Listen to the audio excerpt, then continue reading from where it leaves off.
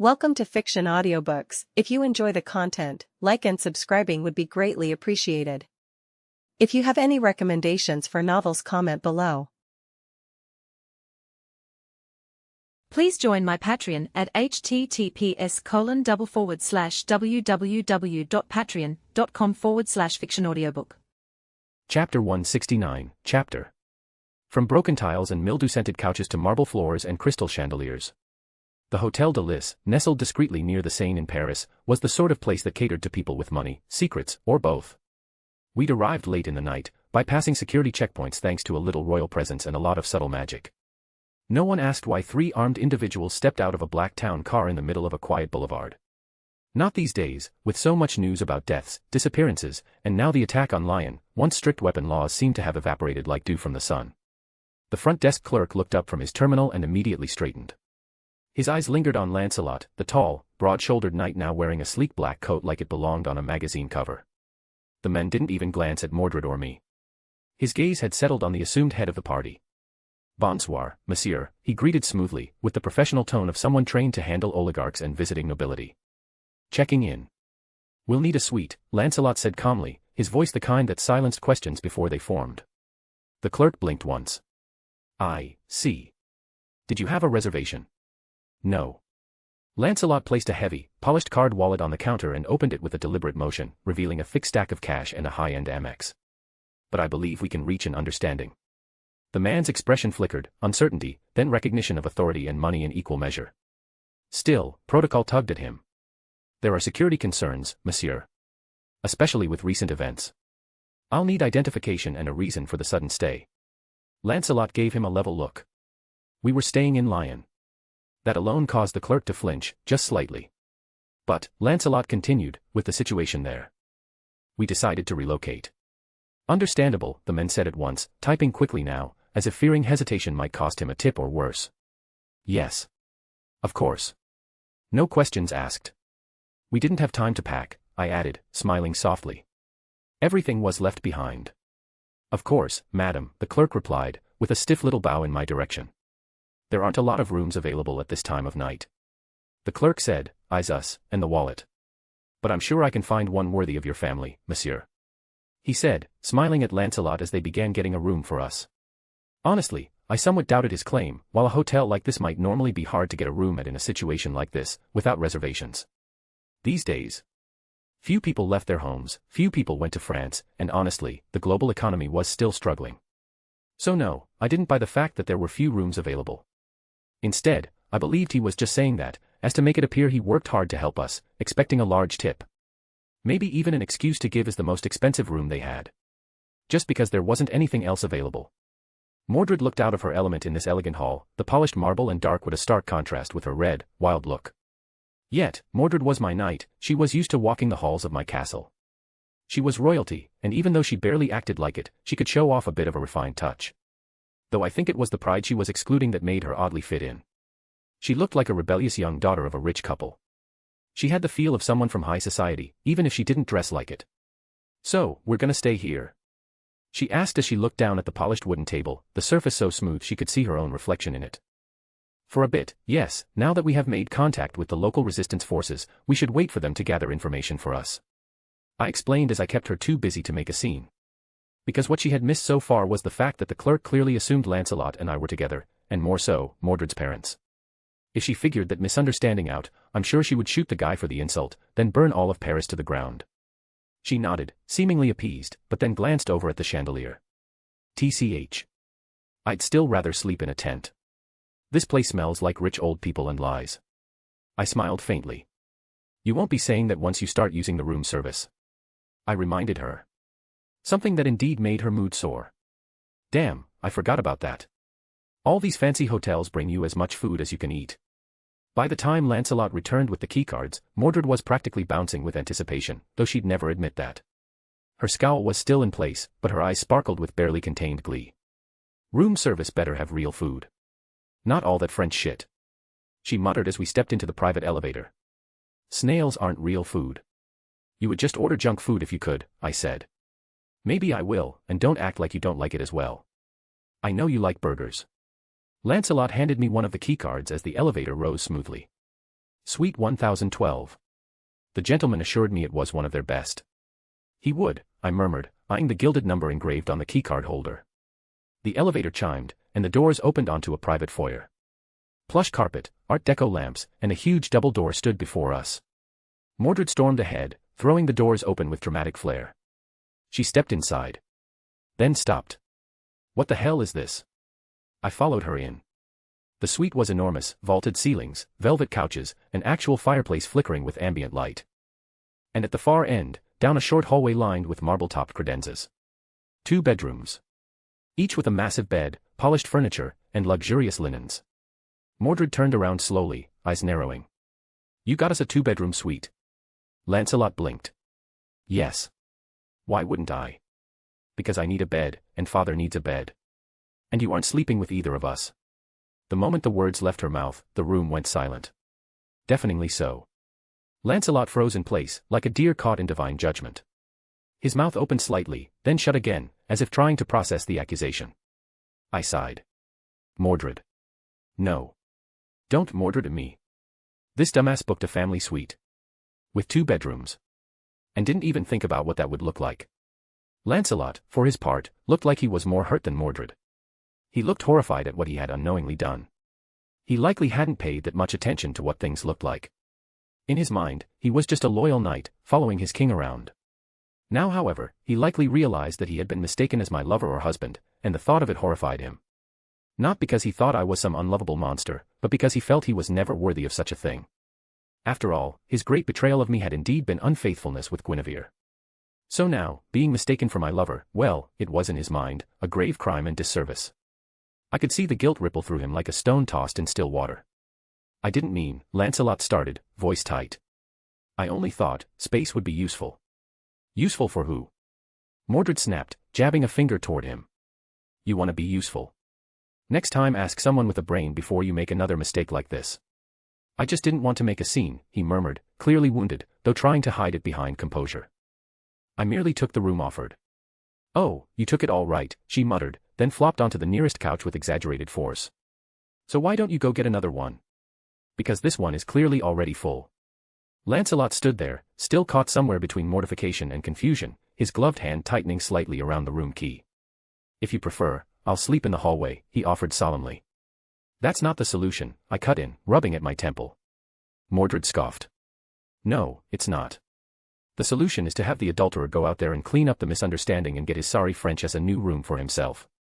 Lancelot flinched as if struck, and for a moment, I feared he might actually bow and retreat from the room like a shamed knight banished from court.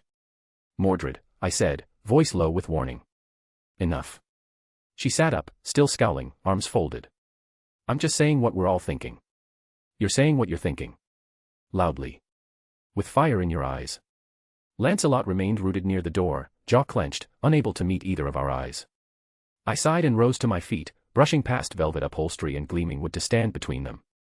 He made a mistake, I said firmly, but it wasn't one of betrayal. Not this time. So you don't get to throw that word around like a dagger and expect it not to cut deeper than you understand. Mordred's expression faltered, just for a second. So what? We can't share your bed with you, he just can't. Mordred quickly regained her fire, because, when it came to me, no man would be worthy of that, and least of all Lancelot. Lancelot stiffened, the accusation slicing deeper than any blade. He didn't speak, perhaps he couldn't. The weight of old sins pressed on him like the armor he no longer wore, suffocating in its silence. Mordred, I said again, quieter now. That's not what's happening here. It better not be, she growled, refusing to look away.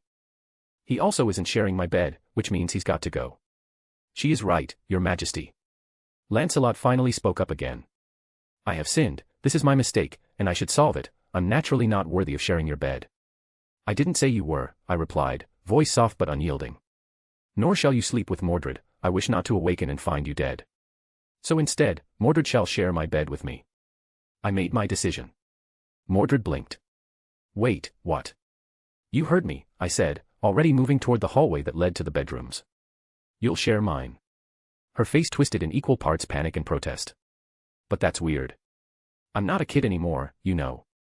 Mordred, I said, sitting down on the couch, pulling her back down with me, sitting beside me, hand on her shoulder. You are my child, this is the truth, this is a fact that nothing can change, no one can deny it. You will always be my kid. Mordred stiffened at the contact, clearly caught off guard by the sudden shift in tone. Her shoulders tensed beneath my hand, and for a moment, she looked ready to argue again. But then her eyes darted to the side, avoiding mine. She clearly had no idea how to react, how to respond, what to say when faced with my heartfelt words. She was a deer caught in the headlights, unable to move or speak. However, Mordred wasn't someone who thought about things. If she couldn't think of what to do, she just wouldn't do it. Fine.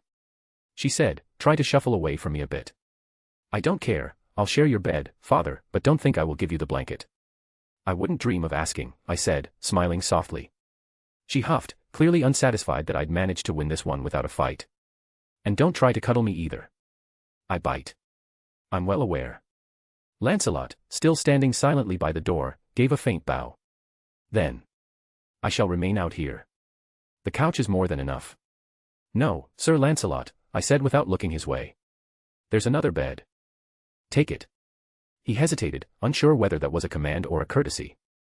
But I added, you may not be worthy of sharing mine, but you're not so low as to sleep on the floor. Yes, your majesty, he said quietly, and stepped into the second bedroom with the solemn grace of a knight trying to pretend this wasn't the most awkward night of his life. As long as he doesn't snore. Mordred said as she finally rose and ran over to the room service menu. Now, I'm going to get some food. Do you want something, father? End of chapter. Chapter 170, chapter. Across the darkened skies of France, across the belt of water known commonly as the Channel. Within the new realm of Albion, and inside the great white city of Camelot, home of the pure white lion King Arthuria Pendragon. This once legendary city had reached an equally legendary status as the cleanest city in the world, the safest city in the world, the best place to live, and the #1 tourist attraction. Even if only a few people were able to visit it due to visa issues. Those few were still counted in the tens of thousands of daily visitors from around the world. These people came in many types, but a few things all of them had in common were the things they had to see while in the City of Purity. Camelot had much to offer, from a glimpse into life for people living in a medieval city, such as how they managed to accomplish tasks without electricity. But also just sights like the Great Gates of Eternity, the grand markets, and authentic stores and taverns. These, however, were just small things. Bigger things on everyone's must-see list were things like the statue of the young king, the castle of the Red Dragon, the grand arena, and the Knights of the Round Table training in one of the many training grounds. There was also the Endless Hole, a grand mysterious hole leading to another dimension, or so he rumors said, and a new thing, the Hammer Mjolnir, which would grant anyone worthy the powers of a god. It was even possible to see the god Loki from time to time, rare, but some people had seen him around on rare occasions. What people didn't know was that there was another Norse god wandering around the city of Camelot. That being Thor, god of lightning and thunder, owner of Mjolnir. Thor had been living in Camelot for quite a while now, he had mostly gotten used to it. It honestly was that far from life inside Asgard. People lived simple lives, working, drinking, eating, fighting, or at least watching fights. That was the life he lived inside Camelot. And while it might not be the life people lived outside of the city, it was enough for him. He had no desire to leave, unwilling to leave Mjolnir behind despite the hammer not responding to his touch. He still felt a bond with it. One that kept him coming back to it daily, mostly just watching it, but once in a while, he would try to lift it. Each time was followed by the crushing disappointment of being unable to move the hammer, which led him to drink heavily. Thankfully, the mortal drinks of Albion were to his liking. Yet, that alone wasn't why he kept to the city. There were plenty of reasons, one being Loki, his brother, spent some time here, and while he wasn't able to talk to him, he was at least able to see him, and see that he was doing good, which he took as a sign that Asgard was going good, that no war was happening, and his friends all safe back home. Outside of those bounds, the arena and the training grounds also kept him here, as did his new friends. Thor had made many new friends while living on Midgard, including both mortals and members of the Round Table, whom he was blessed enough to call his friends. Thor awoke with the sun, not because he needed to, but because the castle bells rang loud enough to wake the dead. He groaned, rolled over, and promptly fell off the low wooden bed with a crash that startled a pair of pigeons from the open window ledge. Grumbling, he rubbed his tired eyes and slowly climbed up from the floor. One thing about being reduced to a mortal was that he got drunk more easily. So just one night of drinking left him with a painful headache the next morning. He made his way to the small kitchen and drank a large mug of chilled water. Ah, that's better. He smacked his lips as he finally began waking up. Even though he didn't work in trash disposal anymore, he still woke up early in the morning. Often far before the tourists came crowding the streets, even after he had a long night of drinking. Stretching and getting dressed in some loose but sturdy clothes, he stepped outside on the cobbled streets. Even at this hour, there were those living in Camelot, others waking up early, and people moving about. Thor joined them and started to move towards his first stop of the day. A small cafe, owned by a lovely elderly couple, was located in a small house near the central market square, with their windows overlooking the statue of the young king. From there, one could see the lines of curious people who would try their luck with Mjolnir. They had turned their small balcony into a cafe, just 2 small tables, only open to locals of Camelot. Thor had gotten to know them, and now, he ate his breakfast there every morning. Thor sat alone at the small table on the balcony, the stone still cool beneath his bare feet. In front of him, a simple breakfast, roasted bread, fried eggs, thick-cut bacon, and a pot of black tea that steamed in the early morning chill. He ate slowly, methodically, his eyes fixed on the plaza below. It was still too early for tourists to come and try their luck, so for now, it was just the statue of a younger Arthuria and one of her enforcement knights who kept Mjolnir company. It wouldn't be long before tourists would start lining up, eager to try their luck and snap photos. He had mixed feelings about it. Part of him wanted everyone to keep their hands off his hammer, but at the same time, he himself couldn't wield it, and his father had thrown it down, placing the enchantment that any worthy person who lifts it will own it. So if he wasn't worthy, what right did he have to keep others from trying? He sighed heavily. "Here, have an extra sausage." The kind voice of the owner of the cafe, the gentle old Lady Grace, said as she placed not just 1, but 3 extra sausages on his plate. "Please, Lady Grace, there is no need for that," he said, though he didn't stop her. He had tried that many times before, and it never worked. "Nonsense, a young man like you, working so hard, you need to eat more, and my husband, well, he can't eat it all." She brushed off his protest with a small wave of her hand. Thor gave her a grateful nod, already spearing one of the sausages with his fork. "You spoil me, Lady Grace." She chuckled as she wiped her hands on her apron. "Well, you always leave the plate clean, and you work hard. I still remember when you first started pulling trash down to the hole, always going well beyond what was expected of you." He bit into the sausage, perfectly crisp, full of spice. The food on Midgard was simple, yet it had a charm of its own, a care cooked into the meat that was rare to find even in Asgard. "Ah, there comes the first of the day," Old Lady Grace said, drawing Thor's attention. "From morning to night, everyone is chasing after the power of a god, never stopping to question what they would do with all that power." Thor looked down onto the plaza, and indeed, a family of 4 had reached the statue. A young boy, likely not even 10 years old, jumped into the water and waded through it until he reached the great stone holding Mjolnir. There, under the watchful eyes of his family, he smiled brightly as he tried to lift the hammer. And while it didn't move, his father happily snapped pictures as the boy didn't seem too disappointed. "I doubt someone so young truly thinks much about power at all," Thor muttered between chews. "Maybe not, but really, what is the king thinking, leaving it out there? Not everyone would use such power like she wields hers, for the betterment of the people, for good. Just look at the news, so many out there are only thinking about war." She continued as they watched, as the rest of the family, the daughter only half her brother's age, the mother, and father, all tried their luck, all while laughing. Thor felt a heavy weight on his heart. Once, he had been like those described by Lady Grace, someone with great power, using it for himself, boldly charging into a war. He had called it valor back then. Righteous fury. The duty of a prince. But now. He took another bite of bacon, chewed slowly. Now, he wasn't sure what he would call it. The laughter below was honest, bright, and free of the weight he carried in his chest. The boy's hands had barely wrapped around the handle of Mjolnir before he'd been pulled back into a warm hug by his mother, the whole family clapping like it was a festival game. They hadn't come hoping to conquer anything. Just to try. Just to say they did. Thor lowered his gaze. He envied them. "Another pot of tea?" Grace asked gently, already holding the kettle. She didn't wait for an answer, she never did, and poured more steaming black tea into his chipped cup. "Thank you," he said, voice softer now. Grace sat beside him for a moment, not to chat, just to be there. Watching. Quiet. The sun rose a little higher, warming the stone at their feet. After a while, Thor pushed his plate away, wiped his hands on a cloth napkin, and stood. "I should be off. Training?" Grace asked with a knowing smile. He nodded. "It helps clear the mind." "Well, if you knock someone into next week, remember to apologize properly this time." "I make no promises," he said, grinning faintly as he stepped down from the balcony. The path from the cafe curved gently past the outer edge of the market. Vendors were only just beginning to open their stalls, laying out fresh bread, sharpening blades, or polishing wood carvings. A few greeted Thor by name, waving cheerfully. He waved back, offering smiles and nods. They didn't know who he really was. They didn't know the weight of the hammer, or the shame that followed him like a second shadow. To them, he was just Thor. The quiet, strong man who lived near the wall. Who trained hard. Fought sometimes in the arena. Carrying heavy things for old people. Gave candy to crying children. who once single-handedly hauled a broken carriage out of the mud. And maybe that was enough. As he reached the stone stair that led down toward the lower training grounds, he caught sight of two familiar figures already moving in rhythm, knights of the Round Table, sparring under the morning light. One of them spotted him and raised a hand. "Oi, Thor.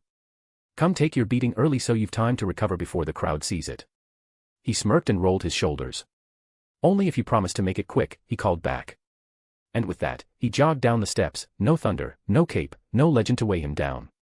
Just a man with calloused hands, sore shoulders, and another long day ahead. End of chapter. Chapter 171, Chapter. There was a quiet kind of panic unfolding in the Hotel de Lis kitchen. It began with the first room service order, polite, concise, and utterly incomprehensible in scale. The sous chef read it twice before assuming it was a prank. 3 full roast chickens, 4 steak frites, 6 buttered croissants, 2 dozen eggs, a pot of coffee large enough to drown in, and something called black pudding, which the night shift had to Google. The second order followed 5 minutes later. Larger. Hungrier. By the third, the head chef was involved, snapping orders and cursing beneath his breath about those damn oil princes from the east, and how he'd warned management that the clientele was getting weird. Upstairs, Arthuria's suite remained quiet, but only just. Mordred was sprawled across the velvet couch, surrounded by trays of food like a queen of chaos, happily tearing into a pile of crepes while Lancelot sat upright at the small table, eating with the disciplined air of a soldier. I sat by the window, sipping tea as I waited on yet another order of food. Because yes, Mordred wasn't even close to done. She kept on ordering, and now that she had pretty much tried the entire menu, she was ready to just order junk food, even if their burgers were quite a bit better than those from a normal burger joint. Something that probably caused problems from the kitchen, given that Mordred ordered them by the dozen. So, each time there was a polite knock on the door, Lancelot had to sigh and hand out another stack of cash to tip the poor people who were forced to work very hard this late. The fourth delivery was assigned to Elise, one of the newer staff. Barely 20, working part-time while studying international relations, she hadn't expected to be carrying 2 dozen burgers, 2 dozen, on a silver cart to a suite that had already received enough food for a wedding banquet. The kitchen had double-checked the order. Then triple-checked. The only thing more surreal than the quantity was the room it kept going to. Suite 1012. Elise knocked hesitantly, already bracing herself. The door opened, revealing the man she'd come to recognize as the serious one. Tall, handsomely grim, sharply dressed even in the early hours. Elise pushed the cart inside carefully, trying not to stare, failing miserably. The younger girl, Mordred, she'd overheard the name from the last delivery, was licking syrup off her thumb while scrolling through the room service menu on the tablet like she was still planning another round. Plates were stacked in towers around her, and she didn't look the least bit winded. Or full. Or even mildly inconvenienced by the human limits of digestion. Is she hollow? Elise wondered, then immediately felt rude for thinking it. The older woman, regal, Elise thought instinctively, barely glanced over. She radiated that calm, unbothered power of someone used to ruling rooms and being obeyed without question. Her golden hair shimmered faintly in the lamplight, her pale hands cradling a porcelain teacup like it was a scepter. Then the girl spoke. "Oh good, more burgers. Did you remember the fries this time?" "Yes, mademoiselle," Elise answered automatically, still unsure what reality she had stepped into. "Great. Just put M down wherever," Mordred said, waving at the last unoccupied corner of the coffee table. Lancelot stepped forward again, handing her another envelope. Cash. More than last time. Far more than her shift pay. "Thank you for your trouble," he said, voice low and formal. Elise managed a nod. "Of course, monsieur." She backed toward the door like someone leaving a sacred site, trying not to bow or curtsy. Once safely in the hallway, she stood there for a full 10 seconds before whispering to herself. "Okay. I think I just served food to royalty." Then she turned and nearly collided with her coworker outside the elevator, who asked, "Was it really that much?"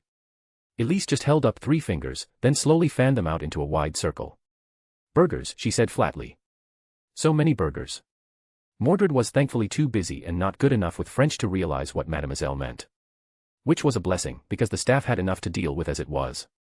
Still, I had to admit that even if we were ordering food into the early hours of the morning, and the kitchen was supposed to have closed many hours ago, the food was still excellent.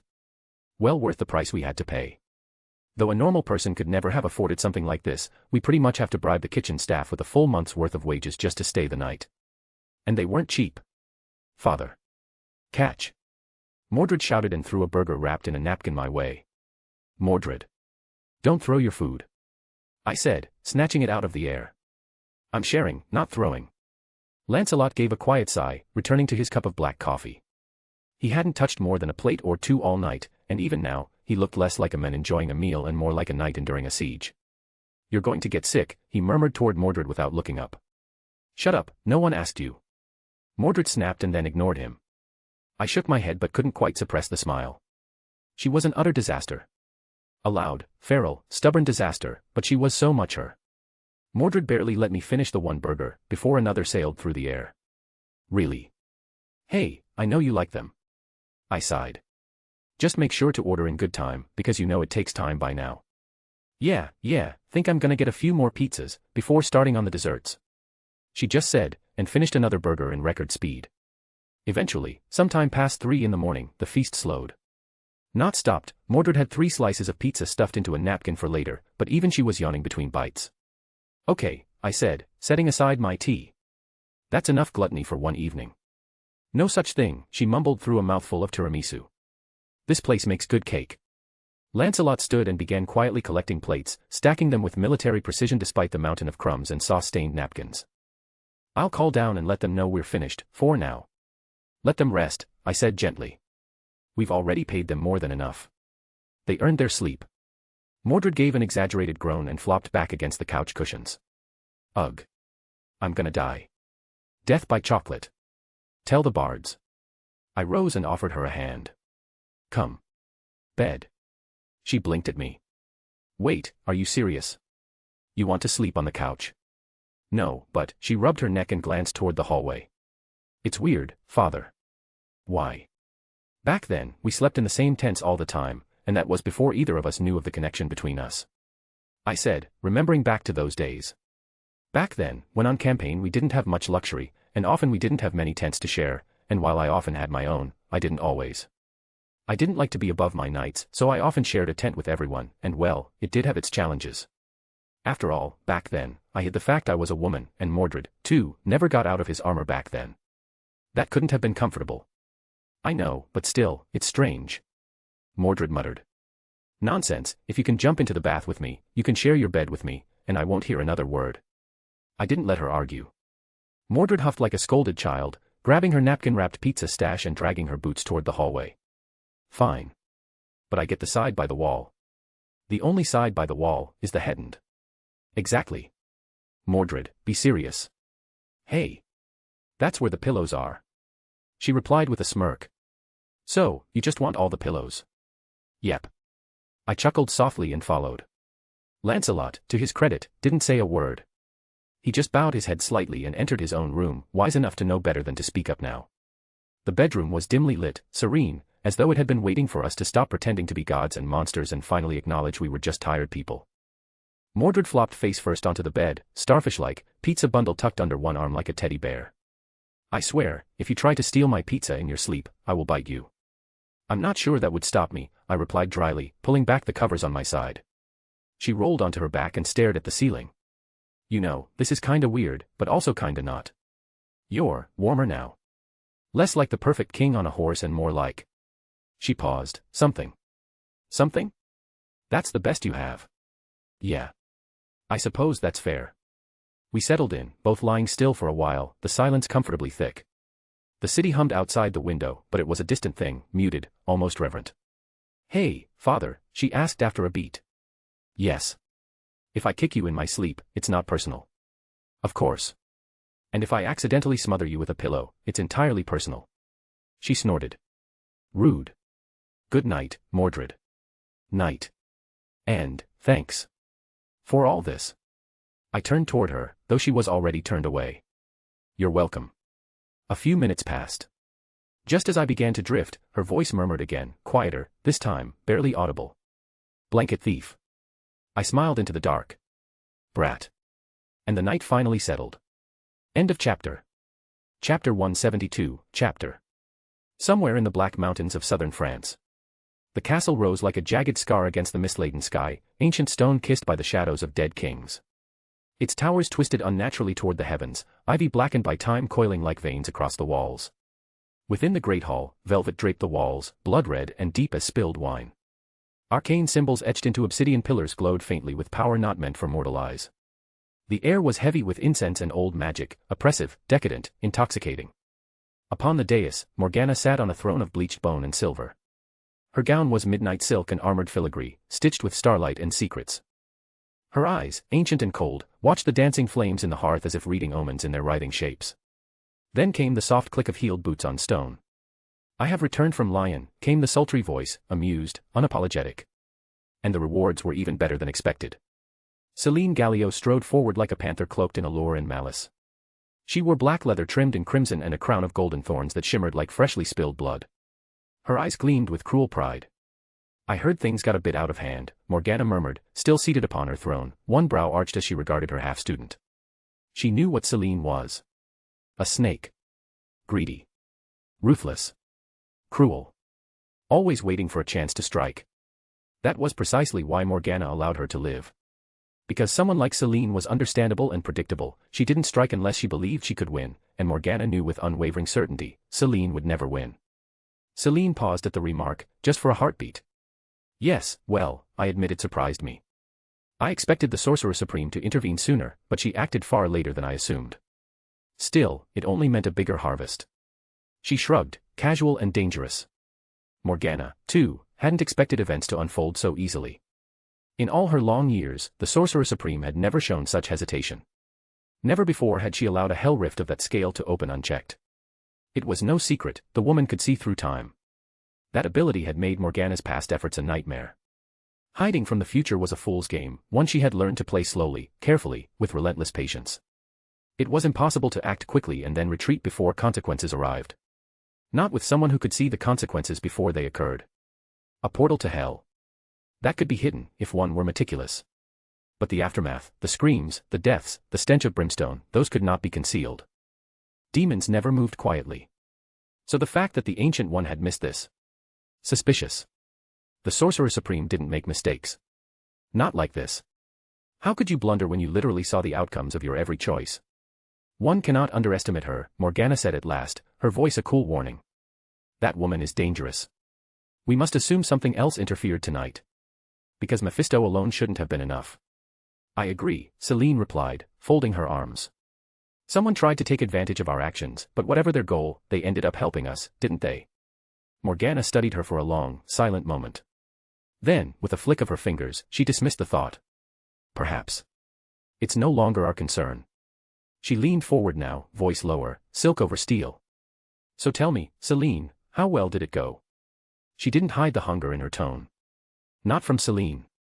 Not now. Celine's smile curled wickedly. She reached into her robe and withdrew a small crystal vial. It pulsed with a dark, blackish glow, sickly and mesmerizing. "While the demons were busy harvesting souls," she said, her voice almost purring, "I was busy collecting the aftermath. I gathered far more life energy than expected. 12 times our original estimate." She stepped forward and placed the vial into Morgana's waiting hand. Morgana could feel the sheer power inside the vial, the raw life force of thousands who had died in the attack, scorched by fire, torn apart by demons, or quietly consumed by curses cast beneath the cover of chaos. She glanced up at Celine, her expression unreadable. She didn't doubt the cunning which had kept more than her fair share, but she said nothing. Celine had taken risks, and if the time came, Morgana could always take what remained. There was no need to sour her mood just yet. "How is the plan coming along?" Morgana finally asked, tucking the vial into a pocket dimension with a fluid gesture of her fingers. The air shimmered briefly, then was still. Celine stepped back and, with a flourish, conjured a chair of dark marble and crimson velvet. She might not have Morgana's rank or raw age, but she wasn't about to continue standing while the Elder Witch held court. "The plan proceeds smoothly," she said, crossing one leg over the other. "The chaos your so-called brother stirred up at the UN has made our work far easier. Resources move more freely. Fear opens doors that used to be sealed." At that, Morgana's eyes narrowed. A low, bitter growl slipped from her throat. "That thing is not my brother. Arthuria has no connection to him." Her grip on the armrest tightened. "And Mordred." She spat the name like a curse. "That girl is not my Mordred. Mine was loyal. Obedient. The perfect weapon. This one, this brat, struck me down without hesitation." "Well, yeah," Celine's lips curling in amusement. She didn't seem very sentimental. "Stabbed first, no questions asked. Not the best family reunion." Morgana rose from her throne, the air around her rippling with latent sorcery. Her eyes burned like coals. "She will pay for that." Her voice dropped, cold and certain. I will conquer Albion. I will grind Camelot beneath my heel. I will drain the magic from that sacred isle until not even the ghosts remember her name. She turned toward the window, where the wind howled like a morning chorus through the peaks. And when I stand in her gilded throne room, I will make her kneel before me, and I will show her what a real legacy looks like. Selene watched as Morgana, a witch of legendary might and reputation, lost her cool. Not that she blamed her. She, too, had seen the events happening in Camelot, broadcast live on international TV. As a powerful sorceress herself, Selene had been very interested in the mythical return of King Arthur. An interest that hadn't grown any less just because the mysterious king of Camelot, apparently, wasn't the real one. If anything, it only made things even more interesting. Who was this mysterious and powerful Arthuria? What did she want, and what could she offer? The rumors of the Holy Grail were interesting, but even without that, Selene was already hooked just by those strange and powerful weapons she had. Same with the knights. Camelot held great power, and she wanted her piece of it. However, she wasn't foolish enough to think she could handle an entire nation filled with magical knights and mythic kings on her own. Even just Mordred alone might be her match. So she would work with Morgana and go from there. It won't be easy, she reminded Morgana. I know that. Morgana replied, finally recovering from her thoughts. What of the plan? We have collected much life energy, but that alone won't be enough. What of our guest? The enchantress is very eager to begin. She desires to make the Knights of the Round Table hers and wishes to claim her lost prince, who is hidden within the city. Selene's voice dropped slightly, a note of interest threading through her words. Ah, yes, Thorodinson and Mjolnir. Morgana sank back into her throne, her voice thick with disdain. To think that woman is just leaving something like Mjolnir around, letting people try to claim it, what a fool. So it's true. Whoever claims it will gain the powers of a god. Selene tilted her head, curiosity flashing in her eyes. She had heard the story, seen the reports, and the footage, but she wasn't sure. Oh please, if Odin could make someone a god so easily, there would be no way Asgard left Earth alone for so long. No, Mjolnir can't make you a god. At most, it's filled with power, and anyone can use it, if they meet the requirement, and that can give the illusion of being a god for a while, but it's just power, Morgana explained lazily. But why leave it around? And why is Thor there? Not only is Loki wandering around, but even Thor is living there.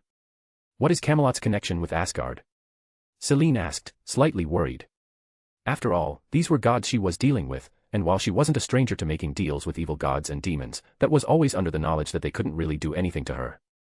They couldn't just appear and punish her if she angered them. At most, they could take back what they had given her, but at that point, she didn't care anymore, so she tricked them time and time again. Yet, they could do nothing but hope they figured out how to bind her to keep her end of the deal. Asgardian gods were different, they could very much appear on Earth if they wanted. And the Sorcerer Supreme wouldn't be there to clean up her mess as she slinked back into the shadows. Don't worry, Amora will handle the Asgardians, she is easy enough to deal with. Morgana waved away her worries. Selene agreed that the enchantress was indeed easy to deal with. Maybe a bit too much so. She just didn't feel very trustworthy, too ruled by her emotions. Overall, not a very reliable ally at all. When do we move? Selene cut through the tension, steering the conversation towards something actionable. Soon, the chaos is working in our favor, speeding up everything, but with how big a commotion you just caused, we should probably keep our heads down for a moment. It wasn't my intention to cause that much of an issue. Selene's tone edged towards defensiveness. I'm not blaming you. But too many eyes are on Lyon, and all of France. Morgana leaned back, fingers drumming against the armrest. She wanted to act, to retaliate, but not without preparation. That woman, Arthuria Pendragon, was dangerous, she was powerful and, worse yet, mysterious. Thankfully, she also had a lot of enemies, and while Morgana would have liked to add the growing mutant population to that list, it wasn't likely. Magneto was allied with her, and as the self-proclaimed king of mutants, his words, while they didn't represent all mutants, did speak for many of them, at least most of the useful ones. What about the so-called resistance? Selene asked. Those trash. Morgana snorted. Nothing but fools, let them save a few lives here and there, but even if they did find something with their digging, what are they going to do? Also, the church might pay more attention now, with Lyon attacked by demons, should we do something? Morgana's expression soured as if she tasted something sour. The church, she spat, as if the word itself tasted foul. If they cause problems, have the vampires take the blame and attention. Morgana still couldn't understand how the church, so weak it was laughable, was still somehow able to be such a headache. They always seemed to rely on nothing but blind luck to cause her problems, and nothing she seemed to do had any big effect on them, no plague, no curse, no attack, they just shrugged it all off and continued to cause her problems. They were more annoying than even the current Sorcerer Supreme, not as dangerous, but still, the amount of time they had messed with her plans was staggering. Honestly, even luck should have its limits. End of chapter. Chapter 173, Chapter. Far from the medieval streets of Camelot, the over-the-top wealth displayed in ancient castles, and the stylish luxuries of high-end hotels, beyond the ocean, within the New World, was a hidden and advanced laboratory. This laboratory wasn't on any official lists, it was as secret as it was advanced. A ghost facility. The kind even most of S.H.I.E.L.D. didn't know existed. It was the current workplace of some of the world's greatest minds, and a few from beyond. Today, Nick Fury paid the place a visit to get some answers. He had been busy, too busy. With so much in motion, even reaching out to trusted allies felt dangerous. Too many eyes. Too many agendas. "It's good to see you again, Talos," he said, offering a tired smile as he took a seat opposite the Skrull general-turned-advisor. Talos, in his usual human guise, gave a small nod. "Wish I could say the same, but you only call when the sky's falling." "It's been falling a lot lately," Fury replied. "Thought I'd ask someone who might actually know what's going on up there." Talos leaned back slightly, arms folded. "You want to talk about Asgard?" Fury nodded. "I have talked with every expert I could find on Norse legends, I have traced even the Tesseract back to Odin, I have had every trinket gotten from Loki, so-called regent of the Nine Realms, looked over, but I still don't have answers." Fury had indeed been very busy since the appearance of Camelot and the chaos that followed that. He had ordered S.H.I.E.L.D. to gather information not just on Arthurian legends, but also all kinds of other legends. He had them find potential assets, such as professors and people knowledgeable about such things, should more legends surface. Back then, the Council said he was wasting resources, but now he has proven them wrong once more, showing that he knew what he was doing. Because what he feared had indeed happened, first, by magic being fully revealed to be real when Morgana Le Fay appeared at Camelot, though that wasn't that surprising at that point. No, next came the legendary hammer Mjolnir and the promised power of a god. If that power was anything like the power of the so-called goddess Rangominiad, Arthuria Pendragon wielded, then it wasn't something he wanted in the hands of others.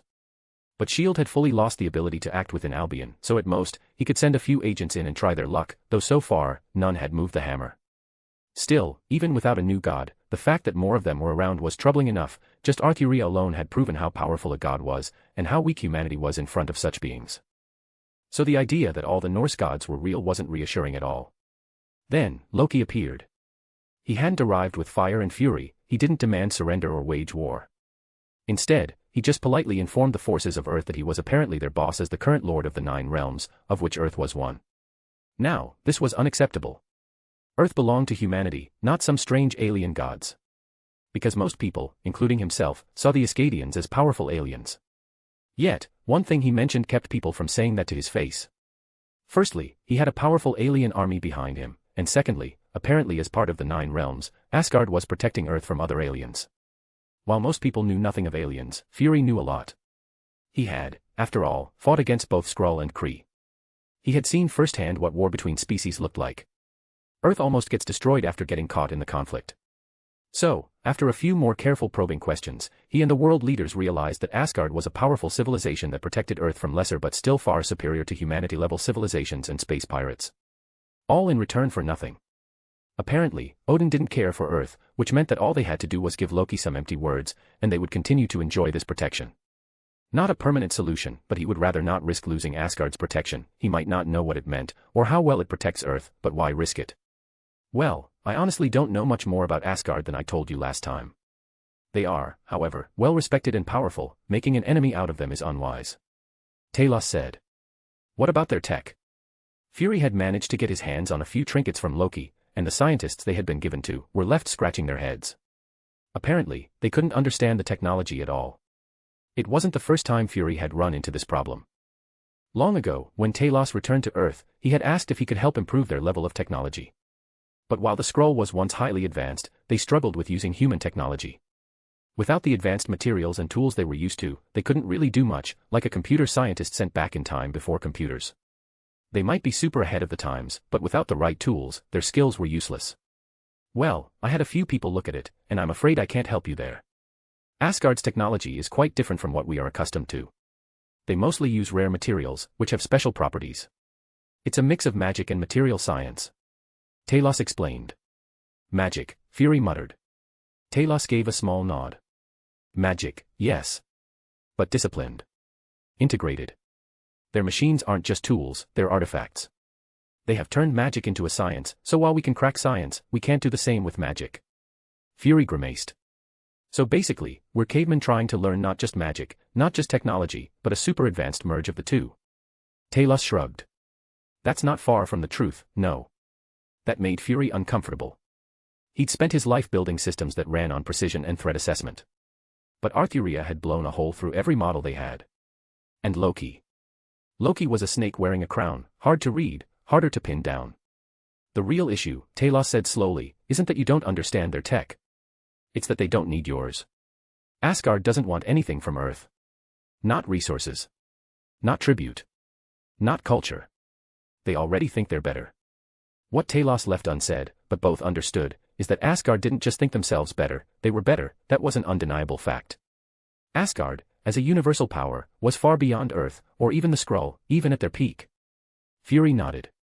And what about Arthuria? She feels like the opposite, involved, public, human-friendly. But maybe that's just good optics. Talos didn't immediately respond. I don't know much about gods, we Skrulls stopped praying to ours long ago, but gods want belief, at least some do, so it could be that, or well, she could just be kind. Fury didn't buy it, he didn't buy the idea that some powerful being was doing this for no reason. Nor did he think this was about belief, because she didn't let people worship her. The only official church in Albion was the renamed Church of England, a Christian church. If she wanted to be worshipped, she would surely have made herself the state religion, rather than banning other worship. No, this wasn't about being seen as a god, there had to be something more to it, and it gnawed at him that he couldn't figure it out. The two continued their little meeting, with mostly Fury asking questions about the ever-changing situation, in particular seeking information about gods, because while they did learn from Loki's offhanded comments that almost all known gods were real, they knew little else. Why were they known on Earth? Why weren't the other known gods on Earth? What were they doing, just what was gods? Just powerful aliens or something else? Something more?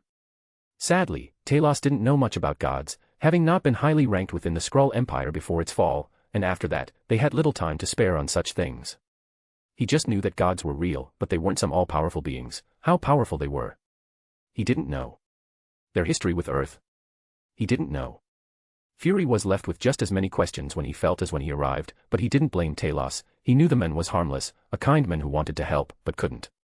After that, Fury made his way towards a secure lab, this one staffed by some of humanity's best and brightest, because, while he trusted Talos, he wasn't about to leave humanity's fate in the hands of an alien.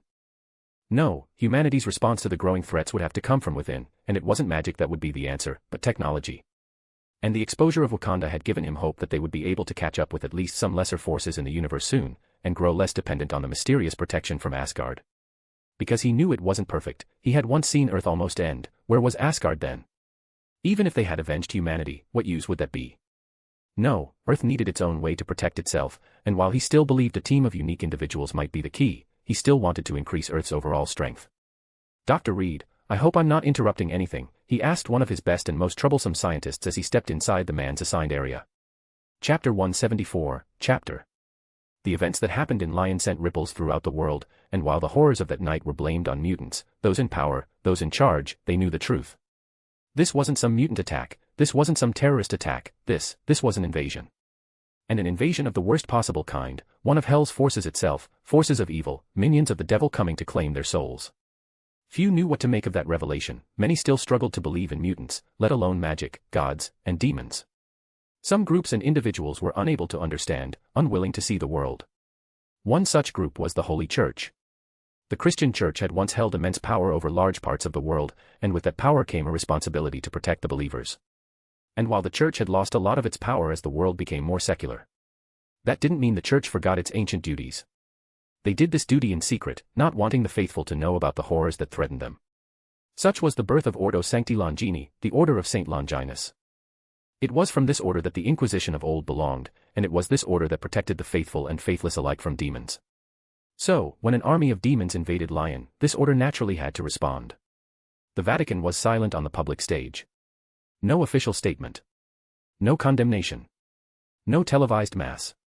But deep beneath the apostolic palace, beneath even the catacombs reserved for saints and popes, the Ordo Sancti Longini stirred. Candles lit themselves in prayer chambers that hadn't been opened in decades. Hidden altars were anointed with fresh myrrh and oil. Armor, polished and sanctified, was removed from velvet-lined crates marked only with Latin script and wax seals. And at the center of it all knelt Sir Lore. She was still tired from the last long day, her body still hurting, but she didn't complain. She had been given fresh robes, blessed garments, her entire body had been blessed and cleansed from demonic corruption. And now, she waited in silence. The attack at Lion had left her shaken. She was no stranger to demonic creatures, to evil witches and warlocks who made pacts with them, but to see so many demons at once, it left even this young exorcist shaken. Still, as the only field agent, the only witness from the site itself, she had traveled without rest to report everything she saw, everything she learned. Slowly, one by one, the many chairs around the room were filled as people arrived, priests, bishops, exorcists, hunters, inquisitors, and more. None spoke as they found their seats, but they all cast glances down at Lore, a mix of pity and respect in their gazes. Finally, all seats but 3 were filled. One, belonging to the Pope himself, was always left empty, as His Holiness himself never concerned himself with the matters of their order. The last seat was also never filled, though few knew to whom it belonged. The great doors creaked open on iron hinges older than any men present. Every figure in the room rose at once. Father Angelo stepped forward, tall, broad, and calm in the way only men who had already faced hell could be. His cassock bore not gold but scorch marks, stitched with holy sigils and edged in protective wards. The silver rosary at his side glinted faintly under the chapel's candlelight, each bead a bullet. And at his hip, in a sheath of red velvet and ancient oak, hung Spina Divina, the divine thorn, the only weapon in Christendom known to kill demons not just in body, but in soul. He crossed the threshold and bowed his head. "Blessings be upon those who endure," he intoned. His voice rolled like distant thunder through the sanctified stone. "Blessings be upon those who remember," the room replied in one voice. Angelo's gaze swept the chamber. When it landed on Sir Lore, there was a flicker of something rare behind his stern eyes, not pity. Not worry. But trust. He moved to the last seat, the remaining one, engraved with legends and tales of former preceptors. When he sat, the others followed. A moment passed. The hush was sacred. Then he spoke. "You've all read the report. Some of you have spoken to Sir Lore yourselves. Some of you have seen the remains of Lion, or what's left of it." He paused, allowing silence to stretch, to let the weight settle. This was not possession. Not some poor child getting cursed by an evil relic. This wasn't some summoning gone wrong. No, this was a hell rift opened deliberately, an evil scheme, an invention. There were murmurs now, a sharp intake of breath, a creak of leather gloves tightening on oak armrests. Worse yet, he continued.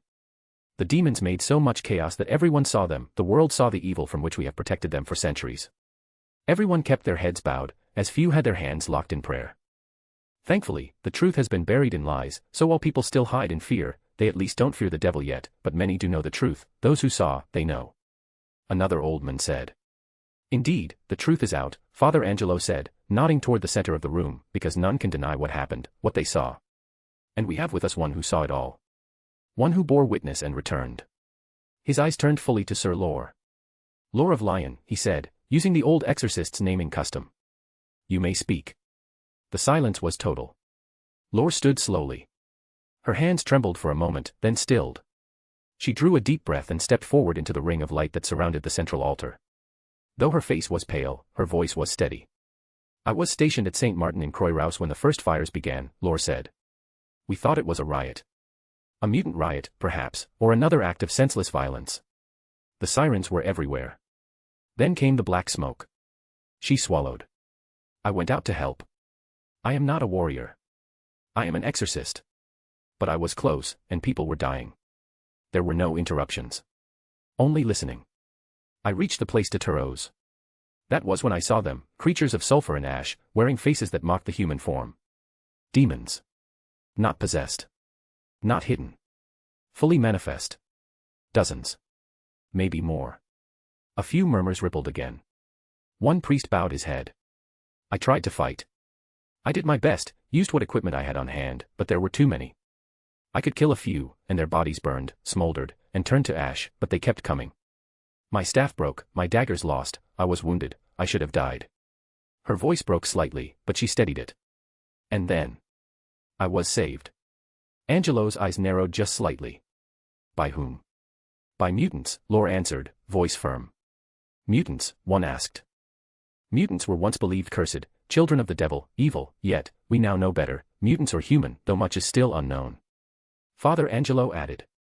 "Please child, we hold no hatred for mutants, you can continue. There were at least 4 mutants, or so I think, it was hard to judge, not every mutant is easy to see. There was a strange demon, I mean mutant, he looked like a demon, but he wasn't, he was a mutant, even claimed to be a devout believer. Some in the chamber exchanged glances. A few skeptics shifted in their seats. He moved like smoke, Lore continued. Vanished and reappeared between attacks. He saved people, bringing them out of danger. Angelo leaned forward slightly. His name. They called him Nightcrawler. Soft murmurs again, but no interruptions. There were others, Lore continued. A pair of twins, I believe. A girl and a boy, young, had the ability to make the demons fight one another, and leave fleeing civilians be. There were a few nods around the room, a few murmurs about this possible pair and their abilities, and whether they could be useful or not. Some among them seemed keen on allowing mutants into their ranks, while others disagreed, wanting only faith and skill to be the tools of the church. Enough. Father Angelo called. We aren't here to discuss this matter once again, we should allow Sir Lore to finish her report. Please, child, continue. Lore gave a small nod and drew a breath to steady herself. The next is the one who saved me. He didn't say he was a mutant, but he was strong and fast, much more than a normal person. She began to describe the desperate situation she was in, trying to fight demons, but losing, until Lancelot saved her. She described how he killed the demons with ease, sword glowing with energy, and the hum of technology.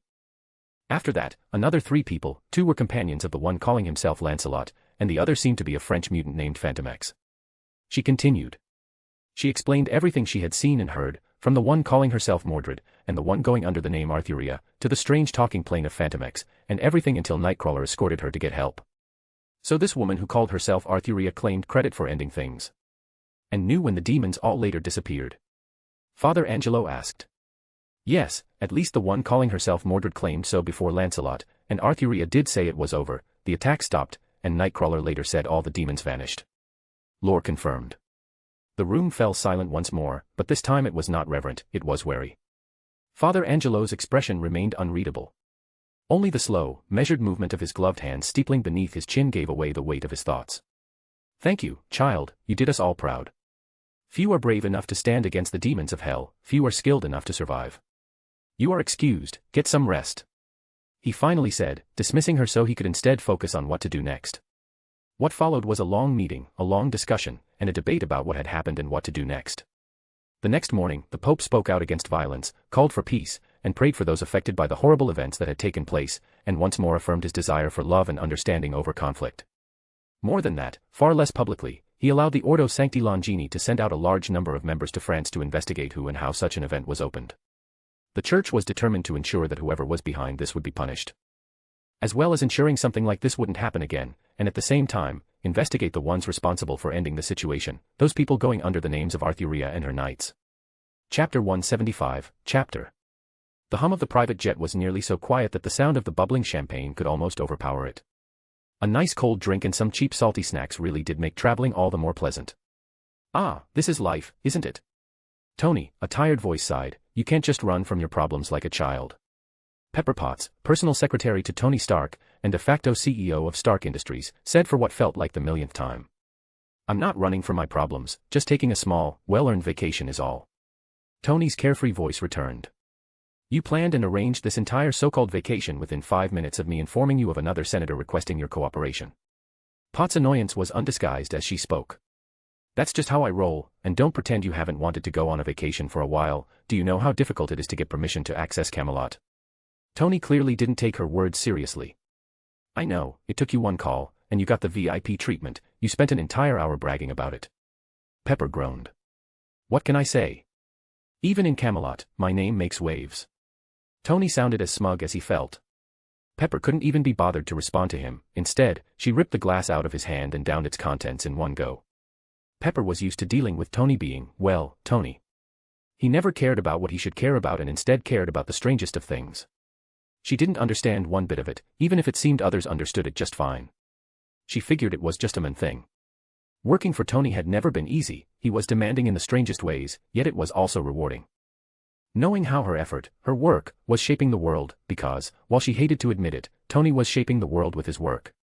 While she didn't fully agree with his new idea about strapping on a suit and going out fighting crime, it was still important, even if she still thought it was too dangerous. Though she did support him, she supported his shift away from making weapons, she sat through the meetings in his stead as she pushed his new ventures. Deep down, she didn't blame him for running away, honestly, it was mad how everyone wanted to get his technology. People who always liked to shout about property rights, patent laws, and all that suddenly demand that someone hand over their hard work. Everyone is claiming a moral high ground while just being greedy. It was as horrible as it was hilarious. Still, she did admit, ever since Camelot appeared and Albion was founded, she was interested in visiting the place. The idea was just so romantic, a city out of time, with small, tasteful streets, quaint stores, a city without pollution or crime, a place of knights and kings. A real fantasy come to life. However, she wasn't sure it was a good idea for Tony to visit Camelot. He was already in hot water for supplying them with his arc reactors. Going there was just going to make those problems bigger. That said, she could use a break. As if by magic, Tony somehow seemed to pick up the fact that she was agreeing with him. Don't worry, Pepper, you are going to love it. Everything has been arranged. Pepper always did wonder how he manages to see through her at times, and be so damn dense at others. You didn't even arrange the plane until we were 5 minutes away, so excuse me from being skeptical. I called ahead. So we have a place to stay, worthy of royalty, and we have money, that's all we need. Tony waved her concerns away. Right. Money will solve all our problems. Pepper hated how she couldn't disagree with that. Working for Tony for so long, well, she had seen money solve far too many problems not to believe it. It's fine, Albion is still mostly like England of old, plenty of places we can go outside of Camelot, just you see, you will enjoy this so much you don't want to go back home. Tony said while pouring them both another glass. So Pepper, just relax, this vacation is as much for you as it is for me, you have been working hard. He made her heart skip a beat as he smiled at her, raising his glass. Fine, I will enjoy it, and you will pay for everything. She finally agreed to relax as their glasses clinked together. The private luxury jet continued to fly smoothly and nearly soundlessly across the skies. Inside, both Tony and Pepper enjoyed themselves and everything the plane had to offer in terms of refreshments and entertainment. Far across the sky, aboard a completely different aircraft, Captain Stephen Grant Rogers was having a very different experience. The commercial flight to Albion wasn't delayed, but Steve almost wished it had been. The air was stale and recycled, the fluorescent lighting too bright, and the cramped seat didn't accommodate his frame in the slightest. His knees were jammed up against the tray table in front of him, which wouldn't lock properly and kept sliding down onto his thighs every time the kid behind him kicked the seat. Which was often. Very often. He glanced over to his left where a woman was snoring loudly, head tilted back, mouth wide open. To his right, a man had commandeered both armrests and fallen asleep with headphones leaking teen music into the cabin. The aisle cart had bumped Steve's elbow twice now. A flight attendant smiled politely as she passed by again, offering miniature plastic containers of something that might once have been lasagna. Steve took one. He tried it. He regretted it. A baby in the next row started crying. Then another joined in. Then another. Steve hadn't really flown commercial before, only really been flying on military planes. And this first experience wasn't living up to what he expected. He had worked hard to catch up to everything he was behind, reading books, watching movies, and TV, trying his best to get up to date with this new age. The advancement in technology was simply incredible. He was still struggling to understand much of it, but now, he was struggling to understand what had happened with flying. He had some knowledge about flying across the ocean and what it looked like. It shouldn't have been this. He had seen commercials in some of the movies, showing how it was in the 70s, and it was a far cry from this. Back in his time, flying had been very different. It was still noisy, the planes were horrible, so loud that one couldn't hear oneself. And cold, so very cold. Not to mention, non-military flying was expensive, something that someone like him could not afford. So he had been impressed to learn that it was now something everyone could experience, and how good it had become. Large seats, silent planes, and kind flight attendants bringing free food and drinks. That, however, wasn't what he was experiencing at all. No, what he experienced was warmer than flying back then, but still just as loud, and he felt he had even less space in these seats than he had in a full military transport. He wasn't sure what had happened, but he felt something big had occurred in the last few decades, and he needed to catch up to that, because he had really been caught by surprise this time. Steve sighed, adjusted his seatbelt, and thought back to the report he had been given before setting off on this trip. After requesting it, Nick Fury had sat down for a chat with him, asking questions. Steve knew it for what it was, an interrogation. He wasn't shocked, wasn't surprised, or offended. He knew who he was, what he was. He was an important military asset, and while he didn't see himself as such, he knew the truth. So when such an asset suddenly wanted to visit a hostile nation, questions had to be asked. He didn't blame Fury for doing that, if anything, he respected him for asking the questions himself rather than sending someone else to do it for him. He remembered that conversation vividly. The talk about the Avengers program, Fury's plan. He was crazy, not something he wanted a part in, but he had to admit, it made sense. Honestly, he was just thankful that he had been allowed to go, that Fury had helped him get a visa, and even more so for the briefing on Camelot, Albion, and Arthuria Pendragon.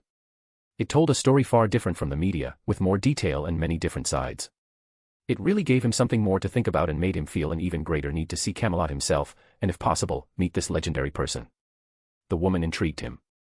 Power like hers, authority like hers, it rarely came without a cost. And yet, every report painted her as noble. Just.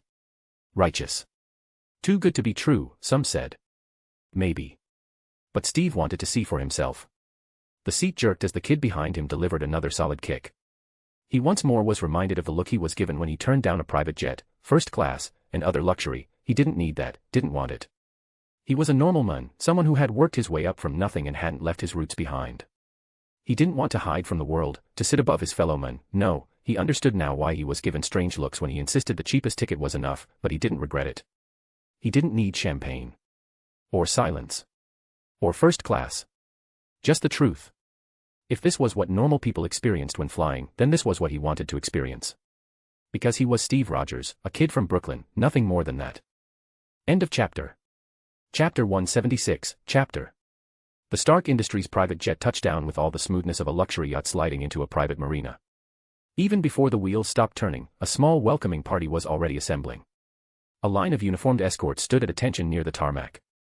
Two sleek, silver-black vehicles, marked with Albion's crest, a roaring lion wrapped in vine and flame, waited at the bottom of the portable stairs. As the cabin door hissed open, a warm breeze swept in, carrying with it the scent of rose gardens and distant chiming bells. "Welcome to Albion," said a woman in an old-fashioned maid uniform, smiling as she ascended the steps to greet them. "Lord Stark, Lady Potts, Her Majesty extends her gratitude for your visit." Tony flashed his signature grin. "She's not here in person." "I'm hurt." "She regrets not greeting you herself," the woman replied smoothly, offering a tray of sparkling drinks and delicate sugared fruits. "But your comfort has been seen to. If you'll allow us to escort you." "Say no more." Tony took a drink, nudged Pepper gently, and whispered, "Told you. VIP treatment. Maid's taking care of us from the moment we stepped foot here." Pepper, trying not to smirk, simply said, "At least they aren't the skimpy maid outfits you normally prefer." As they stepped down the stairs, a small group of attendants stepped up to assist them. Pepper and Tony didn't have to worry about anything. Their luggage was placed inside the back of their car, and they skipped the entire normal entry process. They were ushered directly into the cars. The doors closed with a whisper. The motorcade pulled away smoothly, taking a scenic route all the way from the London airport to the new capital city of Camelot. Every moment along the way, a full VIP experience, as the two sat in the car and enjoyed refreshments, snacks, and a guided experience as one of their guides told them all about the changes Albion had gone through since its founding. Meanwhile, 37 minutes later and 5 terminals away, Steve Rogers stepped off a loud, stuffy budget airliner and into the customs terminal with a backpack slung over one shoulder and no fanfare in sight. The air smelled like jet fuel and cleaning fluid, and the line for customs was already 40 people long. He moved quietly into the queue, offering a small smile to the mother with 2 kids behind him, one of whom was already complaining about the lack of nights around, whispering about how it felt like a normal airport. When he finally made it to the front of the line, a board official took his passport. "Business or pleasure?" the man asked, not looking up. "Neither." "Just visiting an old friend," Steve said with an easy nod. The agent frowned as he looked up Steve's identity. "Sir, according to this, you were born in 1918, which makes you 91 this year." The doubt in his voice was unmistakable. Steve offered a small, polite smile. "I take good care of myself." The agent blinked, clearly unsure whether it was a joke or not. "Right. Ah, please wait here." He stood and walked into the back room with Steve's passport in hand. Steve stepped aside, letting the next person in line move up. He didn't sigh, didn't complain. Just shifted his backpack slightly and folded his arms across his chest, waiting. After 7 minutes and 2 confused security agents checking his record, the men returned. "Okay, Mr. Rogers, we've confirmed your clearance. Please proceed to the secondary inspection." "Of course," Steve said. He soon started to realize that his inspection was taking a lot longer than the normal process. He was taken into a quiet room with fluorescent lighting and a thin strip of reinforced glass on the door. No one was rude, they were polite, even respectful, but the questions came in waves. "Are you truly Steve Rogers? How is it possible? Steve Rogers is a dead person. Who are you really? What is your purpose in Albion? Do you have any affiliations with foreign military groups? Are you armed?" He answered each question with the same quiet clarity. Calm. Honest. Cooperative. But the hours dragged. Eventually, they offered him water and an energy bar from a vending machine. The kind that tasted more like cardboard than food. By the time they finished and cleared him, it was late afternoon. The terminal was nearly empty. He slung his backpack over one shoulder and stepped out into the main atrium, blinking against the soft golden light filtering in through the enchanted stained glass ceiling. A few tourists walked past, clutching guidebooks and Albion-stamped passports.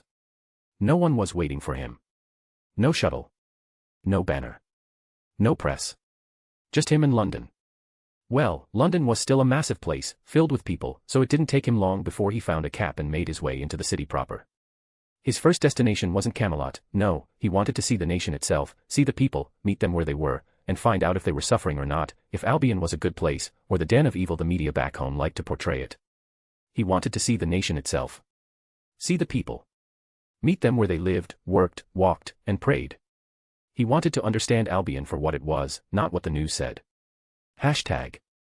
So he flagged a cab. It wasn't hard. London was still a bustling, sprawling maze of streets and history, even under Albion's new banners. The cab itself reminded him of those old, boxy, and loud models from his time. It captured the charm, but it was all new, all comfort, none of the noise, no bad smells. It was nice and cool, a modern car, but it felt old and classic. The driver, a balding man in a worn brown jacket, gave Steve a sideways glance as he slid into the back seat. "Where to then, sir?" "I have a hotel reservation," he said, handing over a piece of paper Shield had arranged for him. The driver looked it over for a bit before nodding. "I know where it is. Small place, nothing fancy. Honestly, I'm almost surprised you aren't going to Camelot. Everyone coming to England, Albion, these days comes to see the new capital." Steve smiled slightly. "Figured I'd see the rest of the kingdom first. Capitals tend to put on a show. I want to see what's real." The driver chuckled as he pulled into traffic. "That's not a bad instinct, mate. Albion still got plenty of offers other than Camelot. The place is amazing, a must-see, but good old London still has a ton to offer. A bit cleaner now, bit safer. Fewer politicians, too." "Sounds like an improvement," Steve said, gazing out the window as they passed a modest open-air market. People were chatting freely, browsing goods, and a little girl was chasing a paper kite shaped like a lion crest. "You'll like it here, I think," the driver went on. "Most Americans come expecting castles and holy swords everywhere. But it's just nice. Prices dropped. Jobs came back. You can raise a family again without selling your kidney." Steve glanced at him. "And the people? Are they okay with all of this?" The driver shrugged. "You'll always find people who don't like change, can't please everyone. So while some people don't like the crackdown on crime, everyone likes the peace, so while some might say they have problems, the truth is they just want to complain about something." Steve nodded, watching as a bus full of schoolchildren passed by, Albion flags flapping gently on its rear windows. So far, he was feeling good about this place. Albion was a land that drew countless curious people to it, from gods of faraway realms to curious tourists, secret agents, and superheroes. New and old, all types came to Albion, and their final destination was always its shining white heart, Camelot.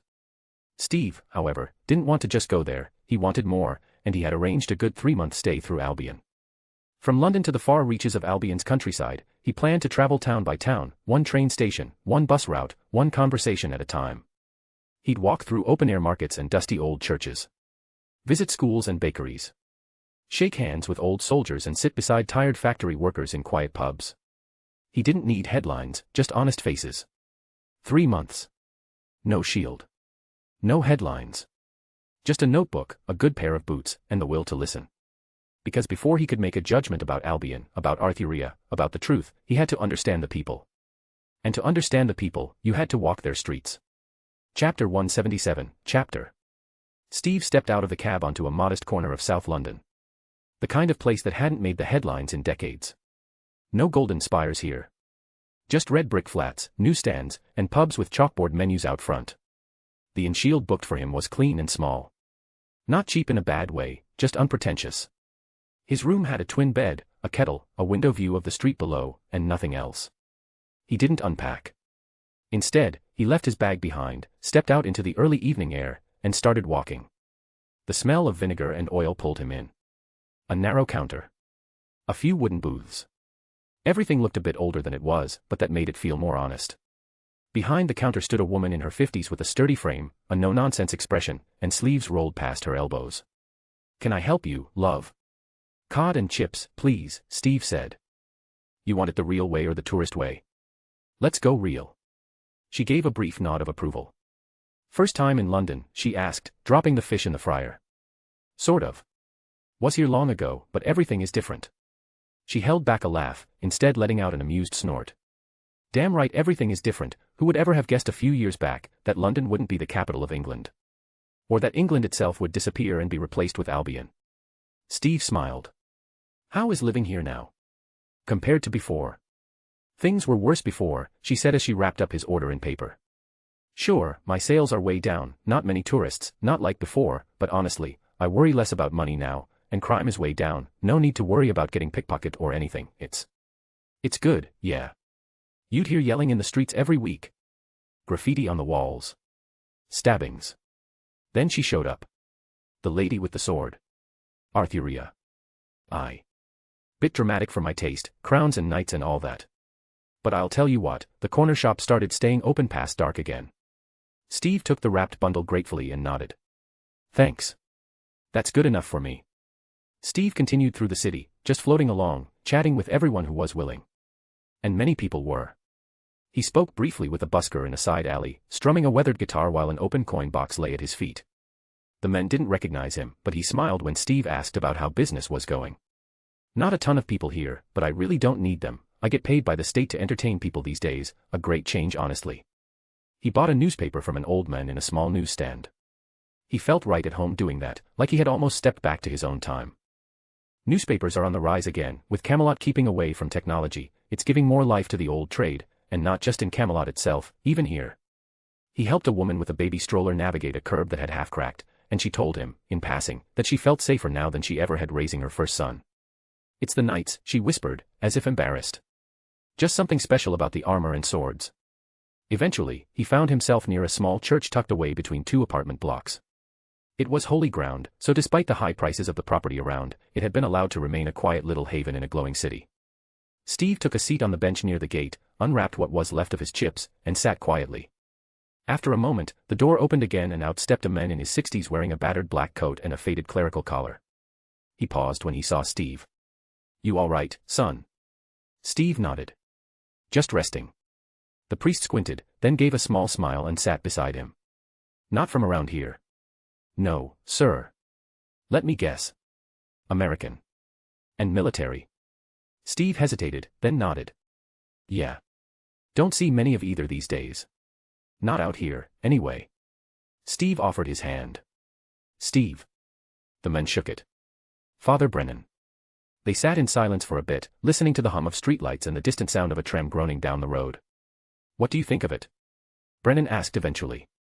Albion. The priest nodded. Steve took a breath.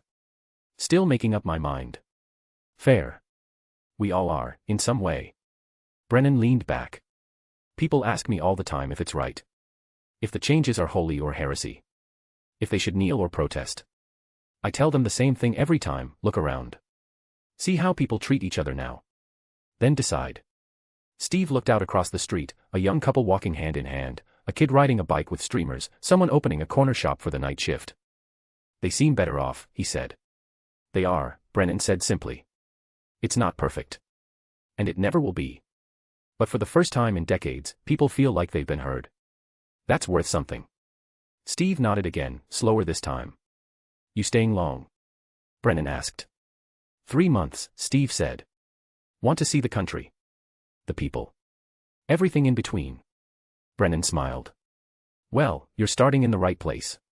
Come by on Sunday, if you're around. Service is short, and the tea afterward is decent. Steve grinned. I'll think about it. They sat a while longer as the sky turned indigo above them. After parting ways with Father Brennan, Steve continued walking until the warm amber glow of a nearby sign caught his eye.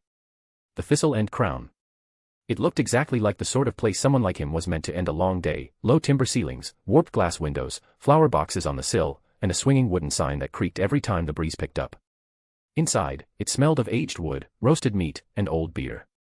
The bar was polished but worn, the kind of surface that had been wiped down 10,000 times and still carried stories in its grain.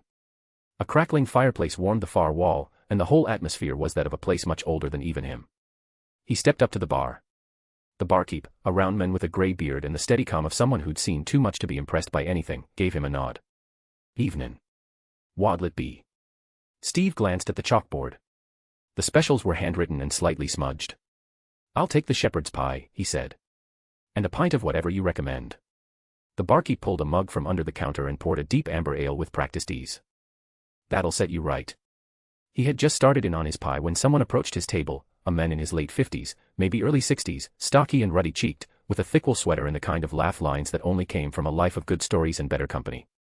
Mind if I join you? The man asked, already half sitting down with the second pint in hand. Steve nodded. Go ahead. Clive, the man said, settling in. Here most nights. Food's decent, but drinks are great. Steve smiled faintly. Steve. First time here. Figured as much. Not seen you here before, and well, I pretty much live here. Clive laughed. They sat quietly for a moment, the low murmur of the pub filling the space between them. Then Clive leaned forward, his eyes lighting up. You want to hear something daft? One of the actual knights of the Round Table came through here. Not a joke. I've got proof. Steve raised an eyebrow. Seriously? Sir K. I swear on my mum's grave. Came through last spring, some kind of business in the city. But he stopped in here. Sat right at this table. Clive pulled out an old smartphone from his coat pocket and began swiping through pictures. Here, look, he turned the screen to Steve, revealing a slightly blurry photo. It showed a tall man in full armor with a helm under one arm, standing beside the pub's dartboard. A few locals crowded around him, smiling with pints in hand. The knight too had a pint in his hand, and a smile on his face. The king's own brother, that one, pretty much royalty he is. Still not too good to enjoy a good pint. Honestly, was a big deal around here. He pointed to a picture hanging on the wall. There he is again, brought a lot of people round here for a fair bit. Steve studied the picture, something about it holding him in place. I'll never forget it, Clive continued, voice softening. Being near someone with such power, he could have turned the whole place into rubble, but he was so normal. He was special in a way, too, but he didn't come off as threatening at all. Steve nodded slowly. Sounds like he is someone special. Oh, he is, Clive said. King's brother he is, next in line after Mordred, I guess. Steve continued to sit there, slowly talking with Clive, though it was mostly just the other men who boasted about the meeting with Steve just nodding and saying a few words here and there. Say, Clive, what do you do for a living? Steve finally asked, wanting to know something more about the men he was talking with. Me. Cleve snorted. Used to work at the airport, Heathrow, used to handle all the baggage coming through. Used to. A young lad like you could still throw around bags like it's nothing, I wager. Steve said, which caused Clive to laugh and clap him on the shoulder. Young lad. Me. Compared to you, I'm already an old relic. He laughed, not realizing just how old Steve really was, because, well, Steve didn't look it. But Heathrow doesn't get as much traffic as it used to, people are still afraid, or their governments are keeping their people away, scared they realize how good we got it, he said with a dismissive snort. So, the new regime cost a lot of jobs? Steve asked, curious about the negative effects of Arthuria's reign. Oh yeah, tons, mostly from those greedy bankers and all that, and I got another job, better on my old bones and all that, so I don't complain, though I do miss the airport at times, worked there for 30 years, part of my life. Clive took another long drink from his pint and sighed, the kind that carried years in its weight. But I admit, at the start, I didn't like it much, felt everything was changing, I mean, the cut in taxes, the cuts to costs, none could complain about that, but it was a lot all at once. In the end, was worth it. Steve nodded. Sounds like you adapted. Had to. Clive tapped his chest. Got grandkids now. Albion might have taken my old job, but it gave me a world I'm not scared to let them grow up in. He paused, then chuckled. Listen to me going on. Sorry, I don't usually ramble this much unless I've had a third pint. I don't mind, Steve said honestly. They sat in companionable silence for a while, the hum of the pub settling into a quiet rhythm around them. Someone put another log on the fire. The dartboard got a new challenger. The barkeep changed out a keg with a practiced grunt. Finally, Clive stretched. Well, that's me for the night. You enjoy the rest of your visit, mate. If you stop by again, first round's on me. Steve smiled and offered his hand. Thanks, Clive. It was good meeting you. Same here. Don't let the night scare you off, eh? They're mostly ceremonial unless someone breaks the law, but honestly, they are harmless, unless you like lying, they see right through that. With a wink, Clive wandered off into the crowd, leaving Steve to finish his ale in peace. As he looked again at the framed photo of Sir Kay on the wall, armor and ale both shining in equal measure, he couldn't help but reflect on something Father Brennan had said earlier. See how people treat each other now. Then decide. Chapter 178, Chapter. Your Majesty, is this truly the right thing to do? Lancelot asked as he stood beside me like a silent guard, minus the silent part. I'm fairly sure he deserved it, I replied, gesturing toward the unfortunate men currently being driven into the crumbling flagstones beneath Mordred's feet. The men groaned weakly, managing to spit out something between a sob and an apology, neither of which slowed Mordred down. Lancelot sighed heavily. We could have interrogated him. Isn't that what Mordred is doing right now? My words made him pause as he looked over at the guy, face covered in blood, broken nose, missing front teeth, and jaw broken. Arms and legs twisted at odd angles. I don't think he can even speak at this point, came Lancelot's dry response. Mordred delivered one last kick to his face, sending his body sliding across the floor and into a heavy oak bookshelf, which teetered for a moment before collapsing atop him. A loud thump, followed by the soft flutter of dusty pages, was the only sound for several seconds. Then silence. Mordred stepped back and dusted off her gauntlets with exaggerated grace. He was lying anyway. You don't know that, Lancelot said, grimacing as he crossed the room to check the man's pulse. Mordred shrugged. He had it coming. He talked shit about Father. Honestly, he should be happy I didn't kill him.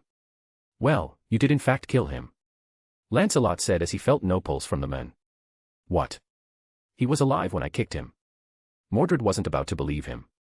I stood up and went over to the fallen man and reached out, lifting the bookshelf off of him. He likely died from getting crushed. I judged the shelf to be around 100 kilos, pretty heavy stuff. I stood up and went over to the fallen man, reaching down to lift the shelf off of him. Thick dust bloomed in the air, mixing with the metallic scent of blood. The man's eyes were wide open, not with fear, but in that empty, glassy way that meant nothing behind them was still working. He likely died from getting crushed, I said after a glance. The shelf had to be over 100 kilos, solid wood, reinforced frame. It was built like a fortress and landed like a coffin. Mordred leaned over, hands on her hips. Well, that's not fair. If he was going to die from that, he should have said something. Lancelot pinched the bridge of his nose. Mordred, most people can't speak after you break their jaw in 2 places. Maybe he shouldn't have been a bad guy, she snapped. Bad guys get beat up, that's fair. I couldn't even argue with that, because, yes, bad guys do get beaten up. Even someone like Spider-Man, a good guy with 0 kills, still beats up people until they end up with a lifelong mountain of debt from the American healthcare system. So why couldn't Mordred beat someone half to death? Honestly, it was bad luck that something so heavy happened to fall over. An unlikely freak accident.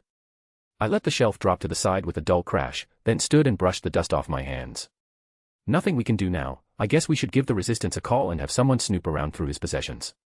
Lancelot frowned.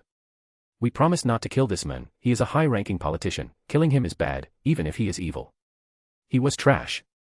Mordred completely disregarded the man's achievements in life. Dead is dead, so even if we promised not to kill him, accidents happen, so no need to bother with it. I wasn't interested in looking through the man's stuff to find any information about links to evil. No, better let the Resistance handle that thankless task.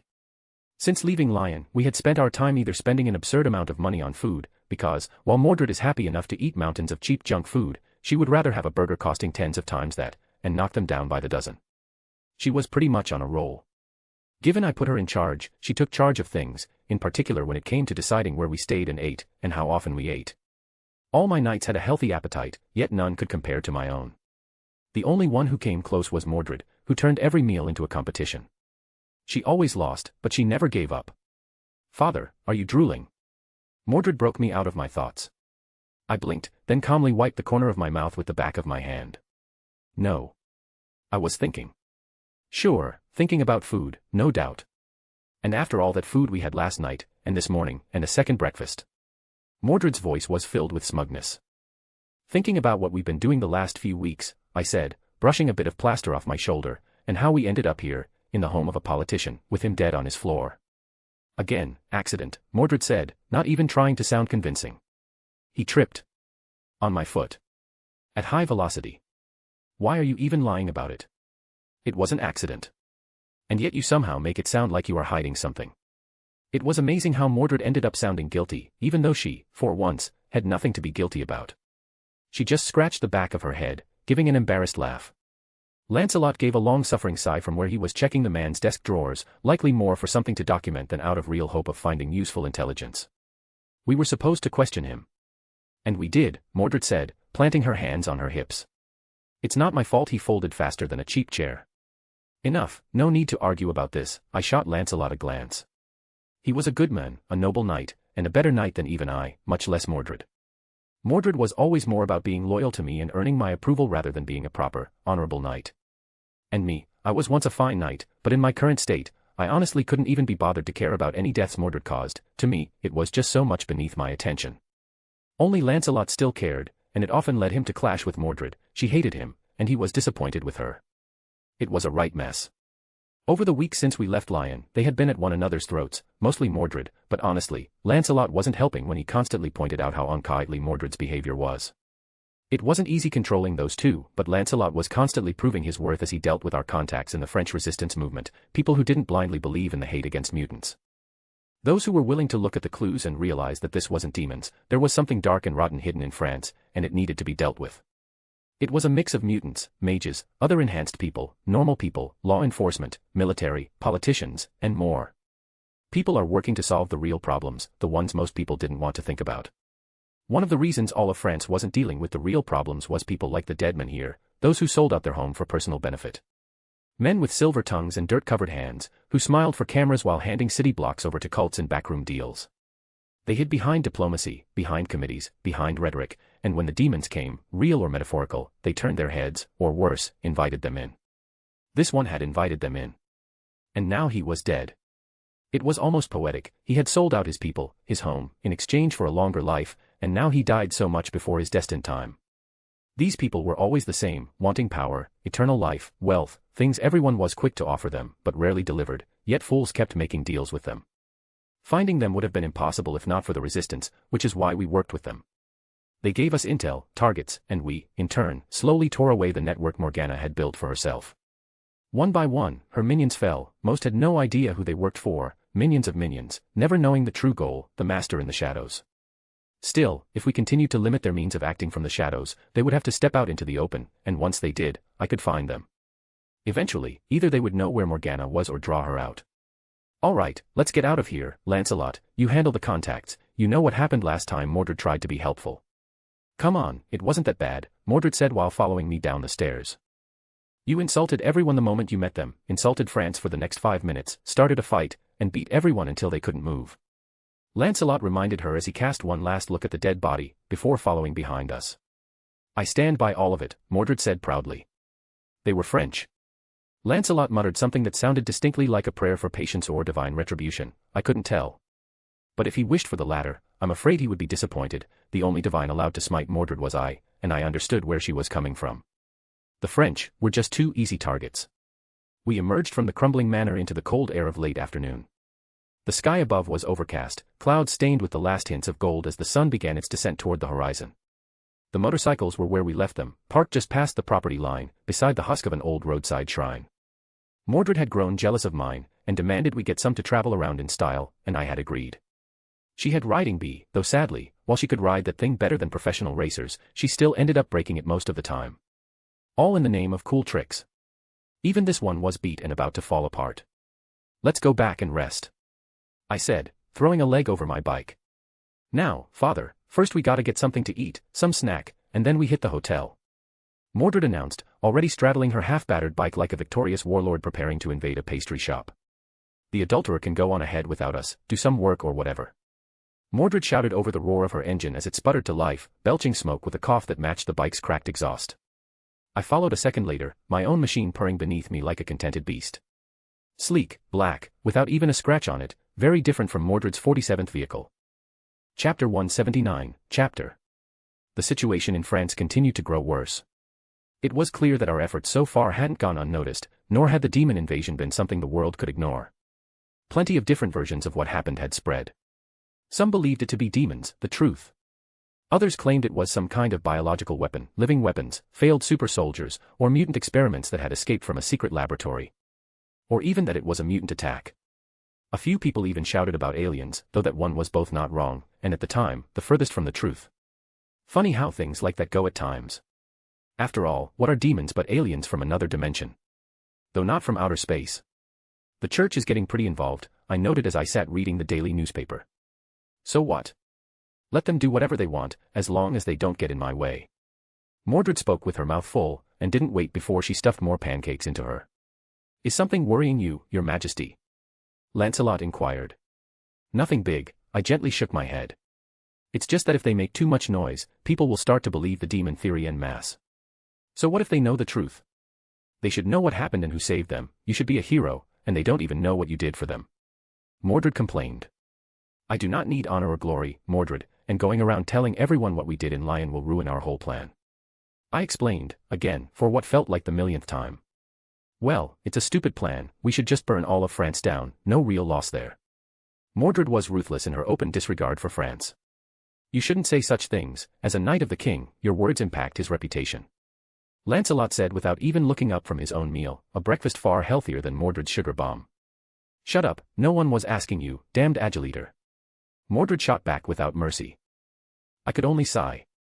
I had really hoped Mordred would get along better with Lancelot, hoping that spending more time with him under a controlled setting, she would see his good sides. Clearly I had underestimated how stubborn she was. Lancelot honestly took it well. I was impressed by his restraint, no matter how Mordred mocked him, how much she brought up his darkest actions and memories, he never reacted to it. I doubt many of my other knights could have done the same, maybe only Agravain, but beyond that, everyone else would have long since fought her.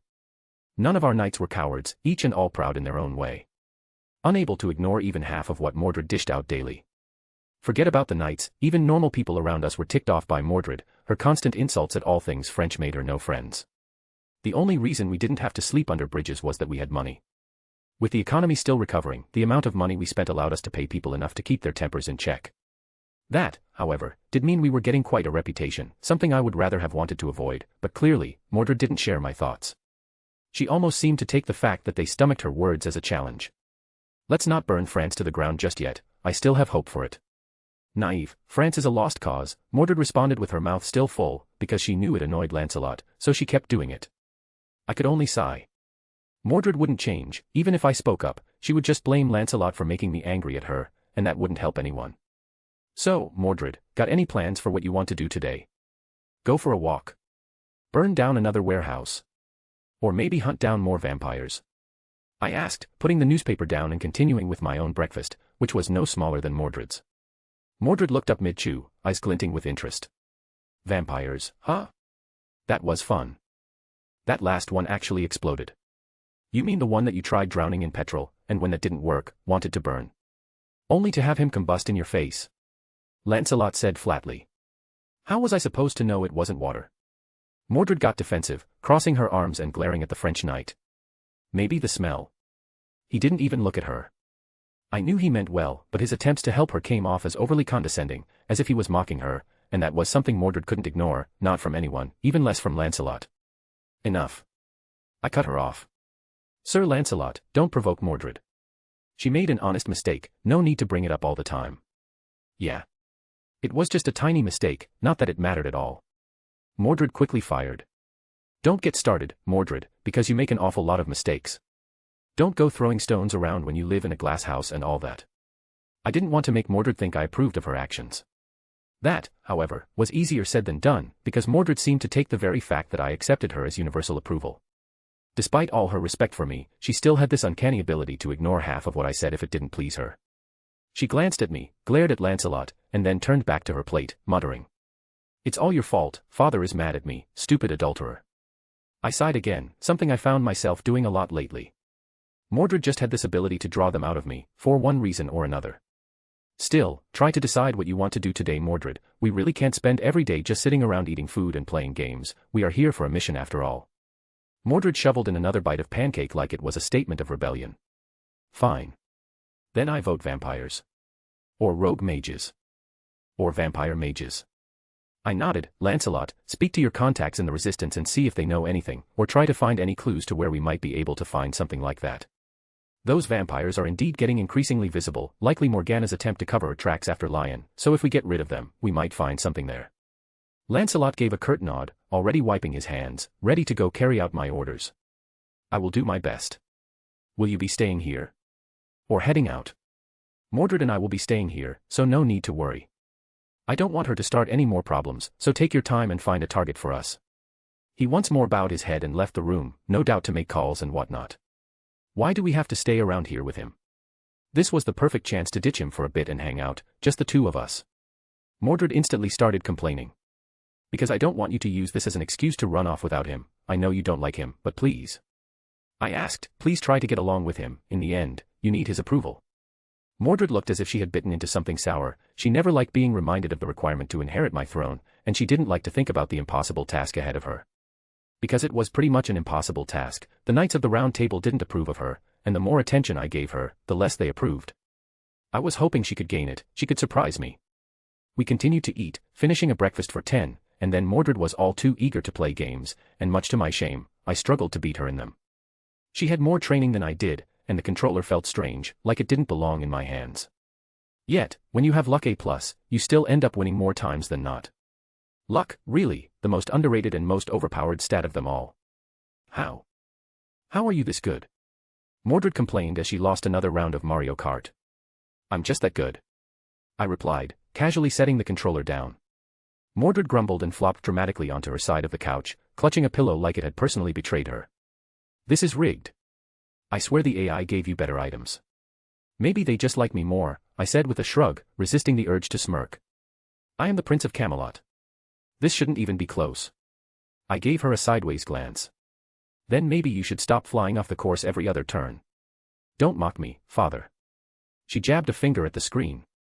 This is just like real life, I do all the work, and you steal the win with some divine nonsense right at the end. Are you still mad about me killing the Blackheart guy back in Lion? I asked with a raised brow. Mordred shot upright like she'd been poked with a branding iron. I could have handled him. He talked about you like that, and I didn't even get to punish him. Oh. Just thinking about what he said makes me so mad. I, too, was mad, which is why I unleashed Excalibur, I explained, but honestly, it's impossible to explain anything to Mordred once she gets fired up. Sometimes, I wonder if she secretly has madness enhancement hidden away somewhere. Mordred threw her hands in the air. Yeah, but you got to go full divine wrath and nuke the place like some radiant god of justice while I was stuck doing nothing like a sidekick. Instantly, I saw her anger shift focus. Now she was mad about Phantomex referring to her as a sidekick once. That was when we learned about the healing factor, because Mordred didn't hold back when she smacked him, sending him flying with a broken face. I honestly hoped she would never run into Deadpool, because, yeah, someone with a mouth like that. Who she couldn't kill. That would be horrible. Then, from the hallway, Lancelot's voice rang out, Your Majesty. We found something. Resistance scouts report another nest. Confirmed sightings. And it's worse than last time. I folded the paper and stood. Mordred was already on her feet, one hand on Clarence hilt, her earlier grumbling gone like mist in the sun. Where? I asked.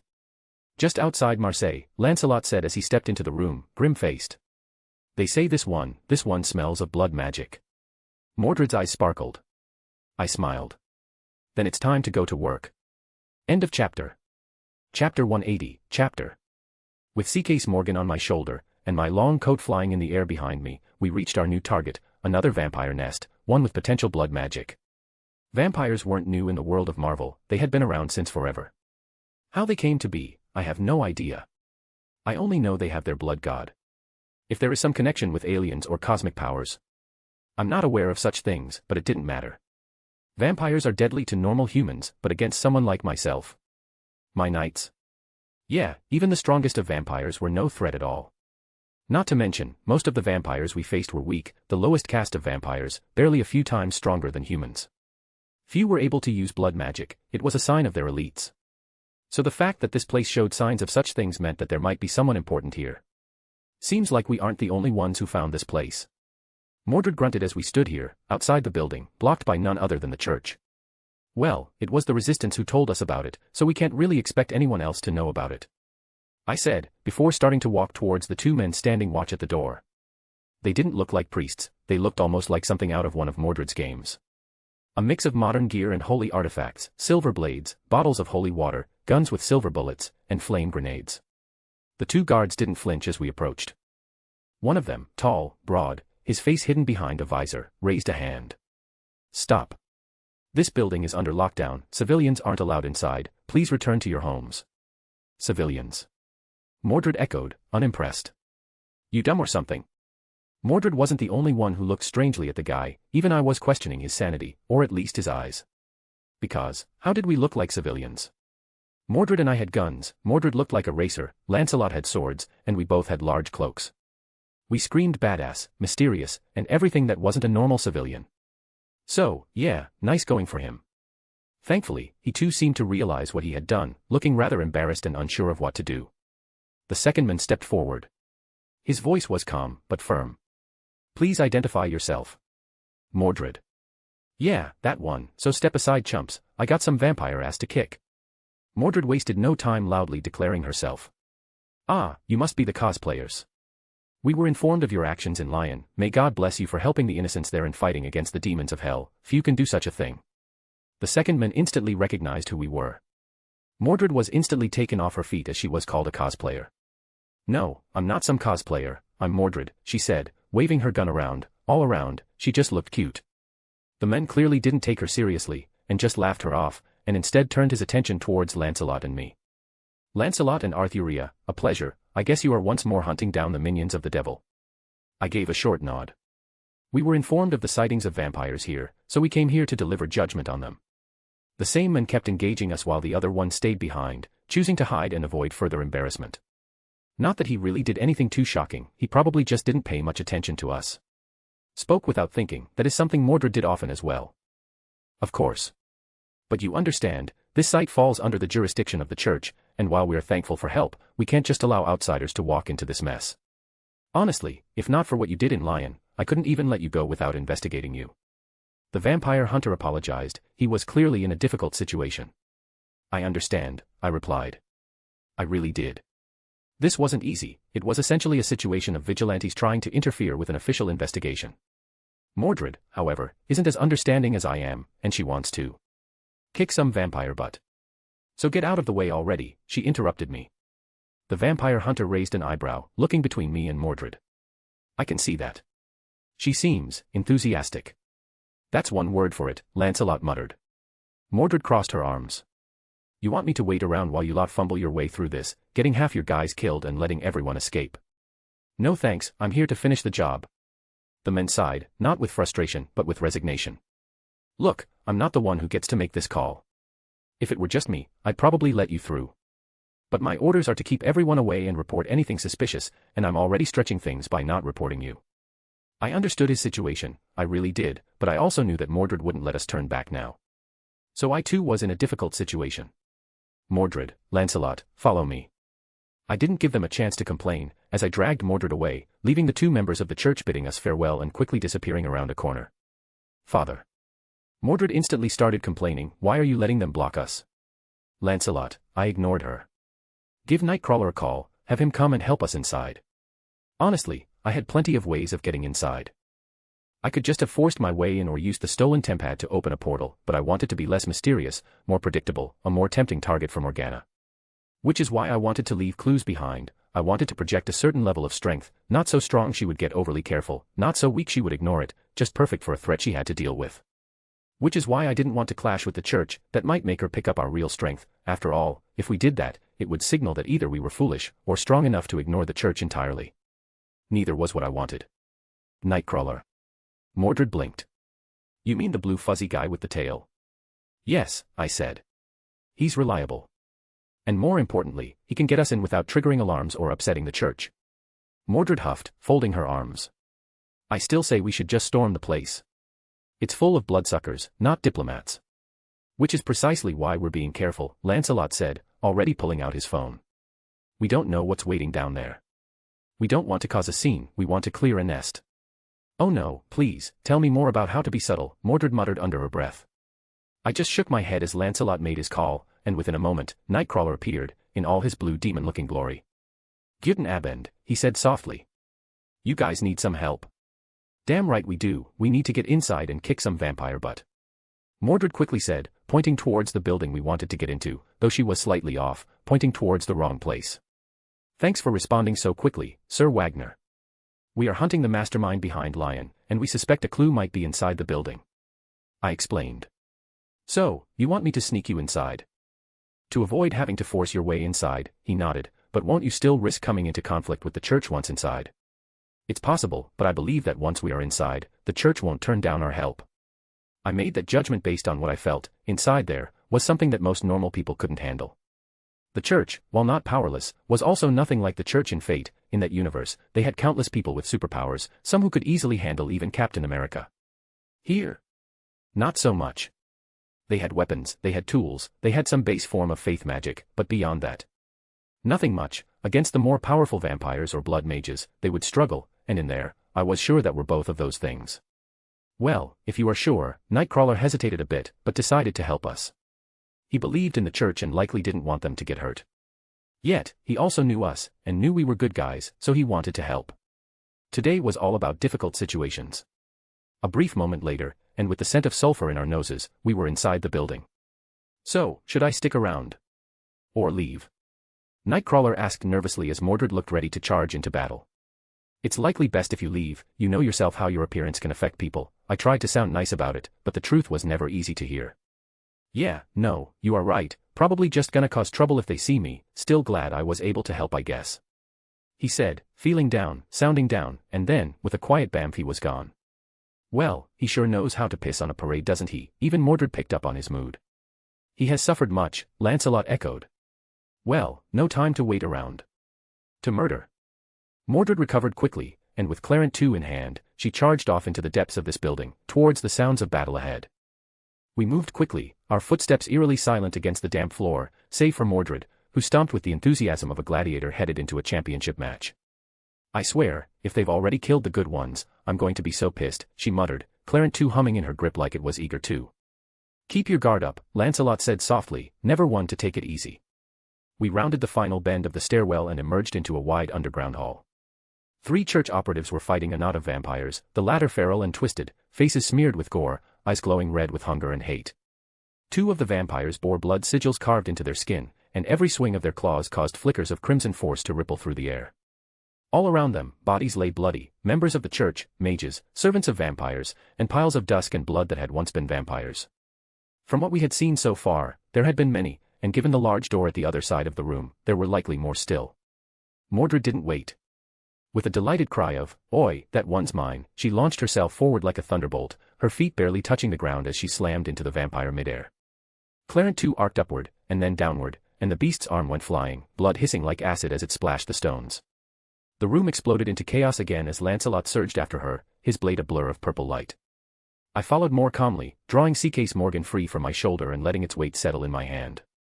The vampires noticed me too late. The closest one snarled and lunged. I didn't even blink. I just squeezed my finger, and C-Case Morgan unleashed a beam of energy, reducing the body to ash while the beam continued forward, blasting a hole into the doors at the end of the room. The fight was once in an instant, the vampires and mage stood no chance, and the members of the Church were left stunned at the firepower we had just unleashed. The one who kills the least is a dirty French adulterer. Mordred shouted and without waiting, charged deeper into the darkness, through the hole in the doors I just made. Let's go, Sir Lancelot, I sighed as I continued on, leaving the poor vampire hunters looking like they had just seen a ghost. Chapter 181, Chapter. Beyond the doors were more vampires, and plenty of them. This was the real lair, the building above was just a front, lightly manned and unimportant. Down here? Mordred's laughs filled the air as the darkness was constantly broken by flashes of light from Clarent 2 as she rained fire down on the attacking vampires. While behind Lancelot and me, the members of the Church slowly followed along, struggling to navigate in the unnatural darkness. Are you sure you shouldn't help her? Those vampires are far stronger than expected. One of them asked, worried. Mordred can handle herself. I didn't share his worry, Mordred wasn't someone who could be dealt with easily. After all, she had once killed me, so I understood her strength well. I am more worried about you, good sirs, are you sure you should continue forward? Lancelot asked, his voice clearly conveying his doubt about their abilities. Don't underestimate us, we have killed countless vampires, it is just that these are different, stronger, faster, harder to kill. One of them defended himself. I gave a small nod, because he wasn't wrong. I had noticed that right away. These vampires were modified, not much, not yet at least. But they were enhanced, empowered. While the others might not notice, I easily saw the truth, a peak of my fey eyes was the night vision, far beyond what even Mordred and Lancelot had. And I saw, in that darkness, tiny runes carved into the skin of the vampires. The runes themselves were gone, cuts healed, but the magic remained. Blood magic, the power of witchcraft, and higher vampires. Someone had tried to strengthen these vampires, in fact, some of it reminded me of the most famous vampire hunter of the Marvel Universe, Blade. Because these vampires had their inherent weaknesses weakened. The weakness to sunlight, silver, and holy water was slightly less deadly. They still weren't daywalkers, but someone wanted them to be.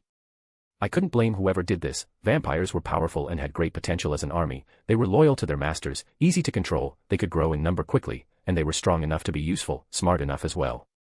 The problem was their weaknesses, their inability to go out in the day, which really limited their usability. If that could be solved, it would be possible to quickly build a massive army to contend with normal human forces.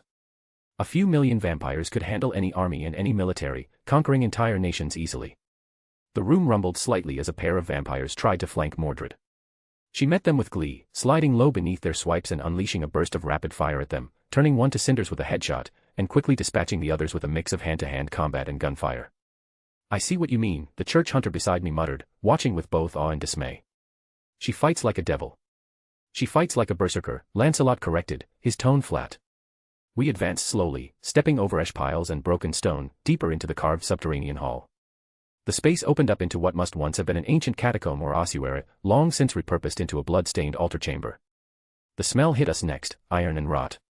Mordred, meanwhile, kicked down a heavy iron door like it was made of balsa wood and shouted, "Hello boys. You miss me?" A dozen pairs of red eyes turned to her, and she beamed like a child on Christmas morning.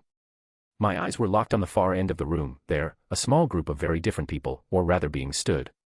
2 vampires, 1 human, though one that stunk of blood as badly as the vampires, of blood of dark magic, of death and rot. Those 3 were without a doubt the ones in charge of this place. Mordred stepped forward without fear, casually reloading Clarent 2 with a flourish. Finally, someone worth my time. The trio didn't move. The vampires were taller than the others we'd faced, not in height, but in stature, the kind of stillness that came from centuries of predation. Lancelot tensed. A traitor to humanity. The men in question clearly heard Lancelot and scoffed loudly. A traitor? Hardly, I am just someone who knows the truth, that only strength matters. And I have plenty of that, as do my friends. He motioned to the 2 vampires at his side. That's right, strength is all that matters, and while those rabble outside might not have been able to stop you, these people. The male vampire said, holding a hand towards the dozens of other vampires, are our elite force, and they hunger for some fresh blood. You should consider it an honor to die under their hands. The female vampire added, her voice cold and dripping with malice, in particular as she looked at me, her eyes burning with jealousy. "Mordred, I want the mage alive," I said, and let her have free rein of this situation. Just sit back and enjoy. Mordred wasted no time in setting out. Mordred didn't charge in like a fool, no, she strutted, cocky, confident, like a star stepping into the arena. Clarent 2 was already humming in her grip, its barrel glowing faintly with pre-charged energy. And when the vampires lunged, a dozen at once, claws out and fangs bared, Mordred smiled. Then she vanished into motion. The first one never got close, Clarent 2 barked once, and his head exploded like an overripe melon. The second reached her flank, only for Mordred to duck under its strike and drive her fist, not her gun, into its chest with enough force to send it crashing through a pillar. Stone shattered like cheap plaster. How is that possible? One of the vampire hunters whispered beside me, stunned. Because she is Mordred, I replied. It didn't fully answer the question, but honestly, what more could I say? Should I explain how a heroic spirit, given a body through incarnation, operates? Or her stats and their significance? There's no simple way to describe how Mordred managed to do what she did, because she was Mordred, and Mordred was powerful. Another wave came, this time coordinated, 3 from above, 2 from the sides. It was the kind of strike that would overwhelm most. Mordred laughed. She backflipped off a coffin lid, twisted midair, and raked an arcing spray of plasma across the ceiling. 2 of the attackers disintegrated mid-leap, falling as ash. The third landed, slashed at her, and hit nothing. She'd already rolled low and spun into a rising punch that lifted the creature clean off its feet. Its spine broke audibly. She followed up with a stomp that cratered the floor. By God, another churchman breathed. She's unarmored. She's not even, her skin stopped that claw swipe. She's built different, Lancelot said, his voice dry as ever. Clarent 2 belched fire again, blowing holes through 3 more vampires as Mordred dashed between them like a dancer, her legs striking with the power of a wrecking ball, her elbows snapping ribs like twigs. She's not just strong, the hunter muttered. She's playing with them. It was true. Mordred was laughing, taunting them, grinning like this was a show made just for her. Every movement radiated joy, the kind only someone born for battle ever knew. A vampire twice her size barreled forward. She holstered Clarent 2, gripped the creature by the collar mid-sprint, and threw it, a spinning, howling arc that ended in the far wall, embedded halfway through the stone. A heartbeat later, she leapt after it and punched the wall where its head had been. The chamber shook. "I think the vampire exploded," one hunter said, wide-eyed. "It did," I confirmed, calmly. The elite vampires, at least those who hadn't charged yet, hesitated. You could see it. Even they weren't sure this was the kind of foe they could swarm. Mordred raised Clarent 2 in one hand, blood and dust painting her red jacket. "Well. What are you waiting for?" she shouted. "You scared of a little girl in shorts?" The chamber howled again with battle cries. And Mordred smiled wider. "Perfect," she whispered. Then she vanished into the horde again, and we stood back, watching the storm-made flesh. The smell of scorched flesh clung thick to the air. Ash coated the ground like snowfall, and the once grand altar chamber looked more like a collapsed battlefield. Stone walls cracked, coffins shattered, scorch marks painting grotesque murals across every surface. The 2 elder vampires were dead, or rather, what was left of them was a bubbling mess across the floor. One had been torn in half by Mordred's bare hands after his regeneration proved too stubborn, the other reduced to a smoking crater courtesy of a point-blank Clarent 2 blast to the skull. Mordred stood at the center of the ruin, panting lightly, arms crossed as the barrel of her weapon hissed with cooling plasma. Despite the carnage, she barely looked winded, a few smudges of dust on her face, a tear at her sleeve, and a good amount of vampire ash in her hair. "I told you I'd clean it up," she said proudly. "I never doubted you, though I think we were lucky you didn't break the ceiling," I muttered, glancing up at the cracked vault overhead. "Oops," she said without remorse. The only one still breathing in the room besides us was the mage, if he could still be called that. He lay slumped against the far wall, legs broken, one arm twisted unnaturally behind his back. His robe was shredded, revealing skin covered in stitched tattoos, many of which glowed faintly with residual blood magic. "Is that one still alive?" Lancelot asked, sword already half raised. "Barely," I said, approaching. "But that's enough." He looked up at me with one eye swollen shut and the other filled with loathing. You think you've won?" Mordred knelt beside him with a cheerful hum and tapped Clarent 2 against his forehead. "Oh no. We know we've won. Now comes the fun part." He coughed blood. "You won't get anything." I crouched down, gaze level. "Let's find out." My green eyes turned gold, glowing with divine light as I looked into his soul, into his very essence. I saw everything, his thoughts, his memories, his past, everything he saw, everything he knew. I saw it all. Almost all of it was useless to me, I had no interest in any of that, so I moved past it, like skipping ahead in a movie. Went right up to the present, and looked around for anything important. What was he doing here? How did he come to be here? And in that, I got my answers. "We are done here," I said, standing back up. Just like that. "No torture?" Mordred asked, sounding disappointed. "No need for such crude things. If you want him, he is yours." I gestured to the still stunned hunters, who had no idea what to think after seeing Mordred's display. Though I honestly couldn't see why they were so shocked, even Blade could pull something like this off, so for Mordred. Wasn't even breaking a sweat. "Ah, yes, thank you, we will, and we won't let this help you offered us be forgotten. Should you need help, the church will help you." "Good," I replied simply. Because this wasn't the last nest. Not even close. The lead hunter swallowed, still visibly shaken, though doing his best to hold on to some measure of composure. "I believe you. If this was only one of many." He trailed off as he looked once more at the battlefield, at the dozens of ash heaps that used to be monsters. Mordred was leaning against a broken column now, casually shaking dust from her hair. "Well, if they're all gonna be that easy, you guys can just leave it to me." "Please don't encourage her," Lancelot muttered. No, let her," one of the younger hunters whispered back, eyes wide with admiration or fear. "She can take the next 5 nests alone if she wants." End of chapter. Chapter 182, chapter. The man's mind had been a dark, cruel place. He had his own story, his own traditional past that led him to where he was today. Not that it mattered, so what if he had a rough childhood? If his heart was broken? His family ripped apart by disease? Did that somehow excuse him from the acts he had done later on? Had he not also ripped apart families? Broken hearts with his dark acts? Nothing he experienced even came close to the evil he committed, the pain and fear he caused. His life was one filled with death he caused, horrible, cruel death. Whatever fate the church had in mind for him, he deserved that, and so much more. Fey eyes were able to see the truth of things, able to see through lies, that in divine power, I saw what I wanted. That man had once encountered a dark witch of great power, one who reminded him so much of Morgan, or at least of Morgana, the Marvel version being countless times more evil than my sister ever was. My sister was a dark witch in name only. Sure, she killed people, she manipulated people, but beyond that. She just wanted to rule, to take my place as king. Morgana. She was pure evil, as was the witch this man met. She used the life force of the innocent to stay young and alive, giving herself a twisted form of immortality. I didn't even want to imagine the number of lives she had taken. I saw the interactions between them, the dark deals struck, how she would teach him in return for dark gifts and the lifeblood of innocence, the mountain of bodies sacrificed in the name of knowledge.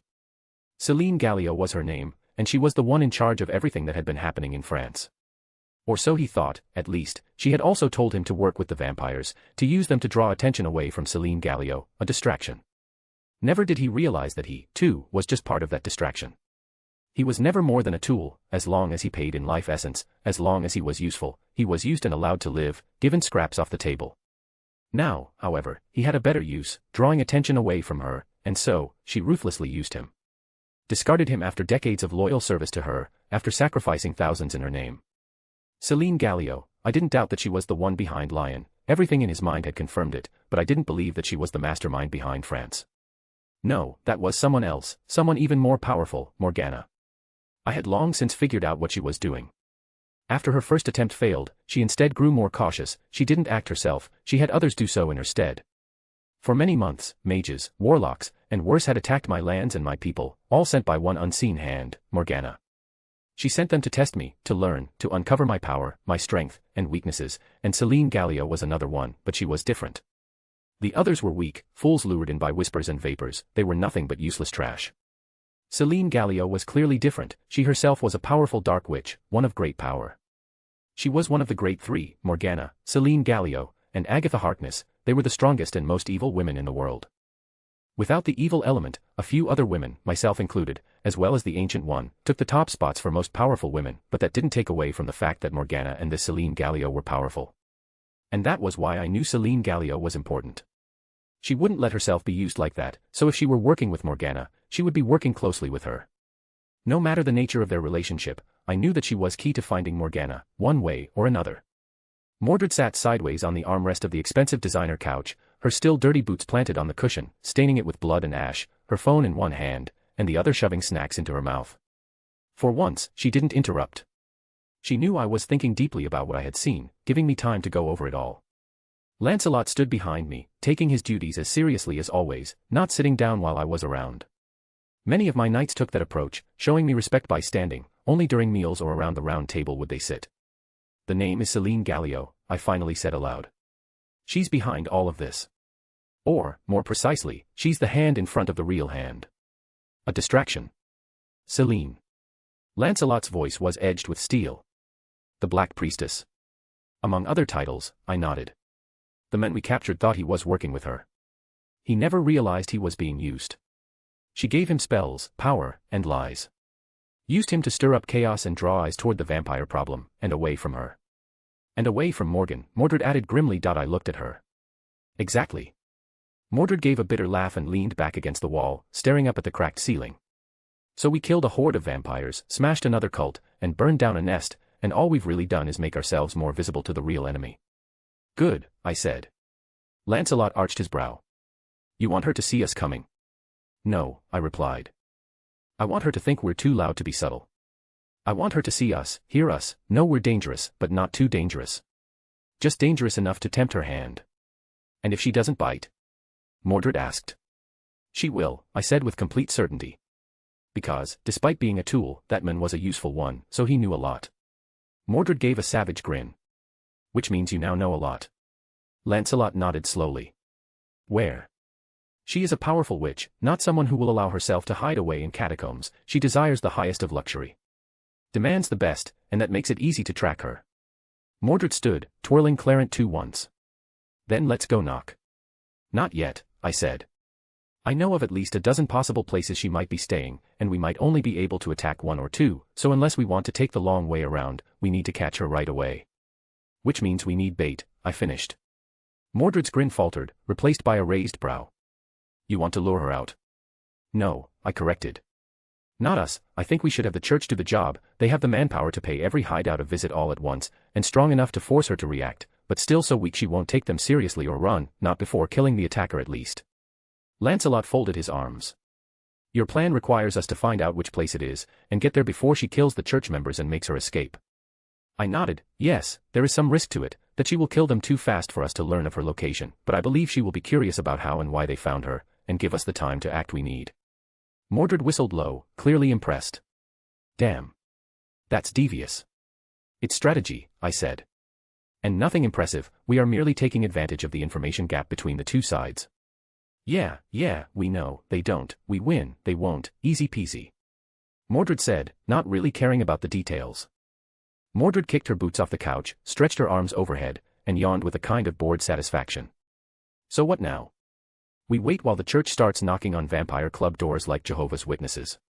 We prepare, I replied. Lancelot, I shall write down the information I gathered, then I hope you can relay it to the resistance and ensure the church is informed of what they need to know to act. Lancelot bowed his head. It shall be done, your majesty. Maybe wait a little, let the news of the help we offered them spread first, the more goodwill we have with them, the more likely they are to act as we wish them to, I advised. Lancelot nodded once, sharply. Then I'll speak with their commanders, lay the groundwork first. The clergy are proud, but given the lives we just saved, and our actions in Lyon, I have no doubt they will listen and take us seriously. As for the resistance, I assume you plan to use their help in monitoring the church's efforts, and let young Kurt use his power to get us there fast. Exactly, I confirmed. The church will walk through the front door. The resistance will watch through the cracks in the windows. And Kurt will get us wherever we need to be before it's too late. Mordred tilted her head. You trust the church to survive long enough to bait Celine? No, I said calmly, I trust Celine to want answers more than blood. She'll be confident in her own strength, so much so she won't kill them right away, no doubt, she will play with them, and that is our chance. Lancelot's expression didn't change, but I saw the faint flicker of disapproval. Using lives as chess pieces is war, I cut in. And she's already killed more than we've ever saved. If it comes down to 3 hunters versus the countless that will die, should she escape, I won't hesitate. Yeah, damned adulterer, it's just 3 losers. If they can't stay alive long enough for us to come save them, then they didn't deserve to be saved in the first place. Mordred paused after saying that. She just stared at me for a bit. Then she slowly nodded. You've changed. I've grown, I replied, and that was all I said. Grown more fun, yeah, you used to be so stiff, so boring. Mordred didn't share Lancelot's feelings on the matter. Lancelot bowed. Then I will begin spreading the word among the resistance and schedule meetings with the church's field captains. If they act within the week, we can have boots at each target by the next full moon. Sooner, I said. Within the next 3 days. Any longer, and Celine may slip through our fingers. I'll make it happen. Lancelot turned and left the room, his presence heavy with purpose. Mordred spun her weapon once, holstered it, and dropped back into the couch with a groan. Guess I'll stock up on snacks. This is gonna be one hell of a week. No, I said, walking to the window, staring out at the city below, shimmering under a stormy sky. It's going to be the beginning of the end. Because now, we were in the endgame. End of chapter. Chapter 183, chapter. So, remind me again why these two came along. Mordred asked, pointing her thumb at the twins, Manon and Maxime, who were busy filling themselves with expensive desserts. Kurt, Nightcrawler, laughed nervously as he rubbed the back of his head. Well, they just happened to be nearby when Lancelot called, and they wanted to tag along. That's not a problem, is it? So it's the adulterer's fault, no surprise there. Mordred snorted, but didn't say more on the matter. You should be kinder to Sir Lancelot, Manon said, but quickly stopped talking after her brother gave her a look. Yeah right, like I'm ever gonna play nice with that loser. The day I do that, is the day I become king of France. Mordred joked, completely missing the look Maxime was giving her. The poor kid had a massive crush on Mordred, and he had no idea what to do. I couldn't blame him. He was a mutant, someone who was hated by most non-mutants, and someone who was able to manipulate emotions, so he could deal with others' emotions, but his own. He was just a kid when it came to those, a young boy facing his first crush, and he was clueless about what he should do. Thankfully, Mordred too was as dense as my younger self, and therefore completely oblivious to the crush, or she would no doubt have exploded and unleashed a Clarent blood Arthur. Well, we heard you guys were planning something big, and last time Kurt helped you out, you killed vampires, and we all missed out, so we wanted to stick along for the fun. Maxime said, coming up with a somewhat believable excuse. I think only Manon and I were able to see through it. Manon was, after all, his twin, the two knew one another the best, and I had my fey eyes, letting me see when he lied or left something unsaid, making it easy for me to put things together. Yeah, we knew, but neither of us was about to say anything. Manon because she was no doubt rooting for her brother, and me, because I knew Mordred would flip if she found out about it. All I did was silently pray for the poor guy, because, winning over Mordred. Yeah, that was pretty much impossible. It was really just me who killed those blood-sucking scum, they were pretty weak. Mordred was quick to boast, even if what she said was the truth. I have never seen a vampire before. Could you tell me about them?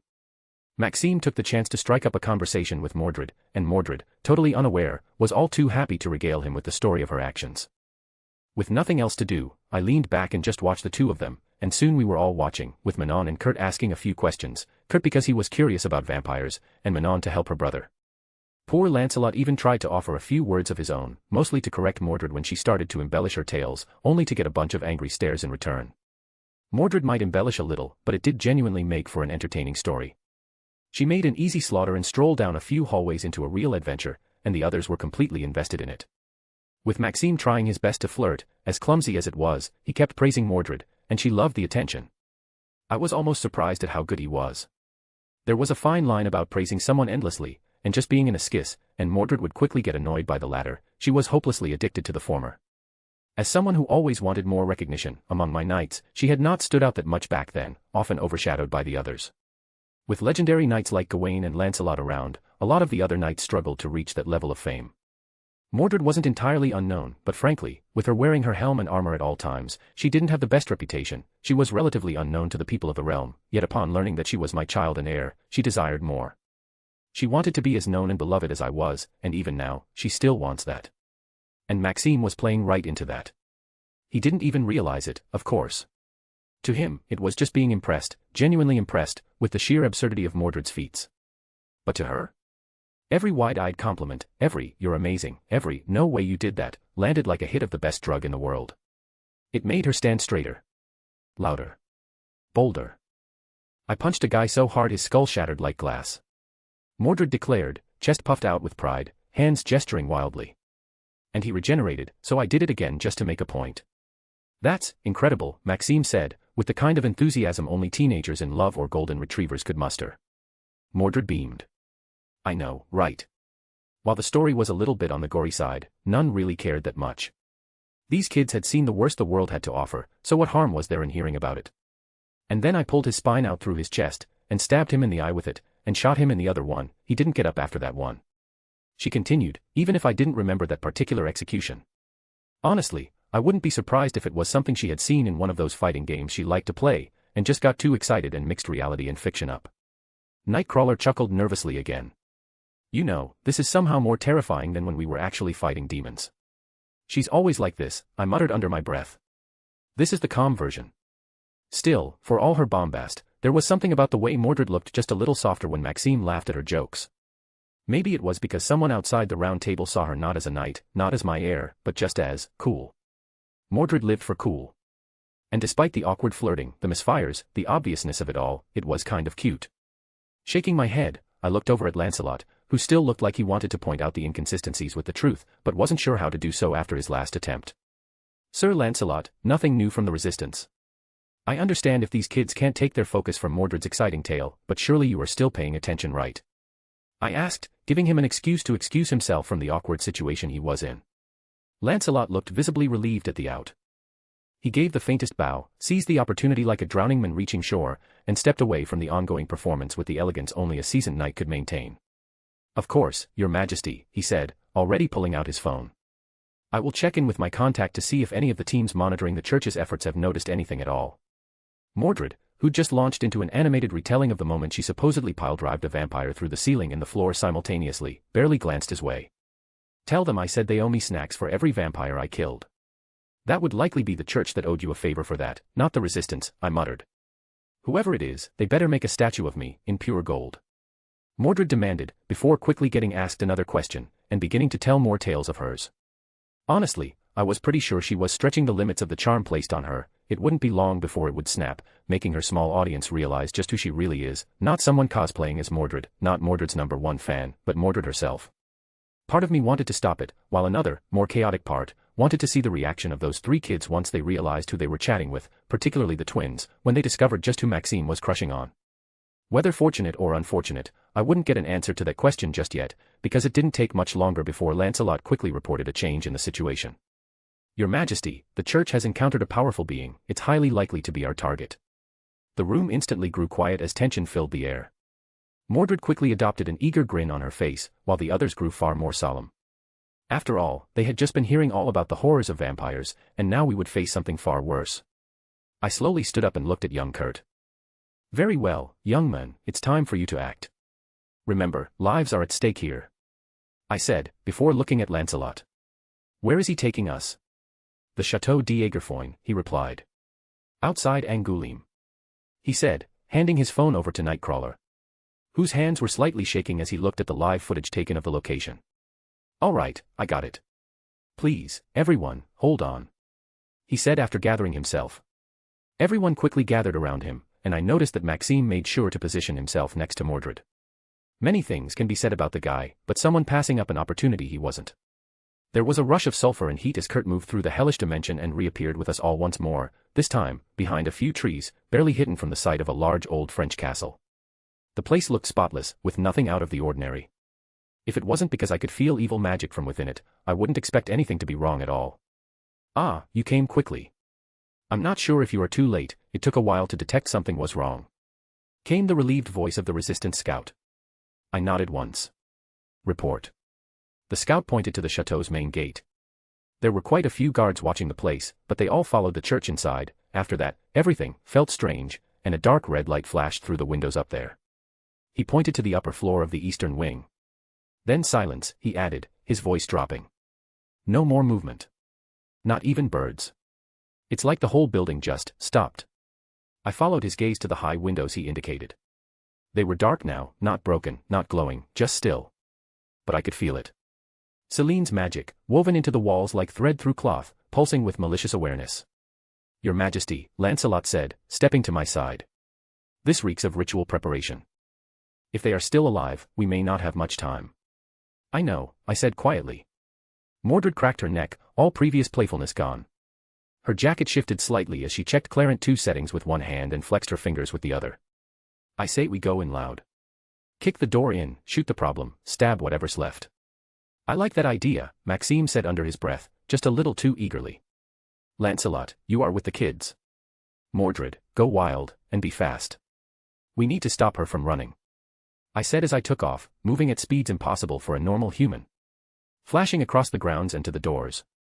Yet, just as I was about to open them, Mordred arrived by my side, kicked them open. Come on father, let's break some shit. Well, it wasn't my home, so sure, let's break some shit. End of chapter. Chapter 184, chapter. Steve had never expected to spend so much time in London, but he was surprised by how much the city had to offer. It truly lived up to its reputation as the center of the world for more than a century. Countless things to see, and people to meet. Within a single city, he could meet all kinds of people, from the rich to the poor, the young to the old, and everything else. People who benefited the most under the new regime and people who suffered the most. In London alone, he learned much about Arthuria and her realm. Yet, Steve didn't just want to speak to the people of London, he wanted to talk with many more people, of all kinds, and he wanted to see what had happened to small towns and villages. Had they disappeared? Or had they flourished? So, he left London behind and ventured out into the countryside of Albion, out where people lived far quieter lives, far slower lives than within the big city. With nothing but a backpack on his back, he left the big city, walking right out of it, and very quickly realized that it wasn't going to be a short walk. He hadn't realized just how much walking he'd have to do until he saw the hills stretch endlessly across the horizon, dotted with forest patches, stone fences, and the occasional grazing sheep. This won't work, he muttered as he walked along, scouting around for a lift, because walking clearly wasn't going to get him anywhere in decent time. He was hesitant about knocking on random doors and asking for a spare bed. While he had experienced the hospitality of the people of Albion, he still doubted he could just get away with that. No, he still needed to make it to some hostel for the night. Thankfully, while still too big to comfortably traverse by horse, Albion was also small enough that the roads weren't deserted, and Steve quickly waved down the first bus he found. He let out a sigh of relief when the bus slowed down, and eventually stopped next to him, opening its doors and welcoming him inside. Out for a walk, are we, son? Asked the older driver. Guess I underestimated the terrain, Steve replied with a small, sheepish smile as he climbed aboard. He quickly reached into his pocket and pulled out his wallet. The driver chuckled and shook his head. No need to pay here, bus is free these days, travel all you want, no cost. Pretty sweet deal, isn't it? He said as he pulled back onto the road. Steve quickly threw himself into the nearest seat, having scanned the bus and seeing only a few other passengers scattered around it. Free. That's quite a service indeed, is that all buses? Steve had been using cabs to get around inside London, so he hadn't really used public transport much. He had learned very quickly that public transportation had deteriorated significantly since his time. At least in New York, it now seemed pretty much unusable. Here, he had seen those famous red buses around a lot, so he figured it might be better. Yeah, public transport is free, all citizens are allowed to travel the realm freely. Though there are some more luxurious options you can get for a premium, like first-class train tickets and the like. The driver grunted. Can't help but be curious, Steve said after a pause, how do they afford to make transportation free? The driver shrugged one shoulder. I don't understand all that stuff, some people say she can't afford it, and it's only a matter of time before the whole kingdom ends up on end, but others say it's just lies and we are all golden, who knows? I leave that to those in charge, they seem to know what they are doing. He glanced in the rearview mirror, chuckling. Not that I'm saying it's perfect, mind you. But things work, you know. Haven't had a pothole in the last year. Steve hummed noncommittally. He, too, had heard about how Albion would collapse, how its economy was impossible, but after spending some time here, he really couldn't see it. Albion looked far more alive than even America. Was it an illusion? Or was it the truth? He still hadn't found answers to this question. How do things get done? Like who fixes potholes and that, without a government around? The driver gave a low chuckle, his hands steady on the wheel. You're thinking of how things used to work. It's not like the old days with MPs and councils arguing for months over who gets what funding. These days, we've got local wardens, every town and district has a handful. Kind of like a mayor, but less about politics and more about getting stuff done. Steve raised a brow. Wardens. Yeah, wardens, the men repeated. Appointed by the crown, usually folks from the area, trained in how to manage things properly. Rather than worry about their re-election campaign, they only worry about their work, nothing else, just their work, and it gets done. And who becomes wardens? Steve asked. The bus passed a series of terraced cottages with flower boxes in every window. A woman in a work coat waved as they drove by. The driver tipped 2 fingers off the steering wheel in return. Anyone can become a warden, often it's people who live around where they work, like an old-time mayor. I know plenty of the wardens along my route. Right now, a guy named Dick is in charge, he is a good guy. The driver explained. The king's whole thing, he continued, isn't about telling us what to think or how to live. She gives us the freedom to live, to make our own choices. Sure, there are some things we can't choose, but other doors are opened. Steve tilted his head, considering the words. So, no elections. Those were useless anyway. What did they get us? Nothing changed, no matter what they promised. So, no elections, not for wardens, no. You want politics? Try the Crown Assembly. It's all nobles, and they don't rule, they advise. She still makes the final call. And people are okay with that. Depends who you ask. The men gave a thoughtful frown. Plenty of people have something to complain about, but personally, I'm all right with things, I don't have the same worries anymore. Will my pension be enough? Will I get proper care when I need it? I don't have those anymore. Steve stared out the window again, watching the neat farms go by.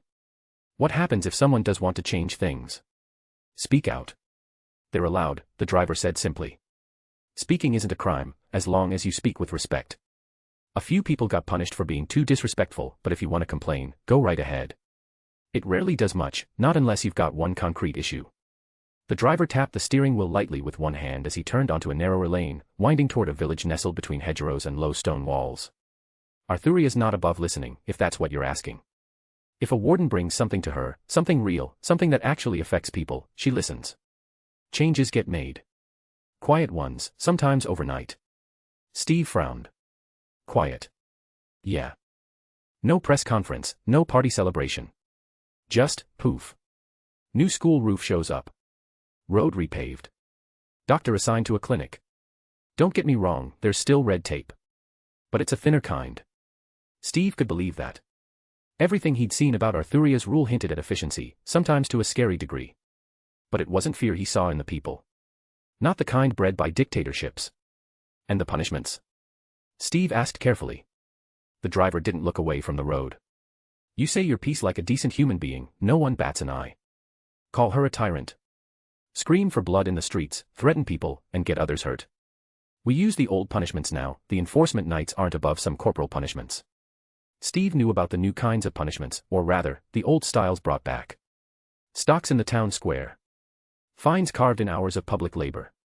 Whippings and other forms of beatings, hangings, and beheadings, brutal ways of executing criminals. What Steve found even worse was that these criminals weren't all murderers. Death was given out far too often and far too easily for his liking. It was the one thing he struggled to accept. He found that Albion seemed like a paradise, but he just couldn't and wouldn't accept that it had to be built on blood and brutality. The driver didn't say more after that, letting the hum of the road fill the silence between them. Steve stared out the window, watching as the hills leveled out into farmland. Stone cottages dotted the green like scattered dice, smoke curling lazily from their chimneys. After a while, the driver cleared his throat. "So then, where exactly are you headed, son?" Steve blinked out of his thoughts. "Somewhere small. A place not too far from the city, but quiet. Not touristy. Just real. You know what I mean." The driver gave a knowing nod. I think I've got just the place. Little village called Marstead. Population under 400. No hotel, but the pub's got rooms, and the baker's a wizard with sourdough. You'll find honest folk there, some old, some young, none shy about talking your ear off." Steve smiled. "That sounds perfect." 15 minutes later, the bus creaked to a gentle stop beside a painted wooden sign that read, "Welcome to Marstead, EST 1629. A narrow lane curved through the village center, flanked by ivy-covered homes, a whitewashed chapel, and a tiny stone bridge crossing a lazy stream. Steve slung his bag over one shoulder and stepped off the bus. The air smelled of rain and rosemary. He turned to thank the driver, who gave him a wink. "Careful now," the old man said. "Folk here'll tell you everything they think, and more than a little they don't." Then the door hissed closed and the red bus disappeared down the road, leaving Steve alone in the heart of Albion's countryside. And so, he walked toward the village square, looking for conversation, for insight, and, if he was lucky, for the truth. Chapter 185, Chapter. Celine Gallio has been around for a long time. She has witnessed so much that most things no longer really faze her. She had been around before pretty much anyone else who might consider themselves immortal. Honestly, she even found the fact that the current Sorcerer Supreme was called the Ancient One cute, because she was already ancient when that woman was born. While she could easily dismiss her age, she couldn't dismiss her power. Frankly, despite being no doubt the oldest living human on Earth, Celine hadn't managed to become very powerful at all. It hadn't mattered much at first. For the many, many first years of her very long life, what little power she had was more than enough to be a powerful queen, ruling over the dirty masses. Celine Gallio wasn't born a normal child. From birth, she had been special. No doubt, she was the very first mutant, or at least she believed herself to be the first, and her power had been life force absorption. This one power had made her a god in that primitive age. She had no idea how much life she had absorbed, but she was immortal, ageless, and unkillable, at least with normal means. She had once been arrogant, believing herself to be a god. She had learned the truth as she wasted away, surrounded by slaves and gold. Other beings of power rose up. She witnessed the rise of Apocalypse, another mutant of great power, and one whom she feared. For the first time in countless years, she felt fear. Another being with power shared the earth with her, and it was someone who might be able to kill her. Thankfully, that never happened. She survived while he was defeated. She learned much from all that. She realized that even as powerful she might be, she could still be taken down if careless. Weak as others might be, with wit and trickery, they could still take down the strong. Clearly, it was essential to be both strong and feared enough to ensure that others wouldn't want to take the risk of crossing her. As for being kind to lesser beings, she didn't even consider it. At most, she would be a bit nicer or have someone else take the hate for her. No way would she give up her privilege just because of this risk. Over time, this had meant she no longer lived the life of a ruler, a queen, or empress. Instead, she hid in the shadows, letting others rule in her stead. She kept her lifestyle, surrounded by endless riches and servants, all kept in control by her powers and fear. One thing that didn't change, just because she was a bit more careful about painting a target on her own back, was that the other powers kept rising up. Some died quickly. No matter how powerful they were, they couldn't match the sheer supremacy of eternal life. Even if they were stronger than her, she could just wait for them to die.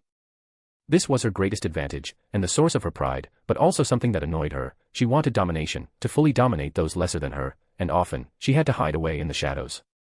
How could that be? How could the Black Queen, the ruler of the shadows, the eternal empress, allow that? She couldn't. She was above all. She should rule openly, remind the cattle who they belonged to.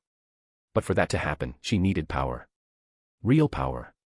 Not the kind that came from influence or wealth. She had both in obscene abundance.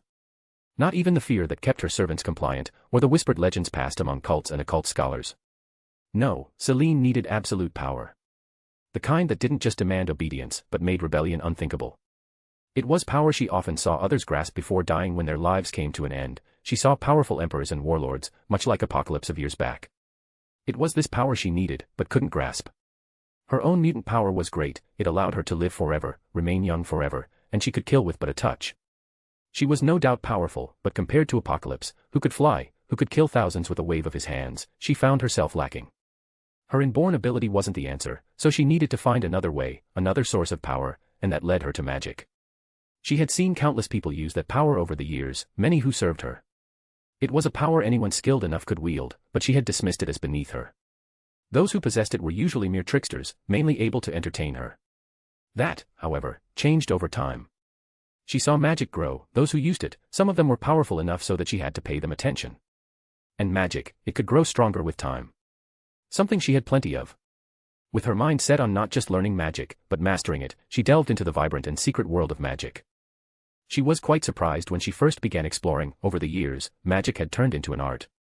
Many kings had used their power for war, so there was plenty of dangerous magic, and that was what interested her the most. Since she was after power, she naturally desired the most powerful magic, which turned out to be dark magic, something she seemed to have a talent for. Celine never did anything halfway. Once she committed to magic, she didn't settle for tutors or scrolls. She hunted knowledge. Stalked it across continents. Tore it from the minds of dying sorcerers. Dug it from tombs sealed in blood and stone. Before long, she had gained great power and become one of the most powerful dark witches in the world, and that power would only grow with time. Yet, as she traveled to learn about magic, she learned much more. She discovered things she had never known about: vampires, immortal creatures that feasted on human blood. In many ways, they weren't too different from her. Except she was far better, far superior. While they gained power and weaknesses alike, she had none of their weaknesses, but pretty much all of their powers, at least with the help of magic. Still, it was an interesting experience, meeting them, learning about them. She had been around far longer than the first vampire, yet had completely missed them, much like she had missed the rise of magic. While staying within her palaces and castles, she missed much and decided to explore the world for once. So for a while, the still inexperienced Celine traveled the world once more, taking in the sights of what had changed over the past many thousands of years. And much had changed indeed. She walked through the ruins of empires she barely remembered toppling. Wandered cities built atop older cities, stones echoing the languages of people long since forgotten. In Egypt, she saw the bones of dynasties. In China, the fading echoes of sorcerer kings. In the Americas, ancient temples with altars still wet in blood. Celine soaked it all in. She struggled to accept that the worthless cattle had achieved so much, spread so far, and made so many grand civilizations. Still, she managed to learn even more from this trip around the world, and her power continued to grow. Before long, she was satisfied. No longer did she need to fear the cattle turning against her, nor could they harm her, even with wit and treachery. So she went back to openly declaring herself empress, to build a grand empire, to openly rule with fear, power, and domination. That was when it happened, when she was made to realize that while her magic made her invincible among the cattle, some powers out there still eclipsed her. She had seen those so-called gods disappear long ago, and while she knew magic could summon some dark and evil gods, it wasn't those either that shocked her, it was instead other witches, or rather, sorcerers. While she had learned of many groups of magic users, this one had eluded her, until now that they came to find her. She was introduced to the Sorcerer Supreme, a man of great power, one who once more made her feel fear. Someone who could seal her away forevermore if he failed to kill her. Under his threats, she could only clench her teeth, and bow her head, and slink back into the shadows. It was humiliating beyond belief that she, the ancient Black Queen, Shadow Ruler, had to hide from mere cattle. But she took comfort in knowing that at the very least, she would just have to wait until this man died, and then she could have revenge. So she returned to one of her castles, and there she waited, year after year, for decades, just waiting, continuing to drain the cattle of their life force, growing stronger with time, while that arrogant man would no doubt grow weaker. What Celine didn't expect was that while indeed, that man did die, another took his place, and soon enough, she was locked in a small shadow war with the Order of the Mystic Arts. Sometimes she would be able to push them back, but mostly, she was always on the losing side, always forced to hide away. Never could they kill her, not without paying a price they were unwilling to pay, but always too much trouble for her to handle.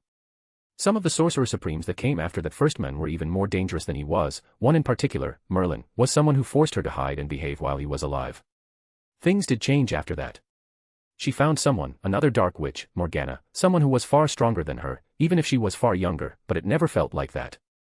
She was clearly experienced in her own way, and somehow ended up on top.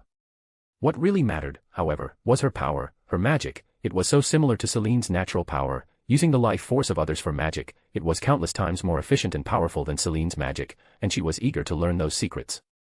That was how their partnership began. Celine never let Morgana know just how old she was. her secrets were her own to keep, but as she learned more from Morgana, those secrets empowered her. She quickly became a powerhouse in magic, she learned secrets she had never imagined, she made pacts with demons and evil dark gods, with beings of nightmare, and she learned how to get out of paying the price. In the few centuries under Morgana's tutelage, she grew faster than ever before, powerful enough to fear few. Sadly, the so-called Ancient One, the current Sorcerer Supreme, just happened to be powerful enough to still threaten her. Even Morgana feared that woman. It truly did feel like it was impossible to catch a break, that whenever she grew stronger, so did her enemies. Long gone were the days when the only things she had to worry about were gods and fellow mutants. Today, the world is filled with powers and threats, though thankfully, she is still able to stand tall in the darker side of the world. Vampires were still her pawns, her power had grown, as had the tools in her hands. Even now, when she was finally getting ready to overthrow Morgana, and reclaim her crown as the Queen of Dark Magic, a new threat rose: Albion, and the apparent sister of Morgana, Arthuria Pendragon. Would she be another tool in her hand? Someone she could make use of to eliminate Morgana? Or would she be a threat? Just what are you? She whispered as she stared at the picture of the mysterious King of Knights. End of chapter. While I always knew that Selene was a mutant, I never knew she was that damn old, which meant this chapter had to go a lot further back. I wanted to show some of her story, but damn, I will need another chapter to finish highlighting her before finally getting back to kicking her ass. Chapter 186, Chapter. Selene had long since worked to uncover everything she could about Morgana. She had spent countless hours and resources to learn everything she could, every secret, every possible weakness. She knew Morgana wasn't invincible, she had lost before, been defeated by none but Merlin and King Arthur, and while her son Mordred had in turn killed Arthur, Morgana had still spent a long while imprisoned. In fact, it was Selene herself who helped her escape Merlin's prison, in exchange for even greater knowledge of the dark arts. Merlin was indeed powerful, someone even Selene had met, and feared for good reason. Thankfully, he seemed to have died, or left somewhere. Morgana claimed he was dead, but she wasn't so sure herself. Someone that strong, would he really die like that? How could someone like the current Sorcerer Supreme live for centuries? Surely Merlin could, too. Still, what she knew was that he was gone, and with him, any hope that he would do the work for her and deal with Morgana. Not that she wanted that, she wanted to personally deal with Morgana, use her blood to fuel her own dark magic. Still, beyond Merlin, there was Arthur, the King of Knights and brother of Morgana. He had been nothing but a normal human, yet able to best Morgana. Selene was naturally interested in figuring out how. This led her to learn about the magical swords and weapons the Knights of the Round Table wielded, and the power and danger they represented. Sadly, it had proven difficult to find those weapons. She had only found a single one, and that one was difficult to get her hands on, or more like it was picky about its owner, and carried a powerful curse, so she had to give up on the ebony blade. She had mostly given up on using Arthurian legends to deal with Morgana, that was, until Camelot appeared. Camelot. A vision brought to life. A legend reborn. It had happened without warning, no signs at all, and suddenly, within a single night, the world changed in ways Selene hadn't expected possible. Not only was Camelot back, so was the supposedly dead Arthur Pendragon, as well as the Knights of the Round Table. Even Mordred, Morgana's loyal dog of a son, had returned, and for some reason served under the same king he once killed in hatred. Making a city appear overnight was already something that neither Selene nor Morgana could do. In fact, she didn't know a single person who could make that happen, which made her curious and ensured she paid close attention. She wasn't the only one who paid close attention, the whole world was watching, and one thing the cattle had done well was building a network to share information. She could sit at home and watch everything on TV. And what a show they put on her for, the secrets revealed, each word shocking the world, each picture filled with clues. It was a time of questions and few answers. What followed only caused more questions than it answered, the power of those knights. Of Mordred, she had studied Mordred carefully, she knew he was but a human, slightly enhanced at most, and the only special thing about him was his weapons. The black weapons, they were powerful and deadly, but what she saw from Mordred, as he fought against a modern army, that was far beyond anything that could be explained by those old swords. Something was going on, and Selene knew she wasn't the only one who realized that. Morgana, too, was tracking the situation, and both stared in disbelief as two massive pillars of light descended from the sky, destroying an airbase and an entire American fleet. This wasn't the Arthur of old, Selene could see that. Yet Morgana seemed to deny it, to close her eyes to the truth. So while Selene sat back home on a velvet-draped chaise in one of her Parisian estates, she watched on TV as Morgana revealed herself in the form of a puppet at the tournament. Even though Selene knew it was but a puppet, Selene had to admit it was powerful, dangerously so. But from her soft seat, she watched as Morgana, that arrogant witch, was beaten without the ability to even fight back. Her so-called loyal son cut her down, sending the would-be Queen of Albion fleeing in fright and humiliation. Selene had to admit she celebrated that and laughed every time she watched the recording. Before the watchful eye of the entire world, before a billion pairs of eyes and more, Morgana was called a pretender and slain by her own son. The irony was delicious, and Morgana's fury was without limit. Still, Celine knew that it wasn't the end, no, not at all. Camelot wouldn't allow Morgana to continue to run around, and neither would Morgana allow Camelot and Albion to remain outside of her control. What Celine cared about, however, was the unanswered question of who Arthur was, later revealed as a female Arthuria, and who her knights were. Because Celine knew that Morgana was the real deal, she wasn't a pretender as Camelot claimed. No, the truth was that Camelot was the pretender, they weren't the real deal, so the question was, just who were they? And why did they pretend to be Arthur and his round table? Because someone so powerful, did they really need something like that? Arthuria was essentially a god, and for some reason, she was allowed to operate openly on Earth, even promoting another religion than her own. Nothing around her made sense. Celine continued to watch closely every action this new player took as she shaped England into her new Albion. She had to admit, even as she was surrounded by endless wealth and power, she was jealous that Arthuria could openly build a nation, crown herself king, and rule as she saw fit. While she, Celine Gallio, the unholy queen, and mistress of darkness, was forced to hide in the shadows. So she was happy enough to play along and help Morgana in her attempts at bringing down Arthuria. If she were lucky, they might take one another down, allowing her to pick up the pieces. In particular, she was interested in the weapons they all waved around, they seemed far more powerful than those black weapons she had once tried to track down. There was also the Holy Grail, it might be worth owning. If nothing else, just the harvest from Lion was already proving to be a boon, and that was just the start. Any news? She asked one of her servants. Yes, Your Majesty, the church seems to be out in numbers, all across France. We aren't sure what their target is just yet, but they are surely targeting something. The vampire said nervously, trying to stay in the shadows and cursing the woman for having such large windows unblocked, letting in so much sunlight. Celine knew what the vampire was thinking, how couldn't she? She had enjoyed this game for centuries, she loved nothing more than to bask in the sun while surrounded by vampires who could never be out in it. It reinforced just how superior she was to them. Those disgusting bats who liked to claim themselves as the masters of the night, yet a bit of sunlight would cause them to burst into flames. Celine tilted her head, drumming two black lacquered nails against the gilded edge of her chaise. The church, she mused. How uncharacteristically bold of them. The vampire flinched at her tone and kept his gaze fixed on the floor. Why yes, my queen. It is unusual. They're coordinating across provinces. We think they've received new intelligence. Celine scoffed softly. No doubt that useless fool Ugrel got captured, though he better not have said anything, or I will torture his soul until he wishes he could die. She honestly didn't think the church would be able to capture that fool, just the vampires alone should be enough to handle any random church group. Do you know how that fool lost? Surely your kind should have feasted on the blood the church offered up, rather than getting beaten by those fanatics. The vampire hesitated. We believe he underestimated the church's hunters. And, there may have been another party involved. Someone powerful. We're still reviewing the reports. Celine narrowed her eyes, her voice like razors wrapped in silk. What other party? It seems it might have been mutants, or some others of the so-called French resistance. They are involved somehow, but we aren't sure how. Our agents are struggling with infiltrating the group due to those two kids. The vampire spoke fearfully, afraid to displease this wicked witch. Celine's eyes narrowed further. The twins. She remembered them now. She had read the reports, psychic twins, mutants, one with empathy and the other with telepathy and manipulation. Children. Yet troublesome, telepaths had always been annoying to deal with. They sniffed out any spies she planted with ease and could rip information right out of their minds, ruining her plans countless times over the centuries. She had even joined the Hellfire Club, ostensibly to keep an eye on mutants and the telepaths of this generation, using mutants to deal with other mutants. These two mutant twins were nothing compared to other telepaths, and had slipped under the radar, though if they started to interfere with her plans, then she might have to deal with them. Celine slowly rose from her velvet chaise, letting her bare feet sink into the thick carpet.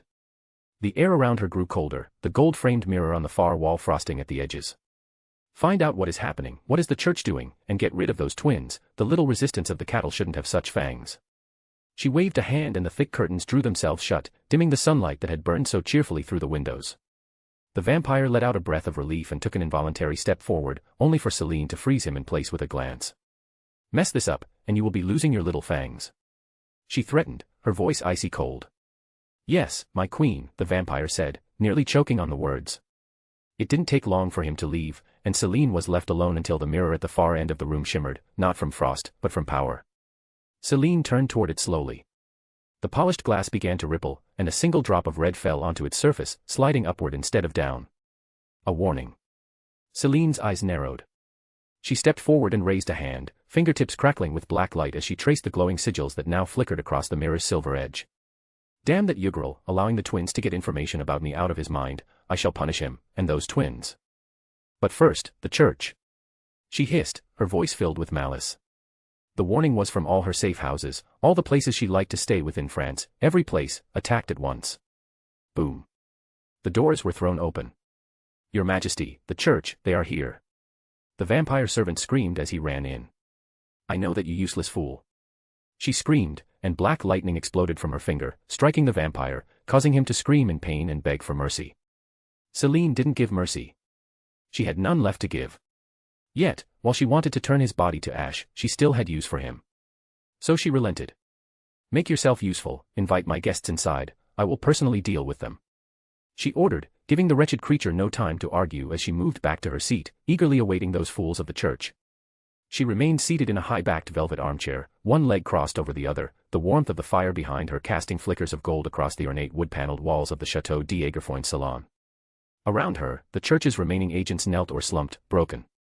The polished parquet floors were marred by scuffed boots, ash, and blood. She took another sip from her wineglass, red, thick, not wine, and gazed at the last man still able to hold her stare. Is that the best the church has to offer? She asked, voice silk-wrapped steel. The feeble blessings, those hollow wards, the empty prayers. It is what can be expected from a godless religion. I was here long before your church, and I know, there is no God. Chapter 187, Chapter. As we stepped inside the Château d'Aiguefoin, I was impressed by how well the atmosphere felt. The entire place was filled with a quiet elegance. Sure, there was luxury everywhere, great riches on full display. But it was done tastefully. Whoever was in charge of decorating this place knew what they were doing. Beyond that, the whole place was shining, the floors were polished to perfection, and not a speck of dust could be found on the many pieces of art covering the walls. Even more surprising was how light everything was. It was well lit and bright, welcoming even. Not at all what I expected from the lair of a dark witch like Celine Gallio. I expected more skulls, maybe some blood. Flayed humans still screaming or something. Mordred muttered from beside me. She too felt weird due to how different it was from what was expected. Indeed, it's a nice place, a jewel of France. I agreed, but that was a mistake. Mordred was affected by the mystical dislike of France, and she had none of the restraint that I possessed. With a quick and fluid movement, Clarent too spun on her finger, before she gripped the grip and pulled the trigger. A bolt of pure energy moved through the air and struck a century-old bust of some important French person, reducing it to charred rubble and dust. Mordred let out a satisfied little breath through her nose. Better. I gave her a sideways glance, unamused. Must you cause problems everywhere I bring you? This is a public building. I think. I really didn't know, but whatever it was, ruining it was a shame, even if it was French. If they didn't want it ruined, they shouldn't have let an evil witch use it as her base, so let's burn this place to the ground. Mordred cheered herself on as she wasted no time running off further into the building. I sighed and shook my head as I followed behind her. We had no time to waste. If we wanted to save the members of the church, we had to move fast, but thankfully, this place wasn't some maze filled with defenses, it was offering up no resistance at all. It was suspicious indeed, it screamed trap from far away, but I also knew that while it was indeed a trap, I wasn't the target. The trap had already closed behind the target, the church. I was there to take advantage of that fact. We moved through what must have once been a reception hall, high-ceilinged and lined with white stone columns softened by age and light. Everything here felt too peaceful. Even the air had that quiet, dignified stillness particular to old estates, the kind that felt like it belonged to a monastery, not a battlefield. Beyond a tall pair of arched doors, we stepped into a gallery that might have been a cloister, judging by the pattern of the windows and how sunlight streamed across the floors in warm, slanted beams. Statues were displayed in tasteful alcoves along the walls, saints, monks, philosophers, or what resembled them in French Catholicism. Their stone eyes seemed to follow us as we moved. Mordred walked a little faster, her boots thudding heavily against the polished oak parquet. She turned one of the small sculptures upside down as we passed, balancing it on its head. I ignored it. For now. You think Celine lives here full-time? She asked, her voice bouncing off the clean stone walls. It's too well maintained to be a ruin. I doubt it, I answered, running a finger along the wall as we passed a brass-framed mirror. No doubt. No magic. Just fine gilding and the scent of lavender polish. I'm pretty sure I heard this place was a museum or something. A museum of what? French military tactic. Surrender right away. Mordred snorted as she mocked France, at least the modern version of the nation. Of the past, France has nothing to be proud of these days, so they got to remember back when they still had a backbone. I joined her in throwing some stones at France, but honestly, they made it too easy. Mordred chuckled. I knew you understood me, father. She cheered as we continued, her gun often blasting some piece of art apart, just taking out her disdain for a place like this on the poor relics of the past. We ascended a staircase lined with red carpet, the kind that muffled our footsteps just enough to be unsettling. Above us hung a massive chandelier, old and delicate, casting shifting prisms of light as we passed beneath it. There were no defenses. No wards. Just elegance, sunlight, and silence. Too silent. Too empty. I had expected more screams, more torture of the church team that went in before us, but I couldn't even hear that. The entire place was just silent, empty. Or at least it appeared empty. I could still sense the dark magic of the mistress of this place, as well as the unnatural presence of vampires throughout the area, along with a few humans scattered here and there. However, so far, our path had been clear. Lancelot and the others were entering from another point, and I suspected that they might have drawn attention away from us, although I'm not sure how that happened. I would expect them to be stealthier than us, given how loud Mordred trashed the place. We rounded the corner into a broad corridor lined with tall windows, the afternoon sun pouring in so brightly it made everything shimmer like a dream. The corridor ended in a large pair of double doors, lacquered wood, gilded handles, and more French pomp than I thought possible to condense into a single entrance. That was where Celine waited. I could feel her magic like humidity in the air now, thick, cloying, old. Not aggressive. Not yet. No, she wanted us to come to her willingly. And we would. But not alone. From a side passage to the left, a door slammed open with a sharp bang. Out stepped Lancelot, sword drawn and slightly scuffed. His coat was torn near the shoulder, stained with what I assumed was vampire blood. He gave us a nod, calm and professional as ever. I'm glad to see you are unhurt, Your Majesty. So, you were the one stealing all the fun, damned French adulterer. Mordred cursed under her breath.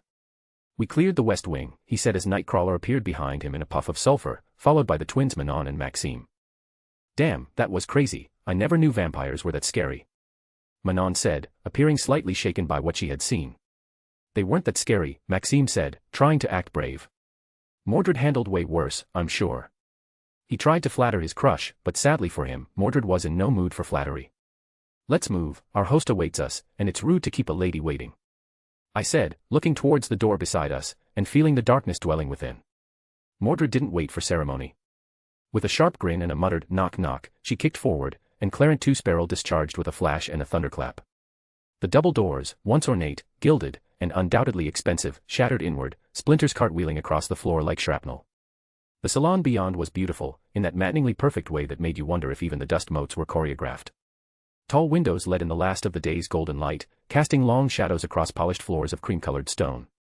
Celine sat not on a throne of bones or a dais of darkness, but a simple velvet-backed fauteuil with hand-carved legs, antique, elegant, and obscenely out of place given what surrounded her. The church's strike team knelt in a pitiful heap at the room's center, broken and bloodied. Their weapons were gone, their white surplices stained red.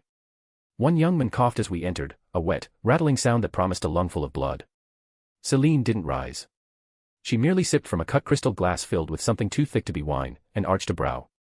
Along the walls stood her servants, not vampires for once, they couldn't stand the bright lights flooding the room, instead, it was humans, all dressed in finely tailored suits and silk gloves, their service to evil clearly paying hazard pay. Mordred raised her weapon. Finally. Something worth shooting. Celine chuckled, soft and melodic. So it is Stark's puppets. Her gaze drifted lazily towards Mordred's smoking weapon. Not subtle, but certainly theatrical. She set her glass aside with careful precision, her fingers too pale, too long. I was told he wouldn't interfere.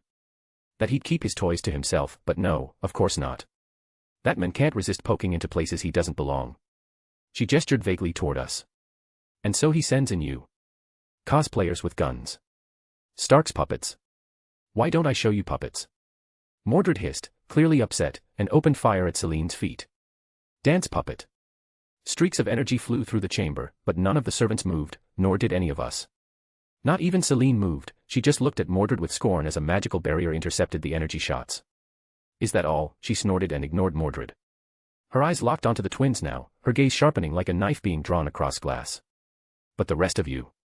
You brought me a gift. Manon flinched, and Maxime instinctively stepped forward, his hands curling into fists, a shimmer of psychic pressure rippling off him. You've been a thorn in my side, Celine purred, and I had only just begun plotting how best to pluck you out. Yet here you are. Delivered. Gift wrapped in arrogance. Lancelot moved slightly, subtly positioning himself between the twins and Celine's seated form. His blade didn't waver. I took a step forward. I felt sick looking at the woman sitting there. No. Calling her a woman was wrong. She wasn't even human. The evil, the amount of death she had caused, the horrid sins she had committed, it was like nothing I had ever seen. She was a monster, a beast in human guise. Honestly, I doubted even Morgana, my true target, was as bad as this monster. I had thought her nothing more than a piece to bring out my target, bait, but now, she was a worthy target herself. Celine Gallio, I said, stepping fully into the golden light, my voice steady and solemn. Her attention flicked toward me, curious now, perhaps even amused. At first, I came here to use you. To bait Morgan out of hiding. I thought of you as a stepping stone. A shadow. Nothing more. C-Case Morgan, the gun I had used while in his disguise, it felt heavy in my hand, but it wasn't enough, not for this. With a thought, I send it back into my soul. But now that I've seen what you are, the rot you feed on, the lives you've stolen, the filth you drape in velvet, I know better. Her smile didn't falter, but her fingers twitched on the rim of her crystal glass. You are no longer a means to an end, I said. You are a monster that must be judged. And I would be her executioner. I plan to use this only against Morgan, but you, too, are worthy of it. I called upon another weapon, one that had stayed deep in my soul since I was reborn in this strange state, one that I didn't think I would use. It wasn't holy light that filled my hand, but darkness, cold and crushing. The air inside the chamber seemed to freeze as my fingers closed around the hilt of my sword, the dark cursed weapon of my dark altar. Excalibur Morgan, the sword of ruin, the sword of the end. The very antithesis of its holy counterpart. Celine's eyes widened in shock and fear as she felt the power, even Lancelot and Mordred stepped back as the dark, crushing power. Celine Gallio, I, Arthuria Pendragon, shall be your judge, and I shall be your executioner. End of chapter. Chapter 188, Chapter. Excalibur Morgan felt heavy in my hand as I pointed its tip towards the witch. Shock was written all over her face as my words echoed across the chamber. My declaration was too much for the magecraft in my clothes to handle. Someone like Celine was a powerful witch. She wasn't easy to fool, her ability to break through magic wasn't weak, and with some help from me, she saw through the veil. She instantly realized what she had missed before. Her eyes were wide in realization of who truly stood before her and what that meant. To stare down the tip of Excalibur Morgan, wielded by me, filled with anger and hungry for judgment, I could only imagine how scary such a thing would be. Excalibur Morgan was a truly fearsome blade, even I didn't like it much, it was just so evil. Being the mirror of the true Excalibur, it matched its purity, the sheer goodness of the sword of promised victory, with pure malice. As Excalibur held the promise of victory and protection, Excalibur Morgan held the promise of total annihilation. Holding it, it drew out my darker side, the hate, the evil of my Alster Saber version. As a divine spirit, I often didn't experience strong emotions. I cared little about the feelings of humans, I couldn't feel that, I was different on a fundamental level. But now, with this blade, I grew from indifferent to cold, cruel. I found pleasure in the fear I saw in Celine's eyes. Celine rose at last, slowly, deliberately, as if unwilling to believe what she now saw. Her lips parted, not to speak, but to exhale something between a curse and a laugh. Impossible, she whispered. No. No, you should not be here. It's just not possible. How? How is it you? The magic of her salon shuddered. The illusion of civility began to crumble. Her human servants tensed, their blank expressions faltering into unease. One even took an unconscious step back, though he caught himself and stiffened. Celine's eyes flicked toward the twins, then to Mordred, then Lancelot. The pieces clicked too late. Whatever deal she had made with the Hellfire Club, whatever favor she had pulled to keep Stark or the Sorcerer Supreme out of France, none of it would save her now. And still, she tried to save face. She extended one pale hand, trailing shadows like silk, and said, "Do you think I fear some half-remembered shade from myth? I've killed gods before. I've bathed in their ichor. You think I will kneel to you?" Her aura surged, no subtle charm or veiled glamour now. It was raw power, violent and ancient. The polished floor cracked beneath her heels. Her eyes glowed with crimson light. She no longer waited for me to make a move, instead, she went on the offensive with desperation. "I'm not afraid," she screamed as the air around her hands twisted and turned dark and thick, turning into thick dark smoke as she hauled magic across the room. The smoke wasn't smoke. It was magic so dense it took physical form, coiling tendrils of cursed essence, each tipped with shadowy mouths and jagged claws. It wasn't one spell, but dozens woven together, all cast at once and launched like a tidal wave toward us. I didn't move. The wave of corruption rushed forward, but before it could reach the twins or Nightcrawler, Lancelot stepped in, planting himself like a wall of steel and defiance. His sword flashed once, twice, thrice, each arc clean and decisive. While his sword wasn't his usual blessed blade, the strength behind his swings was still enough to dispel the magic, holding firm against the onslaught. Sparks danced as spells shattered on contact. Behind him, Maxime dropped to one knee, blood trickling from his nose as the ambient magic pressure overwhelmed his psychic focus. Manon clutched his arm and glared at Celine with frightened defiance. Nightcrawler, teeth bared, looked ready to teleport but waited, trusting Lancelot to shield them. Mordred, on the other hand, laughed. Even without her armor, she still had magic resistance B. While it didn't make her immune to magic like a certain French saintress, she was still able to handle this level of magic easily enough. It wasn't that Celine was weak, she was just not ready for what she faced here. She expected the church, mortal humans with faith, silver, and steel. Instead, she faced legends made manifest. Mordred channeled her mana into her hands and feet, and kicked and punched her way through the magical assault. What sneaked past her defense did little more than ruin the clothes, leaving her unharmed. And given Mordred's magic resistance B was able to stop most of the magic, then mine, at A++, just a tiny bit off the S rank, meant I could just ignore such an attack like this. Unless it reached the level of a magical noble phantasm, I wouldn't be affected by magic. Even more so with Excalibur Morgan between Celine and me. The dark cursed blade sucked up the dark magic like a black hole, leaving me and my clothes untouched. Impossible. Celine exclaimed, "How can that be? What are you?" The shock and fear in her voice spread like poison. Her servants, growing uneasy, no longer standing still like statues, now shifted around nervously. "I told you, I am the judgment for everything you have done," I answered, my voice not just cold, but cruel. My fey eyes let me see right through her. See the sin she carried, and even Saber Alter, the destined king of annihilation, king of the end, even she paled in comparison.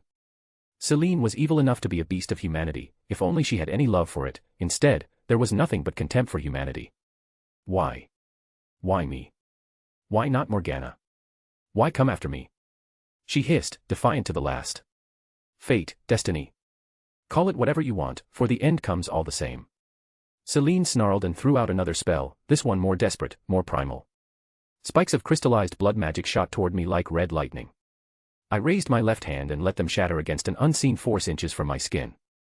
The magic in the room was collapsing. Not because Celine lacked power, but because her will was breaking. "You're not a god," she spat, voice raw now. "You're a weapon someone forgot to bury. You shouldn't even exist." Mordred was already halfway across the room, her boots tearing gouges in the marble, ducking and weaving between volleys of shadow and flame. She wasn't even bothering to deflect anymore, just sprinting through it all like a comet of violence. "Get her." Celine shrieked at her servants, a dozen mortals in silken suits, armed only with fear and false loyalty.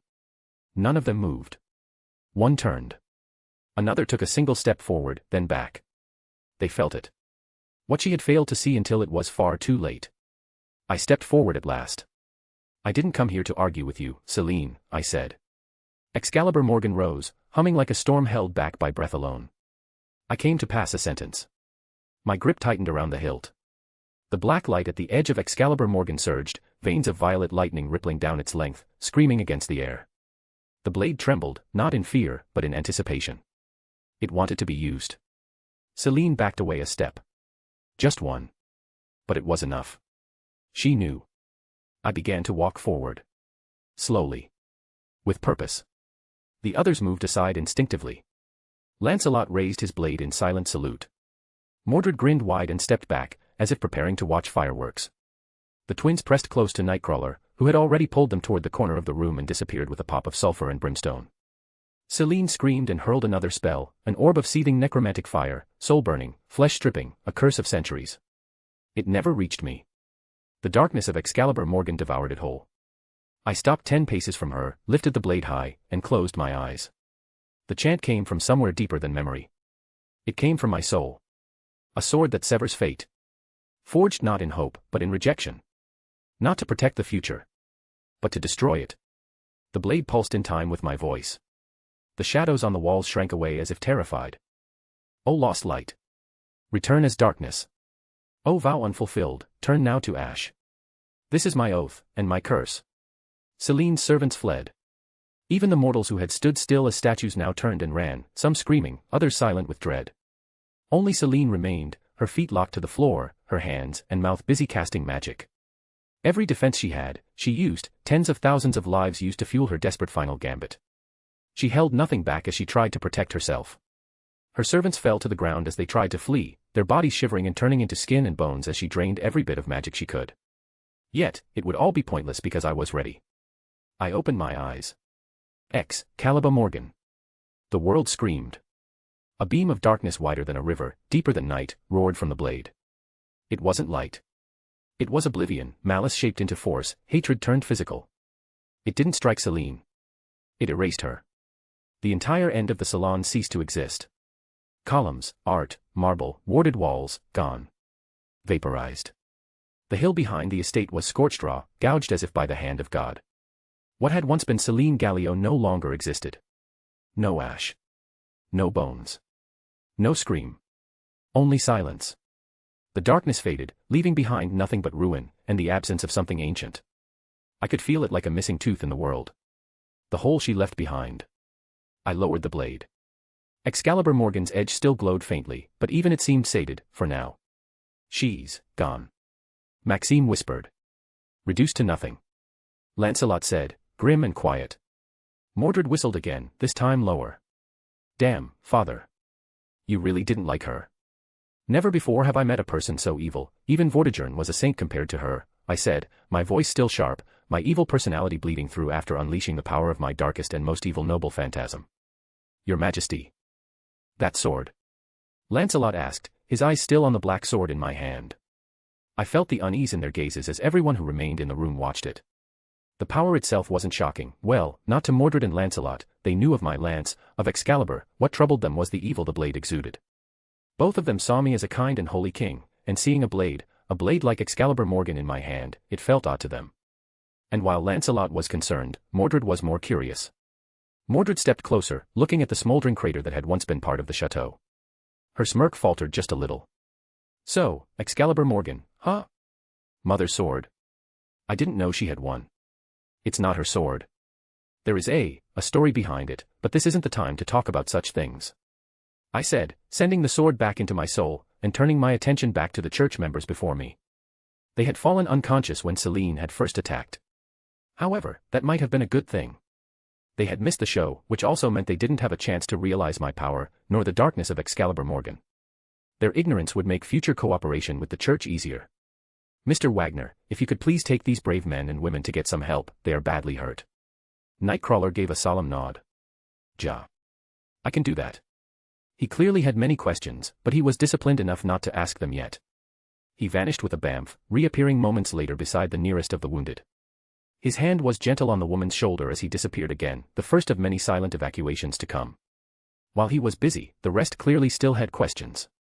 Come, let's search the place, there might be secrets hidden around here, I said, giving myself a bit of time before I would have to answer them.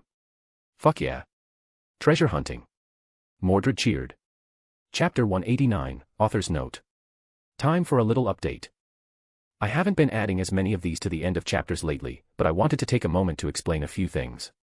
First, the new release schedule. I never really intended to slow down to one chapter every other day, or more precisely, one chapter per story per day, alternating between them. So, why did it happen? Short answer, I was away for 5 weeks this summer and couldn't write during that time. To keep up posting, I needed to build a stockpile beforehand. With 2 ongoing stories and chapters averaging around 2,000 words each, that meant writing a lot. To have enough for 5 weeks, I would have needed to write a minimum of 4 chapters a day for just as long. Yeah, that wasn't realistic. After the first week, I started burning out. My options were either slow down or take a complete break from posting, and I decided slowing down was better. Will I return to the old schedule? I'd like to, but only once I've built up a solid buffer again. I've only just gotten home and started rebuilding it, so while it's on my mind, I don't have any immediate plans. For now, releasing 1 chapter per day is much easier to manage, and I'll probably stick with that a while longer. On Kagaya's Legacy. I didn't say much when I first released Kagaya's Legacy, so let me explain a bit more now. I'd been working on it on the side for a while and really enjoyed it. Honestly, I enjoy writing in general, and if I forced myself to only stick with one story, I'd burn out faster.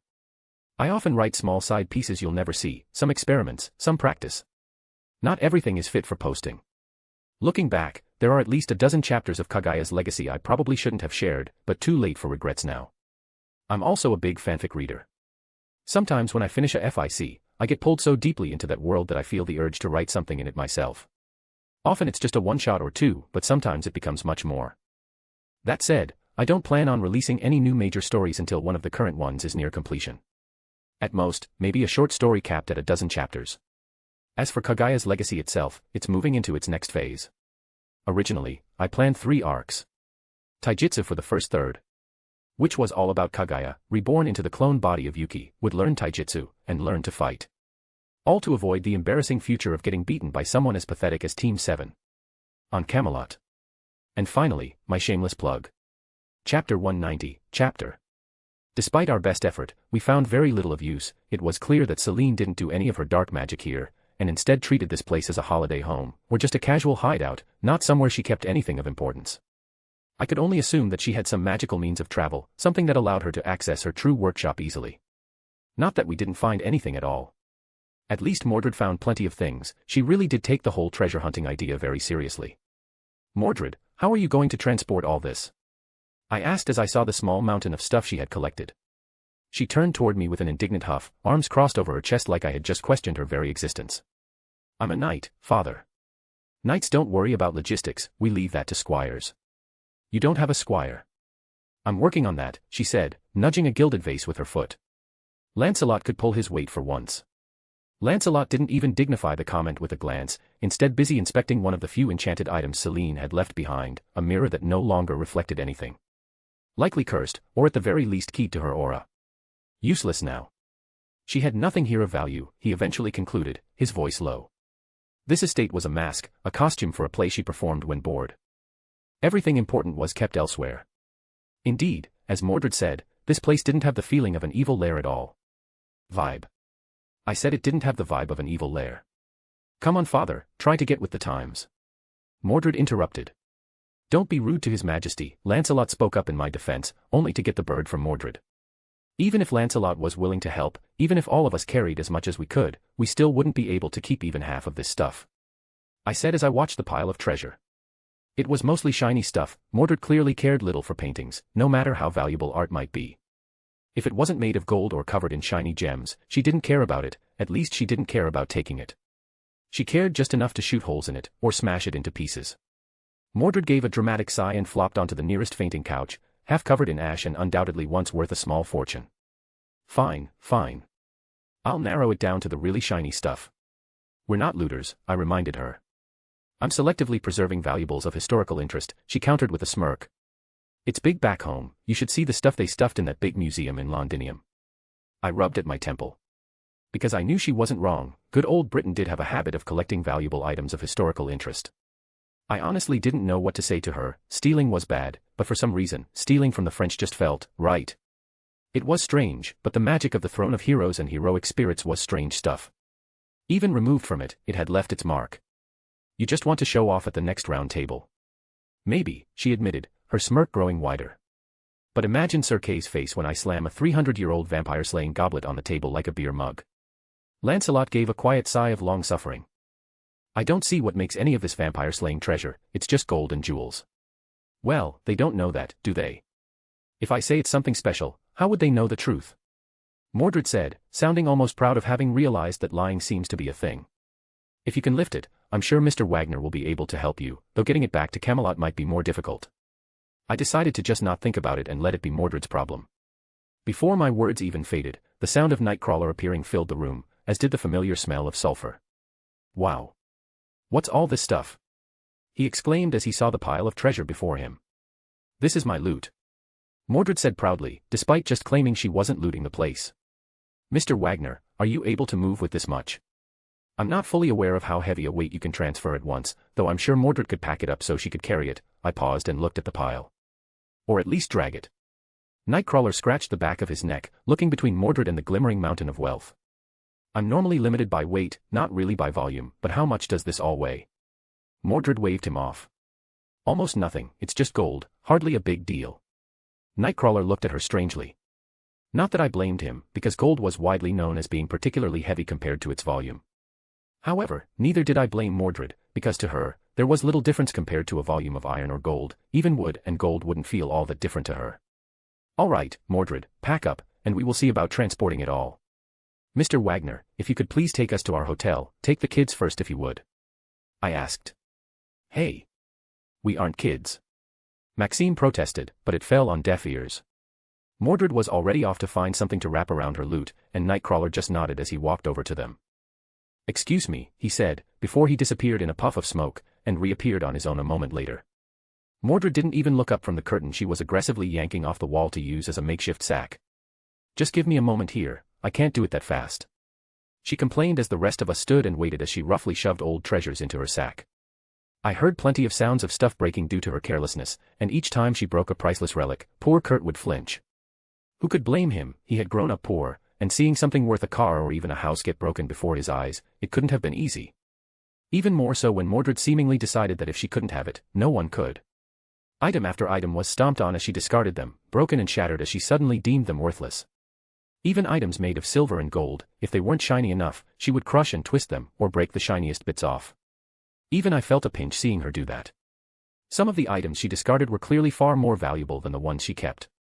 Tons of fake gold and cheap pearls made it into her sack, while far more valuable and real relics were broken as trash. I would need to find someone who could teach her what is valuable and what isn't, in case she ever wanted to go on another looting spree. All right, that's everything I can fit in there. Mordred finally said as she stood next to the sack, one larger than herself, but one she could at least drag around, even if it looked like she wrapped up a small family car. Good, let's get back to the hotel then, before someone comes around to investigate the explosion, I said, gesturing for Nightcrawler to proceed. Nightcrawler gave a wary glance at the bag. That thing better not rattle or scream when I teleport. No promises, Mordred said with a mischievous grin. Some of it might still be haunted. I really hope you're joking. She was not. But thankfully, nothing was haunted or even magical in nature. Just expensive or made to look expensive. That and old, lots of old, irreplaceable bits of art and jewelry. With another resigned sigh and puff of sulfur, Nightcrawler took hold of the oversized curtain sack and Mordred's arm, vanishing in a flash. Lancelot stood beside me, arms folded. Why did you not stop Mordred's foolishness, Your Majesty? I sighed, you are French, you wouldn't understand this. It's in her blood. Indeed, I do not understand. He said, sending me some suspicious looks, likely wondering if it was something in my blood or Morgan's. I'm back. Nightcrawler said as he returned again, slightly winded. It was a lot harder than expected, but I guess Mordred helped, that girl sure is strong. That she is, I agreed. Can you take both of us? Lancelot clearly does not wish to leave me on my own. Yeah, no problem. He said, offering both of his hands. Let's go, I said. Nightcrawler nodded, and in the next instant, the world vanished in a cloud of sulfur and displaced air. Bamf. The hotel room was one fit for a king, as it was Lancelot who had ordered it. He tried his hardest to find one he found worthy of me. So it was a spacious place, filled with tasteful objects and luxury, or at least it had been when we left. Now. Mordred had ruined the place with her sack of loot. The massive, bulging sack had knocked over everything that wasn't nailed down. Be it chairs knocked around, lamps shattered, pictures knocked off the walls, and every little item in her path now on the ground or in pieces. It won't fit. Manon cried as she stood next to her brother, trying to push the back of the sack through the door to Mordred's bedroom. Just break whatever is stuck. Mordred called back from the other side of the blocked door. We can't. It's too hard. Maxime yelled back, kicking the sack as best he could, but he was only as strong as a normal person, and that just wasn't enough to do what Mordred asked. Well, if I keep pulling the sack, it will break. Mordred complained, clearly troubled by the problem she found herself in. If you pull it, you'll destroy the doorframe. I warned. I already broke the doorframe. Mordred shouted from within. The problem is the wall now. Lancelot gave me a long look. Would you like me to intervene? No, I sighed. Let them learn. I knew I shouldn't be surprised, but really, they had been here for less than 30 seconds and somehow, they had already caused this many problems. Nightcrawler quietly stepped aside, clearly unwilling to get caught in the middle. Maxime gave the sack one final, useless kick, then turned to me, arms flailing. She's wrecking the whole suite.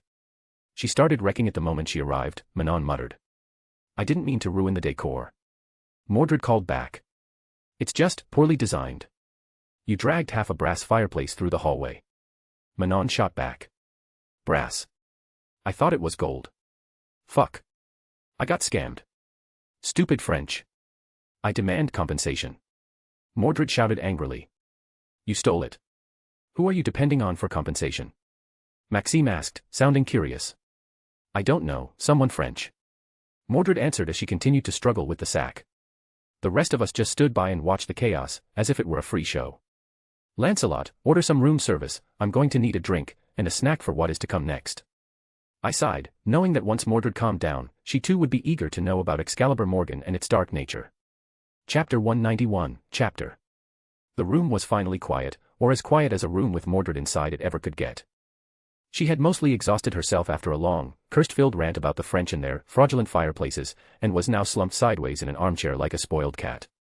A spoiled cat that had fallen into a pile of shiny jewels and now shone from top to toe. It didn't fit her racer girl outfit at all, but it was very Mordred. To act like a little dragon like that, building a hoard of her own. Even back in Camelot, she did that, though it was mostly just her hoarding trash, then gold and gems.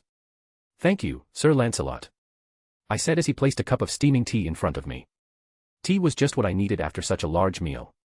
Even now, Manon and Maxime were looking at Mordred and me with shock. Nightcrawler was a bit better, but even he clearly struggled to understand how so much food could fit in our bodies. Think nothing of it, Your Majesty, he withdrew with a bow and sat down in his chair, silent and waiting, they all were. Waiting for me to explain about that sword, that power, and the young mutants. They were starting to gaze through the veil, seeing what, or rather, who I truly was. Not just some cosplayer, but Arthuria Pendragon herself, King of Albion and the most dangerous person on Earth. Plus the countless other titles the world has given me. I assume, I said at last, you want to know about the sword. Heck yeah. Mordred shouted, what is that, and why does it have Mother's name attached to it? The rest didn't speak up, but their silence was a confirmation in itself. I looked over the three mutants. They weren't truly part of this, but they weren't strangers.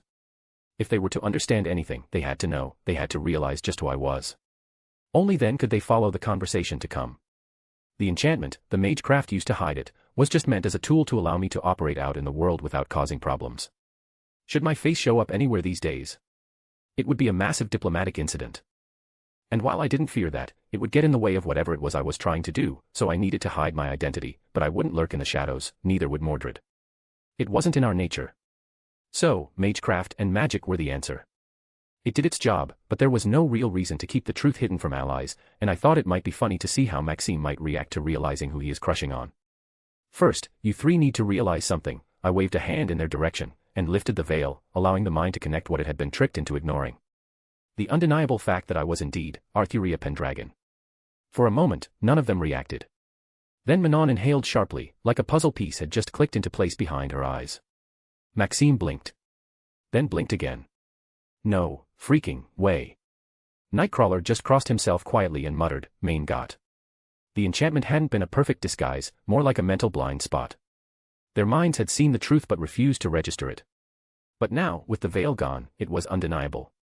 The golden hair, the presence, the impossible weight of command in my posture. Not a cosplay. Not a persona. You're real, Manon whispered. You're actually her. The her. Arthuria Pendragon. The one who conquered England, who brought down the British government in just 2 days, who rebuilt Camelot in a single night, and brought legends to life, a living, breathing goddess. There was a mix of awe, confusion, and even a slight fear in their eyes as they looked at me as if they saw me for the first time, despite the fact that they had watched me for the past hour, and known me for weeks. Sir Lancelot, if you would please introduce us all, I motioned to him. Lancelot rose from his seat with smooth, knightly grace, as if the tension in the room hadn't touched him at all. He placed a hand over his heart and gave a slight bow toward the mutants. Allow me, he said, voice calm and resonant. You stand in the presence of Her Majesty, King Arthuria Pendragon of Albion, first of her name, wielder of Excalibur, Lord of Camelot, the once and future king. White Lion King, Red Dragon of Albion and Lord of Storms. The sovereign of the Round Table. He paused for just a moment before continuing.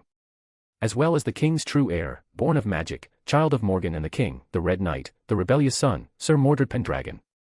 And myself, a humble knight serving on the Round Table. Lancelot's voice did not waver, though I saw a flash of guilt pass through his eyes as he introduced himself. He still couldn't forgive himself for what he did. He did not regret it, and that is why he could never forgive himself, because he knew, if the situation were the same, he would do it again. His greatest shame wasn't the action itself, it was what happened due to that action, the rebellion, the splintering of the Round Table, and the Battle of Camelot, and my fall upon that lonely hill. Mordred, for her part, didn't comment. She didn't smirk, didn't interrupt. She simply accepted the title, the introduction. Not because she noticed his guilt, but because she had nothing to add. Lancelot had managed to say what was important, giving her no chance to complain. Maxime let out a low breath. This is a lot. I'll say, Manon muttered. You're Arthuria Pendragon, she's Mordred Pendragon, and he's Sir Lancelot du Lac. That's 3 legends sitting in one hotel suite. 3 actual legends. How? Nightcrawler asked. I didn't realize it. How didn't we realize it? Your face is famous across the world, and you even used your name, so how? Both Mammon and Maxime nodded their heads. They, too, clearly struggled to comprehend how they didn't notice something that obvious. Magic, I answered simply. It's the product of magic. By now, you should all realize the power of magic. You have seen what happened in Lion. You saw and felt the magic of the Dark Witch Selene. Magic can be a force for good, a force for evil, or it can do small things. I could walk into the Louvre wearing full armor, and most people would assume it's performance art. That is the power of magic, it can take lives, defend them, or trick them. Nightcrawler frowned, then slowly nodded. A veil of perception, then. Similar to a telepathic nudge. Not quite hiding the truth, just turning your eyes away from it. Exactly, I said. And now that I've lifted it, you saw what you missed, your mind putting 2 and 2 together. Selene realized as well that is why she reacted like that, she knew who you were, and she realized she was fucked. Maxime finally realized, and all 3 of them nodded. True, she was able to overcome the nudge, and see the truth, not that it saved her. Damn right it didn't. Nothing could have saved her from you but enough stalling. What is with that sword, father? Mordred asked, bringing the discussion back on point. I couldn't help but sigh. It wasn't that I didn't want to talk about it, but it wasn't an easy topic to explain. Because Excalibur Morgan was a sword that shouldn't be, it was an impossibility, something impossible, yet possible, and worse still, real. Excalibur was pure, it was a weapon forged in the heart of the world, made by fairies. A weapon meant to protect, to save, to banish evil itself, to undo corruption and darkness, so how could something like that even be corrupted? The truth was hard to explain because, to make Excalibur Morgan a reality, so many pieces had to be in place, it could only happen in very specific circumstances. Any normal attempt would fail, even the corrupted Grail alone couldn't do it. The mud, it just couldn't touch the sword, like how ice couldn't touch the sun. Only because the actions of a beast, only such evil could do it, because he knew that sword was deadly, even to a beast, the more evil, the more of a threat to earth, the stronger the sword. And beast I wanted to remake the world, to turn time back to before it was formed. How was that any different from destroying the world? There was a risk of grand servants appearing to stop him, so he targeted me in his reality. Because if there was a dark version of me, one that couldn't stop him, there couldn't be a normal version of me. It wasn't hard to summon a servant, and for the will of the earth, summoning 2 versions of one was easy enough. The problem was grand servants. They were far more complete and couldn't be summoned while there was a normal version around. Not to mention, the me of that time wasn't a true heroic spirit. So, unless a beast acted, it was impossible to darken Excalibur, but how do I even go around explaining any of that? They wouldn't understand.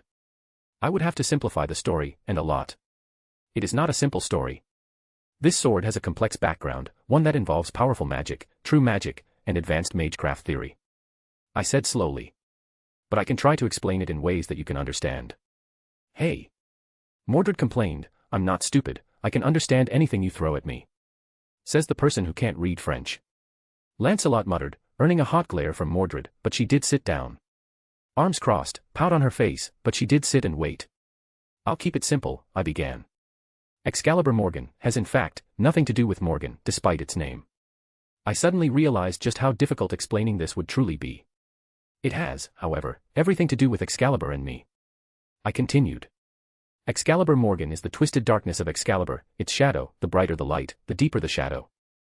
And just like that, there is good and evil in every person, and good can turn to darkness, love, to hate, the more love, the deeper, the more intense the hate.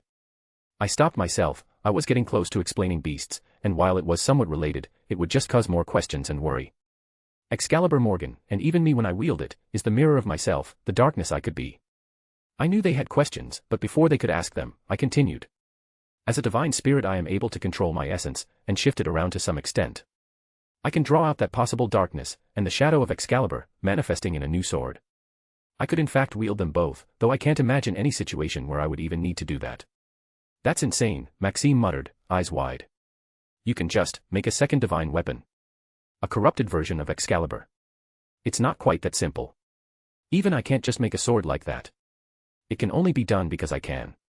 I know that makes no sense, but sometimes, things just make no sense, so it's best not to question it. Manon tilted her head, thoughtful. So it's not evil. Just a reflection. Yes, I nodded.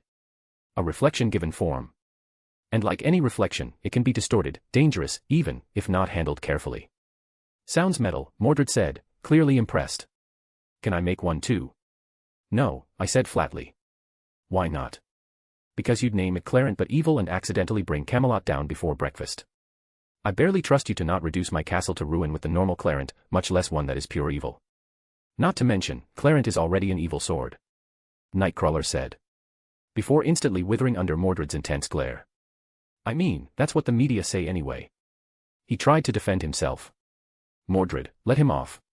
If you keep glaring at him like that, Maxime might get jealous, I said, and enjoyed the reaction. Maxime instantly paled, realizing he was seen through. He then blushed hard, and looked down, suddenly finding the carpet the most interesting thing in the room. Mordred just looked confused. But if it's not from Morgan, then why is it called Excalibur Morgan? Manon asked, offering her brother a way out of the awkward situation. That is something tied to Morgan's origin. Morgan can be said to be the dark side of Lady Vivian, so in the same vein, the dark side of Excalibur is Excalibur Morgan. Despite my wish to keep things short, there were many, many questions, so the conversation ended up lasting for a great many hours as I did my best to explain things, all while keeping some truths secret. After all, my special state of transmigration or whatever I counted as was something I would never, and could never, explain to anyone, so some secrets had to be kept, and some lies had to be told. Chapter 192, Chapter. Once they all retired for the day, and the kids had been sent home to their own beds, Lancelot bid Mordred and his king good night and withdrew into his own room. There, he sat down heavily, feeling the ever-present weight of his guilt press down upon him. A chance to once more serve his king, to atone for his sins, it was everything he had wished for. After he heard about Camelot's fall and the king's death, he was devastated, not even in death could he find rest. The guilt had twisted him into a shadow of what he was. Mindless and brutal, he sought only atonement, only wishing he could have faced death by his king's blade, maybe then he could have rested. He knew this because he had faint memories of meeting his king, not as he was now, no, as a twisted dark mockery of himself. The memories were faint, something inherited from the throne of heroes, it was but fragments, but it allowed him to put things together and guess at his fate. Yet, his king was merciful, she had saved him from that fate, summoned him from the throne and given him a new life, a new body, and allowed him to serve her, to do whatever it took to atone. He knew that he could never be forgiven, his actions had caused too much pain, but still, he relished the chance to serve again. He swore he would serve his king in whatever desire she wished, that he would be her most loyal knight, and carry out her every order without question. And he had done that, from the moment he appeared within the halls of Camelot Castle until the moment he sat here now. It wasn't always an easy vow to fulfill. His king was different, changed in ways he couldn't possibly hope to understand. She was in some ways more human, or maybe she was just better at pretending. She was no longer a human, even if she had but barely been one back then, but now. She was all divine, and it showed at times more than others. She was less kind, less merciful. Not that she wasn't beyond compared to any other king or lord he had ever met, none, but she would forgive what he had done, the harm he had caused. And not just himself, everyone, even Mordred, the one who struck her down, was forgiven, and even named heir, something he couldn't possibly understand. His king was, as ever, impossible to understand, a mystery. Yet, despite her flaws, which she still had, she was still the same in her essence. Divine she might be, but she was still the king of knights, and this time, leaning far more towards being a king rather than a mere knight. Under her leadership, he had helped build a new nation, even if he didn't agree that it had to be done with blood. He had sworn to follow her no matter what, to always obey, and he wasn't about to turn his back on her because of a few deaths. And it wasn't all bad, she was still just as kind as he remembered, she had saved countless lives, made the lives of millions better, even if that negatively affected the lives of others. He knew his king had been far too naive back then, trying to save everyone, to make everyone happy, and forgetting about herself. He knew this, but had still admired that about her, the selflessness it took, that wasn't an easy path, that of the ideal king, it was one that came with a heavy price. He was glad she wasn't still walking that path, that she didn't have to pay it again, that this time, she could be more selfish, think more about what she wanted, and what she wanted for her people, rather than just fulfill their wishes, to just work for them. That wasn't living. Now however, Camelot was living, teeming with life, and smiles, pure joy filled the once empty city. He had seen it all happen, had helped as much as he could, and he took great joy in it. He still had many burdens to bear though, and much guilt. His path wasn't easy, redemption impossible, but he was content just serving his king. That was why he had been honored when he was chosen to accompany his king on her mission. He might not be happy about Mordred, but he saw that the king was happy around the Red Knight, despite what she had done. The king had clearly forgiven her. He couldn't understand. As far as he knew, the king had never much approved of Mordred, yet evidently, something had changed, and now, his king seemed to enjoy having her around. So despite his misgivings, he only said his mind, but otherwise accepted it. Even when he had learned that Mordred would be in charge, he had only advised his king to reconsider, and had accepted their will. To be back in France was a strange experience, it was his homeland. Yet, it was so very different from what he remembered, it might as well have been an entirely different nation altogether. Gone were the royal family, kings, lords, and knights. Instead, it was the people themselves who ruled the nation, something that had also been true for Britain before the king took back his crown. Normally, this form of freedom, the power in the people's own hands, would have pleased him, but while he admired the idea, he also saw its flaws. While not all kings were great, some were. And a great king could do great for his people. Much like his own king. This new democracy, it stopped bad kings from harming the people, but it also ensured that there would be no great leader, no ruler to change the nation's fate, to uplift the people. The nation, and the people, were trapped in a slowly decaying state, unable to move up, unable to improve, yet slowly rotting, and unable to stop it. To stop it meant acknowledging that something was wrong, and as an ideal built on the idea that nothing could be better, and nothing was wrong, to acknowledge the truth would mean the end of the illusion that kept their society in check. He knew changing it wasn't easy, but had seen how the king had done it, and made Albion a great place, because a great king builds a great nation. This was a rule that was as strong as his sword itself. Still he followed. He returned home and got a good look at the place, the darkness and evil that was growing, preparing to attack his new home, to attack the realm of his king. Countless people were suffering, yet despite that, France seemed almost normal on the surface, though he saw the fear in people's eyes, the distrust. Everyone was scared, but they had no one to turn to, no king of their own to help them face the darkness, no noble knights to shield them from evil. He still didn't approve of Mordred's reckless actions, really, making them go to a nightclub and starting a fight. He didn't know what the king was thinking, but he didn't want to say anything, not in front of his king. What right did he have to tell her what to do? Someone who had betrayed her.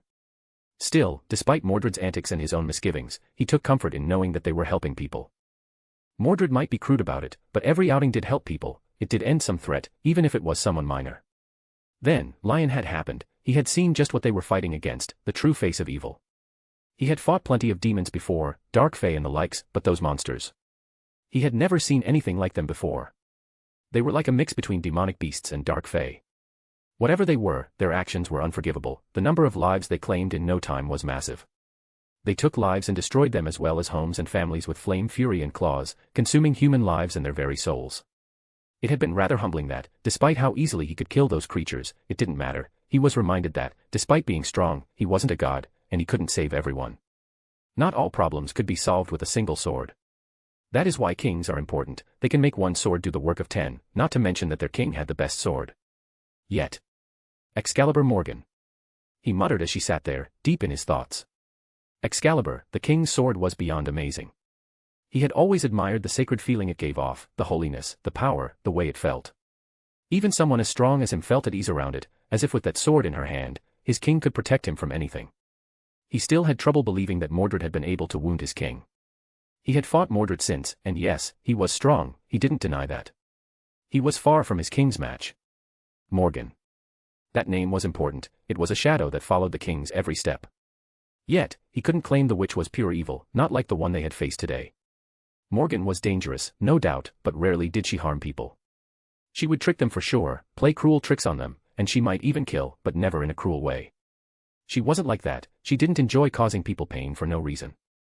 She was indeed a shadow of the king. He could only guess that she must have had something to do with his king's defeat that day, no other explanation could be found.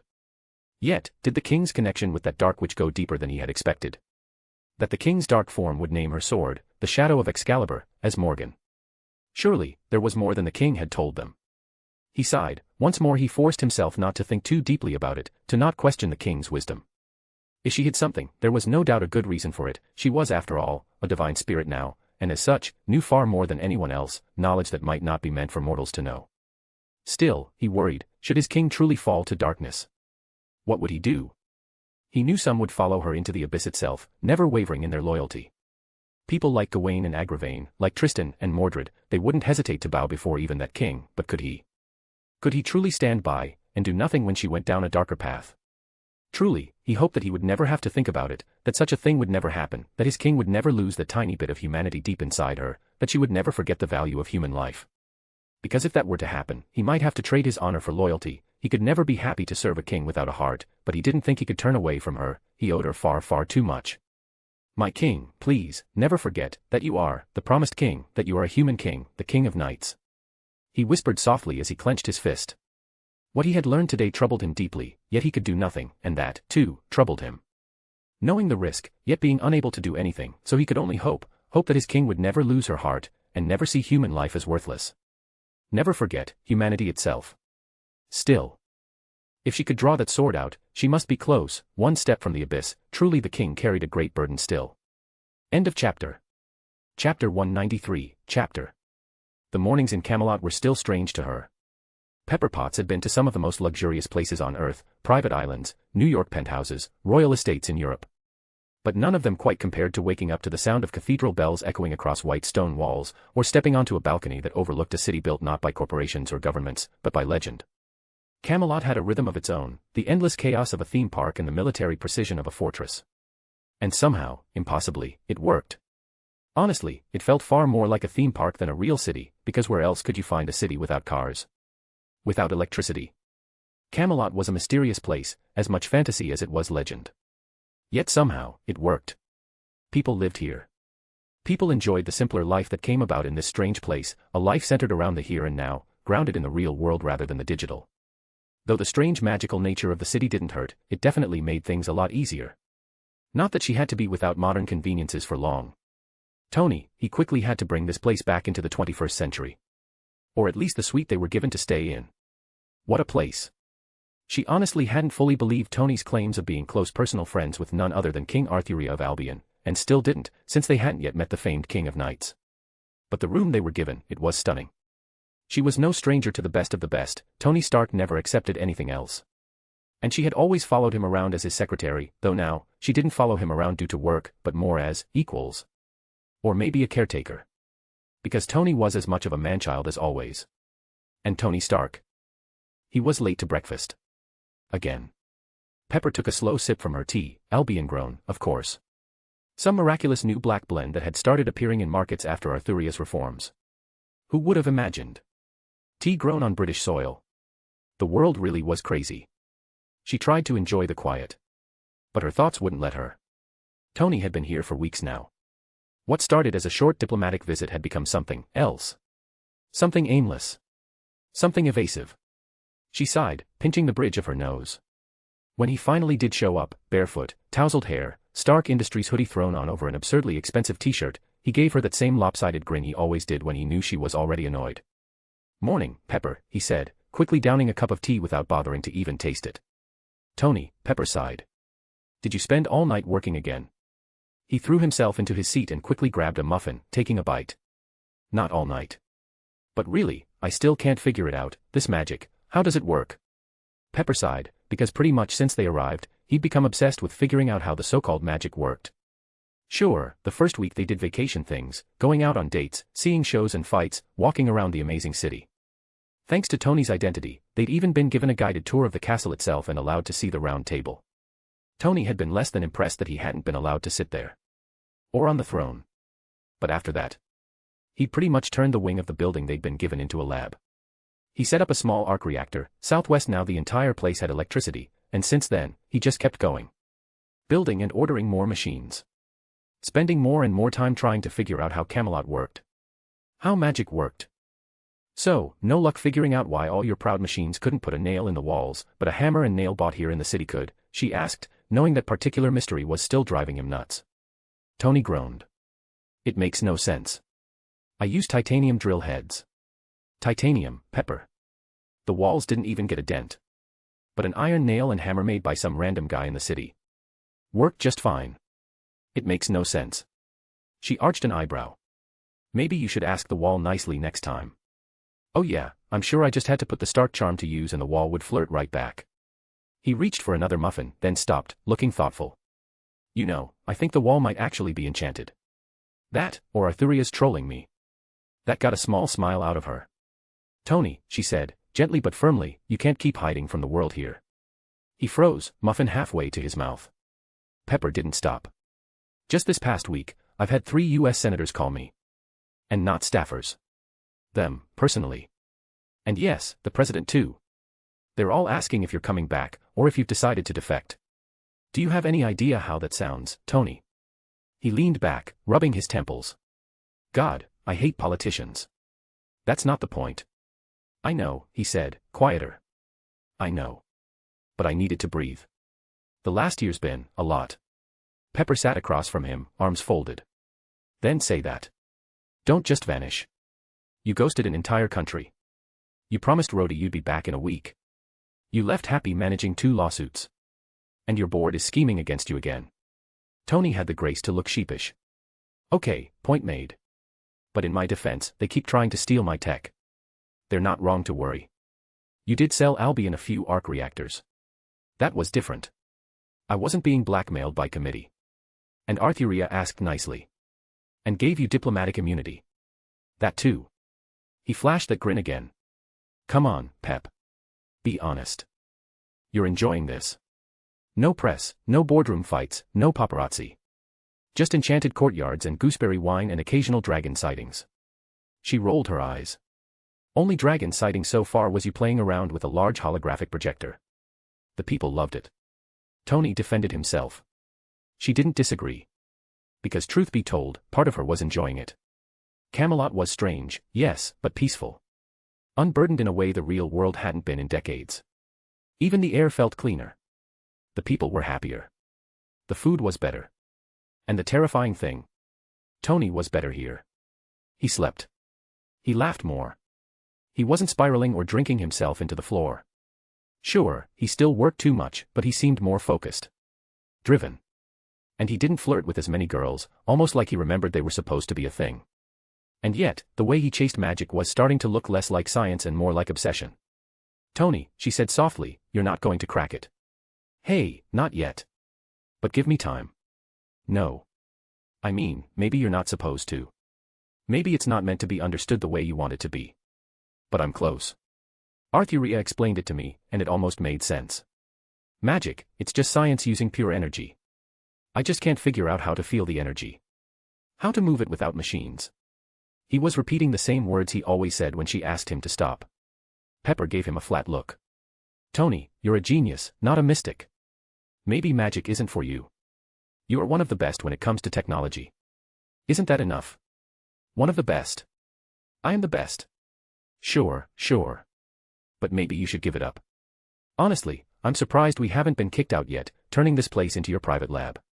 Tony grinned. Oh come on, they love me. Besides, I'm improving the place. You saw the coffee machine I set up, the guards practically bowed to it. Pepper leaned back in her chair, giving him that look. The one that said she both adored him and was seriously considering tossing his tools into the moat.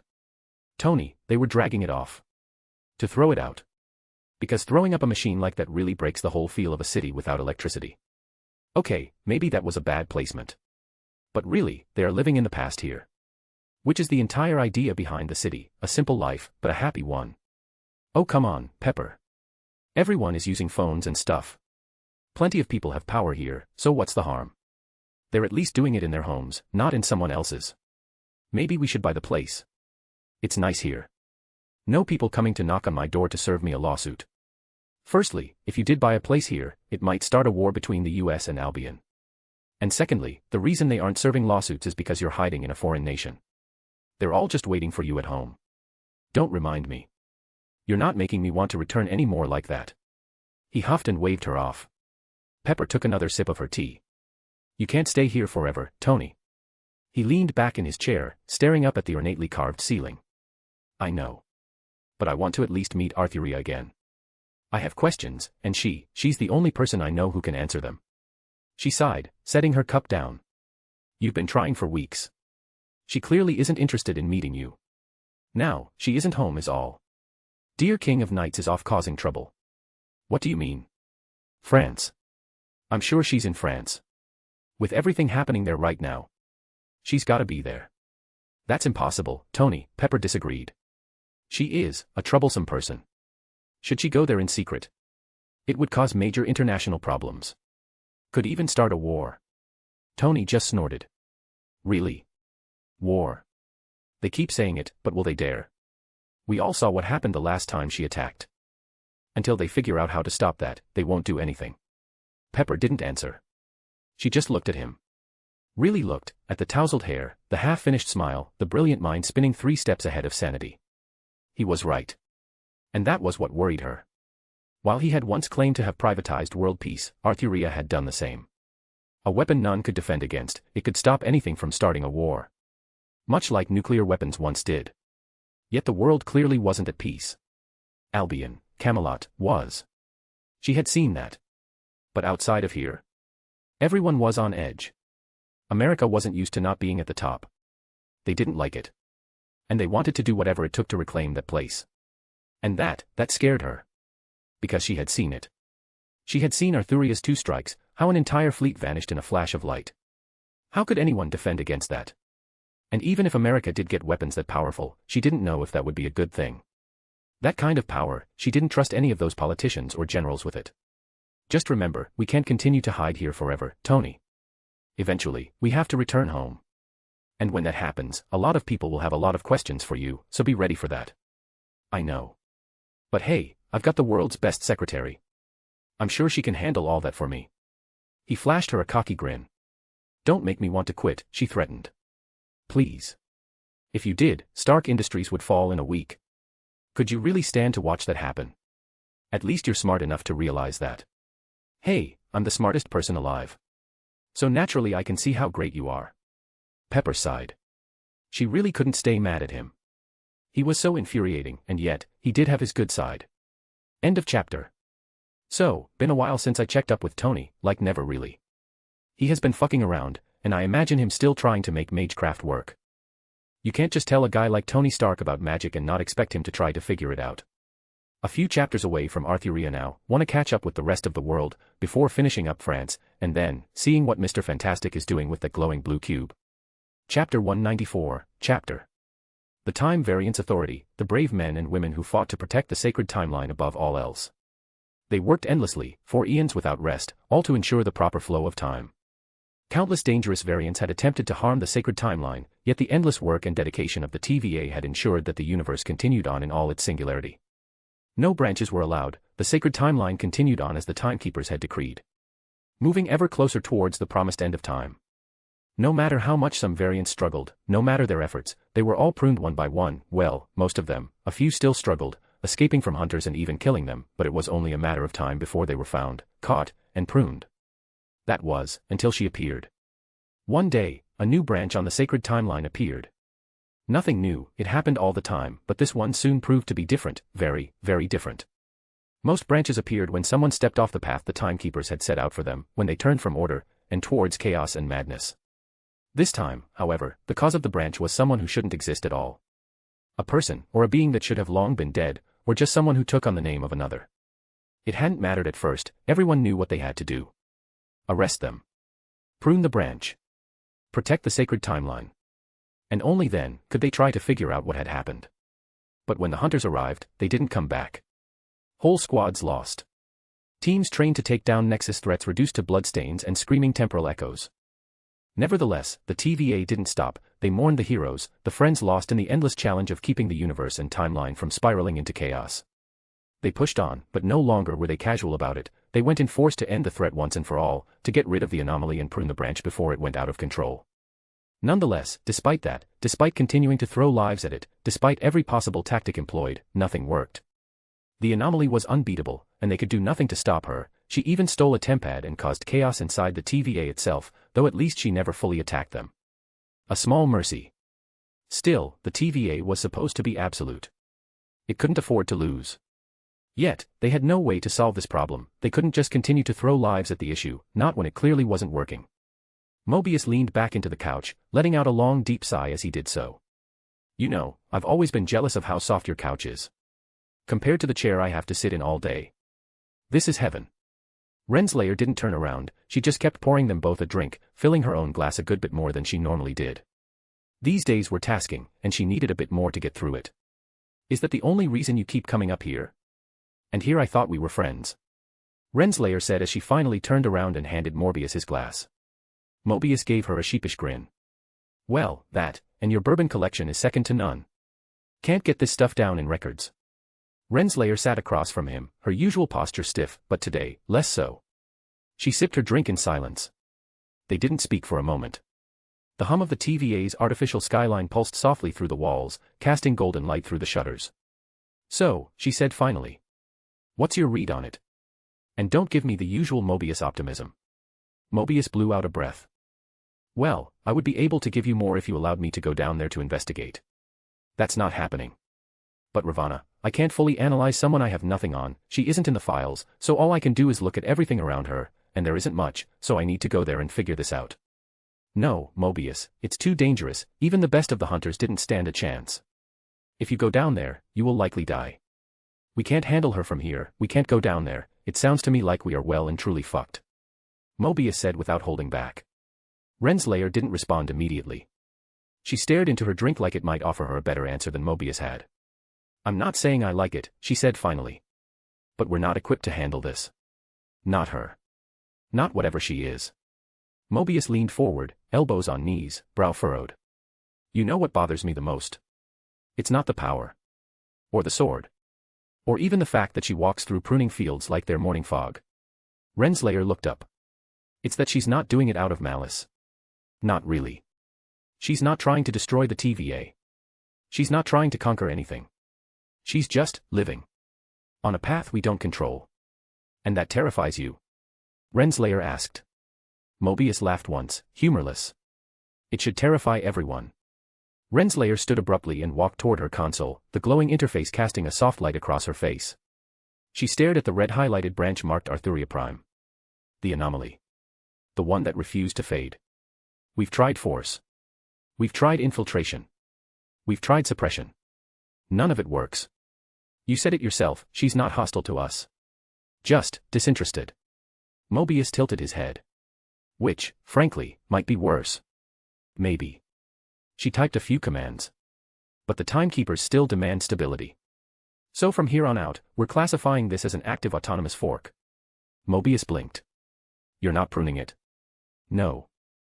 We're doing something we've never done before. She glanced back at him. We're standing down. He let that sink in. Standing down. That's a hell of a headline. Observation only. No more hunter deployments. No more strike teams. If she makes another move against us, we reassess. Mobius looked impressed. Big move for the TVA. It's not a move. It's survival. She entered one final command, and the screen shifted.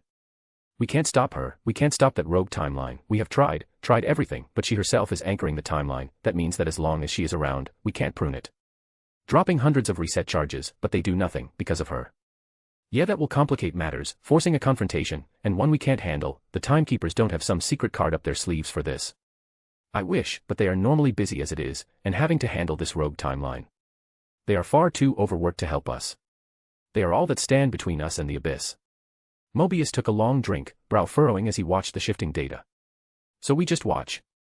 Hope she doesn't wake up one morning and decide she's done playing nice. Renslayer didn't answer immediately. She's already rewritten history, she said at last. Not by time travel, not by tampering with events, but just by being. She's too anchored. Too real. Too, she hesitated on the word, then spat it out, fundamental. Like a fixed point that was never supposed to exist. Mobius stared at the glowing red line labeled Arthuria Prime, arcing across the timeline like a crack in glass. What happens if she becomes hostile? Renslayer didn't blink. We tried to block the tempad from letting her in here, but they were never made with that kind of feature, so if she does, we might be, as you put it, fucked. Mobius leaned back, a hand over his face. Great. So what do we do until then? Renslayer closed the console. We continue our work, because it is important, our work is still meaningful, so we continue. It is at times like this we have to work extra hard. We can't afford more branches. But isn't one already one too many? It can branch off endlessly, and we can't do anything. Mobius was a skilled analyst and instantly saw the key issue. True, Renslayer admitted. There is honestly a risk that we have to replace the sacred timeline with Arthuria Prime, because we can't get rid of her and her timeline. But for now, the timekeepers aren't willing to go down that route.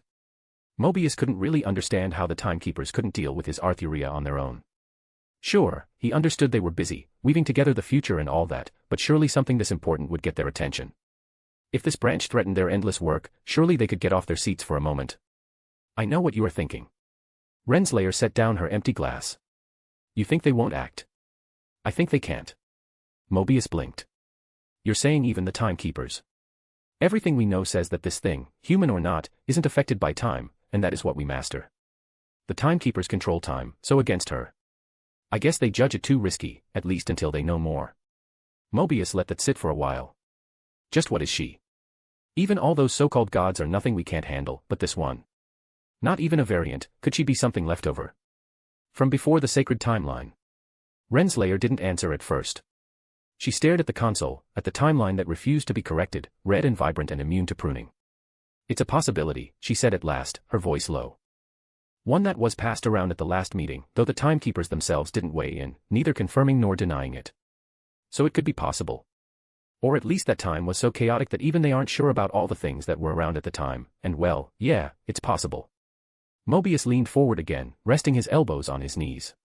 Well, we for sure aren't just dealing with another troublesome variant like that one Loki one I'm still hunting, we are dealing with something much worse than that. Renslayer didn't disagree. She just stared at the red line on the screen. Indeed, this is far worse than just a rogue variant, this is a real threat, and one that might be the end of everything we know and love. Well, whenever you feel like sending someone down to investigate, I guess I will get back to work, finding this damned variant that has been running circles around us for years now. Do my part in keeping the timeline from ending. Mobius said as he finished his drink. Renslayer too downed her drink. Don't count on it, that place.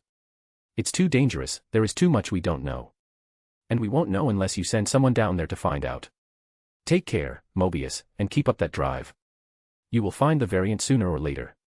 She put down her glass, the stress of the current events even making her forget about a coaster. You too, Ravana. For all time. Always. End of chapter. Chapter 195, Chapter. The skies above Asgard were clear, a deep gold brushed with violet as the sun dipped past the edges of the realm. It was peaceful, beautiful, and wrong. Lady Sif stood upon a high balcony of the training spire, her arms crossed over her chest, gaze fixed on the distant silhouette of the Bifrost Gate. There had been no thunder. No wild energy. No reckless laughter echoing from the feast halls. Thor had not returned. Still looking for him, came the familiar voice of Fandral behind her, light as ever despite the weight they all felt. Sif didn't turn. Someone should.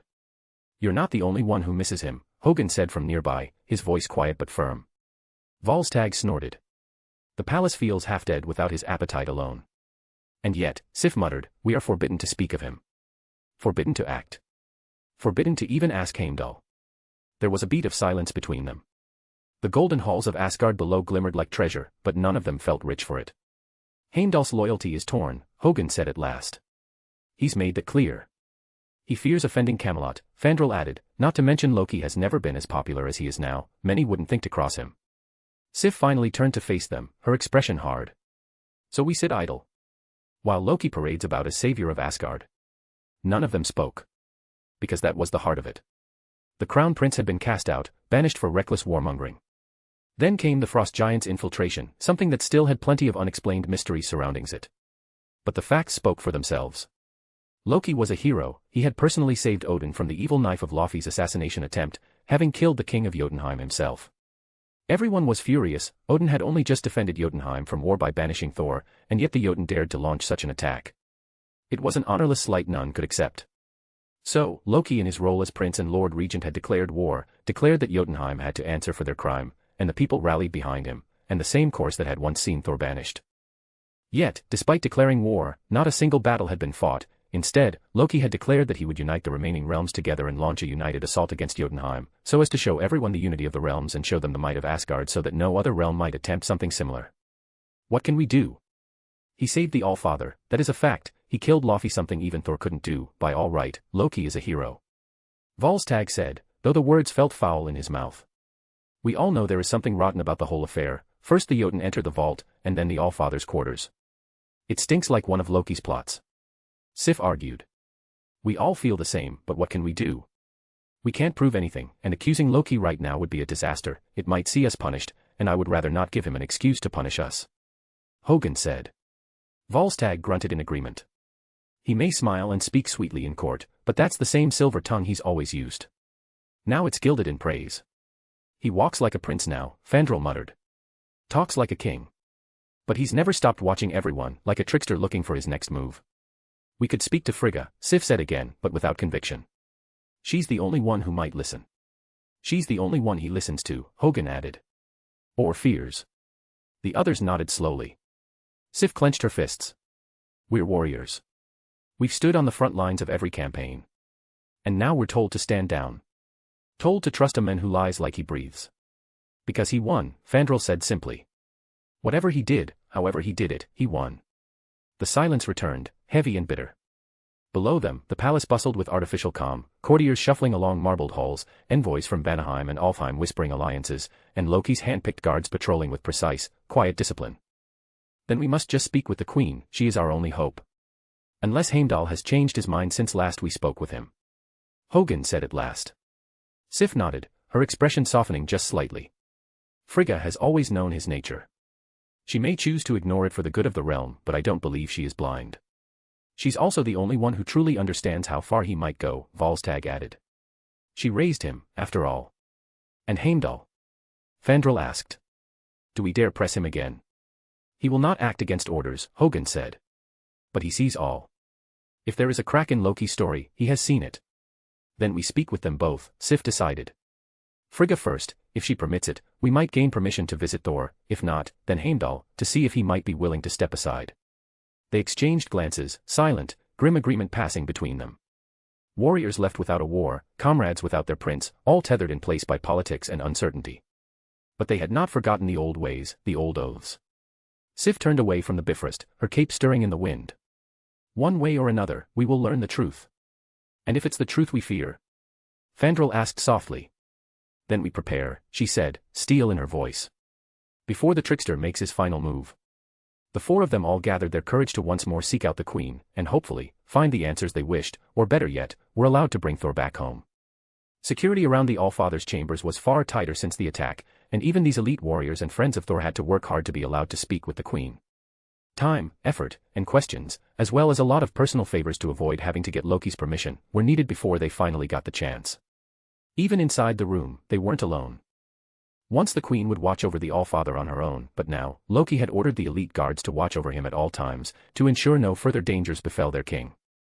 As they entered the chamber, their eyes were drawn to the object at the center of the room. There, bathed in a soft golden glow, lay Odin, the Allfather himself, sleeping the Odin sleep. Frigga stood at his side, serene and radiant in her deep blue robes, one hand resting lightly upon his brow. Her expression was calm, but the weariness in her eyes betrayed how long she had stood vigil. The clinking of armor behind her broke the silence, but she didn't turn. You've come with heavy hearts, she said softly. Sif stepped forward and knelt, the others following her lead. My queen. Frigga turned to them at last, her features regal, but kind. Rise, all of you. You need not kneel. I know why you're here. They rose slowly. Sif looked directly at her. We mean no disrespect. But things are not as they should be. Thor is doing well, Frigga said gently. And growing. That gave them all pause.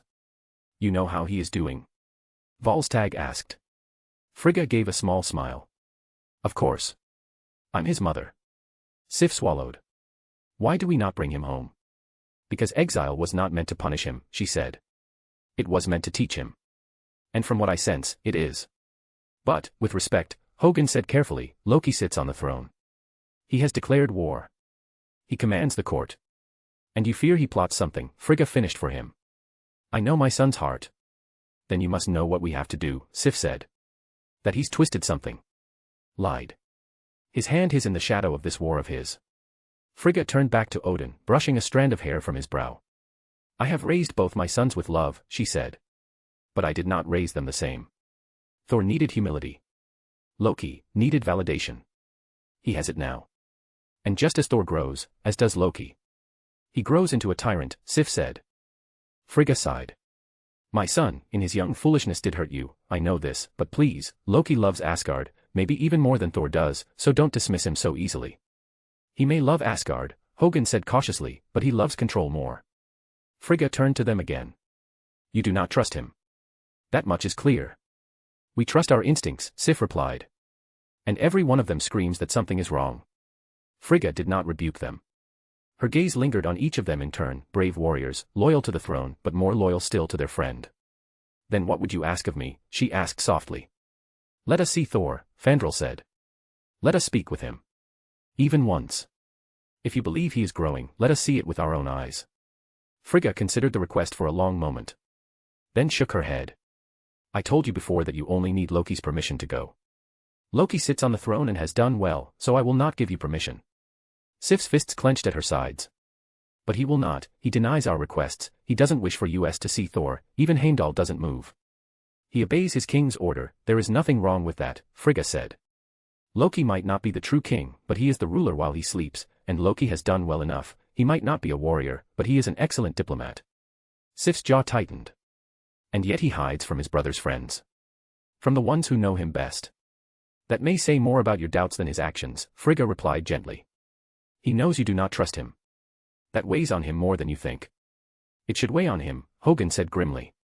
Because we don't trust him. He spins webs of words, he can't be trusted. Frigga's voice remained calm, though her posture grew more regal, more commanding. And what would you prefer? That he take up Mjolnir and storm into another war? Asgard has enough warriors. Perhaps it is time we learn the value of kings who think. No one doubts his mind, Volstagg muttered, only what he uses it for. He's ruled well, Frigga said, lifting her chin. There is peace in the court. The realms respect him. Despite the war against Jotunheim, all of the realms still know peace, more united than they have been for years. And yet we all walk with shadows at our backs, Fandral said. No one dares speak plainly. That is not peace. That is fear. A heavy silence followed. Frigga looked down at Odin once more, brushing her fingers against his temple with a mother's gentleness. You speak with the fire of youth, she said at last. But I have lived long enough to know this, sometimes, power does not corrupt. Sometimes, it reveals. You say Loki has changed, but perhaps, he is only becoming who he was always meant to be. Sif stepped forward once more. Then we must know for certain. For Thor's sake. For Asgard's. Frigga looked up at her. In your heart, you have already decided that Loki is a villain, yet, he is not. Yet he lies, he plays tricks, but at heart, he loves Asgard, and despite his desire to play around, he has been working hard. If only he worked as hard at bringing a girl home. She paused and looked deeper at Sif. Thor, too, could learn a thing or two about seeing what is right before him. Sif took a step back, feeling exposed. That isn't what we are here to discuss. No, no one ever just wants to talk about love with me. I hope the one Loki brings here will be more willing. Silence lingered after Frigga's words, but it was no longer the silence of doubt, it was something deeper. Unease. Embarrassment. Perhaps even guilt. Fandral cleared his throat. We meant no disrespect, my queen. I know, Frigga said, her voice soft again. You love your friend. And you love your realm. But love is not always a clear light. Sometimes it blinds. The warriors bowed again, more solemnly this time, and began to turn to leave. But as they reached the gilded doors, Frigga called out one last time. Tell Heimdall, he may speak with you. If he wishes. Sif froze mid-step, then nodded, understanding the weight of that permission. Thank you, she said quietly. The doors opened with a low creak of golden hinges. They stepped out. And behind them, deep in the shadowed corner of the chamber, a figure remained. Not hidden by spell or glamour, simply overlooked. Loki stepped forward, expression unreadable. He had heard every word. He stood by Odin's side now, his fingers brushing the edge of the sleeping king's shroud. His green eyes flicked toward his mother. I suppose it's fortunate, he said softly, that I've grown used to being spoken of as if I'm not in the room. Frigga didn't turn. She only whispered, and yet you stayed. A pause. Then Loki smiled. Of course I did. End of chapter. Chapter 196, chapter. Loki had known about the Four's attempt to meet his mother as soon as they stepped foot into the palace. He had eyes and ears everywhere, so long before they reached his father's room, he was already there, waiting for them. He had hidden himself with magic and watched it all, heard every word spoken, and he had to admit, some of it did hurt, deep down. At times, he had considered those 4 friends. Sure, they were primarily Thor's friends, but, surely after spending so much time together, they were also friends with him, no. But clearly, he was wrong. They didn't trust him one bit, which wasn't unfair. They had clearly seen through him, they knew him well, that much he could admit. But that didn't mean he wasn't angered by their doubt. Yet, his mother had supported him every step of the way. She had told them no, reaffirmed that she was indeed the only person who truly loved and understood him. Of course I did, he answered her question with a smile. I had to know whether or not they were planning to do anything against my orders. After all, as much as they claim to know me, I know them even better. Frigga still didn't look at him. You heard them speak their hearts. And you're angry. I'm disappointed, Loki said, strolling idly toward the center of the room, boots silent against the rune-etched marble. Though perhaps I shouldn't be. They've always seen me as Thor's shadow, a clever nuisance, barely tolerated. He looked down at Odin's resting form. But even shadows can grow long, he said softly. And here I stand. Frigga looked at him with a gentle smile. Indeed, here you stand, hero of Asgard, regent of the 9 realms. You truly have grown. Loki was pleased, he felt proud and couldn't help but stand a bit straighter. Indeed, I have long since outgrown them, they just don't realize it. It is a sad thing, outgrowing your friends. But it can happen, and when it does, it's important to make new friends. And you, Loki, can make as many friends as you want, as long as you are honest, she urged him. Loki faltered slightly, he knew himself well enough to know that being honest wasn't really his strong suit. He was, after all, the god of tricksters. Not to mention the great big secret that weighed on his heart. Frigga, as his mother, instantly saw through his thoughts. Loki, my son, before you are a hero, before prince, king, or lord regent, you are my son, she said, pulling him into a hug. Loki stood still in her embrace for a moment, stiff and silent, as if unsure what to do with such tenderness. Then, slowly, his arms moved. He held her. He hadn't realized how cold he'd been until she warmed him. But it's not true. I'm a monster, he whispered, his voice suddenly weak and uncertain. No, Loki. You are my son. You have been that since the day Odin brought you home, and I have loved you since then, she affirmed. But everything is a lie. I was never meant to be king. No, my son. You were meant to be king, both you and Thor. Your father always said this. And he is many things, but while he is bad at expressing his feelings, he isn't a liar, even if he likes hiding things. She continued to hug him, doing her best to reassure him. Frigga knew her son well. She understood his insecurities. And while he liked to pretend to be unbothered by everything, she saw right through all that. Loki had many flaws, despite her best attempts at showing her love. As he grew up, he wanted nothing more than Odin's approval, and Odin, he didn't know the first thing about raising a child. His best attempts at showing his own feelings didn't always land. Neither Thor nor Loki turned out as well as he had hoped, and what did he do in response? Did he try to improve? Try to talk with her about it? Oh no, the mighty Odin was far too clever for such things. Instead, he arranged complex schemes to try and fix his earlier mistakes. It was honestly a miracle it hadn't blown up in his face yet. Maybe Thor would have learned something, but honestly, springing such news on Loki right before falling into Odin's sleep, and expecting things to work themselves out. Thankfully, she was there to slowly help him through things, and that Midgard goddess had proven to be an excellent helper. Loki pulled back slightly, enough to look into her eyes. There was a flicker of guilt there, but also something sharper, a familiar gleam of strategy forming behind the mask of vulnerability. I suppose, he said quietly, that the measure of a king isn't how many love him, but how well he rules despite it. Frigga raised an eyebrow but said nothing. Loki stepped away from her at last, his face settling back into the smooth, unreadable calm of the regent. His voice regained its composure, layered once again with regal poise. If they wish to see Thor, well, they will have to ask nicely, he huffed. And they both knew they wouldn't ask Loki for anything, so it was, in reality, an empty promise. That said, Frigga began, shouldn't you meet your brother again? Heimdall tells me you haven't spoken with him on your trips to Midgard. I understand that he must remain there, but he is your brother. Loki's expression didn't shift, but the air around him grew colder, stiffer, a tension beneath the surface that even his mother could feel. Father cast him out. Stripped him of his power. Wouldn't it be kinder to leave him alone? Frigga sighed and stepped back, looking down at the sleeping Odin. He might have done that, he might have taken his title of prince, of God, but he remains your brother, even if not in blood. And there is no reason you can't speak with him. Loki scoffed. As far as I know, he is happy down there, spending every day fighting and drinking with his mortal friends, all while I work to clean up after him. I think he is better off as he is. Frigga just looked back at him with a gentle smile. Oh, Loki, Lord Regent of the 9 realms, you can't trick your mother that easily. I know you aren't honest with me, and I know you have your differences with Thor, but I worry about him. All alone, so far from home, with some strange goddess. Surely you can understand that, right? Arthuria is trustworthy. She will protect Thor and respects Asgard, and me, as the regent. So you need not worry about him, Loki said quickly. In response to her son's quick defense of the mysterious Arthuria, Frigga smiled. It seems you trust her a great deal, despite not spending much time with her. Loki hesitated, his expression flickering ever so slightly.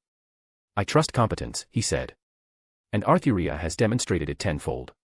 She commands respect from mortals and immortals alike, even Heimdall holds her in regard. She does not bluster, does not posture, she acts. Frigga tilted her head, studying him closely. You admire her. He blinked.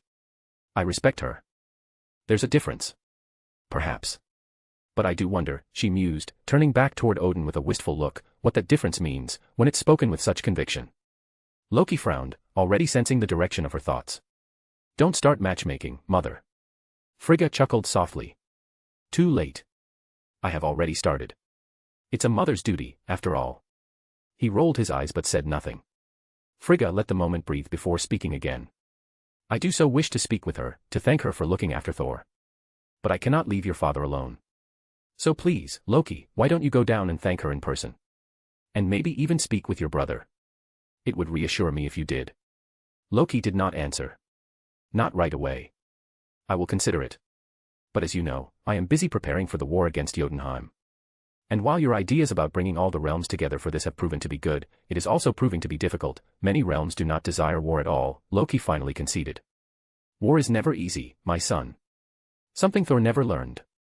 But you did, which is why I can proudly say that you have grown, and entrust you with Asgard's throne. Frigga really was proud of him. When he first sat upon the throne, he had boldly declared himself king. He had been arrogant and full of himself, yet she didn't blame him. She understood that his entire life had just been turned upside down. Learning that he was a Jotun couldn't have been easy. Everything that happened weighed heavily on him. Yet now, he no longer called himself king all the time, but had chosen to accept the role and responsibility of being the regent of the 9 realms, and he was happy with it. Loki had gone to Midgard to sneak around, she knew that. Yet he returned with his head held high. He had always wanted to be recognized, and he had been. He had been given respect, all on his own merit, and he grew from it. As a mother, she was proud. But she still knew that he needed to get over his brother, only then would his transformation be complete. Yes, war is troublesome. Everyone has their own opinions. Not just war, being a king is hard. I do not understand why father ever believed Thor ready for the throne. That fool wouldn't have lasted a day. My son, Frigga placed a hand on his shoulder, that is because your father knew Thor wasn't alone, but had you by his side. You could have helped him. But now, perhaps it is he who will help you instead. Loki didn't answer right away. His eyes flicked down to Odin again, the All-Father slumbering in a peace he had never managed while awake. Perhaps he envied that. I don't need Thor, Loki said at last, his voice quieter now. Not anymore. Frigga smiled, not in mockery, but in that soft, knowing way only a mother could. She gave his shoulder a final squeeze. Then it won't hurt to speak with him, will it? Loki's lips twitched, not quite a smirk, not quite a frown. You play the long game well, mother. I had to. I raised you.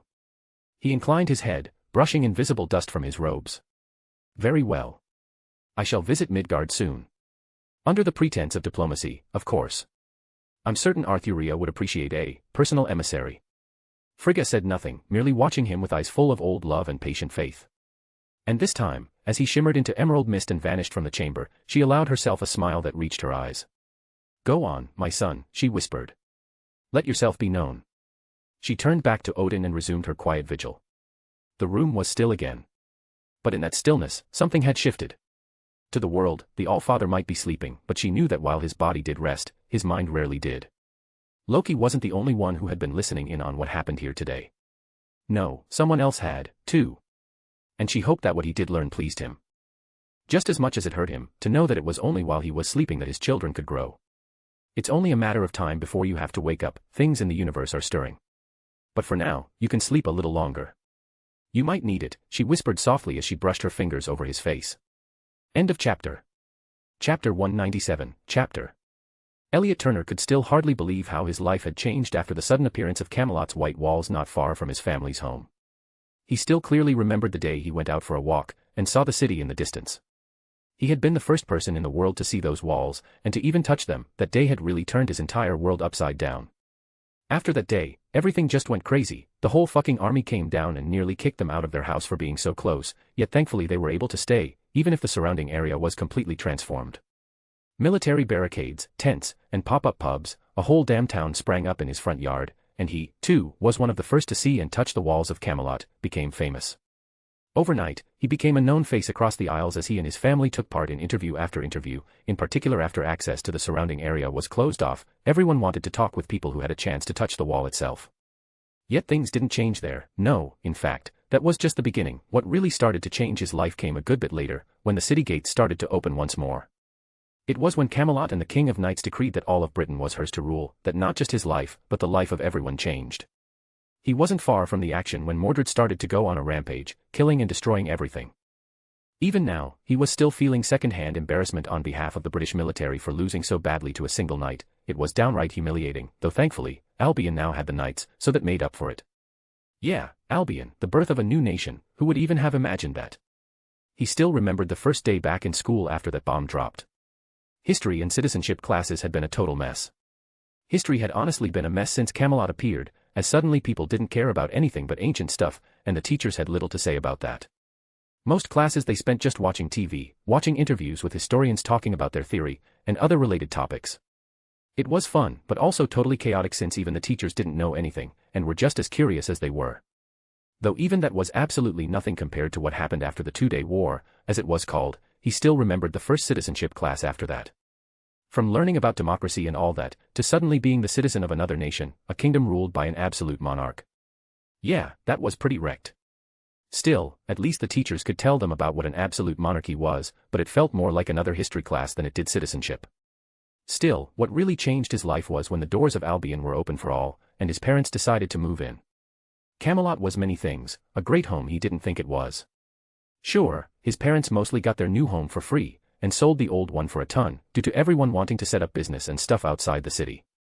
But the city, Camelot, the capital of Albion, had a huge problem: no electricity. So he couldn't watch TV, couldn't play games, he couldn't do anything fun at all. Camelot, for all its glory, looked like it had come straight out of some fantasy novel: towers of pale stone, banners that fluttered in the wind, and knights in actual armor patrolling the streets. It was beautiful. It was awe-inspiring. It was kind of boring when you were stuck in a candlelit flat with no Wi-Fi. Elliot hadn't realized just how much of his life revolved around screens until he moved inside the walls. At first, he thought it was going to be awesome. He imagined knights training in the streets, dragons maybe, or at least cool magic stuff. What he got instead was just more of the same, just without any of the fun. He still had school, and while everyone was struggling to figure out what they were supposed to teach in such a changing world, he was just bored out of his mind. There were no classes on magic or sword fighting. Nothing new or special, and without entertainment at home, he didn't know what to do. And just as he had gotten famous on social media as well, he suddenly couldn't do that as much. Sure, he had a phone, and he could charge it and stuff, but compared to everything he had lost, he didn't think Camelot was all that cool. Elliot let out a sigh as he threw another small rock into the hole. Camelot was a city filled with mysteries and magic, but honestly, they weren't all that much fun, at least not what was outside the castle itself, and that was closed to the public. At most, he could try to lift Mjolnir or throw stuff into the hole, which was something he was doing often. He, like many others, was curious about what was at the bottom of it. Because, surely, it wasn't bottomless. Despite magic being real and all that, he figured it was just like technology. He didn't know why his phone worked, just that it did, and he figured magic was the same, just another thing most people would never understand. But a hole without a bottom? That's just not possible, despite how much trash they were throwing down there, never showing up, or smelling. One day, it had to fill up, surely. "Hey Elliot, fished anything up from there yet?" another boy his age asked as he came running. "Yeah, right, like Tinkin over there." Elliot pointed towards the enforcement knight. "We'll allow anyone to do that." The other boy just snorted as he looked down the hole from the safe distance they were allowed. "Yeah, those guys really don't mess around. Poor Jay is still nursing a broken shoulder after he almost fell in. At least the knight caught him, or he wouldn't even be able to complain. That hole is deep, and knowing all the stuff they throw down there. Hell, I would hope I wouldn't survive to smell that." Elliot replied. It wasn't against the rules to go close to the hole, and you could freely throw things into it, like he had been doing with small stones and rocks, but trying to enter it, or pull anything out or up was forbidden. Just a few days ago, some of the other bored boys from their neighborhood had been playing, and one had lost his footing at the edge as he was throwing something into the hole, and he almost fell in himself. But despite the resistance, that knight, always just standing and watching, had moved so fast they hadn't even been able to see it, and grabbed James before he fell, even if the knight had been too rough. Still, Elliot was amazed that the knight could move so fast. He knew they were strong, but still, who could move that fast? It wasn't a secret anymore that those knights weren't real people, only the Round Table knights were real, the rest. Magic robots or something, but they clearly still had surprises hidden away. He couldn't help but wonder what else they could do. Could they fly? "You're not coming over to watch the show?" Max asked him after a moment. "I don't know, I have seen it many times, it's just the same, isn't it?" Elliot sighed. "Come on, man, there is nothing else to do in this city, so why miss out on what little entertainment there is?" Elliot threw yet another stone into the great big hole, which greedily swallowed it up, and like everything that entered that hole, there was never a sound of it hitting anything. "I'm just so bored, I miss being able to play games online. Living here. It's not what I expected." "Elliot, we are living in a city that was built overnight, filled with magic, we are literally living in a world with magic, and you still miss playing Halo." "I wouldn't miss it if we were learning magic, but we still learn the same stuff as before, so yeah, I miss it.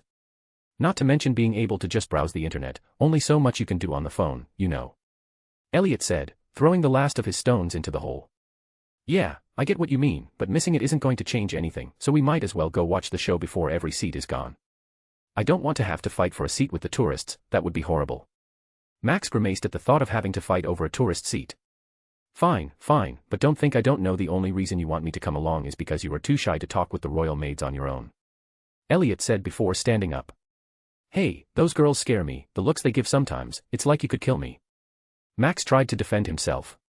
"You say that, but you still crush on them hard," Elliot teased as the two started walking through the streets of Camelot. While curious tourists might struggle with the many paths, roads, and alleys, the two boys who lived in the city and called it home knew it well and could navigate the maze of cobblestone easily. "Hey, those girls are fine, okay. Not even online can you find anyone looking that good, they are amazing." Max shot back in his own defense.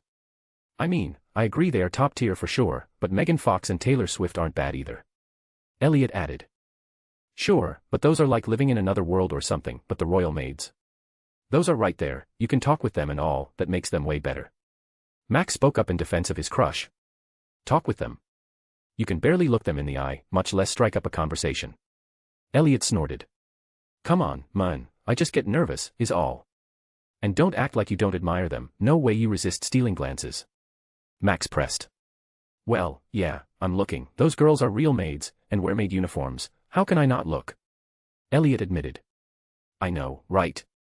And they are little cool combat maids, with knives and stuff, that's so cool. I still remember that one time they put on a show in the arena, fighting like that was crazy." Max let his excitement show. Elliot shook his head as they continued. He did agree with Max, sometimes, those shows were mixed up, and something special was done instead of the normal ones. Sometimes, the Knights of the Round Table would show off, though it was rare, other times, even rarer yet, the royal maids would show off. Those women were the first people to live in Camelot. He, like everyone else, had seen the buses of women and girls being escorted into Camelot, right through the barricades. Even now, a lot of things weren't known about them, but he had met plenty of them. The youngest ones went to school inside Camelot, the same place he did, and the older ones all worked, most in the castle, but not all of them. The one thing they all had in common was that they were all beautiful, like singers and film stars. And they were all trained in combat, and when they fought, it was such a sight.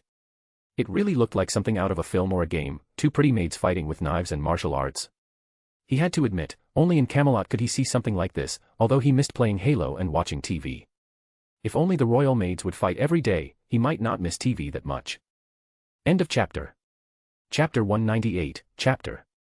Across the sea from Albion, in what was once a colony of Britain, but is today regarded as a superpower of its own, the United States of America did what it did best, make weapons of mass destruction that it didn't fully understand. The current world order, or rather the old world order, was one dominated fully by America. Their way of life was considered the right one, and everyone who didn't follow that way of life was living in poverty. Or war-torn hellholes. The people of America, and in particular those in power, were used to being the ones in charge, so when Camelot, Albion, and Arthuria turned things on their heads, they wanted to restore order. Restore the order they controlled and decided on. Yet, in an ever more uncontrolled and unimaginable world, that required a lot of effort, or at least, enough weapons to enforce their own world order on the rest of the planet. So, despite the last economic crisis only being over, the US was pumping money into weapons, and a lot of it. Hammer industry was one of the big ones. They tried to take the market after Stark stepped out, and while they couldn't compare, they still rolled in orders and money.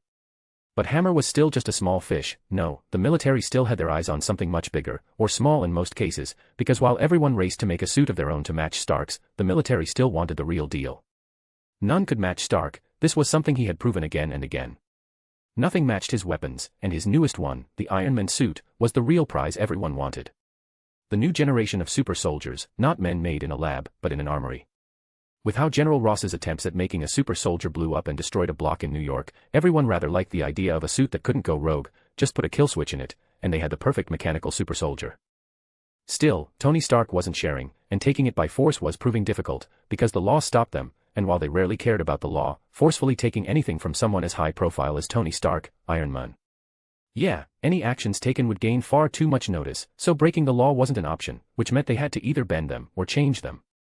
The problem was that changing and bending them was proving difficult. This involved taking the private property and invention from a rich billionaire, something that touched the sore spot of the elite class. Because while this attempt was only on someone generally disliked, as Stark, if they allowed it to be done here, it could be done against them, so the normal lobbying powers they used against the lower classes were used against the military this time around. But, it was slow, more so since Stark didn't want to talk, making even the negotiations hard. So, while the military worked on getting their suits, a lot of money and resources were going towards S.H.I.E.L.D. Something that made Nick Fury, S.H.I.E.L.D.'s current director, both happy and troubled, because he knew well that the better he was treated now, the worse he would be troubled later when they wanted results. And despite the money he was given, he also knew that results likely wouldn't come as quickly as they liked. Not that he wasn't pleased with the funding, because he had plenty of places they could be used, and many projects could be sped up. Still, Fury had once had an ace up his sleeve, a small amount of old Hydra weapons. Those things were decades old, yet despite that, they were amazing pieces of tech that were beyond anything of their time. Pure energy weapons. That was pretty much something only Stark had made with his newest suit, and these were made before he was even born, showing just how beyond their time they were. Countless times had they tried to make new ones, but they just couldn't, they lacked the proper energy source for them. Fury had the item that Hydra had used, but after what happened with Carol, he wasn't happy about using it. That thing was something even advanced alien civilizations wanted, and he didn't want their attention, knowing that Earth wasn't ready for it. But things had changed, the situation had changed. Arthuria, her Camelot, magic knights, weapons beyond human understanding, Mordred's ability to fight off a full military assault, and tanks being little more than toys before the round table made everyone, Fury included, restless. And that was before you thought about the general truth of magic. S.H.I.E.L.D. had investigated its fair share of strange cases, some that looked like magic, but with mutants being a thing. It was mostly written off as mutants or alien artifacts. Now, he, as director of S.H.I.E.L.D., needed to deal with mutants, magic, aliens, and gods, like that fool Loki who liked to call himself the Lord Regent of the Nine Realms. Still, as foolish as that man or alien or god or whatever was, he had been a wealth of information. Sure, he might be a god of lies, but he liked to think he could see through them all the same. And Loki, he had been too arrogant to lie, he loved to show off, the awe on the faces of diplomats and politicians when he talked about Asgard and the universe. Fury might not have all the knowledge about the rest of the universe, but he knew a few things. He had been to space, fought aliens, worked with them, and had asked the Skrulls everything they knew. He took everything he had, and together he was able to paint a picture of what the threats were like out there, what kind of threats Earth faced. Back in 95, the Skrulls had been desperate for a new home, for the Tesseract, and had gone to Earth, and he had to admit, they had hidden themselves while there, keeping a low profile, and he knew why. It wasn't just because they valued Earth, or didn't want to meddle, but because they were scared. Scared that Asgard might interfere if they did too much. Even now, he was sure that the threat of Asgard kept them from doing anything he didn't allow. It was reassuring. He always feared they might get outside of his control, but now he knew the truth. They didn't dare go outside of it, because as long as what they did was under his orders. Under the orders of a human. They could act all blameless later should Asgard come knocking. If they tried to take over Earth, well, they might just face Asgard's wrath before they get far. Because Loki had confirmed that Asgard was able to see through their disguises, which meant Earth was relatively safe. Though clearly not completely, as was seen back in 95, when the Kree dared attack, they would have wiped out much of the life on Earth, and Asgard would surely come for them, but he knew the game. He had played it on a smaller scale. You go to war against someone else under someone's protection. You had to pay the price. It was politics. The Kree would no doubt have to apologize, make up some excuses, and call it a rogue action. In the end, what did it matter? Earth would have been devastated. Clearly, to those truly powerful, Asgard's protection only meant that much. It kept space pirates away, smaller civilizations, but to the big ones. If Earth couldn't protect itself until Asgard responded, it was Earth's own fault for being too weak. Earth needed a defense, and while he did believe in his Avengers idea, he knew that it wasn't enough on its own. Firepower was important. What did super soldiers like the Captain matter if his guns and whatever couldn't hurt the other side? He had seen the fight between Mordred and Halvor of Asgard, seen it again and again, gone over every detail to learn more about the true strength of Mordred as well as Asgard. It was telling. Mordred was already a nightmare, she was proven. She had gone against Earth's current military and won, easily at that. That Halvor had been able to fight her on equal ground for a while clearly proved that Asgard was far beyond humanity to handle. And that was just someone fighting with cold weapons. Every analyst he had talked with was sure of the same. While Asgard preferred fighting face to face, there was no way they didn't have something more. Any interstellar civilization would need a fleet. No matter if Asgard could teleport their troops around, they needed a fleet, and the weapons to deal with one. So, Asgard had to have large-scale weapons of war, and without the warriors themselves that strong. Earth was hopelessly outmatched. Whatever it was against mutants like Magneto, magic users like that Morgana that showed up in Camelot, or aliens, be they Kree, Asgardian, or any other, Earth needed better weapons to deal with them. So, he put his hope in the Tesseract, which had once given Hydra the ability to change the face of war forever. They failed due to their own arrogance. Fury wouldn't make the same mistake. He would learn to use the energy of that artifact and push humanity into the age of energy weapons. He was more sure of this than ever since Wakanda had been exposed as more than they put on. When the secrets started to come to life, he knew that energy weapons were within human reach. Wakanda wasn't currently playing ball. With their tech, they had the upper hand. He was sure the rest of the world could take them down, but it wouldn't be easy. It would take nuclear weapons, and he didn't want to know what they had to fire in return, so before tackling those, he wanted weapons on their level. He needed energy weapons. "Tell me, Richard, how is progress coming along?" he asked as soon as he pushed open the doors leading to the lab of Dr. Reed Richards, also known as Mr. Fantastic. Someone who had the fortune, or misfortune, of being blasted with cosmic rays and becoming enhanced. Thanks to that, entering his lab was always a shocking thing, seeing him stretched around the place. "I think his head is somewhere up there, sir," came the deep voice of Ben Grimm, nicknamed The Thing. He wasn't all that bright, but Reed liked him, so Fury had appointed the guy as the security of this lab, well, part of it at least. He looked up, and up there in a mess of wires, he saw what looked like the upper part of Reed. "Dr. Richard, I have told you many times that you aren't to mess with the installations of this lab. If you need something, you are to let S.H.I.E.L.D. know about it," he called out loudly, nearly yelling to make sure the men could hear him. "Ah, Director Fury, didn't see you there." Reed extended his head down from his torso to speak, something that had freaked out most of the staff assigned to work with the men. "I just needed to adjust the power input a bit. It was a small thing, so I didn't want to make a fuss. Let me remind you that you are working on an artifact containing nearly infinite power, so those limits you are messing with were placed for a good reason, so a surge from the artifact wouldn't blow out every light in the building." Fury reminded the men, despite knowing it likely would be ignored. He hated working with him, he didn't care at all about rules, but Fury needed him. No person could do what he did. Well, maybe Stark and a few others, but they all had their problems. Stark also didn't respect authority, so no improvement there. Bruce Banner might be of some limited use, but given his unstable state, he wasn't someone he wanted near such an important and potentially dangerous object.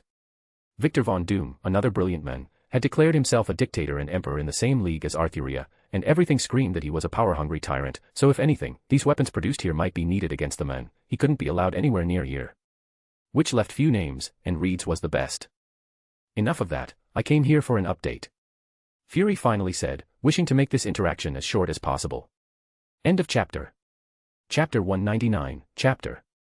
Reed's head retracted back to its proper position, the movement unsettlingly fluid, like a snake curling into itself. "Well, progress is progress," he began, already turning toward a bank of monitors awash with data streams Fury didn't care to read. "We've stabilized the containment field beyond anything the old Hydra schematics managed, and I've reduced the feedback variance by 0.06%. English, Fury cut in. "And the short version?" Ben Grimm rumbled a low chuckle from the corner. "Means it's less likely to blow up and fry us all." "Less likely isn't good enough," Fury said flatly. His eye swept the lab, banks of cables feeding into a reinforced cylinder at the far end, S.H.I.E.L.D. techs hovering nervously, and in the center, the faint, blue glow of the Tesseract itself bleeding through containment like light through water. "You told me last month we were close to portable output. Tell me you weren't just flapping your jaw." Reed's eyes lit with that mix of pride and irritation only geniuses seem to manage. "We're close. But extracting controlled, sustained energy from an object that, if I might remind you, could be a remnant of pre-Big Bang cosmology isn't a weekend project, Director." A sudden voice drifted in from behind the containment cylinder. "He means he's being cautious. Which is a good thing, unless you like your atoms scattered across the stratosphere." Susan Storm stepped into view, She was honestly Fury's best bet at keeping Reed under control. The man was reckless, something that could be seen from their enhanced state, really. Who goes out to a cosmic energy cloud?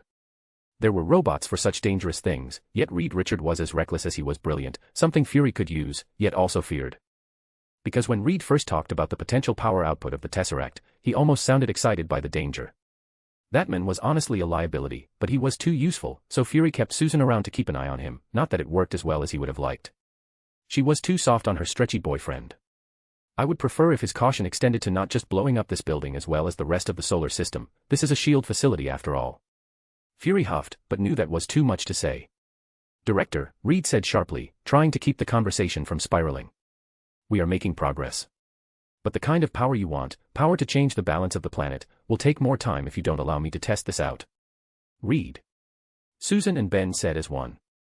Dr. Reed, the Tesseract is the energy source of the future. We are trying to use that energy, not the Tesseract itself. We don't know what it can do, but if it suddenly unleashes all its energy. You can try to use energy cells, but I want a stable output soon. Fury's voice was firm. Cutting corners with something like the Tesseract isn't an option, Susan said firmly before Fury could speak. You push it too far, and there won't be anything left to defend. Fury stepped closer, lowering his voice but making every word count. Everything I'm doing is to make sure there's something left to defend, Miss Storm. Albion, Asgard, Wakanda, right now they've got us outgunned 100 to 1. That gap keeps widening while you run diagnostics. I need results. Reed hesitated, the weight of both voices pressing in from either side. Finally, he exhaled through his nose. Fine. I'll find a middle path, accelerate without dismantling all safeguards. Fury gave a short nod. 2 weeks. I want something I can hold in my hand and point at a target. And Richards. He glanced at the faint blue glow beyond the containment field. Don't make me regret trusting you with that thing. The door sealed shut behind him, leaving the lab in silence except for the faint hum of the Tesseract's containment field, a sound that, to Ben, always felt a little too much like a ticking clock. Fury didn't bother with a goodbye. He took the datapad Reed had handed him, gave Ben Grimm a curt nod, and was already halfway down the corridor before the lab's reinforced doors sealed shut behind him. He hated dealing with Richards, too much theory, not enough usable results. Hydra hadn't needed a decade of whiteboard scrawls and cosmic lectures to change the battlefield.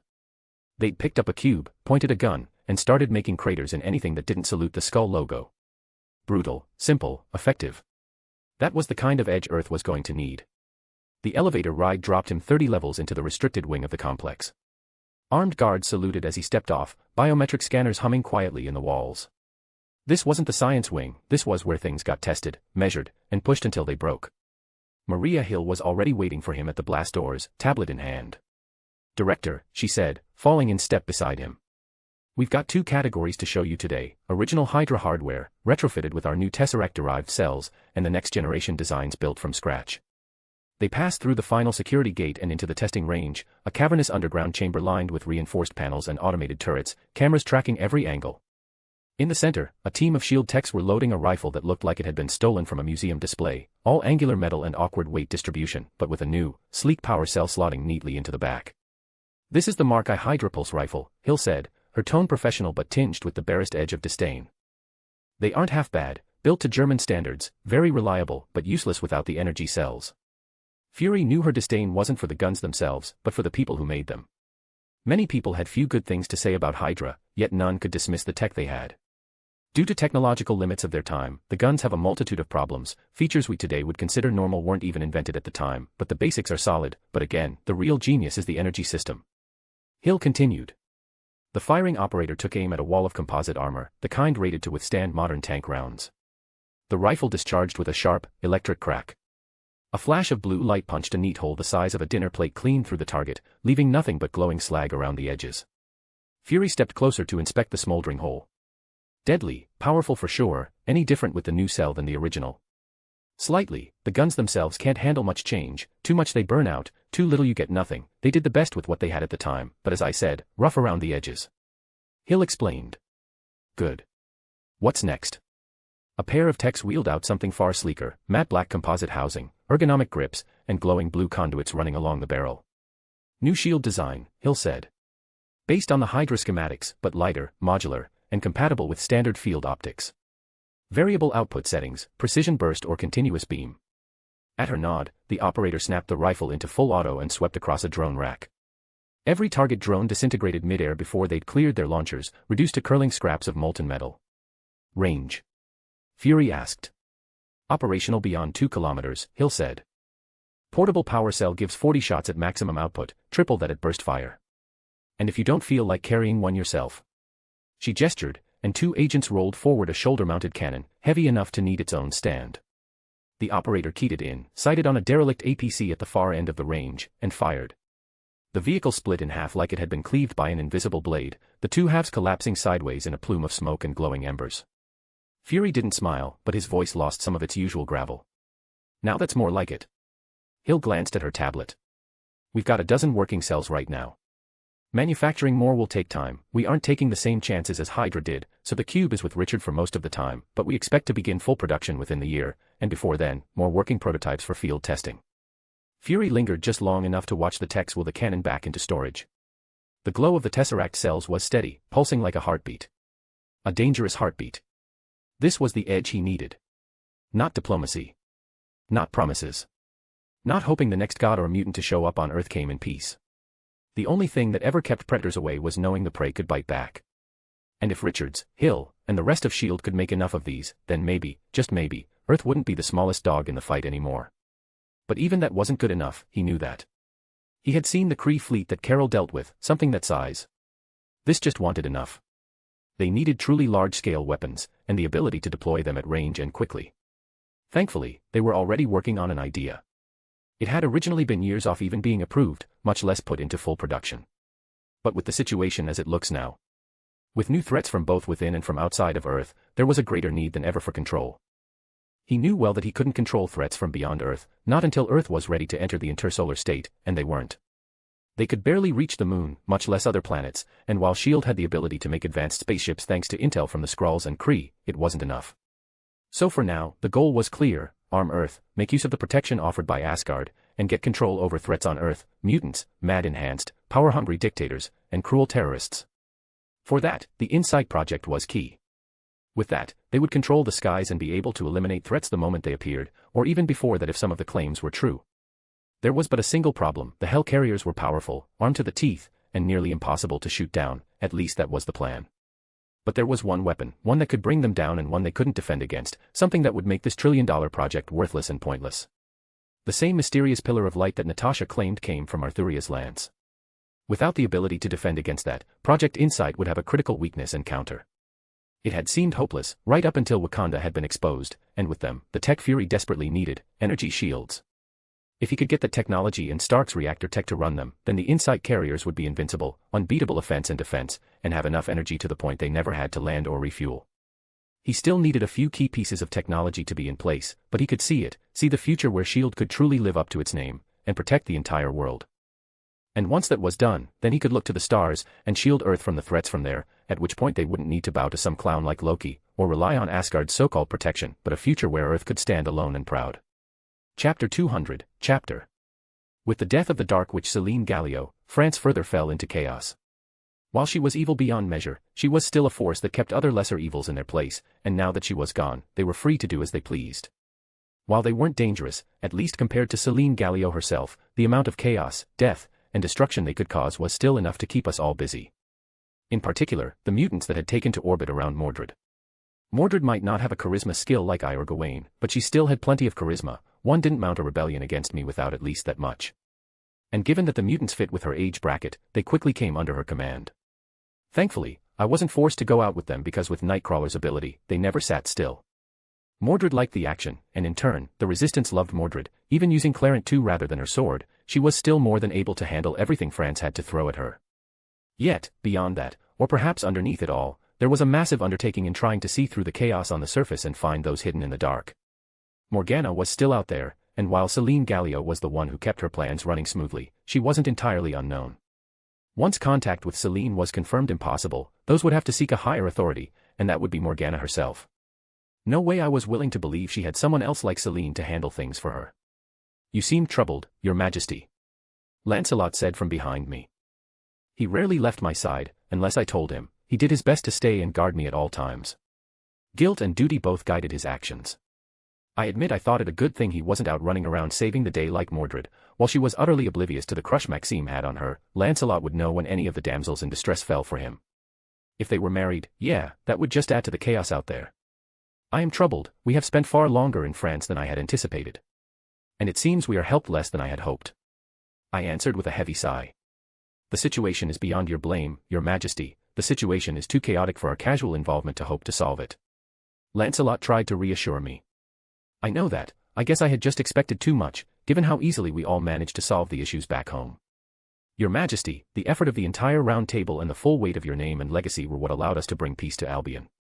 Without it, working as we do here, expecting more than what we have achieved is asking for too much. Once more, I sighed.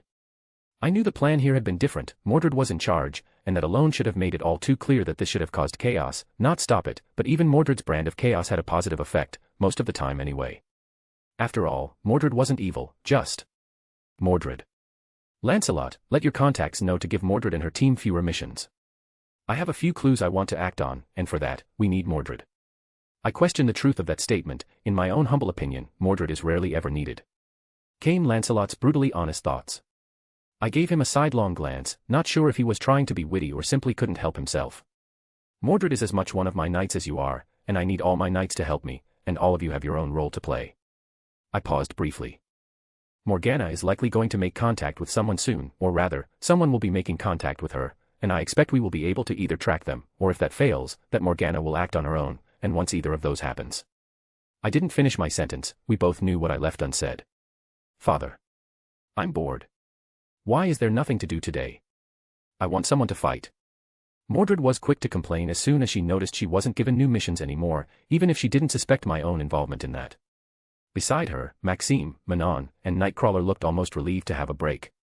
Who could blame them? In the last few days, they barely had time to sleep. Mordred was all too happy to drag them out with her on a mission, and those had been plentiful. Vampires had caused trouble, so she went to put a superheated plasma bullet through their heads. Evil mages.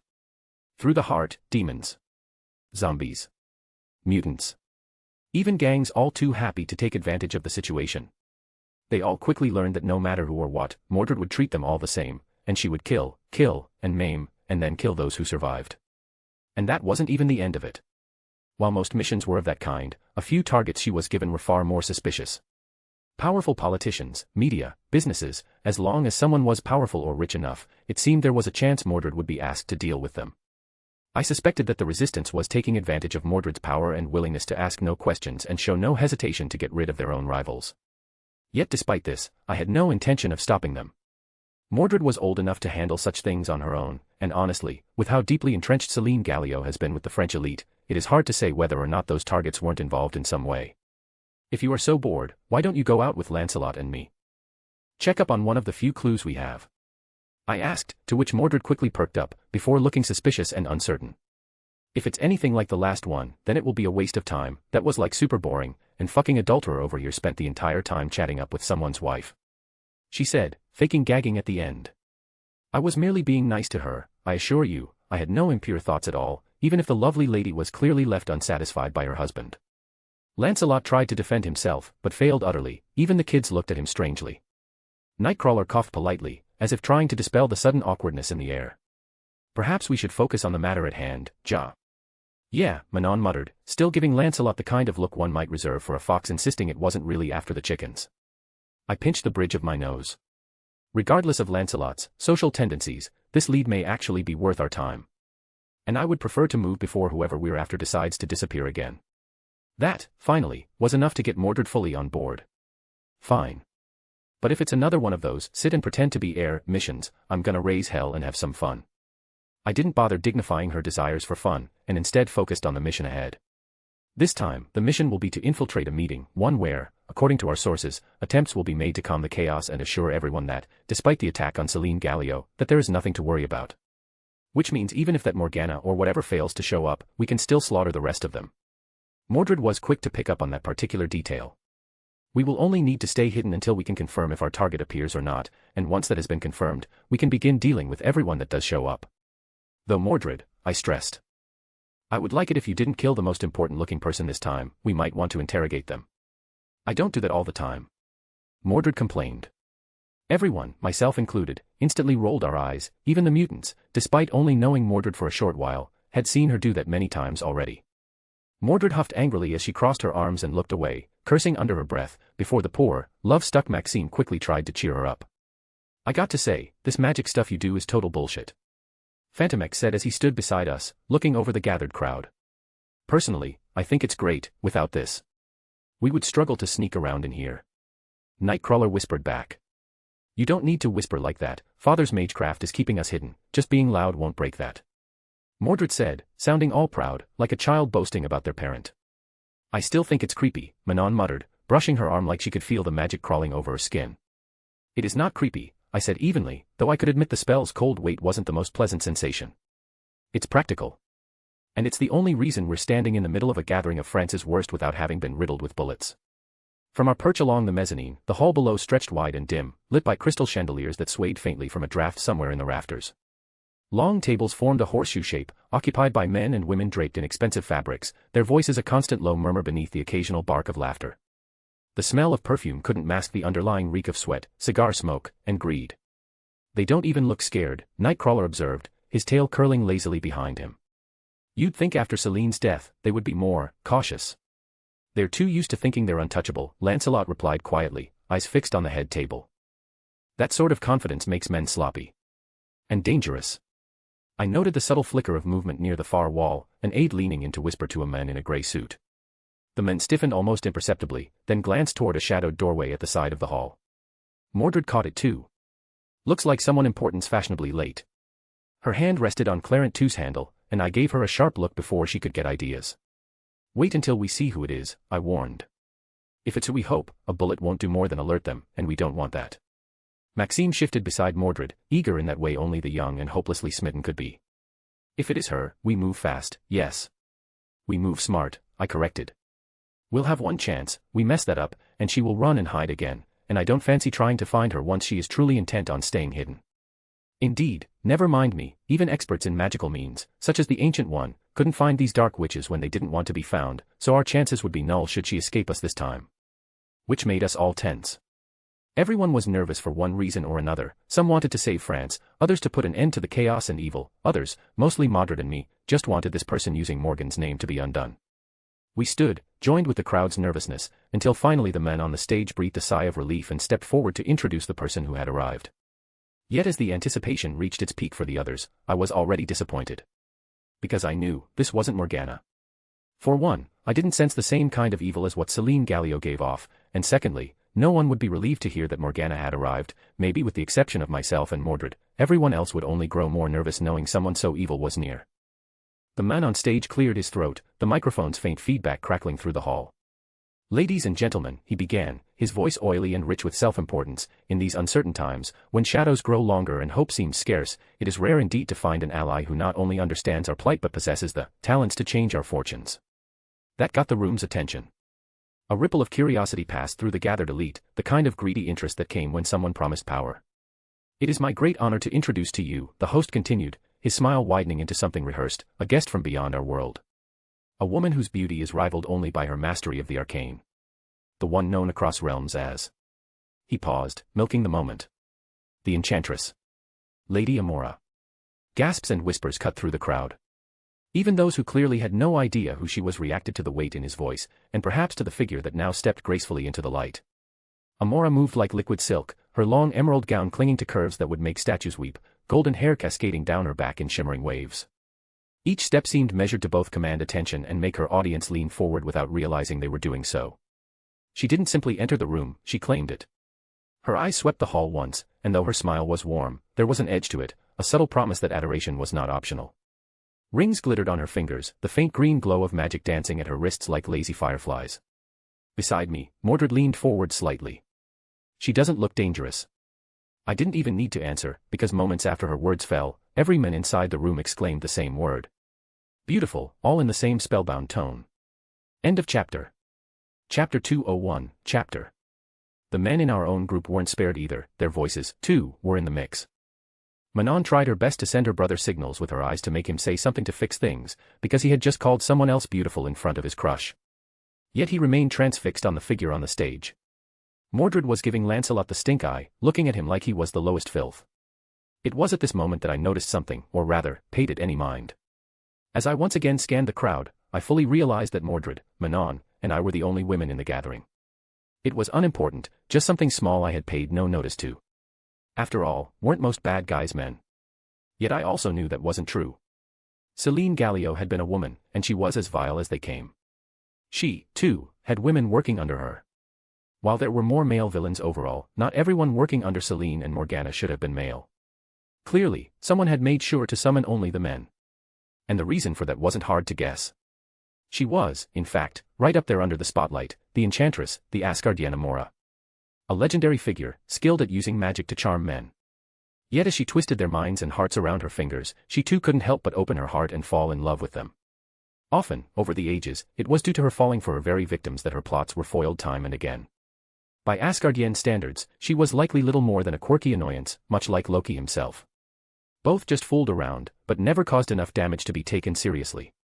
Yet she was not weak. Her charm magic was strong. It had zero effect on women, yet against men. Even Lancelot was charmed, which just went to show that, beyond humanity, the Asgardians were dangerous. So far, my knights had faced few threats they couldn't handle. Even Celine Gallio, while strong, would have fallen before Mordred and Lancelot. Sure, if not for me and my absolutely broken divine stats, the fight against either of them would have been intense. Her magic was beyond what their magic resistance could have fully negated. But in the end, she still would have fallen before their noble phantasms.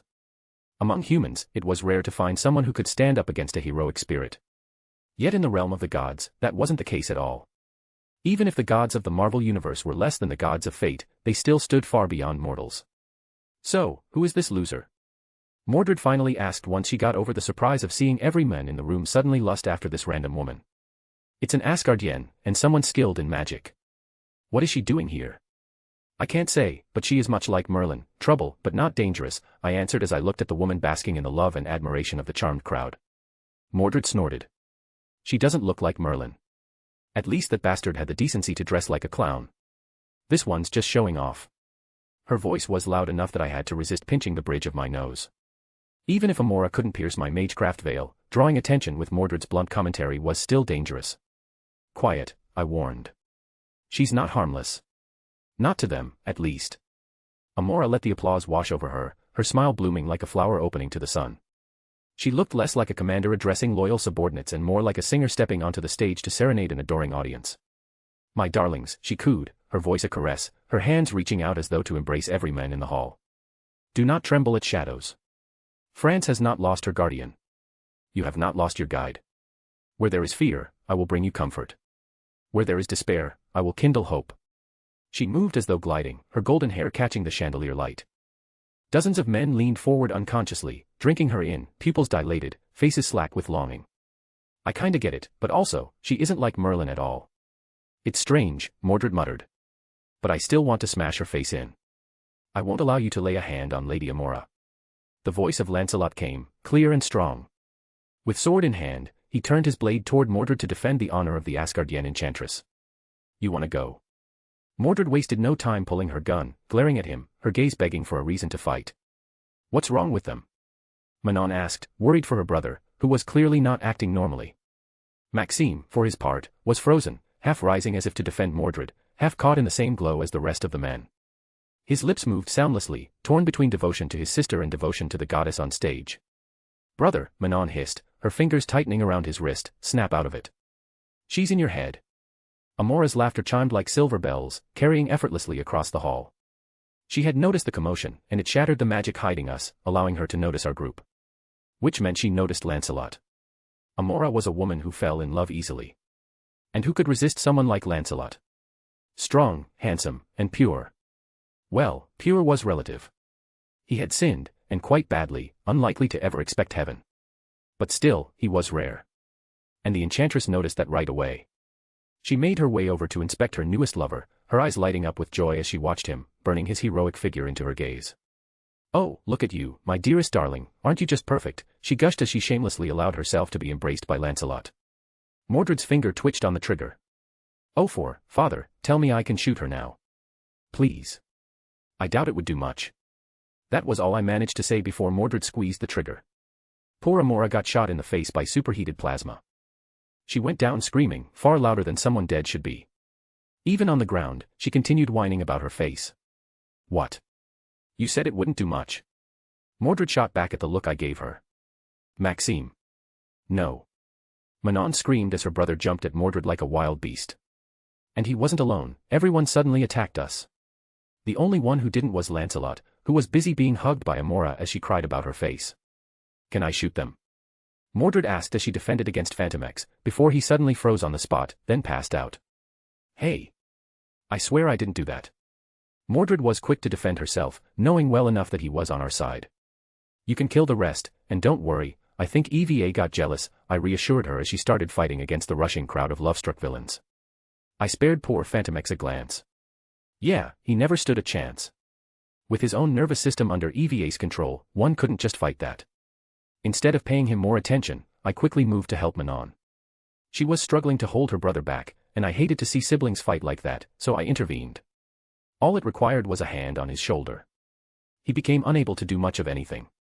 His power was useless in his current state, with his emotions under someone else's control. Reduced to just a normal human teen. And against me. Even 1,000 of him would have caused no waves. Ah, thank you. What happened to him? Manon asked, even more scared for him. He'll recover, I assured her, gently lowering Maxime to the floor. But as long as she's pulling at his heart, he'll be useless in battle. Which means we have to end her, Mordred growled, smashing the butt of her weapon into another charging thug's jaw. Across the hall, Amora had already healed her face, or at least enough that only a faint redness remained, though she was still fussing like a wounded diva. She clung to Lancelot's arm as though he were a knight in shining armor, staring daggers at Mordred. You horrid little gremlin. Amora shrieked, stamping one dainty foot with all the grace of an Asgardian goddess throwing a tantrum. Do you know how long it takes to maintain this complexion? You'll have forever to worry about it in hell, Mordred shot back, leveling her gun again. She fired before I had a chance to say a word. This time, Lancelot was ready and used his sword to block the shot. That action made Mordred take him seriously. Even I no longer remained as relaxed as I had been. Because the sword that blocked the energy shot wasn't one of the high-tech blades I had made for him. No. It was the gleaming side of Erendite. Hey, adulterer, are you really turning the blade against father again? Mordred asked, all humor gone, only coldness in her tone.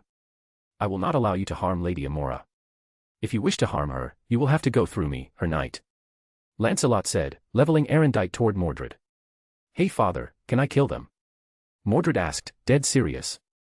The entire mood had changed. Everyone felt it. Even the other fools still under Amora's charm sensed it. They didn't flee, but they no longer attacked. Amora's hand slid across Lancelot's chest plate, her voice trembling with passion and indignation. My brave champion, my radiant blade. You see me, you cherish me, while all the world mocks and scorns. How could I not adore you in return? Her words made the men around us sigh dreamily, even those bleeding from Mordred's blows. The spell wasn't just binding them to her. It was feeding itself, looping back and forth between their devotion and her own swelling affection. Lancelot's grip on Erendite tightened. His eyes had that same madness I had seen in Camelot. That desperate need to prove himself through devotion to another cause. My heart sank. Mordred, I said quietly, though my voice carried the weight of command. Stand down. No. Mordred didn't so much as twitch her weapon aside. Her jaw clenched, her eyes burned red with anger, her voice a snarl. Not this time, father. I won't let him betray you again. Not for some cheap strumpet playing at goddess. Amora gasped, scandalized, before clinging tighter to Lancelot's arm. She insults me. She dares. Strike her down, my love. Defend my honor. Lancelot's blade rose a fraction higher, steady, unwavering. I will protect you, Lady Amora. For a heartbeat, everything froze. Even the charmed crowd seemed to sense the sharpness of the moment, the crackle of something breaking between knight and king. And then Mordred laughed, low, dark, without joy. So be it. She tossed aside her gun and, with a flourish, drew forth her own blade. Clarent appeared in all its glory. Let's see if Erendite can match my Clarent. End of chapter. Chapter 202, Chapter.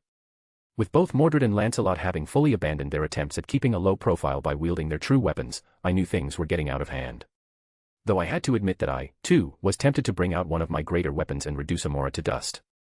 After all, having one of my knights turn against me angered me quite a bit, yet I managed to stay calm. Amora was, after all, an Asgardian, and I had put in a lot of effort into not making an enemy out of them, so for the sake of that, I decided to step in. Mordred, Lancelot, both of you stand down.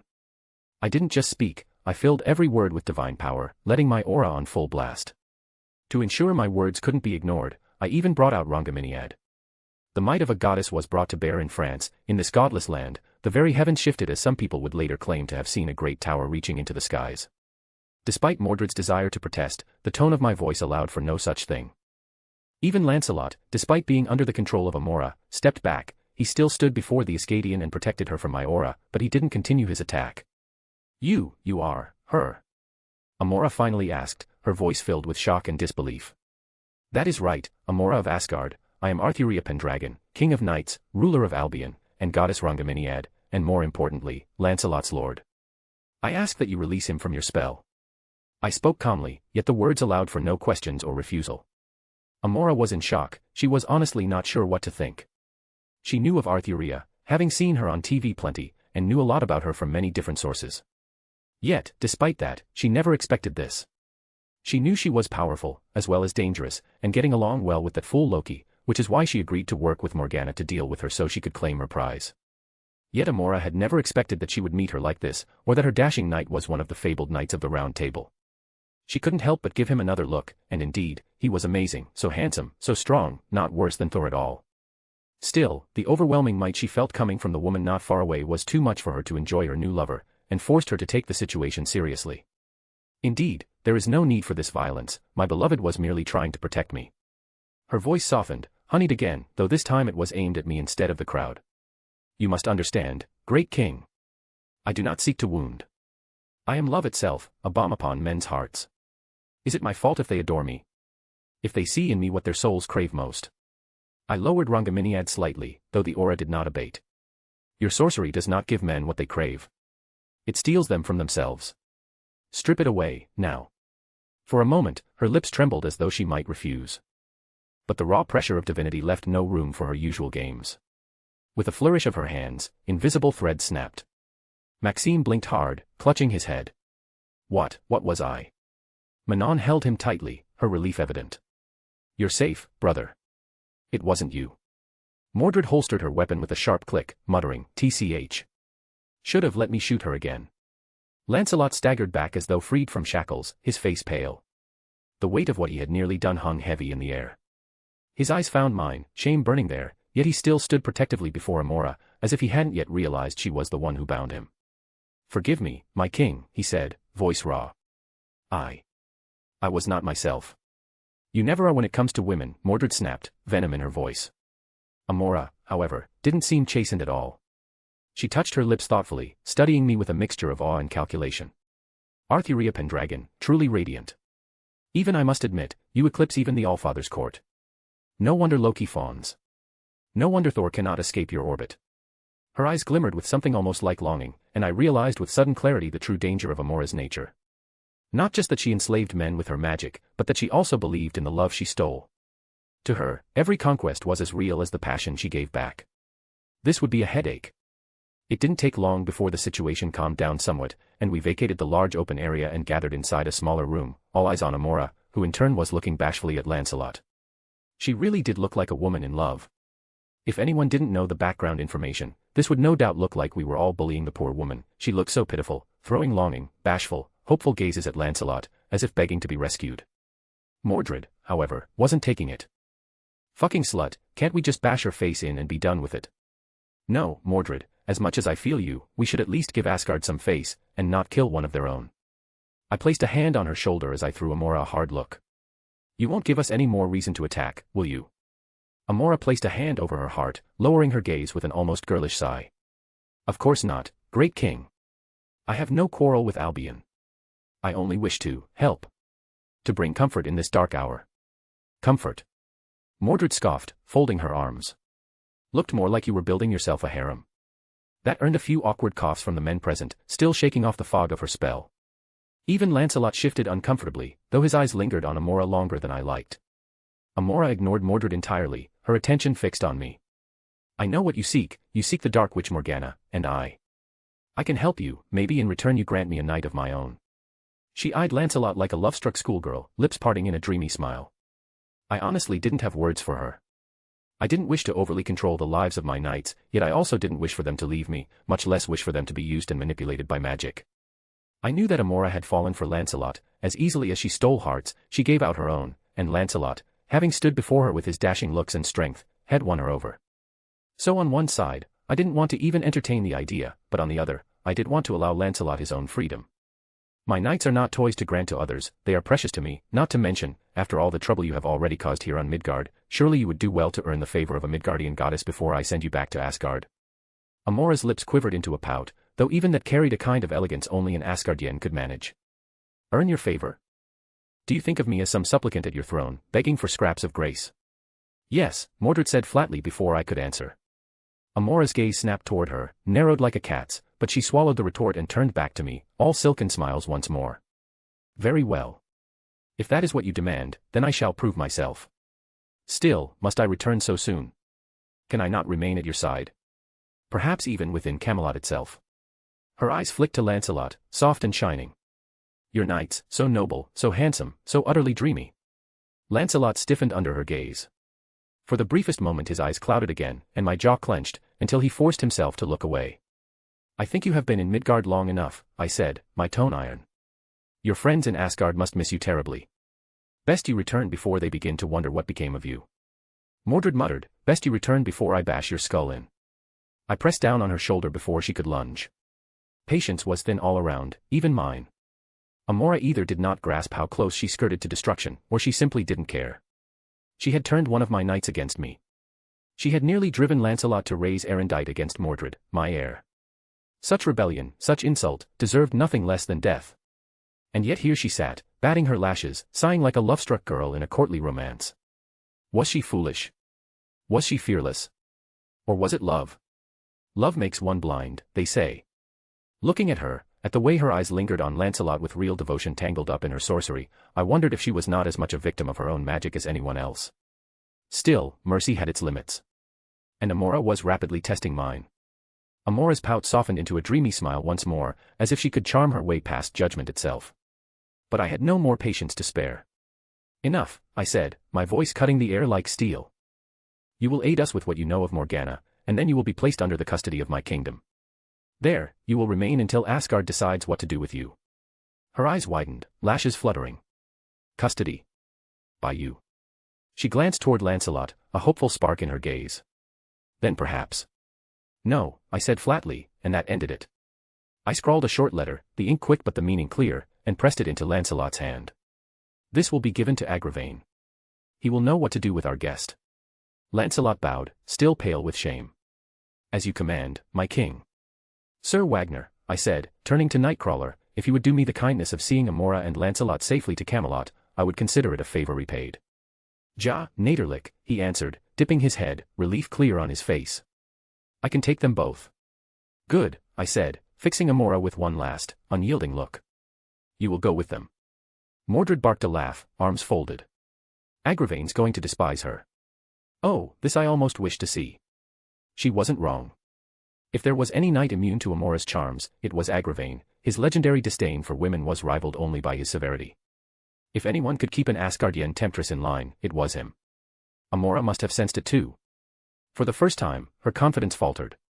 But she said nothing, only lowered her gaze, a picture of wounded elegance. And that was that.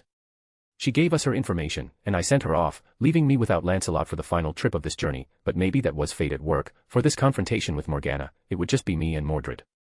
I really didn't like having to send Lancelot off, but I couldn't send Amora on her own, the amount of chaos she could cause in Camelot if she was left alone. I shuddered to even think about it.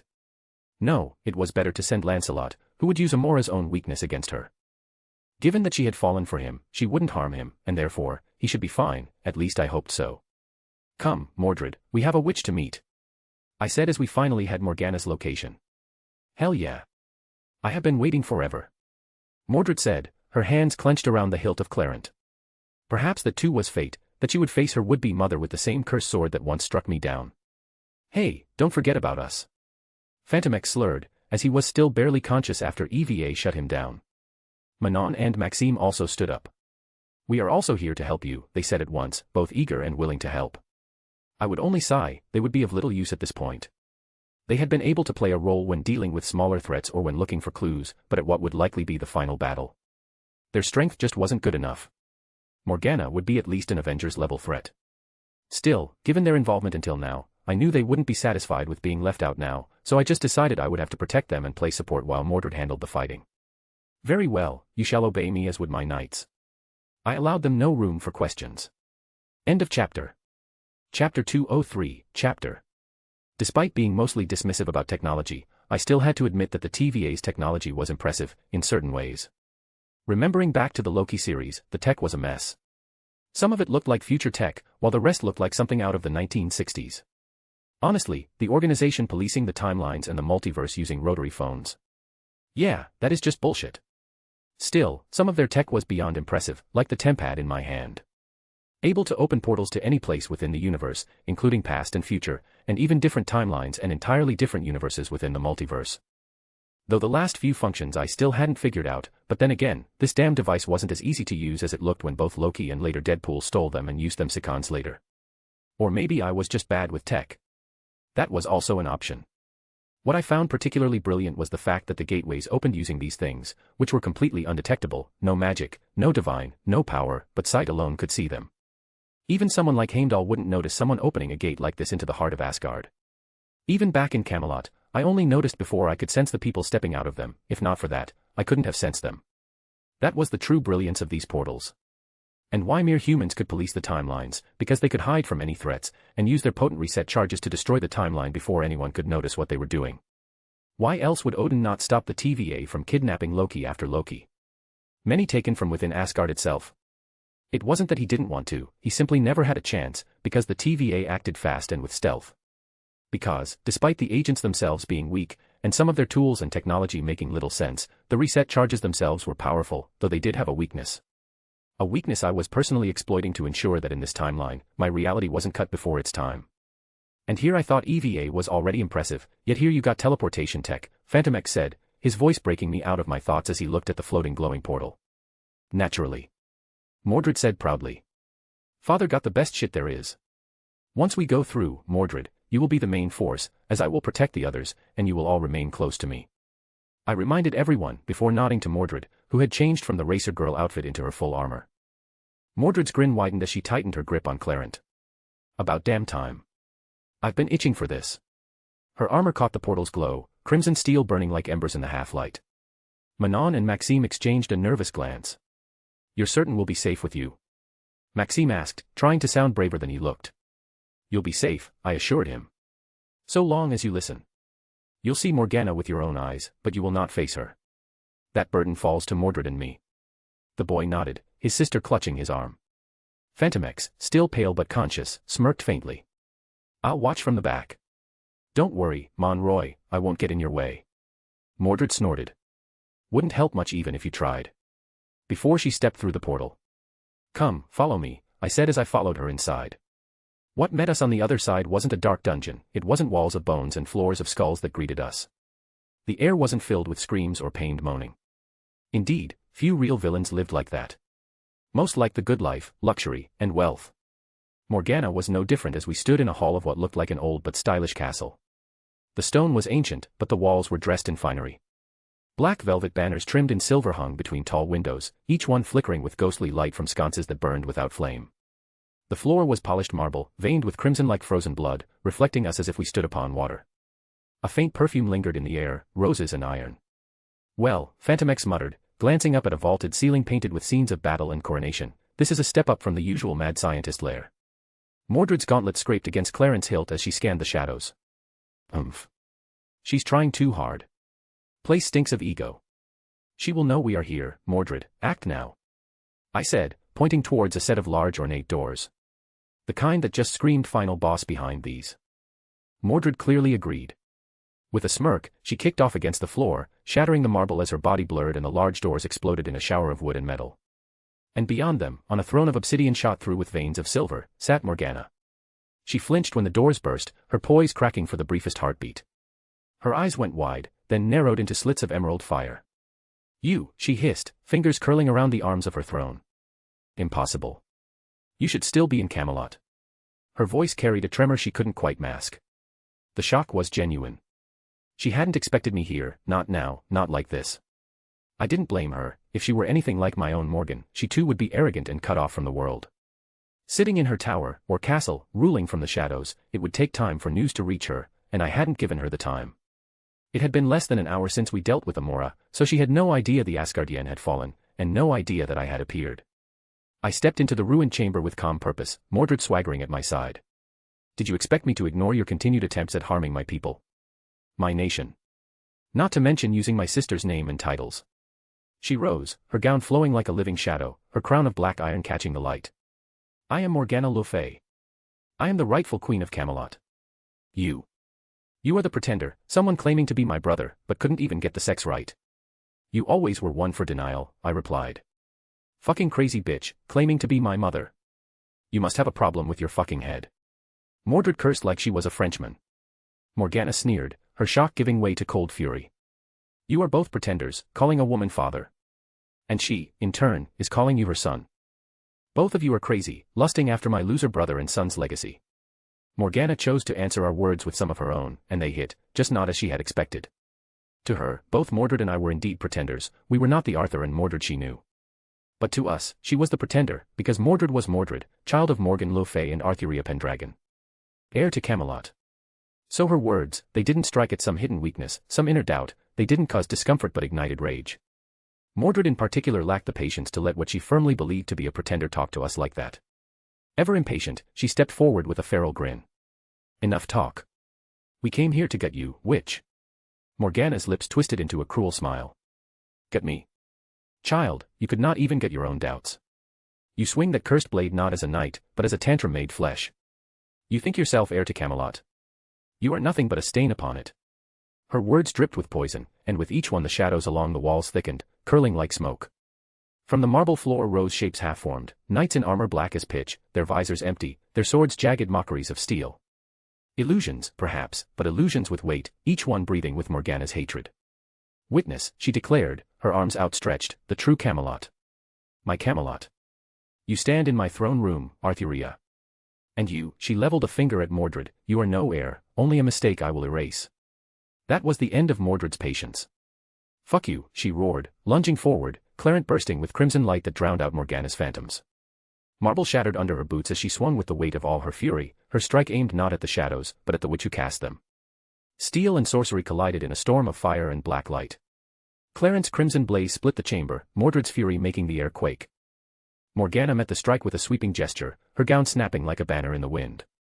A wall of black glass erupted between them, shattering instantly under the blow, but it bought her the heartbeat she needed. Such rage, Morgana hissed, sliding back across the marble as though the shadows carried her. A child swinging at her mother. How poetic. Mordred spat, her grin feral. You're not my fucking mother. Clarent came down again, sparking as Morgana caught it on a blade of woven night, the clang reverberating like a funeral bell. The rest of us had no time to breathe. From the corners of the hall, the shadows Morgana had conjured earlier stretched long and sharp, peeling free into armored husks. Phantom knights. Their helms turned not to Mordred, but to my charges. Manon gasped, clutching her brother's hand as a spectral sword came sweeping down. I was already moving. To ensure that Morgana wouldn't flee right away, I didn't dare use any of my two powerful weapons. Instead, I used Caliban, still powerful, but a far cry from the likes of Excalibur or Rhongomyniad. I split the illusory steel apart before it touched them. Stay close to me. I barked, shoving back a second phantom with another perfect slash. Morgana's laugh rang over the clash of steel. Yes, Arthuria. Guard them. Spend your strength on gnats while your little bastard burns. Her taunt was cut short by the grind of steel. Mordred had locked Clarent against Morgana's black blade, their faces inches apart, teeth bared in mirrored rage. You talk too much, Mordred snarled, shoving forward with brute force. The impact cracked the marble floor beneath their boots. Let's see how loud you scream when I split your skull. Morgana's eyes gleamed. She whispered a word, and the very shadows beneath Mordred's feet clawed upward, seizing her ankles like tar-made flesh. Mordred roared, using a mana burst to break free as crimson lightning covered her body, but it slowed her for a single instant, just enough for Morgana's palm to slam into her chest and hurl her back through a stone pillar. I admit, Morgana was putting up a real fight. Far better than when she appeared back in Camelot, but that was also not her true body. Now that she was backed into a corner, she went all out and showed the power that allowed her to hide from someone like the Ancient One. The entire world came alive with dark magic. Thick tendrils of shadow rose from all around, striking from every possible angle. Knights and monsters made of dark magic appeared from the shadows to attack both us and help Morgana fend off Mordred. The room was falling apart, the battlefield expanding beyond it, yet the fighting was only growing ever more intense. End of chapter. Chapter 204, Chapter. Morgana's laughter dripped like venom as she and Mordred's blades clashed again and again, Clarence's crimson glow meeting black sorcery that rang like iron. Sparks cascaded with each blow, the throne room shaking with their fury. Behind me, Maxime suddenly thrust out his hands, eyes glowing with psychic force. "We can help," he shouted, his voice breaking. Yet, his efforts were for naught. These creatures had no memories or emotions to manipulate, they merely followed magical orders, and the twins had no way of changing those. Manon gasped, sweat beading on her brow as she pushed her brother's hand down. "It isn't working, she's too strong, Maxime." "And you are far too weak, you worm," Morgana sneered, her voice echoing across the chamber even as she dueled Mordred. With a flick of her wrist, the Phantom Knight's blade whipped around and hurled toward the twins like a spear. Yet Caliban was already in the path, the two blades clashed midair, and the Dark One shattered into shadow and vapor. "Stay alert, she is insidious and will take any advantage she can." Phantom X raised his pistols, staggering to one knee. "Then allow me." He fired a hail of bullets at the nearest phantom, which harmlessly passed through the smoky armor, the creature striding forward as though unbothered. "Murd." "Makes sense," Mordred barked between blows, her grin wolfish as Clarence edge bit into Morgana's black blade. "Their punching missed while I get the real fight." Morgana's eyes glittered, sharp as knives. "You mean you get the privilege of dying first, child?" Her spell work surged, black tendrils of raw magic writhing from her hands to encircle Mordred like a nest of serpents. The twins tried again, Manon's voice rising in psychic chant, Maxime throwing everything he had into one last surge of force, but the tendrils didn't even falter. Mordred only laughed, hacking through them with Clarence's bloody light. "Keep trying, witch. It'll take more than shadows to put me down." I was amazed that Morgana could stand up against Mordred so well, in particular, her sword caught my attention. Morgana was clearly not the greatest swordswoman, yet she did handle the blade as well as one could expect from the sister of King Arthur. The sword itself, however, wasn't normal. Clarence wasn't the strongest sword in my collection, even the version stained with my blood and curse that Mordred wielded wasn't all that strong compared to Excalibur, yet it was still a true rank A+ noble phantasm. Not to shatter against that meant that the sword in Morgana's hands was special. My inner dragon wanted that sword. Caliban cut through the air, blocking a bolt of dark magic and cutting through one of the Shadow Knights, causing it to fall apart into shadows, before more took its place. Even distracted, I didn't falter, my intuition EX allowed my body to move faster than my mind. Morgana's blade rang against Clarence again, the shockwave blasting dust from the rafters. "Still standing." "How quaint," she spat, black fire wreathing her free hand. "Still talking." "How boring." Mordred lunged, Clarence roaring to life with scarlet light, her strikes a storm of rage and precision. Each blow pushed Morgana back a step, gouging the marble beneath their feet. The witch snarled, her gown whipping about her like wings. "You dare call yourself my son? You are nothing but a bastard echo." Mordred's grin split wider, feral, eyes burning with battle lust. "Keep calling me that. Every insult just makes it sweeter when I carve your guts out." The clash intensified, Clarence carving arcs of red lightning through the air, Morgana's black blade shuddering under the force yet never breaking. I admit, it was smart of Morgana to use a sword for defense, her magic clearly wasn't as potent on the defense, and it allowed her to focus her magic for extra offense. Each block of her sword was accompanied by blasts of dark magic, shadowy tendrils, explosions of blood and evil, spikes of earth and bone. Their movements blurred, red and shadow locked in a deadly rhythm, every strike heavy enough to rupture the throne room's walls. A column cracked above, rubble crashing down toward the twins. Maxime screamed, but I was there first, Caliban cut through the air, and a blast of golden light filled the sky, obliterating the falling stone. "Eyes on me," I barked at them, planting my weapon with finality. "Or you'll die before this ends." Phantom X tried to flank, firing another barrage at Morgana herself, but she barely twitched, her shadows devouring the bullets like rain swallowed by the ocean. "Mortals," she sneered, gnats buzzing at a storm. Her hand flicked again. The phantoms surged in unison toward the others, blades descending like a scythe through wheat. I met them with Caliban, cutting golden arcs across the chamber. Shadows split, reformed, split again. It was like fighting smoke with fire, enough to hold them back, never enough to end them. Exactly as Morgana intended. "You see," she laughed, eyes flashing as she met Mordred's next strike. "Even now your father strains to keep her pets alive. She cannot touch me, cannot aid you. You stand alone. Alone's how I like it." Mordred roared, driving Clarence forward with a surge of raw fury. The blade flared, crimson light boiling the air around it, and Morgana's smirk finally faltered as the cursed sword met her black one with a deafening crack. For the first time, her footing slipped. Mordred's laughter rang out like a battle hymn. Not so high and mighty now, are you, witch? Yet, Mordred's pause to gloat was just the thing Morgana needed, as her form melted into shadows and disappeared through the cracks in the floor, leaving behind her cruel laughter. The chamber darkened. Torches guttered and died, banners curling as if scorched by invisible flame. Then, from the shadows themselves, her voice echoed, vast, terrible, echoing like a curse across centuries. You think me cornered? Fools. Did you forget whose blood runs in my veins? I am not some hedge witch to be felled by brute strength. I am the last and greatest of Avalon's witches, the bane of Camelot, the true heir of its throne. A glyph ignited beneath our feet, massive, spanning the entire hall, burning with green fire. The marble floor cracked as rivers of molten emerald light spread outward, swallowing shadow knights and twisting them into something worse. From the glyph rose an army of horrors, towering wraiths clad in bone, winged serpents of smoke, a tide of cursed familiars blotting out the ceiling. The sheer force of it rocked the castle. Windows exploded inward, shards of glass caught in an unseen wind, whipping about like knives. Manon screamed, clutching her brother as the psychic twins collapsed to their knees under the pressure. It's too much.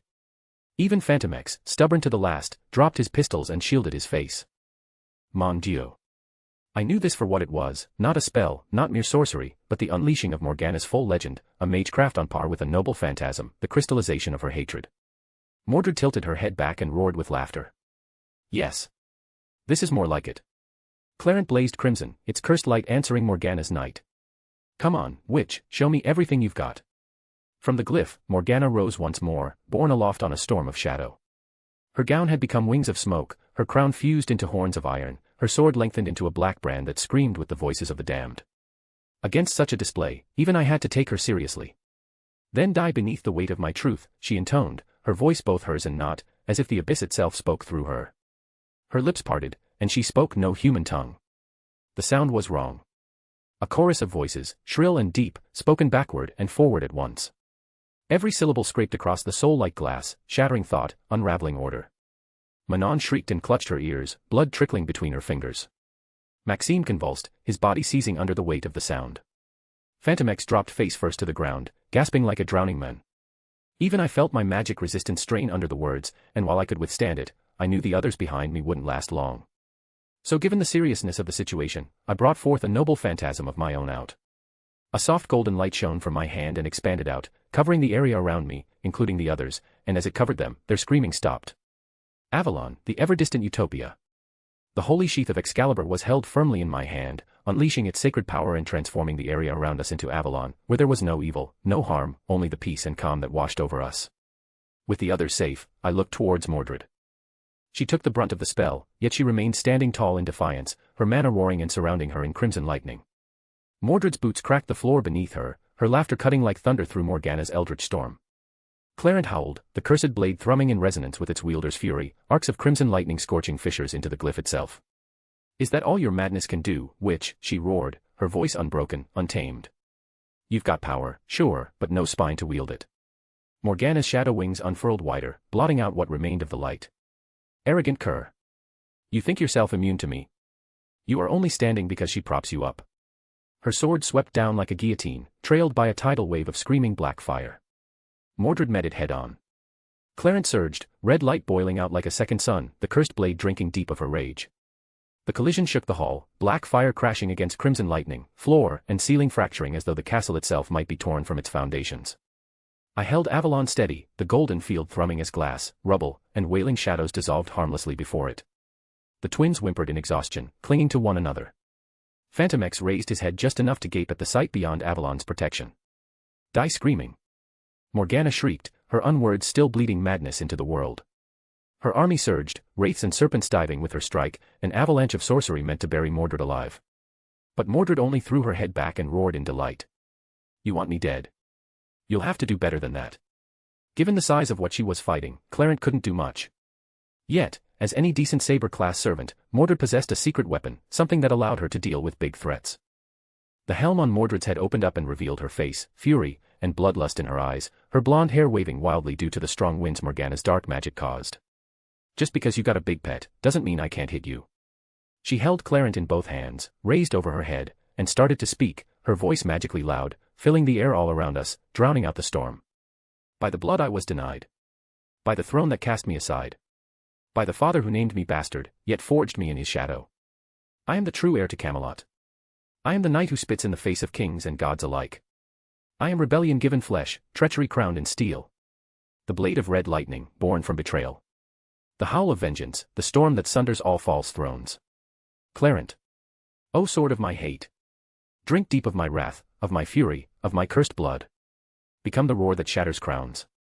The fire that sears away all lies. Clarent. Blood Arthur. The cursed blade roared to life, its core igniting with a scarlet radiance so intense it drowned even Morgana's night. The air itself shuddered, vibrating with the pressure of Mordred's unleashed legend. Morgana shrieked, her shadows swelling into titanic walls. Glyphs flared around her, 1,000-layered wards of Avalon's lost sorcery. Her army of wraiths hurled themselves into the storm of light, burning away to ash in an instant. Her sword screamed louder, its edge bleeding black fire as she raised it high, every spell she had pouring into its defense. "No," she howled. "I will not be undone by a mongrel child." Clarent's crimson torrent smashed against the wall of sorcery like a falling star. Shields cracked one by one, each rupture detonating in a thunderclap that shook the heavens. Morgana bled from her eyes and mouth as she forced her power higher, her black brand straining, shrieking, holding. For a heartbeat. Then Clarent shattered it. The cursed sword blasted from her hands, ripped away by the storm of power. Her wings of shadow tore like paper in a gale, her wards splintered, and the throne room was swallowed in crimson annihilation. Morgana's scream was drowned beneath it, her form hurled across the chamber, slammed through stone and steel. When the light dimmed, she was on her knees amidst the rubble, her gown in tatters, her crown shattered, her once mighty sword lying broken at her side. Mordred stood in the center of the devastation, Clarent's blade still glowing like molten iron, her chest heaving with exhilaration, her grin savage. "Told you, witch. You can throw your armies, your curses, your fucking kingdom of shadows." She lifted Clarent, pointing it at Morgana's fallen form. "But you can't stop me." She swung the sword, and the witch's head rolled into the rubble of her ruined castle. End of chapter. Chapter 205, Chapter. As the battle came to an end in a flash of red light from Mordred's noble phantasm, silence instantly fell on us. The once chaotic, ruined castle was now eerily still. No winds, no sounds, just nothing. Still, inside the protective barrier of Avalon, there had not been any winds or blast waves. In there, it had been peaceful ever since the light of utopia covered us. With a small sigh, I returned Avalon to my soul and stepped forward, quickly making my way down to the grounds outside the castle through the massive hole in the side. Though calling it a hole was really underselling it. The fight had more or less completely destroyed the castle, what remained was but a ruin. Mordred stood there, unmoving and quiet, blood slowly dripping down Clarent's edge. Her eyes locked onto the body on the ground. I moved to her side, joining her in looking at Morgana's body. In death, she looked like any other woman, even if her face was twisted into a hateful grimace. I expected something more, like. I don't know, just felt too easy. Mordred finally said. I understand what you mean, despite not being my sister, anyone daring enough to claim to be her should be more than this, harder to kill. Morgana had been strong, that much I could admit. A few of my knights might have really struggled against her, not everyone was as strong as Mordred. Yet, she had still died after such a short battle, it felt incomplete. We both felt like she should come back alive and laugh at us, mocking us for thinking she would die that easily, and pull off some crazy stunt. Something worthy of a final boss, yet she was dead. Yeah, or at least try to escape, mother, she would never have allowed herself to be cornered, she would pull some trick. Mordred said and kicked her dead body, as if testing if it was real. It wasn't like she didn't want to escape, but that she couldn't.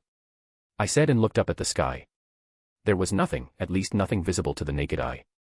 But to my fey eyes, the sky was filled with magic, the entire castle and the surrounding grounds were sealed inside some massive barrier, and in fact, had been placed inside the mirror dimension. It was well done, even I had barely noticed it, only my nature as the goddess Rangaminiad allowed me to notice the shift. I can only imagine that Morgana tried to leave, but realized she was trapped, which led her to unleash that final spell. It was powerful, and I was sure it wasn't the depth of her arsenal, merely what she could pull off at short notice. Couldn't. Did something happen? Mordred asked as she looked in the same direction I did, but saw nothing. Indeed, it seemed someone stopped her from leaving, but they won't be foolish enough to stop us, will they? I asked aloud, my voice booming. For a moment, nothing answered. The ruins remained silent. The sky above was blank. And then the world moved. The horizon twisted, folding in on itself like paper. Ruins bent upward, staircases flattened into walls, shattered spires curled inward like claws.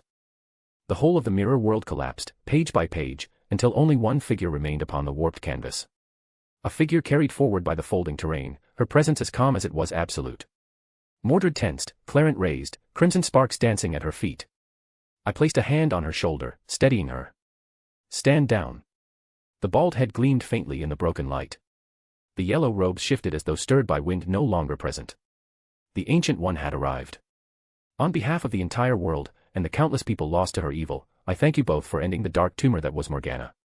She said and bowed low, placating Mordred further. Mordred's jaw clenched, her grip on Clarent not loosening an inch.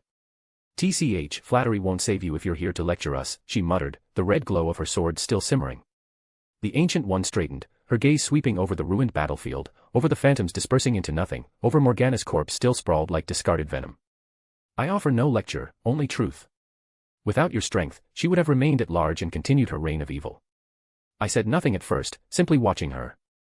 The air around her bent with subtle magic, as if the mirror dimension itself bowed to her presence. She had been the one to hold Morgana here. She had watched, silent as we fought. A mere observer, unwilling to take the stage herself. I truly couldn't understand her. For someone able to see the future, she really didn't like acting on that knowledge. It was baffling how she let certain things happen when she could easily stop them. Like the whole plot of Doctor Strange. Or the future invasion of New York, we could easily step in before it happened. She could also still ensure heroes like the Avengers were born without the risks, yet she seemed to do nothing. Indeed, which begs the question, why have you let her run wild for so long? I asked, knowing well she wouldn't answer. And indeed, the Ancient One merely shook her head, offering no defense for herself.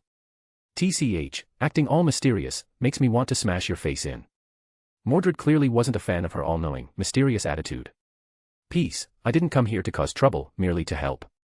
Morgana would likely have attempted to flee without my intervention, forcing you to put in far more effort to deal with her, so let's not come to blows." She raised her hands in surrender. "We didn't need your help, Father, and I could have dealt with her on our own just fine." "I don't doubt it, your father is mighty indeed, but a bit of help is always welcome, isn't it? Or are you saying this which was worthy of your father acting personally?" The Ancient One clearly knew how to deal with Mordred. Her words indeed left Mordred without a proper answer. She just huffed angrily and looked away, unwilling to engage her further. "Since you are here, I trust you will deal with the cleanup. Surely, that is the least you can do after we helped you with the problem that is yours to deal with, O Sorcerer Supreme." I was glad she was here because it meant I wouldn't have to deal with anything else. This place was no doubt filled with curses and other things that normal people shouldn't interact with, not to mention evil tomes that could cause new evil witches and warlocks to rise to replace her. "Hey! The loot is mine, I killed her." Mordred was quick to jump in. The Ancient One gave me a look, clearly pleased that Mordred was ruining my plan to escape responsibility for this mess. "Mordred, this is one of those too wise for worldly wealth types. Just look at her. She's been in charge for hundreds of years, and barely any treasures on her. Clearly, she doesn't care, so why not let her find everything of value and send it to you? That way you don't have to work for it, just sit back and watch the loot roll in." I, too, knew how to deal with Mordred. And indeed, she was quick to inspect the Ancient One, seeing only the Eye of Agamotto, which wasn't shiny enough for her standards. Mordred clearly agreed with me. "Sure, might as well let this loser do all the hard work. I can't wait to get back home and tell the others about this. They will be so jealous I got to kill this witch with you." I sent the Ancient One a look that very much said, "Your move."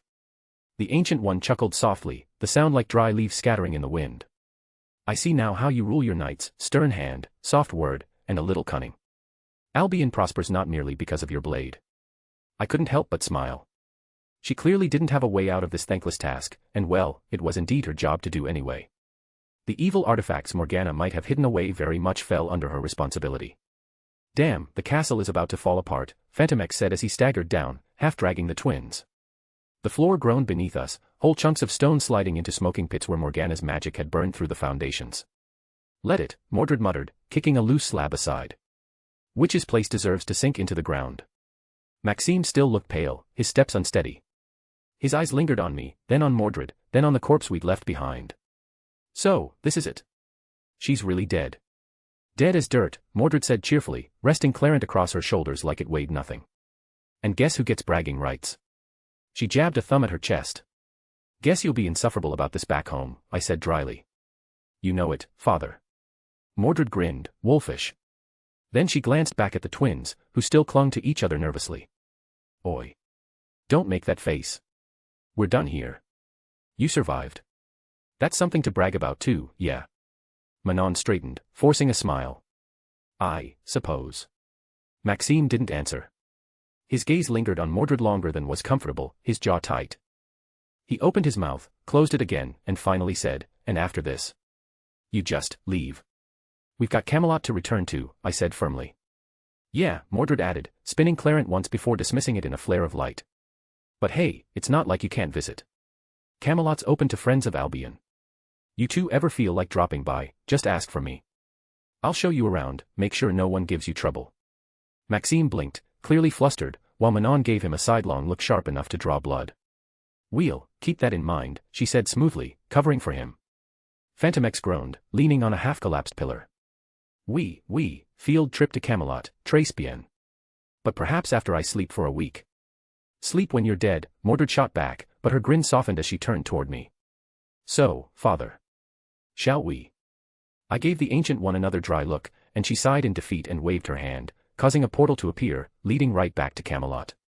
"To think after all this time, I have been reduced to giving rides to people," she muttered. "Cheer up," Mordred said, slapping her on the shoulder as she walked past her. "It means you are still useful despite being a bald old hag," she said, and quickly escaped through the portal before the Ancient One could retaliate for her words. Instead, I was left with the angry ancient sorcerer who clearly wished she could punish Mordred. I just sighed and stepped up, slapping her other shoulder. "Don't worry, once you are ready to retire as Sorcerer Supreme, you can get a job with me, working full-time at opening portals for me." I, too, made a quick escape. The portal slammed shut behind me, as did the adventure in France. Morgana was gone, and one of Camelot's greatest enemies lay dead in the mud, but I knew that it was only a matter of time before enemies would come, and they would arrive from the stars to lay waste to not only Camelot but the entire world. "Welcome back, Your Majesty." The voice of Sir Agravain welcomed me mere moments after setting foot back in my home. "It's good to be back. I trust everything has been good while I was gone." "Indeed, well, except that hateful Asgardian you sent my way, and talking about sending things, I have some work that needs your attention," he said with a smile, yet it didn't reach his eyes. Clearly, he wasn't too happy about me first leaving him to handle things, taking only Mordred and Lancelot with me, and then sending Amora his way. Fine, I guess I deserve that. I could only sigh in defeat, almost wishing I had stayed in France to dig for loot with Mordred. End of chapter. Chapter 206, Chapter. Returning home after an expedition was always a pleasant feeling. It was something I had experienced a lot when I first drew Caliban from the stone, and had to travel around Britain and unite the land and lords under me. Coming back and seeing how the land had changed was a balm on the heart. Yet, I admit Camelot had changed little in my absence. This wasn't the age of the original Camelot, where people would slowly build houses outside the walls, and new farms would appear along the roads. No, the outside area of Camelot had already been filled up with buildings, and no new farms appeared. The city seemed no different than when I left. Well, the pile of work I had left behind for Sir Agravain to handle had grown noticeably larger, despite his clearly being out of the work I left behind and much of what came later. Indeed, ruling over a nation of 1 million people, and 60 is very different, not to mention, I doubt there was even 1 million back then, and now. There are so many people, and they aren't as simple as the dirty peasants back then. They didn't really need much, just needed to be safe, and have food, and even those two things were hard to handle. With foreign invaders and demons and monsters hiding in the forests, as well as the fact that the land itself was growing more inhospitable day by day, worsening the famine that had gripped the kingdom for decades. Today, the fields were more fertile than ever, and that is even before I used the Grail to help things along a little. The same lands that once struggled to feed 100 people could today easily feed tens of thousands. Modern crops were just different. Not to mention cattle farming and other animals, one farmer and his farm could produce massive amounts of meat, far more from a single large farm than all of Britain produced back then. Still, despite all this, the people weren't happy, weren't fully content. I protected them from foreign invaders, and the forests had no demons. They had lots of food, well enough, but it was never truly enough. The people of Albion had come a long way since then. They had entirely new needs. Back then, roads were mostly something made by people moving over the land, their feet pressing the earth together, trampling grass and weeds until there was a path, but today, people need concrete roads, and they need to be smooth. The people needed so many things, and I had to deliver. Sure, my partnership with Stark and Fastos solved the energy problem, allowing people to fill their homes with light and keep warm in winter, but that was only the beginning. I understood that it felt like the old government never did anything useful. They had a lot on their plate, a lot of responsibility. Not that it was an excuse, they had been given that responsibility, had accepted it, and so they had to fulfill it. No matter how difficult that might be, the people demanded it, and so I was buried in work, trying to solve complex problems. Though I had to admit, many of those problems could just be solved with money, a surprising amount of them really. Worn down roads and bridges. Just repair or replace them. Teachers or parents complaining about too many children per classroom. Just make more, hire more teachers. Did it take too long to receive medical aid? Just build more hospitals and hire more doctors. Many problems might seem complex, but they could simply be solved with money. Not enough people are cleaning the streets. Pay street cleaners more, and the problem is gone. Money really was the magical solution for all modern problems. That and hard punishments for crimes, a few thousand death penalties had really cleaned the streets. No more pickpockets in London, no more stabbings, and yeah, people respected the law once again. Plus, letting people fight really helped things as well. Maybe it was just because I was used to duels and such, but the idea that someone can act like a total idiot towards others, and not expect getting hit for it, just felt wrong. So I made laws that allowed for drunks to start a fight, because, if you expect people who are drunk to not make a fool of themselves, you are clearly in the wrong. So if you annoy a drunk person, one shouldn't be surprised if they deck you one, and that would be allowed. If you shouted into someone's face, they could assault your face with their fists. Even then, the amount of laws I still had to review was beyond measure. I had already redone the tax laws to something more reasonable. Not that it was anywhere near enough, the amount of money I got in taxes didn't cover the costs of everything. So I still had to supplement things with gold and silver, but that was fine. I would solve those problems soon enough. For now, I just wanted my people to be happy, to live fulfilling yet simple lives. With a sigh, I took another document from the top of the pile. Another one concerning Ireland, I muttered as I leaned back in my chair, my fingers idly drumming on top of the paper. It was interesting to say the least. When I took over Albion, I had no desire to bring Ireland along, as it wasn't part of my original domain. So out of respect for the people living there, I let them remain free of me, and offered the former democratic government to move out there and rule Northern Ireland. And generally, the people of Ireland weren't too unhappy with that arrangement. Ireland itself was rather happy, as it pretty much meant unification with the North. Something they did want. Now, however, things have changed. For one, people have a better idea of what it means to be under my rule, and while some still doubt whether or not it can last, those smart enough understand that as long as I remain, so will my order. Because they understand that power, strength is supreme. As long as I was strong enough to take on the rest of the world, nothing could shake my order, my will. Because even if I couldn't afford what I was doing, even if giving everyone so much money while taking so little in tax couldn't be sustained. So what? Didn't I have the rest of the world to rely on? While I didn't think it was needed, I couldn't see why Albion alone couldn't work while paying people reasonably. I did have that backup. I could just tax the rest of the world, I could demand tribute. And people knew it. They might not like it, but they knew that if I demanded it, they would have to pay. Ireland too saw the writing on the wall, living in Albion was good. I wasn't some cruel demon, my people weren't slaves.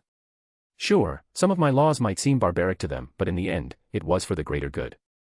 And Ireland, they were feeling envious, in particular Northern Ireland. They felt cheated, that they lost out, that the rest of the United Kingdom benefited while they were left behind. Beyond just jealousy, there was another reason they wanted to get under my protection, because they needed it.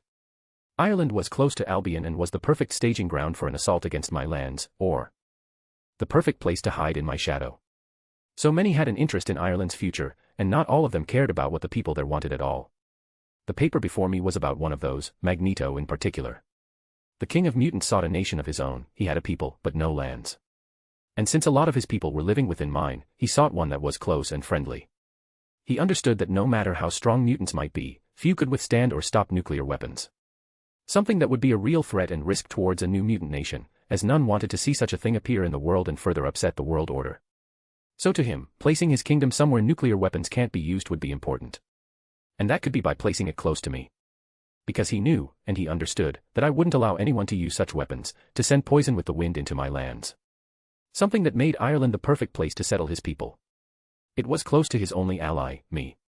It was close to where his people currently lived, and it wasn't some lifeless rock and desert. It was a modern nation, with everything his people would need. He just needed to get rid of the current population, the only problem. All this put me in a difficult position. What should I do? I tapped the document with the back of my finger, the quill resting idle. Magneto's offer was as dangerous as it was tempting. A sovereign mutant homeland, nestled under my shadow, would bring stability to his people, and chaos to everyone else. The humans would never accept it. America would lose its mind, France even more so after recent events. Russia, well, Russia always had its own opinions. And Ireland itself, the people would not go quietly. No amount of Magneto's posturing could erase the fact that a nation already lived there. Families, histories, graves older than even my first reign. To uproot them would be monstrous. But then again, it couldn't be denied that Magneto needed land for his people. The mutants had suffered so much, and still did. Something had to be done to end their suffering.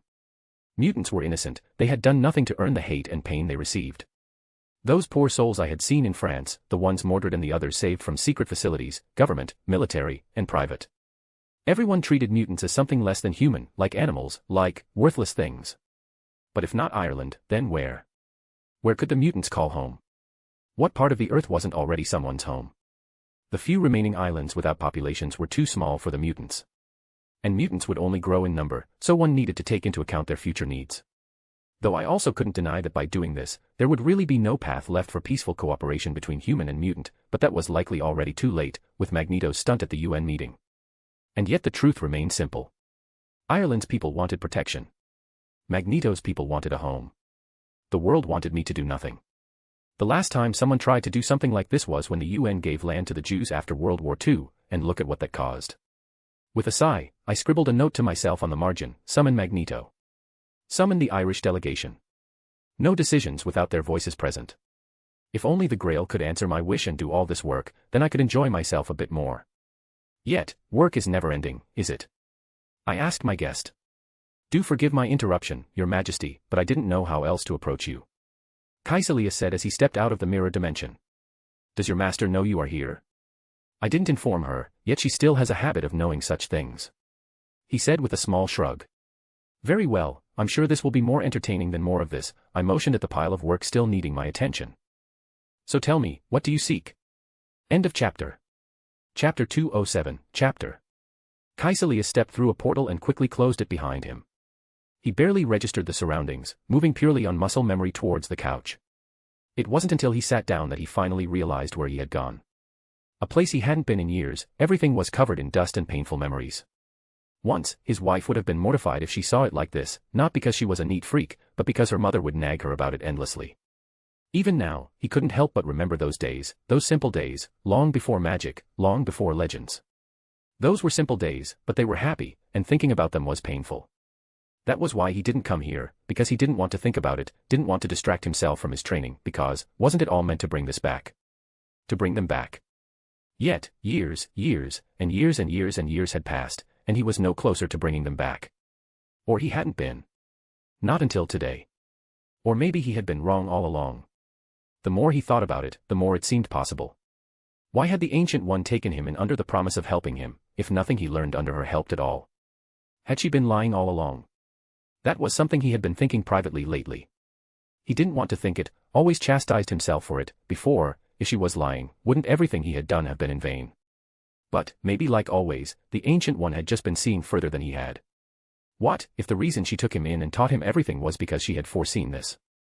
Because wasn't the reason he had been able to meet with Arthuria all because of his identity as a disciple of the Ancient One? Because of his skill and mastery of the mystic arts? That made things come full circle. He had gotten a clue, a possible chance at bringing his family back from his meeting with Arthuria, which came around from his identity, which came from the Ancient One. Sure, it was a really roundabout way, but he could totally see it being something his teacher would do. Still. Resurrection. The word felt almost sacred on his tongue. The more he knew, the more he realized he didn't know. It had been his goal for years, the single thing he moved towards since he found the mystic side of the world, yet it wasn't until now that he really realized how hard a goal that is. As a sorcerer, he had dealt with his fair share of demons, he borrowed his power from dimensions and gods, so he knew a lot, but when it came to his goal, resurrection, he indeed didn't know much. Flashback. Caecilius had just raised his request and waited while Arthuria sank into thoughts.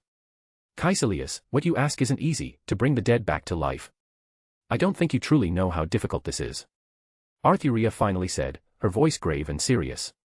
Caecilius cleared his throat, forcing the words out before doubt could silence him. Then, the Grail. It was the Grail you used, wasn't it? To bring them back, your knights. Arthuria's gaze sharpened, cutting through his assumption like a blade. No. The Grail grants many things, but not that. What you saw was not resurrection. They are heroic spirits, echoes of what once was, not the living men themselves. The weight of her words pressed down on him, but Caecilius refused to yield. But, they stand beside you. They fight. They speak. You mean to tell me they are not alive? They are memories given form, Arthuria said, her voice firm but not unkind. They are a special type of being, neither alive nor dead, and not everyone can become one. One needs to be a legend, woven into humanity's history itself. Caecilius swallowed, his chest tightening. For a moment, his hands trembled. So it is truly impossible, then. Even for you. Arthuria was silent for a long time before she finally answered. Impossible, nearly. There are only two paths I know of, and both are more dangerous than death itself. One requires a power so alien, so vast, that any soul brought back would be crushed by the residue of it. The other would demand a great machine, one that can turn back time itself, yet it lies broken beyond repair. Both methods are out of reach. Her words were meant to close the matter, but instead they lit a spark in him. He leaned forward, desperate. So you admit it, it is not impossible. Difficult, yes. Dangerous, yes. But not beyond reach. Arthuria frowned, her expression softening, almost pitying. You twist my meaning, sorcerer. If you walk that path, it will break you. Still. She let out a quiet breath, as if weighing whether to give him anything at all. Any being, able to do what even I can't, to undo death itself, is not a being you can bargain with. It would be like asking me to cut off my own arm, for you to hand me my pen. Why would I ever agree to such a deal, when I could just take the pen myself without cost? Her words were filled with warning. Her words were crushing, his hopes here dashed. Could it really be impossible? He didn't even want to think about it. So he desperately clung to one word she spoke. She had said, what he asked for wasn't easy, not that it was impossible. You said it's not easy, yet what you have said so far. You claim it is impossible, so what else do you know? She looked at him, her green eyes peering into his soul. I have heard of two other means, they seem crude compared to the others, yet, despite that, despite my divine knowledge saying bringing the dead back should be impossible, there seems to be means to achieve it, and some of them might be possible from Earth. Caecilius' heart pounded. Tell me. Do you know the origin of the name I gave my kingdom? She suddenly asked, changing the topic. Part of him wanted to dismiss it, to ask about what was important, yet he held himself back. Realizing that she likely didn't ask that for no reason. Albion is the name of a legendary dragon. In some legends, it is a dragon of hope, in others, a monster of evil. He had studied every legend connected to her carefully, so he had no problem answering the question.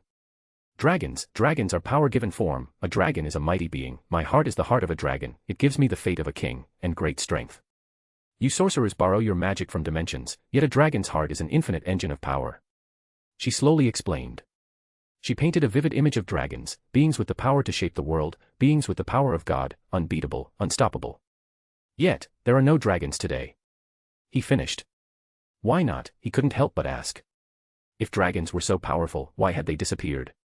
The world can no longer support them. Like ancient sharks, the oceans of today do not have the food they need to survive, and the air today is too thin for a dragon. So, they left, or most did. Some remained behind, unwilling to leave, too proud. Yet once they realized they had to leave, they found they no longer had the strength to leave. So dragons are the secret? He asked. I am not sure if you know about an order of assassins known as the Hand. They have been around for a long, long time, maybe longer than even the ancient one. They earned my interest, due to possessing a substance, a serum they call resurrection serum. Caecilius felt a lump in his throat. That was it, this was what he was looking for. And this serum, what is it? She sighed. I don't know, not fully. I know the main ingredient is the bones of dragons, a rare and powerful substance, and why I take their claim seriously. From what I have learned, this serum does somehow possess the ability to bring the dead back to life, as long as the body isn't burned. What if they are damaged? Does it still work? He asked, desperately hoping it would, since the bodies of his wife and child had suffered some damage after their death, and further decay before he used magic to preserve what was left. I don't know, but there are ways to restore them, I am sure. Such a thing shouldn't be too difficult. He breathed out a sigh, indeed. Compared to bringing the dead back to life, something he had never seen anything about doing, merely restoring their bodies. He was certain he could do it.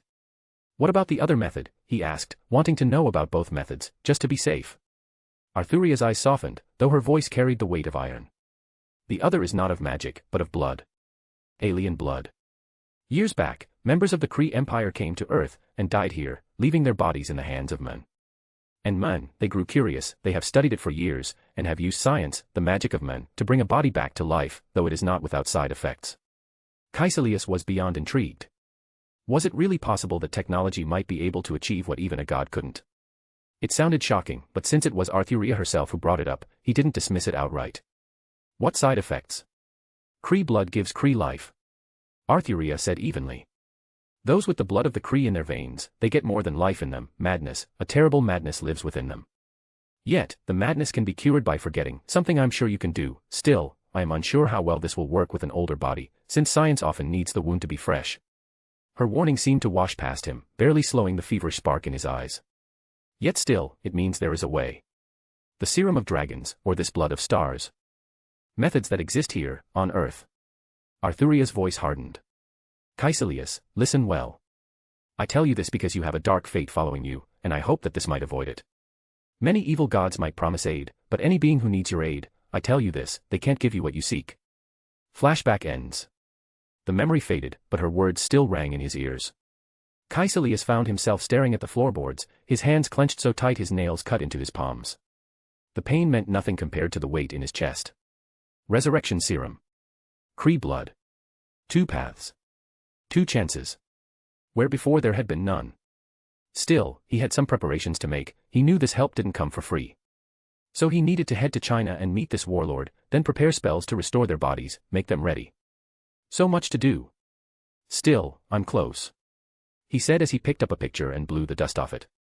Just a little longer, and Daddy will fix everything. End of chapter. Chapter 208, Chapter. The great hall of Camelot was alive with warmth. Long tables were set with bread, venison, and wine, the crackle of the hearth giving the evening a comfortable glow. My knight spoke freely, laughter and sharp remarks bouncing back and forth in the easy rhythm of comrades at peace. Mordred was busy once more telling everyone about how she killed the witch calling herself Morgana. Everyone else had heard the story dozens of times already and got enjoyment out of messing with her, which always worked, as Mordred quickly got worked up, much to the amusement of the others. Away from the main table where my knight sat, the maids and squires sat and had their own meals. The women and children saved from the Red Room had mostly recovered. While the nightmares and torture they had undergone could never fully be erased, they no longer hung over them. Right after coming here, they had been quiet, clearly still unsure about their future. Shortly after that, the nightmares began. In the Red Room, such weakness wasn't allowed, so it wasn't until they became a bit more comfortable here that they allowed themselves to be vulnerable.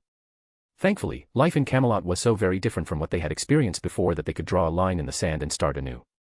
Though I believe the fact that the physical wounds inflicted on them were healed helped greatly in healing the scars on their minds and souls. Father. Let's see who can eat a whole roast pig first. Mordred yelled a challenge. Everyone instantly froze, mouths filled with food, not one person said anything for a long moment, and then.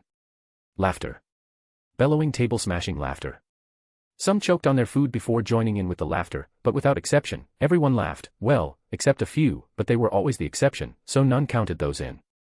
Mordred immediately grew embarrassed and angry, jumping up on the table and shouting at everyone. Hey! What's so funny? What are you all laughing at? I couldn't help but laugh myself, even as Mordred's eyes darted toward me in betrayal. Her cheeks were red, her fists clenched, and her boots stomped hard against the wood of the table as though volume alone could restore her dignity. Father, she barked again, pointing directly at me, you're supposed to take me seriously. Come on, Mordred, none can beat the king when it comes to eating, not all of us together, much less you alone. Sir Gareth tried to soothe her, but she had been laughing as hard as the others just before. The table roared louder at that, even Lancelot smiling faintly into his cup.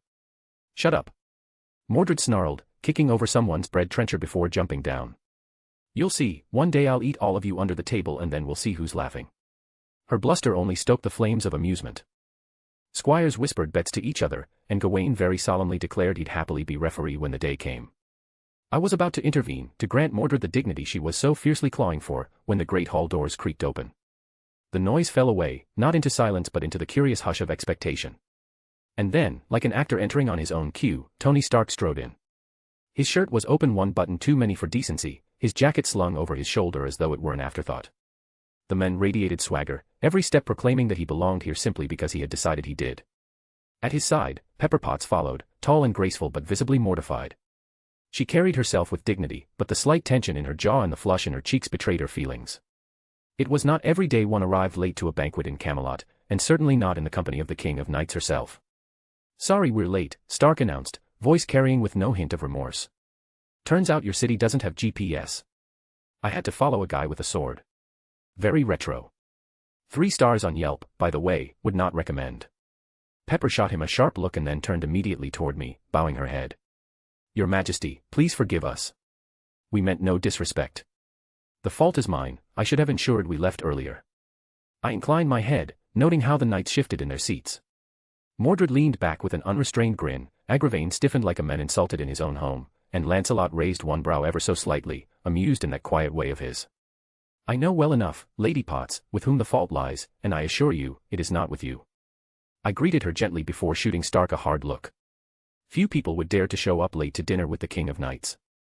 Well, I like to think myself unique, so surely I'm among the few who dare. He said, not at all reading the mood. Tony. Pepper hissed. Stark dropped into the nearest empty chair as though it were his rightful place, swinging his jacket over the backrest.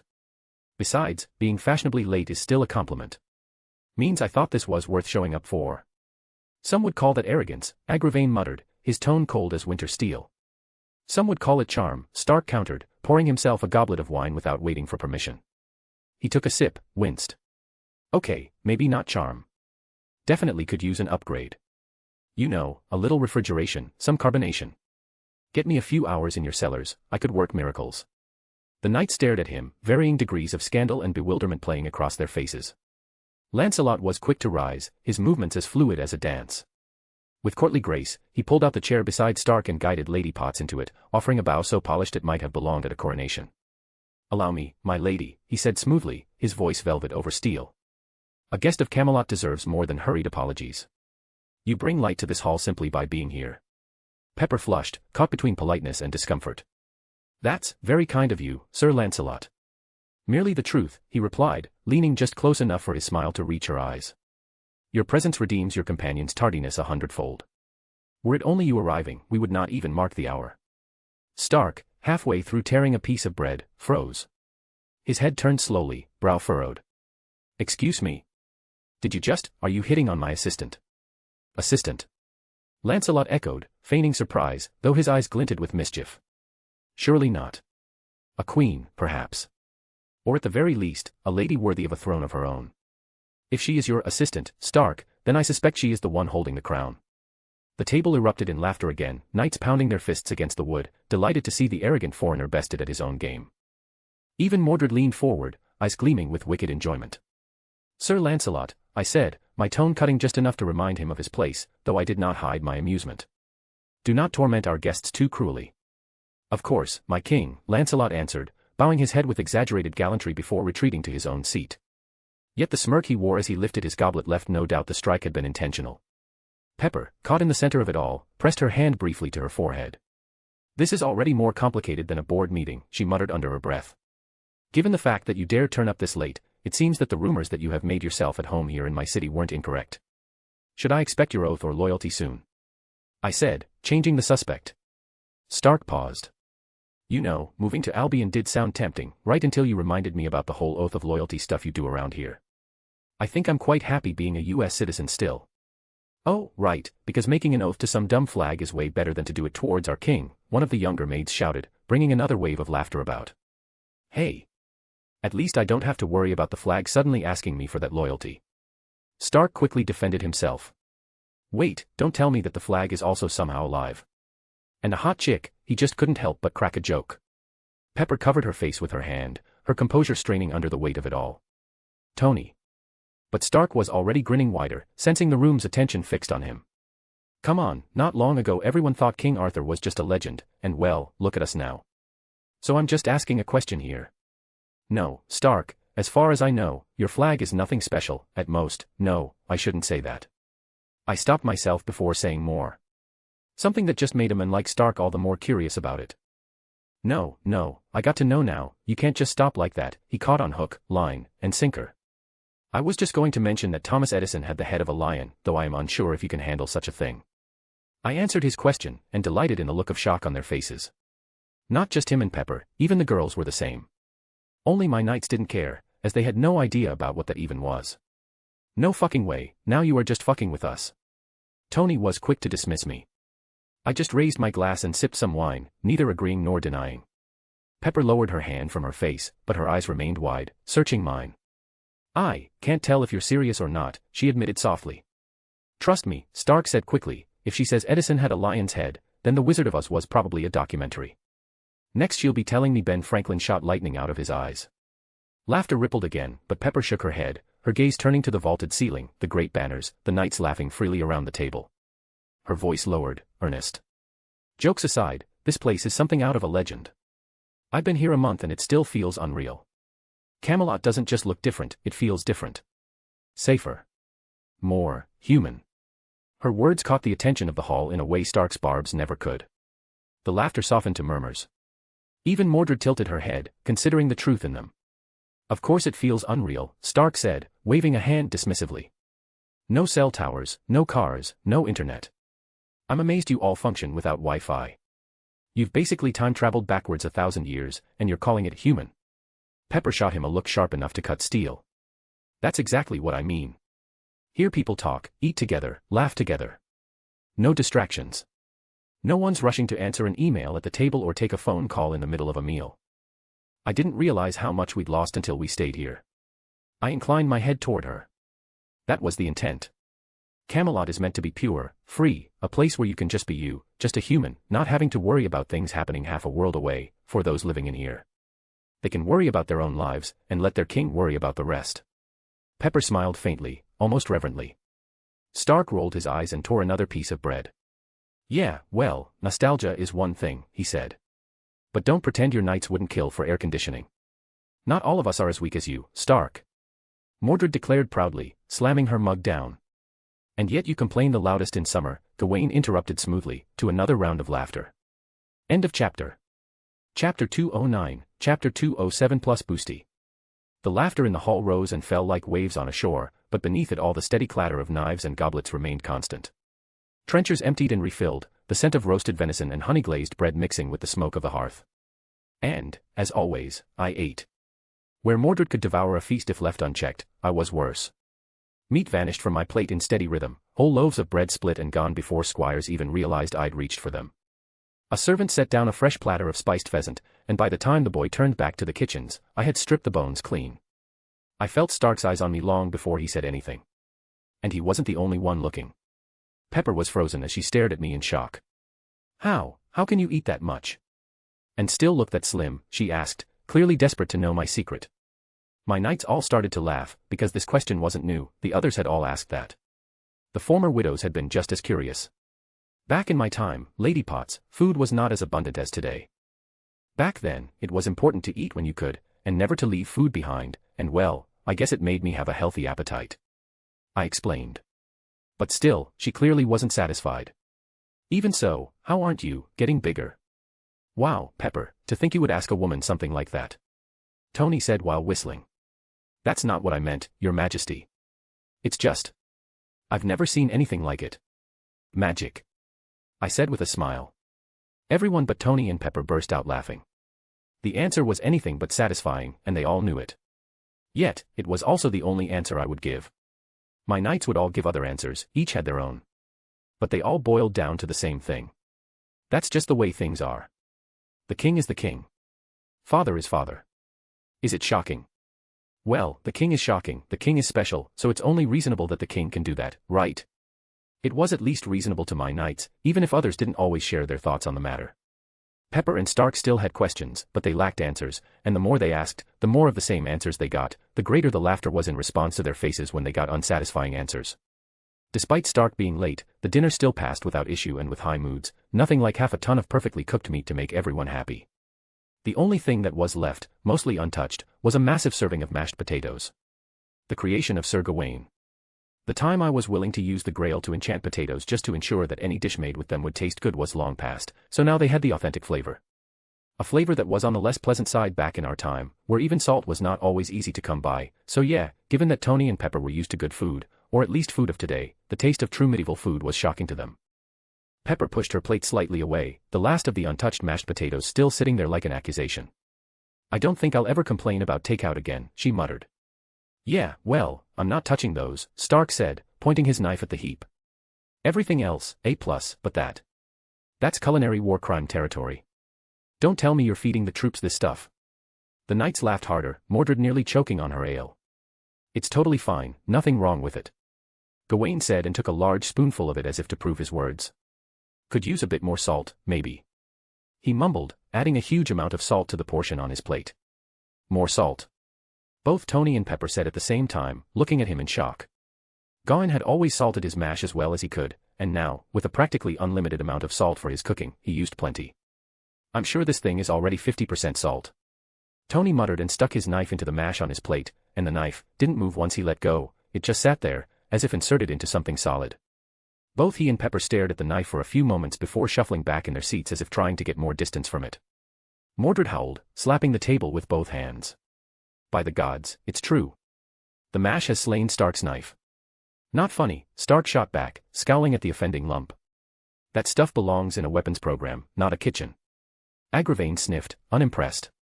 If you cannot stomach a simple dish, Stark, then you are softer than I imagined. Tony leaned across the table, grinning like a wolf. Oh yeah. Then why don't you have some? Still plenty left.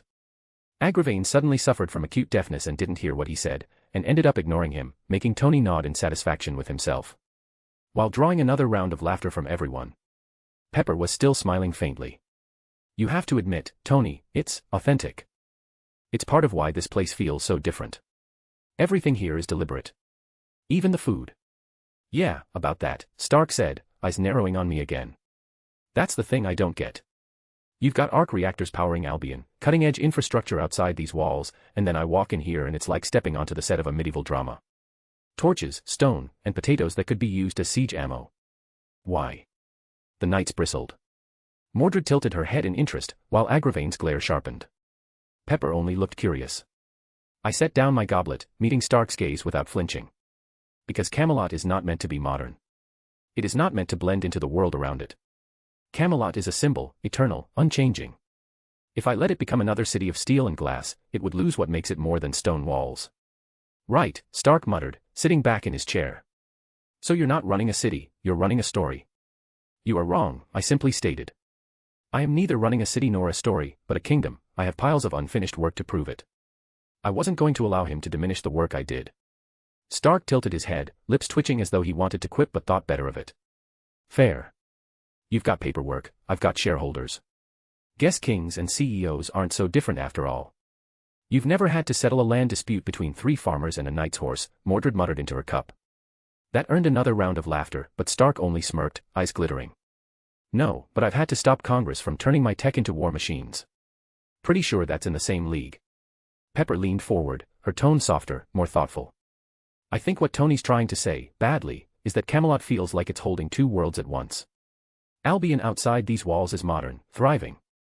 But here, inside, it's timeless. A story. And both matter. I inclined my head to her. She understood more than Stark let himself admit. But Stark wasn't finished.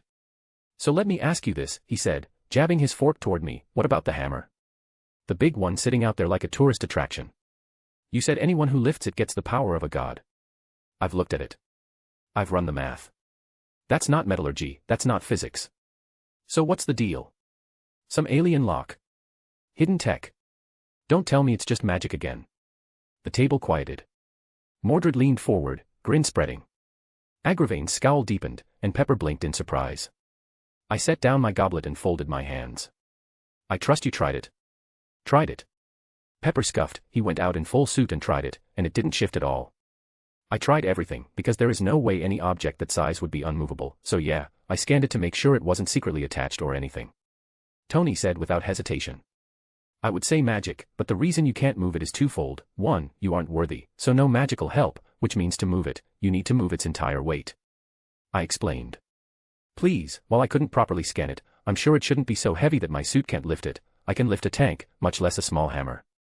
Tony clearly wasn't satisfied with my answer. That just depends on material, that's science and math, your domain, not mine. I smiled knowingly. Right, so what material are we dealing with there? Some magic stuff, he pressed. Oh no, nothing like that, just the heart of a dying star. I'm sure you have a name for such things. My smile grew wider still as I fed him more information. Tony blinked, his smirk faltering for the first time. Wait. Back up. Did you just say dying star? As in stellar core density, gravitational mass, nuclear collapse levels of heavy. Yes, I said simply. He leaned back in his chair, hands spreading wide as though he were presenting the world's biggest punchline. And you said that wasn't magic? Lady, that's exactly magic. You can't just drop a neutron star in the middle of a city and not call it magic. Pepper pinched the bridge of her nose. Tony, please don't start calculating the density of a hammer at the dinner table. I already am, he shot back, tapping his temple. Do you realize the tensile strength needed just to shape that kind of material? It should collapse in on itself. It should be a black hole. Which, by the way, would ruin the tourism business real fast. Mordred was grinning ear to ear. Go ahead and lift it again, Stark. See if your numbers help you now. Lift it again. If you are right about the material, we are likely talking about 1.36 times 10 to the power of 15 kilograms. He paused as he realized everyone was looking at him as if he were talking to an alien. That's 1.36 quadrillion kilograms. That's like 200 times the weight of Mount Everest. Lift it. I don't want to be on the same planet as it. Mordred slammed her fist on the table, wheezing with laughter. 200 Everests. You're telling me that tiny hammer is heavier than every mountain I've ever seen. Oh, this is rich. Try again, Stark, I dare you. No. Tony said immediately, waving his hands like a man warding off fire. That thing's a planetary hazard. It could, no, it should have long destroyed the city and caused immense damage to the crust, and even the core itself. Mordred just snorted. Oh, people, so what if it's heavy? I'm sure if not for Father forbidding it, I could lift it just fine. The other knights were quick to join in, most not really realizing just how heavy it was. Tony ignored them and looked at me. Let me guess, the reason that hammer isn't on its way to the Earth's core is magic. Correct. I need to learn magic. Tony exclaimed. No, Tony, no magic, I don't want you to start breaking the laws of physics just because you can. Pepper was quick to shoot him down. Come on, Pepper, just imagine what I could do if I could apparently turn a star into a hammer. Which, by the way, is a complete waste of effort and material. He said, shooting me a look of disapproval as if I made Mjolnir. I just smiled at him and looked into his eyes from across the table. Tell me that after someone slams a star into your face. The hall roared with laughter again, the sound echoing against stone and banners. Even those who didn't understand Stark's numbers enjoyed the show of his exasperation. Tony only pointed at me, still half smiling, half scowling. Fine, fine, I concede on that point. End of chapter. Chapter 210, chapter. I had not been the host I should have been. I could freely admit that. Stark and his lady had spent a month within Camelot's walls, and though I had given them sanctuary, I had not given them my time. France had demanded it of me, demons and witches drawing me far from home. Yet it was not lost on me that Tony Stark had been left largely to his own devices, to amuse himself while I fought abroad. That was not how a king ought to treat a guest. No matter what my reason might have been, or how valid it was. So when Stark approached me about a public send-off, a demonstration, as he called it, I agreed. Not because I believed his theatrics necessary, but because I knew I owed him something. A host must honor those who dine at her table, and a king must honor allies, even when they are troublesome. Even when they show up uninvited. This was something Hector had told me countless times, and even Merlin had repeated, though I suspect that he only did it because he enjoyed the trouble it sometimes caused. Plus, Stark might be troublesome indeed, but he wasn't harmful, he was just a fool. So I saw no real threat in his plans, and it would give the people something to see, another grand event for them to enjoy. Thus, it was scheduled for a week after our feast, a grand display of might, magic, and technology, as Camelot bid farewell to one of Albion's special technical advisors. The morning of the demonstration dawned bright, the kind of sky poets would claim had been painted for the occasion. Though in truth, it was simply I who manipulated the sky with my lance, the power of Rhongomyniad could easily do so around my grand city. Right outside the gates of Camelot, there was a large green area, where Loki and guests of Asgard normally appeared, since they were at least smart enough not to send down the Bifrost within the city itself. That area, which was normally kept empty for that use, was filled today. A large stage had been constructed, as had some stands to allow people to watch the spectacle. It was a familiar sight to me, the anticipation of a tournament, the murmurs before a joust. Yet this was no contest of lances or swords. This was Stark's stage. Pepperpot stood at my side, dressed with her usual understated grace. Her expression, however, betrayed a deep unease. I did tell him this was a bad idea, she murmured, almost pleading, as though I could still stop what was about to happen. You did your duty, I reassured her gently. But Stark is not a man easily dissuaded. That's one way to put it, she muttered, glancing toward the gathered crowd. Despite being used to being in the center of attention, she wasn't used to this many people. Let Stark know that if he decides to stop the whole engineering genius business, he might still have a shot at being an entertainer, a jester would suit him well. I added, trying to help her calm down a little. More like a clown, that man. I don't know how he does it, always getting away with everything. Pepper snorted. Out in the distance, I saw the signal and finally stood up. And the crowds quickly grew still as they watched and waited. Greetings, people of Camelot, proud citizens of Albion, free people of the realm. I welcome you all here on behalf of a special guest. My voice was carried all across the stands and fields. I am sure many of you have seen him around. I continued. He is a man who doesn't understand what it means to keep a low profile, and a man famous for many reasons and few good ones. There was plenty of laughter around the crowd, because indeed, Stark was famous for his playboy tendencies. I speak naturally of Tony Stark, the infamous Iron Man, one of Albion's special scientific advisors. For a month, he has been our guest here in Camelot, enjoying what our proud city has to offer, even if in such a short time, he hasn't been able to experience it all. Today, we bid farewell to Stark. And we do so, in style. My final words were booming and immediately followed by music. The crowd erupted in cheers, drums beating, horns blaring, Stark's doing, not mine. I had permitted him a send-off, but somehow he had turned it into a festival. And there he came at last, striding across the green with the swagger of a man who had never once in his life questioned whether all eyes should be on him. Behind him, dragged on a wheeled platform, was a massive tarp-covered shape. His grin was as bright as the banners above the stands. Knights. Ladies. People of Camelot, he called, voice booming unnaturally loud thanks to some hidden speaker.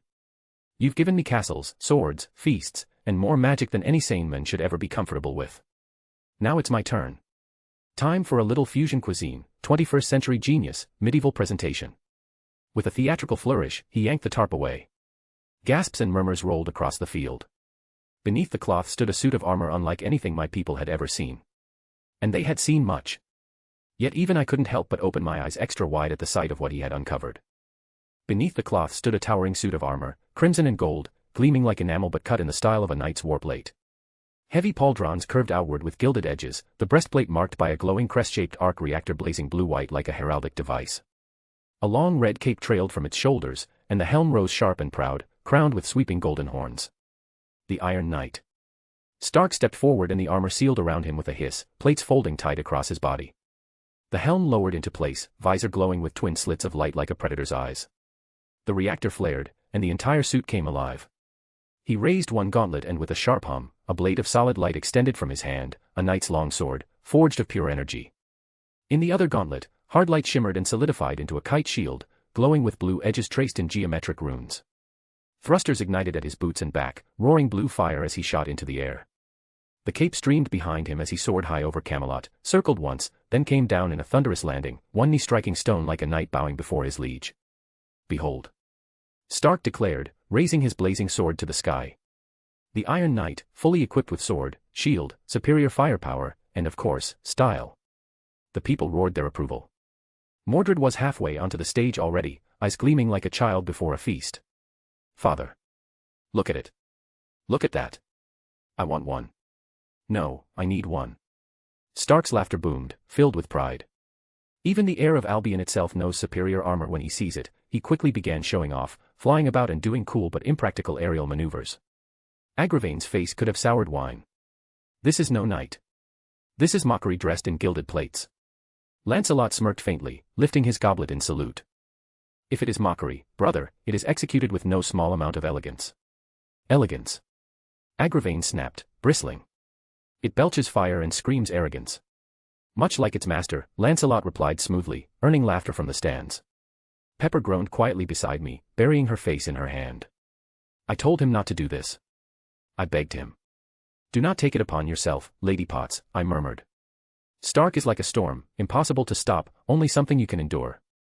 Stark spun through the air again, cutting a loop before landing squarely on the stage, shield raised and sword blazing. The crowd roared their approval, all shouting in amazement. Mordred was still shouting over them all, practically climbing the railing in her excitement. Father, you must allow me one. With wings of fire. I'll outfly any foe. I sighed. No, Mordred. Her face fell for all of 2 heartbeats before she rallied, jabbing a finger at Stark. Then I'll have him make me one. Now it was my time to apologize to Pepper. I apologize ahead of time, because Mordred will be impossible as she demands that Stark make her a suit of armor. Pepper shook her head. I just hope he won't agree, or the Senate will be impossible. Stark continued to fly around to impress, showing off the power and ability of his suit, swinging around his sword. Though I had no doubt it was Jarvis who did the heavy lifting. No way Stark could use a sword that well. Still, it served its purpose. The crowd was entertained as he used what was one of the world's most advanced weapons to put on a show. The huge explosions as he shot off freaking missiles into the air only earned him louder roars from the crowds. People sure love their fireworks. Even if I didn't quite approve of his choice of explosive ornament. Finally, Stark landed back on the stage and turned towards me. Your Majesty, Camelot has its round table, its holy blade, its divine lance, now it has the Iron Knight. Consider it my humble gift of showmanship. And yes, for the record, I do accept knighthoods. Sir Stark of Camelot has a nice ring to it. The laughter rolled across the green like thunder. Even I could not quite suppress a smile. For all his arrogance, his foolishness, his irreverence, Stark had made something wondrous. Even I had to agree on that. I am afraid I only grant knighthood to my citizens, yet I am sure your own nation will shower you in honors, for you deserve it. This armor of yours is wondrous indeed. I nodded my head in appreciation of his craftsmanship. The cheers of the crowd swelled, echoing like thunder against Camelot's walls. Children shouted his name, squires waved their wooden swords in imitation, and even the older knights who frowned at his arrogance could not wholly deny the brilliance of the display. Stark bowed deeply, helm retracting to reveal his grin to all. Remember this day, people of Albion. You had the honor of seeing the Iron Knight. Mordred, of course, shouted loudest of all. Father. If you do not give me flying armor, I will steal that one myself.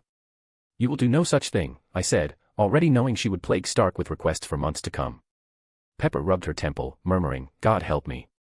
As the laughter rolled through the crowd once more, I rose to my feet. Then it is settled. Camelot thanks you, Stark, for your presence, your counsel, and your showmanship. You leave us as guest and ally, and more than that, as friend. The people erupted again, and I let them. For all my doubts, for all my sighs, I could not deny it, Stark had given my people a gift. A memory they would treasure, a tale to tell their children of the day a man of the future stood in Camelot Square and called himself knight. End of chapter. Or on boosty.to/unknownfate. Chapter 211, Chapter. Steve had seen a lot of strange things in his life. Men with weapons a century ahead of their time. A cube of energy that didn't belong on this earth. A war that ended with him in the ice, only to wake up in a world that had passed him by. But watching a medieval city cheer like it was the World's Fair while Tony Stark flew overhead in golden armor with a cape. That was new. The crowd was electric, shouting his name, kids scrambling up onto their parents' shoulders to get a better view. Stark gave them exactly what they wanted, loops, explosions, bows grand enough to belong in a pageant. It reminded him somewhat of the first time he saw Howard. He, too, had been amazed at the flying car, even if it hadn't worked very well. It was funny to think that over 50 years ago, Howard Stark had promised the world flying cars, yet today, that still remains but a distant dream. Instead, it had medieval cities emerging from the past, legendary kings turned queens turned gods turned rulers. Knights strong enough to crush tanks and withstand missiles, and now, a flying knight shooting lasers from his hands and with a sword of energy. The world was indeed an amazing place. It had mostly been luck that he managed to reach Camelot in time to witness this sight, this grand show put on to honor Stark. Still, he had to admit, he had likely earned it. As Steve had traveled through Albion, seeing the land and meeting the people, he also learned just how important the new reactors were for the current prosperity. So many he had spoken to had mentioned how much they used to spend on their energy bills, to warm their houses or keep the lights on, and now, they didn't pay anything. A small energy tax, and that was it. And all that was thanks to Stark's work. If nothing else, Steve had to admit he did inherit his father's brilliant mind, and from this show, his flair for dramatics. Steve wasn't here for the show, though. He'd spent the last few months walking through Albion, from villages tucked into valleys to ports crowded with fishermen. He'd seen the smiles on people's faces when they lit their homes without fear of a bill they couldn't pay, and he'd seen the pride in their eyes when they spoke of Camelot. Steve had come to Albion to seek answers, and so far, he had found many. The common people didn't seem to suffer under oppression. Arthuria wasn't some evil tyrant, if anything, she seemed far kinder, far, fairer than anyone in power he had ever known. He had met his fair share of governors and senators back when he traveled around to sell war bonds, and they didn't seem to love their people. They might have loved their jobs, but that wasn't the same, he realized that now. Arthuria might be overly harsh on those who broke her laws, she might not believe in second chances, but at least she cared for the little man. After spending a month meeting people everywhere, from big cities to small villages, it was time to go to the new heart of the kingdom, Camelot. Even if already before setting foot inside, he saw the signs of what awaited. Even now, the atmosphere around him clearly said that the people of Camelot loved their king just as much as the rest of her people did. Because this joy he felt from the crowd, that wasn't fake. And it surely couldn't be the joy of people living in fear. Steve slipped away once the crowd began to break, and finally stepped through the great gates of Camelot, past the legendary white walls, and found before him a city that seemed to be waking up. The streets were surprisingly empty for this time of day, with stores all around closed and stalls left deserted. But it didn't last long. Soon, the people who had watched Stark's show returned, and the city quickly came back to life. But the hustle and bustle of the city was nothing compared to New York, not that there wasn't as much, but that it just felt different. New York felt cold, people walking past one another, but feeling so distant, so cold. But here, people smiled at one another, stopped to talk, answered questions with a smile, laughed, and played in the streets. The noise here was human, 1,000 voices, not 1,000 cars. Steve let himself be carried with the current of people until the main street opened wide into a marketplace. Colorful awnings stretched across the square, and the air was thick with the scent of bread, roasting meat, and the tang of iron from the smithy on the corner. He slowed when he saw the forge. The smith was a broad man, his apron streaked with soot, hammer rising and falling in steady rhythm. On the rack beside him rested swords, spears, and shields of every size. One of the round shields caught Steve's eye, plain steel, reinforced with iron bands. Crude compared to his old one, but familiar enough that his arm twitched with memory. He stepped closer. The heat of the forge rolled over him as the smith noticed his stare. "You want it?" the man asked, not unkindly. Steve shook his head. "No. Just looking. Reminds me of something I used to carry." The man gave a sharp snort. "Not many people carry shields around. I sell plenty of swords, everyone wants a sword at home, hanging over the fireplace, but shields. Not so much," he said before going back to his work. Steve understood that having a sword might be a fun thing, but a shield. It didn't have the same charm, but he liked them, far more so than swords, because a shield was much better for protecting others. With one last look at the shield, he moved on, watching children chase each other between the stalls, their wooden toys clacking against cobblestones. It reminded him of his own childhood, when he too had spent his days playing in the streets, avoiding cars and bikes. It was something he had long noticed was absent in the current New York. Kids weren't just running around on their own. And it wasn't just in New York either. It seemed that all across the states, kids weren't allowed to just be kids anymore.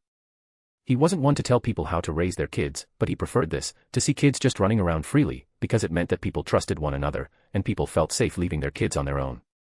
In this aspect, he really did believe Albion, and Camelot in particular, were far better than the States. A woman selling apples waved at him when he paused to look, pressing one into his hand before he could offer coin. He tried anyway, but she laughed and pushed his hand back. It struck him how quickly he had been accepted. Not because of who he was, no one here knew his name, but simply because he was a man walking their streets.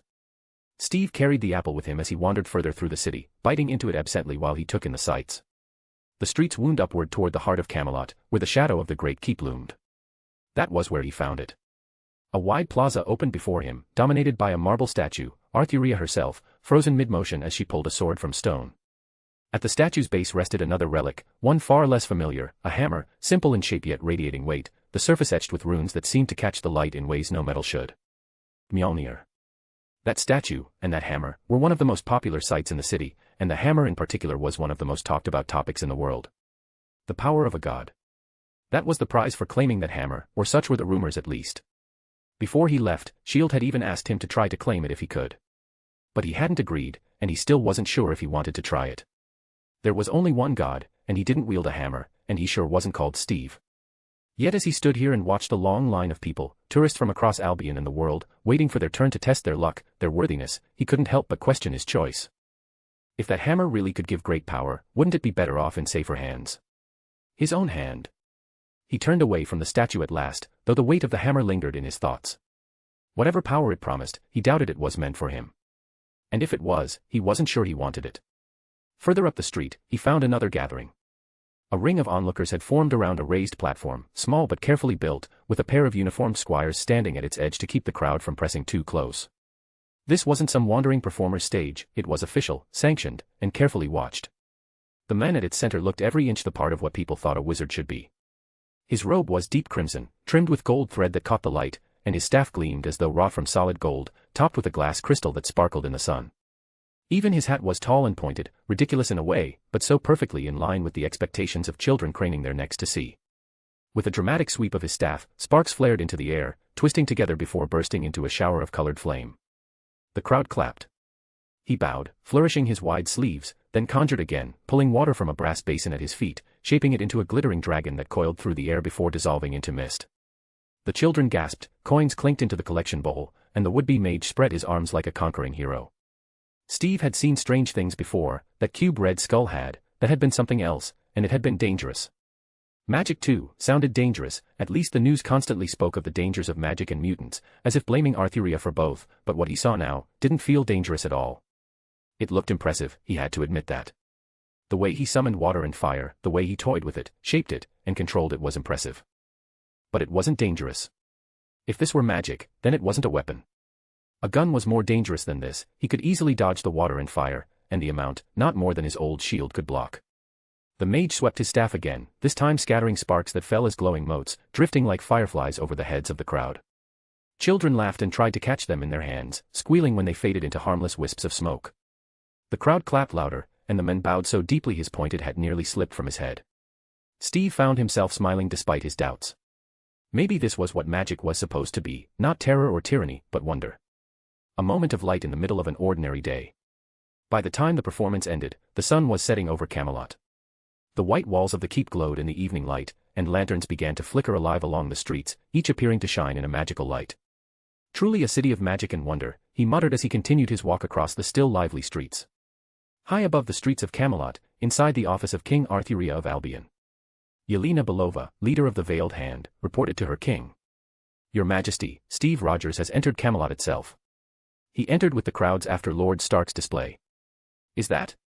Keep an eye on him, and once he is ready to meet me, arrange it. End of chapter. Or on boosty.to/unknownfate. Chapter 212, Chapter. As the crowd around the stage began to thin, Steve drifted into a side street. The air was quieter here, shaded by awnings, the noise of the square fading into the background. He slowed at the sight of a small stall tucked against the wall, a woman arranging loaves of bread still steaming from the oven. Fresh out, she said with a smile, catching his glance. Best before it cools. Steve hesitated, then bought one, handing over a coin. The bread was still warm in his hands, the crust crisp. Big day, she went on, nodding toward the square he'd just left. That Stark fellow puts on a show. Yeah, Steve said. Quite the showman. She laughed softly. Well, Camelot's had stranger guests. Some come, some go. But it's the king that keeps us steady. Her tone was matter-of-fact, not forced, not fearful. Just a truth she believed in. Steve tore off a piece of bread, chewing thoughtfully. You sound like you've got a lot of faith in her. Faith. The woman tilted her head, considering. Well, I guess I do, I mean, even before the 2-day war, I was interested in Camelot, and the king, the knights, all of it. Steve nodded along with her words, he had heard many speak of similar things. I used to work in an office, it paid all right, but it was death. I just didn't really enjoy it, you know. Like it wasn't what I was supposed to do with my life. Like I was meant for more than filing whatever paperwork my superiors put on my desk. She explained, all too eager to tell every stranger coming her way her story. So, when something like Camelot appeared, it felt like a whole new world opened up before me. I mean, if Camelot were real and reappeared, what would be next, right?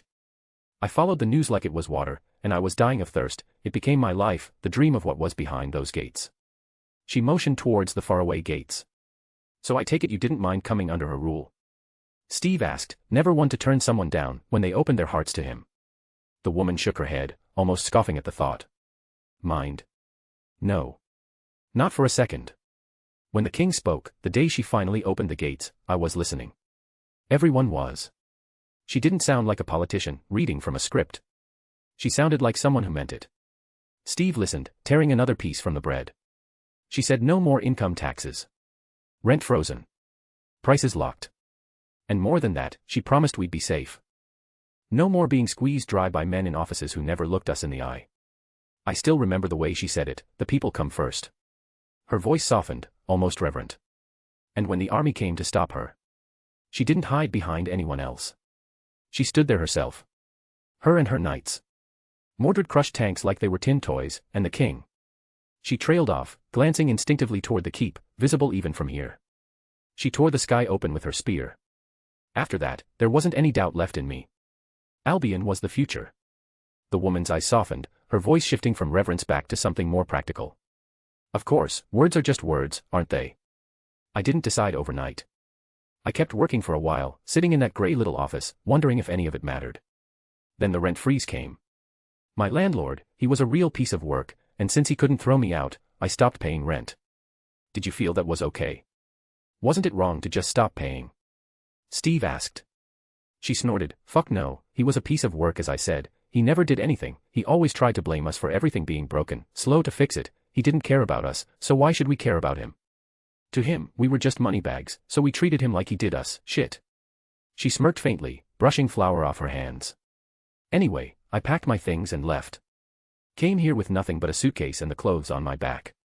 Figured if the king was serious about building something new, I wanted to be where it was happening. Steve nodded.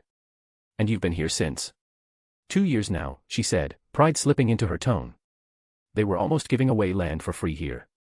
Within a month, I was the proud owner of this. She tapped the stone wall behind her. This entire inn is mine, and I run it, plus selling bread when it's not busy inside, and just to meet more people. Steve glanced up at the inn, its timber frame and flower boxes standing out against the whitewashed stone. It wasn't grand, but it was sturdy, lived in, the kind of place people gathered. That's a big change, he said. From an office to running an inn. She grinned, tucking a loose strand of hair behind her ear. A big change, yeah. But it feels right. Every day I wake up knowing this is mine. Not the company's, not some landlord's. Mine. I put in the work, and I see the reward. Can't put a price on that. Steve broke off another piece of bread, the warmth lingering in his hands. Sounds like you found your place. I have. Her smile softened. And I know I'm not the only one. Ask around, you'll hear it everywhere. Camelot gave us a fresh start. The king gave us that. So yeah, I've got faith. Because she earned it. There was no fanaticism in her tone, no rehearsed line, just quiet conviction. The kind Steve had learned long ago to recognize. He gave her a nod of respect. Thanks for sharing. Anytime, she said, sliding another loaf onto the stall. And welcome to Camelot, stranger. May it give you something too. Steve had more or less expected that, not the story itself, but the general situation, that people didn't mind the changes that had happened. People weren't all fans of everything. He had heard plenty of people complain about one thing or another, yet compared to the overwhelming joy everyone seemed to have. People liked Albion far more than they disliked it. That was what he had been able to confirm after a month here. After speaking to everyone, he could conclude that much of what the world told about the situation here just wasn't true. Still, he wasn't done yet. Camelot was the heart of Albion, the heart of all the changes that had happened outside it, and the proposed risk to the world, so he needed to really investigate it properly. Steve moved on, following the slow current of the crowd deeper into the city. The bread was nearly gone by the time he found himself in a narrower lane, lined with stalls selling candles, firewood, and bundles of coal. It caught his attention because outside Camelot, people were bragging about free power. Here, in the heart of the kingdom, they enjoyed none of that. Near one stall, a boy no older than 16 was stacking wood, his arms dusted with soot. Steve stopped, watching the practiced rhythm of it. Busy work, Steve said. The boy looked up, grinning. Always. Folks need heat. They don't get it from gas here, so they get it from me. Steve stepped closer, curious. Doesn't that bother you? That Camelot doesn't have, well, the grid. Electricity, lights, all that. The boy shrugged, leaning on the pile of wood. Maybe a little bit, it isn't like we have no power, everyone got some big batteries back home, to charge stuff, phones, laptops, all that. But it bothers some more than others. I was always more of the active type, I spent my time outside rather than inside, before the TV or Xbox. Steve raised a brow. So you don't miss it? The boy grinned, tossing another bundle onto the pile. Sometimes, sure. But it isn't like we are living in the Stone Age here. Sure, we have no electricity, but we have something better. Magic. I saw magic on the way here, someone performing for a crowd. Steve said, still curious about magic himself. The boy snorted. Oh, that'd be Mero the Magnificent. I've seen his shows, sometimes he does some even bigger things. They're pretty good, I'll give him that, but it's not real magic, not like the king uses. He's just a hedge mage, throwing sparks and shapes around for coin. He slapped the stack of wood beside him. But we've got plenty of the little stuff, the kind that makes life easier. No fridges. Doesn't matter. We've got magic cupboards. You stick a block of ice in, and it keeps food cold for a week, no problem. Then you just go buy another block of ice, cheap as dirt. Same with this wood here. Steve glanced down at the sign, his brow lifting when he saw the price. Almost free. The boy caught the look and laughed. Yeah, I know what you're thinking. I don't get rich off this. I get a flat wage, and a little extra depending on how much I move. The price? That's set by the crown. Same with bread, same with coal, same with pretty much everything folks need to live.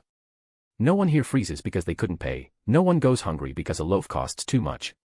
He shrugged, grinning faintly as he leaned back against the stall. Some folks complain about the rules, but me. I don't mind. It works. I get to spend some time selling wood after school, so I get money for things I want. It's sweet, really. Plus, he continued, it's a city where people actually look out for each other. Can't say that about most places. Steve let the words settle in as he tore off the last piece of his bread. It reminded him of something, not the future, not the world he had woken up to, but the one he'd left behind. Before television, before computers, before everything came with a monthly bill and fine print. Back when neighbors shared what they had, when rent wasn't the measure of whether a man deserved to live. The boy grinned, oblivious to the weight of Steve's thoughts. Some folks miss their cars, their microwaves, their Netflix. Me. I don't care. I'd rather have this. It's simple. Feels like it makes sense. Steve found himself nodding slowly. Yeah, he said quietly. I know what you mean. For the first time in a long while, he felt a pang of familiarity, not with the 21st century, but with the world he had lost. A world that seemed, in Camelot of all places, alive again. He bid the boy farewell and continued on his way. Evening settled over the city, but the streets glowed with warm lamplight, flames bright enough that he suspected magic was at work. Even so, it didn't feel strange. It felt welcoming.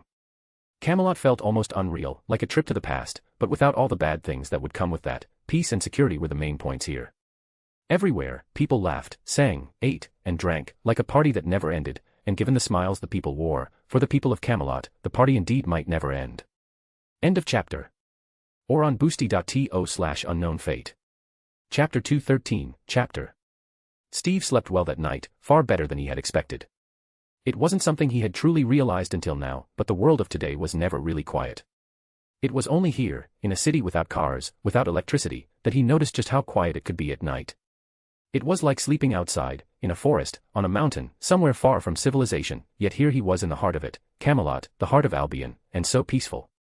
So when he went back out that morning, he was refreshed and happy, ready for a new day of exploring this place and meeting its people. Eventually, Steve found his way to the grand plaza in front of the castle itself, looking up at the tall tower that seemed to stretch into the heavens. He wasn't alone, plenty of people came here to take pictures of the castle up close, and he could see why. The castle was truly magnificent, a piece of art crafted from stone. Statues so lifelike he half expected them to suddenly start waving, details so precise he would expect them on a diamond, not a castle. Truly, a marvel to behold. Quite a sight, isn't it? A female voice came from behind. Steve turned, and froze. Recognition hit him immediately. You. I remember you. From Leeds. She chuckled lightly. Yeah. That was rather embarrassing, letting you catch me like that.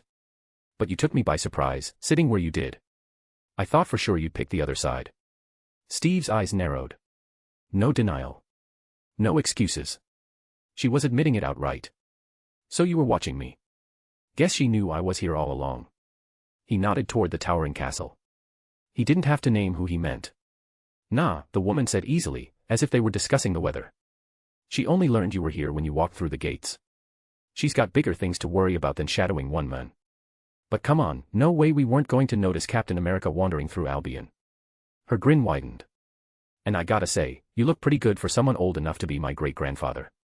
Steve wasn't entirely sure how to respond to her, the casual way she handled the situation threw him off. He had expected someone to react very differently when called out for spying on him, not just admitting it with a shrug. So, who are you? She laughed at his question, loudly enough to draw curious looks from people around them. That's your question? You honestly expect the big bad spy to tell you her name? What next, my 3 sizes? Steve didn't rise to the bait. He just folded his arms, expression steady. Names go a long way toward building trust. Her grin softened for a moment before she pulled it back up. Fine. Guess it's only fair since I do know your name, and your sizes. All of them. Yeah, I know, all your sizes. S.H.I.E.L.D. really measured you well while you were out cold. The way she said it, the way she looked down at his crotch while dragging her words, made him feel self-conscious, and made him curse S.H.I.E.L.D. in his head. You still didn't give me your name, he pointed out, ignoring her attempt at misdirection. You sure you aren't more curious about what the report says about you? Or what the people who cared for you said? Only one of the nurses claimed to have seen a man bigger than you. The woman continued to tease, making it hard for Steve to focus. He wasn't used to this kind of thing. This almost flirty behavior really threw him off. Steve cleared his throat, forcing his focus back to the woman's eyes. "Your name," he repeated firmly. She tilted her head, a smirk lingering like a cat toying with its prey. "Helen. I'm Helen, and I work for the king. I'm her hand in the shadow, her secret police, if you will." Steve absorbed her words carefully. Her hand in the shadow. That was no small claim. He had been briefed on them, the so-called Veiled Hand, a group of former elite all-female assassins who had joined Arthuria early on. They were among the best of the best, and the most dangerous of all. Their hands dripping with blood, as deadly as they were beautiful. Experts in using their looks to make targets lower their guard. Just her teasing had unfocused him, and he wasn't just anyone. Steve's jaw tightened. "So this was your assignment? Shadow me. Size me up." Helen's smirk didn't falter. "What can I say? You're a hard man to miss. America's golden boy wandering through our streets. Not to mention your connection with S.H.I.E.L.D. You aren't just a normal tourist, so yeah, we kept an eye on you." Steve couldn't really disagree. He could understand why they would want to keep an eye on him, but that didn't mean he liked having assassins shadow him. "So why show yourself now?" "Why else?" she asked back, a wide grin on her face, a face that could make men's hearts skip a beat. "To meet the king. That's why you're here, right? To ask the big bad king of knights to end her reign of terror." Steve frowned. "Reign of terror?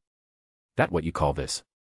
He motioned toward the city, the families taking photos, the children laughing as they darted between fountains, the merchants opening their stalls with practiced ease. "Doesn't look like terror to me." Helen's grin widened, though her eyes flickered with something sharper. "Well, I'm just repeating what I hear. Everyone talks about how evil the king is, how much her people suffer, her foolishness, at least if you follow American news, no." Steve knew she was right. He, too, had heard all that and had come seeking answers. And so far, the truth was entirely different from the rumors. "Fine, that's on me. But still, the king wants to see me." He would be lying if he said he wasn't interested. He did want to meet her, to ask her questions. He just didn't think he would really get the chance. Despite everything, he was just Steve, not someone who dined with royalty. Helen arched a brow, watching his hesitation with something between amusement and curiosity. "Of course she wants to see you. You didn't really think you could walk through Albion, poking your nose into every village and market, and not end up on her radar, did you?" Steve gave a faint shrug. "I figured I was just another face in the crowd. Captain America." Helen leaned in slightly, her smirk returning. "You've never been just another face in any crowd. You might not be a leader, a ruler, or a god, but you are a man out of his time. That's something you have in common with her, isn't it?" Steve's jaw tightened at that. She wasn't wrong, but hearing it put so bluntly felt strange. "That doesn't mean we're alike." Helen tilted her head, her grin softening just a little. "Maybe not. But it does mean you'll understand her better than most. She doesn't give her time easily, you know. People wait months for an audience. You." She flicked her fingers toward the keep. "She wants to see you today." Steve glanced up at the towering gates of the castle, then back at Helen. "Just like that. I get marched in front of a king because she's curious." Helen's smirk sharpened again. "Oh, don't act so surprised. She is the king. She gets what she wants. If she's curious, she can meet with anyone, do anything. That's what it means to be king, to be selfish. From everything I've seen so far, she doesn't seem all that selfish," he said, shaking his head. "Well, she's still working on it," Helen replied, as if that made any sense. "Honestly, I think it's better if the leader isn't selfish." Steve looked up at the grand tower once more. Helen didn't press him further. She simply turned on her heel with a swish of her hair, and Steve realized she expected him to follow. The gates opened for her without a word, heavy iron and oak groaning as they swung wide. Steve stepped through into the castle proper, and for a moment, he almost forgot to breathe. The scale was staggering. Marble pillars climbed like trees into vaulted ceilings carved with constellations. Sunlight streamed through stained glass windows in hues of sapphire, emerald, and crimson, casting living color across the stone floor. Statues lined the hall, knights of legend rendered in stone so lifelike Steve half expected them to step down and march alongside him. Every detail radiated power, not the sterile polish of a modern government building, but the awe of something ancient, timeless, made to impress upon anyone who entered that they stood in the presence of something greater. Helen led him deeper. Servants in armored suits, the enforcement knights, Steve realized, moved in silence, part of the rhythm of the place. They hardly spared him a glance, and yet he felt the weight of unseen eyes at every step. Finally, she stopped before a set of double doors inlaid with gold and traced with runes that seemed to shimmer faintly in the light. "Wait inside," she said simply, her grin flashing for a brief moment. "Someone will come for you." Then she pushed the doors open and left him to step through alone. The chamber beyond was quieter, smaller than he expected. Not the throne room, but a waiting hall, furnished with carved chairs, tables bearing goblets of water and fruit, and banners heavy with the crest of the golden dragon. Steve wandered, his boots echoing faintly in the stillness. His eyes caught on the painting that dominated the far wall. A woman in gleaming white armor stood tall amid smoke and fire, her banner raised high as soldiers rallied at her back. Her hair was golden, her face pale, and for a heartbeat Steve thought it was Arthuria. But no, not quite. The eyes were wrong. The hair, too, a shadow of gold, not the true shade. The similarities were undeniable, but so were the subtle differences. The face was her face, but it wasn't her. Not Mordred either. "Who?" Steve murmured aloud, almost to himself. "Who is she?" "She is Jean," came a voice from behind him, firm, clear, and unmistakably regal. "Jean d'Arc. Saint of France, and a good woman. Noble and fair, far more so than I could ever be. Even as a fellow ruler, we were as different as night and day." Steve turned sharply. Arthuria Pendragon stood in the doorway, the king of knights herself, framed in light as though the castle had been waiting for her entrance. Her emerald eyes lingered not on him, but on the painting, softened by something Steve couldn't immediately place, reverence, perhaps, or kinship. She wasn't a ruler, Steve said, and instantly felt like an idiot. He had been shocked by her sudden appearance, by her presence, her aura. It was beyond anything he had ever seen before. She wasn't just human. She was something more. And that had made him fumble, his first words to her a clumsy correction. Even Steve Rogers felt embarrassed. Oh, but she was. She is. Some would even call her the ruler. But that is a story for another time. "Welcome, Steve. Welcome to Camelot." She answered with a wry smile, one that seemed to speak of knowledge she possessed and he did not. End of chapter. Or on boosty.to/unknown-fate. Chapter 214, Chapter. I watched from atop my tower as Steve Rogers left Camelot, leaving Albion and returning home, his heart filled with new doubts. He had come here with questions, and he had asked them of both me and my people. Now, those answers weighed heavily on his mind. He experienced what many did as they entered my lands, and what many who did not enter could never understand. The world outside liked to tell their story, spin their tale, their lies. Yet in this world, this age, with the internet and smartphones, it was not so easy to keep people in the dark, not if they sought the light. Despite what the media might say, what governments said, and what their propaganda proclaimed, the truth still had a way of getting out. It was no easy feat for China to keep its masses suppressed, to silence free speech. And if the rest of the world wanted to achieve the same, they would face a far greater challenge. So yes, the truth did come out. People who visited would share it, and my people, too, were all too happy to speak up. Steve might be the world's greatest super soldier, but he was too old to fight in the war of information that was fought online. No, much like how he acted when suspicious aboard the flying aircraft carrier of S.H.I.E.L.D., he wasn't the type to sit around and wait for answers, or to trust technology to find them for him. He was someone who trusted his own eyes, who worked best in the field, someone who got his hands dirty. So he came here, and I admit, he was indeed different from most people. I had met many people in my role as King of Albion. I had even met gods, such as Thor and Loki, and while everyone was different, most fit neatly into a few categories. The first are the fools. They are the ones who believe in things that do not matter, who mistake rules for strength and paper decrees for order. They are men who think the strong must bow to parchment, as though words alone can bind gods and legends. Such people cannot see that, to the strong, rules are but toys, and power decides whether those toys are broken or upheld. I have seen many such men. Senator Stern, puffed up and smug, thinking his tongue and his gavel could bind warriors. General Ross, so obsessed with taming weapons he does not understand that he becomes a greater danger than those he hunts. Obadiah Stane, who thought greed could outmatch vision. And the World Council, hiding in their dark chambers, still clinging to the illusion that they hold the reins. Fools, all of them. Then there are the followers. They are the majority, the common man and woman, who want only to live, to eat, to laugh, to sleep without fear. They do not seek to rule, they do not dream of reshaping the world. They ask for so little, and if you give them safety and bread, they will follow gladly. These are the people I have chosen to build Albion for. To them, it matters little who wears the crown, so long as their children may smile and grow. And yet, some among them become ungrateful, spitting upon the hand that shelters them, demanding more while giving nothing. But those are rare. Most simply wish to live in peace, and I find no fault in that. The third are the dreamers.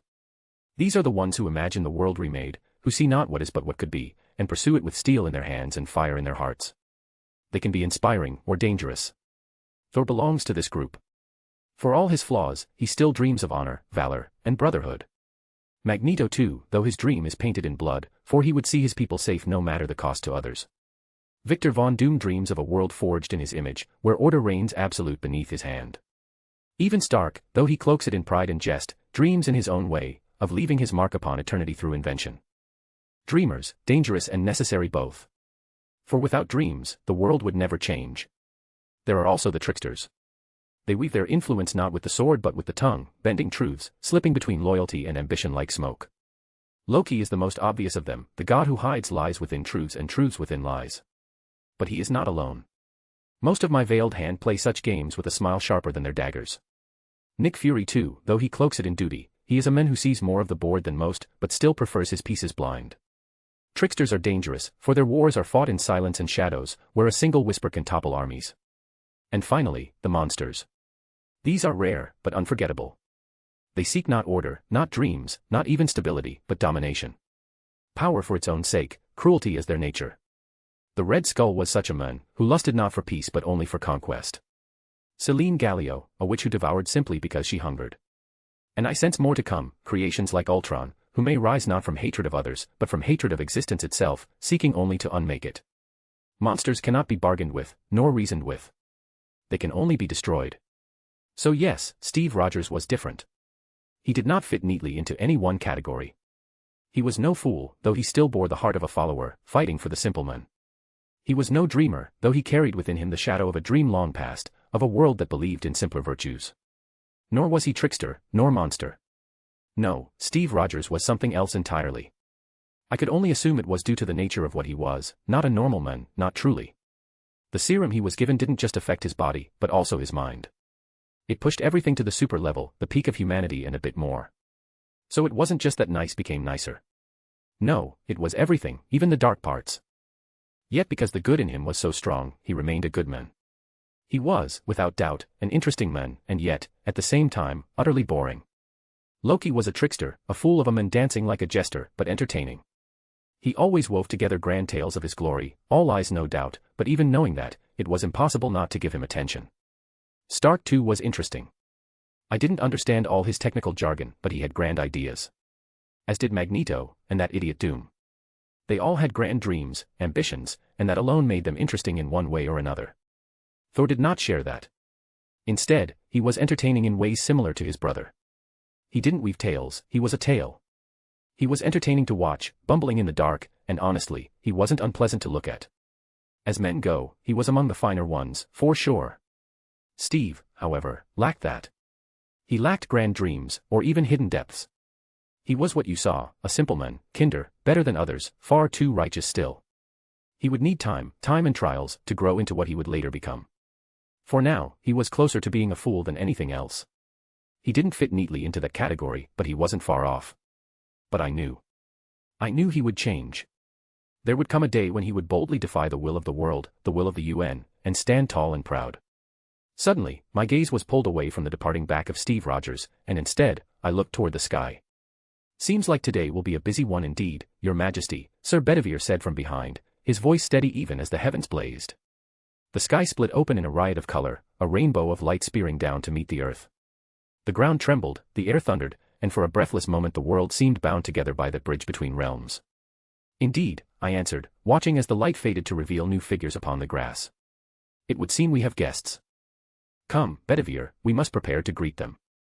At once, Your Majesty. Outside, it might look chaotic, but for Loki and his escort, traveling with the Bifrost was easy and quick.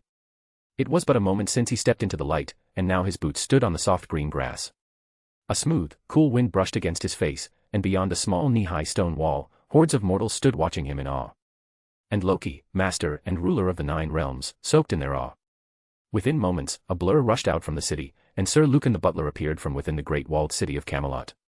Your Highness, Lord Loki, a pleasure to see you once again, he greeted with a kind smile and a light bow. Ah, Lucan, many thanks for coming to greet me. I know I didn't give you much warning, but I trust it isn't too much of a problem, is it? Loki quite liked this man, and had even tried to recruit him. He could use people like that by his side. Sure, he had the Asgardians, but while they served him, he knew their true loyalty wasn't to him, but to his father, and to Asgard itself. He desperately wanted people loyal to him alone.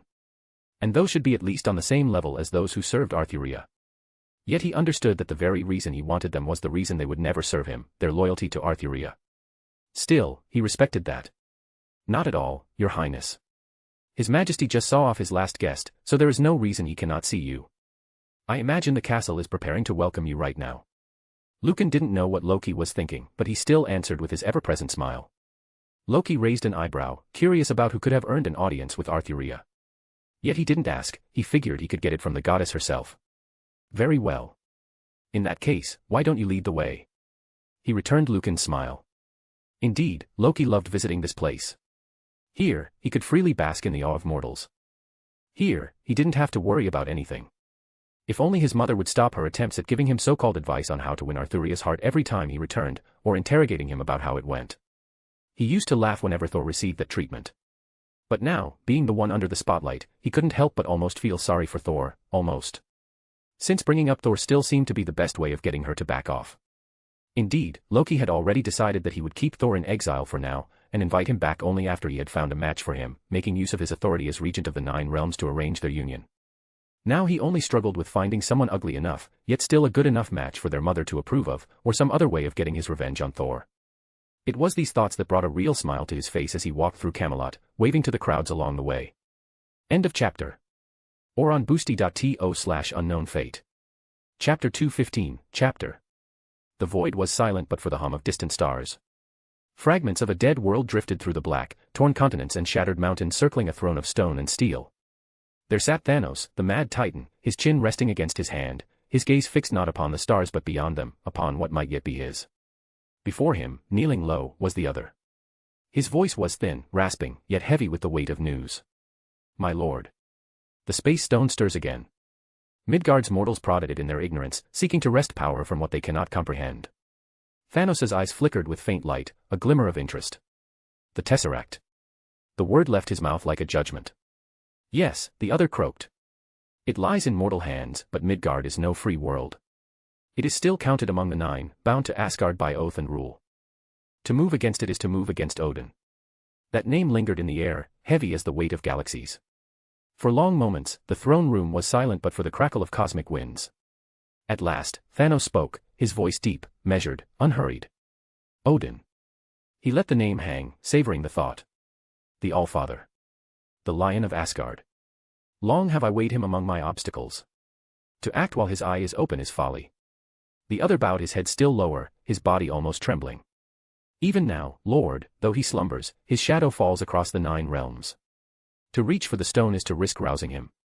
From the shadows at the throne's edge, a silken voice cut through. Ebony Moss stepped forward, his slender hands clasped. His lips curled into a smile that was almost reverent. And yet, my lord, a shadow without teeth is but an illusion. Odin slumbers. His hammer son is exiled among mortals, stripped of his strength. His other heir plays the regent, rattling sabers at Jotunheim. Asgard wears a crown, but it is hollow. They watch one another, not us. Their eyes turn upward, but never outward. Thanos said nothing. His gaze remained fixed, unreadable, as Maw continued. The mortals of Midgard, they toy with a god's relic like children trying to ignite the sun with sticks. Their ignorance is laughable and useful. In their grasp, the stone will never awaken its full power. And so, my lord, is this not the moment? When the lion sleeps, when the heirs posture, when the lambs bleat at their toy, is this not when the wolf takes the fold? A low sound rolled from Thanos' throat. Not laughter, not yet, but something close. Another voice, sharp and mocking, joined in. Proxima Midnight stepped from the shadows, her spear gleaming faintly in the light of dying stars. The 9 realms, fragile as ever. Thor swinging his hammer among mortals, Loki pretending at wisdom. And Odin. She spat. What is a god who sleeps but a corpse waiting to be claimed? The other hissed at her words, but Thanos raised a single hand, silencing them all. He rose from his throne. The movement alone seemed to shake the fractured asteroid, each step a weight the void could scarcely bear. He moved to the edge, gazing into the endless dark, and when he spoke again, his voice was not loud, but it carried across the hall like the tolling of a great bell. The Tesseract calls. Odin sleeps. Thor is cast among mortals. Loki wears a crown he does not yet know how to hold. The 9 realms stand, distracted. He turned, his eyes burning brighter than the stars themselves. While it might be true that Asgard's threat is diminished, it would still risk setting back our great mission for a long time. Should we fight a war with Asgard, this might indeed be a chance, but it still carries a great risk. Tell me, my children, what can we do to mitigate this risk? He asked, turning his gaze back to them all. Ebony Maw bowed, his voice flowing smooth as silk. Deception, my lord. If Asgard watches outward and the Allfather yet dreams, then let them see nothing. No hand raised against them, no titan grasping for their relic. Let Midgard believe their suffering comes from themselves, from their own greed, their own reach beyond their grasp. He spread his long fingers, painting the thought in the air. Through the Tesseract, they seek weapons of war. We shall help them succeed. Though the weapons shall be ours. The war, not theirs, but ours. A low hum of approval rippled through the chamber. Proxima Midnight tilted her head, her spear glinting with cold light. Let the mortals forge their chains, then. Iron sharpened not against us, but against themselves. When their weapons fail to obey, when their cities burn by their own hand, they will never think to blame the titan who waits in the dark. Corvus Glaive stepped forward, voice sharp as the blade he bore. And when the time comes, they will have built the gate for us. Their science hungers to pierce the void, to pull armies from the stars. We will give them what they desire, a door they cannot close, a power they cannot master. The other bowed low, trembling. But the Asgardians, should they see? They will not, Maw whispered, his tone reverent. For it will be mortals' hands that light the fires. Mortals' pride that builds the pyre. We shall need no banners, no horns of war. Only patience, and the smallest push. Thanos' gaze lingered, cold and endless. To guide them unseen, to make their ruin their own, it is elegant. But elegance alone does not open doors. How shall we ensure their steps? Mortals stumble easily. Ebony Maw's lips curved into a shadow of a smile. With a hand upon the tiller, my lord. Subtle, unseen, yet firm. Corvus Glaive inclined his head. The scepter. A fragment of the great mind, focused into a weapon. Through it, we can bend their leaders, their soldiers, their very will. They will open the gate for us themselves, believing it their triumph. Proxima Midnight tapped the butt of her spear against the stone. And to Asgard's gaze. Nothing but humans clawing at power beyond their station. Foolish. Predictable. Beneath their notice. The other hissed, nervous still. To place such a relic in mortal hands, it is dangerous. If they learn. Thanos raised a hand, silencing him. His voice rumbled like shifting worlds. Danger is the crucible of purpose. They will not master the scepter, it will master them. Their pride will hide the chain around their neck. And if Asgard looks upon them, they will see nothing but the folly of Midgard. A silence followed, heavy, certain. The plan was set. Ebony Maw lowered his head, his voice reverent. Then one of us must go, Lord. A servant to bear the scepter, to walk among them unseen, to guide their hands until the gate yawns wide. Thanos' gaze swept across his generals, each deadly, each loyal, each hungering. Then the faintest smile touched his lips, terrible in its calm. So be it. The mortals shall build their doom, thinking it their deliverance. The scepter will be their shepherd, and through them, the Tesseract shall be ours. He turned back to the void, eyes fixed on a blue spark flickering far across the cosmos. Midgard will not know me, not yet. But they will know fear. And when they kneel, they will kneel to Thanos. Thanos stood at the edge of his throne, the void behind him endless and cold. The Black Order had fallen silent, each awaiting his judgment. It was Proxima Midnight who broke it first, her voice sharp as her spear. Send me, my lord. I will tear the mortals from their beds, one by one, until they kneel. Let Asgard see their precious lambs slaughtered by their own weakness. Corvus Glaive's hand twitched toward his weapon, though his tone was calmer. No. The Allfather sleeps, yes, but his ravens watch still. A slaughter is a banner, an invitation for wrath. Better a knife in the dark than a sword in the sun. Thanos said nothing, his gaze heavy as a world, but his silence turned them all toward Ebony Maw. The gaunt figure inclined his head with a smile that was all reverence and poison. My lord knows the truth. Midgard does not require breaking. It requires guiding. Their minds are soft clay, shaped by fear and by promise. Give me the instrument, and I shall carve them into the shape you desire. He spread his hands, fingers long and delicate, as though framing the vision in the air. The mortals already reach for the fire. I shall simply tilt the spark, whisper in their ears, and they will open the door for us. To Asgard, it will look no different than mortal arrogance consuming itself. A tragedy, nothing more. Thanos regarded him for a long moment, then raised his hand. At his gesture, the other shuffled forward, bearing a case of black metal, its surface traced with alien etchings. With a hiss, the case opened, and within lay the scepter, a blade of gleaming metal crowned with a shard of impossible blue light. The chamber dimmed in its presence. Ebony Maw's smile widened as he stepped forward, bowing low. The Mind Stone, hidden within a weapon, the perfect lie. Mortals will see only steel and light, never knowing the godfire that guides their hands. Take it, Thanos commanded. His voice carried like a verdict. Go to Midgard. Bend them. Break them. Guide them to the Tesseract and force it open. But do so unseen. If Asgard watches, they must see only mortals playing with fire, not the hand that strikes the match. Maw's pale fingers curled reverently around the weapon as though it were a relic from the heavens. He bowed deeper still, voice hushed with devotion. Your will is my command, my lord. I shall whisper in their dreams, bend their wills, and when they open the gate, it will be for you alone. Behind him, Proxima Midnight scoffed. Send a whisperer to do a warrior's work. But Thanos silenced her with a glance. A war will come soon enough. For now, let shadows do what armies cannot. Ebony Maw straightened, the scepter gleaming cold in his grasp. He turned toward the void, where Midgard's faint blue spark burned across the distance of galaxies. His smile lingered, sharp and sure. Let the mortals believe their triumph is their own, he murmured. By the time they realize otherwise, it will be too late. And with that, the Black Order bowed, the decision sealed. Thanos lowered himself back onto his throne, the stars reflected in his eyes. The game was set. The first move had been made. End of chapter. Alright, so given that this chapter is 213, an unlucky number, I figured, why not go somewhere a little more unlucky? So yes, the events of Avengers 1 are important, but with Loki's fate changed, many things have changed. This chapter is my attempt at explaining why things are still happening despite the changes. Or on boosty.to/unknown fate. Chapter 216, Chapter. I had Caliban at my waist as I stood waiting for Loki to arrive. While his sudden appearance was unexpected, it wasn't unwelcome.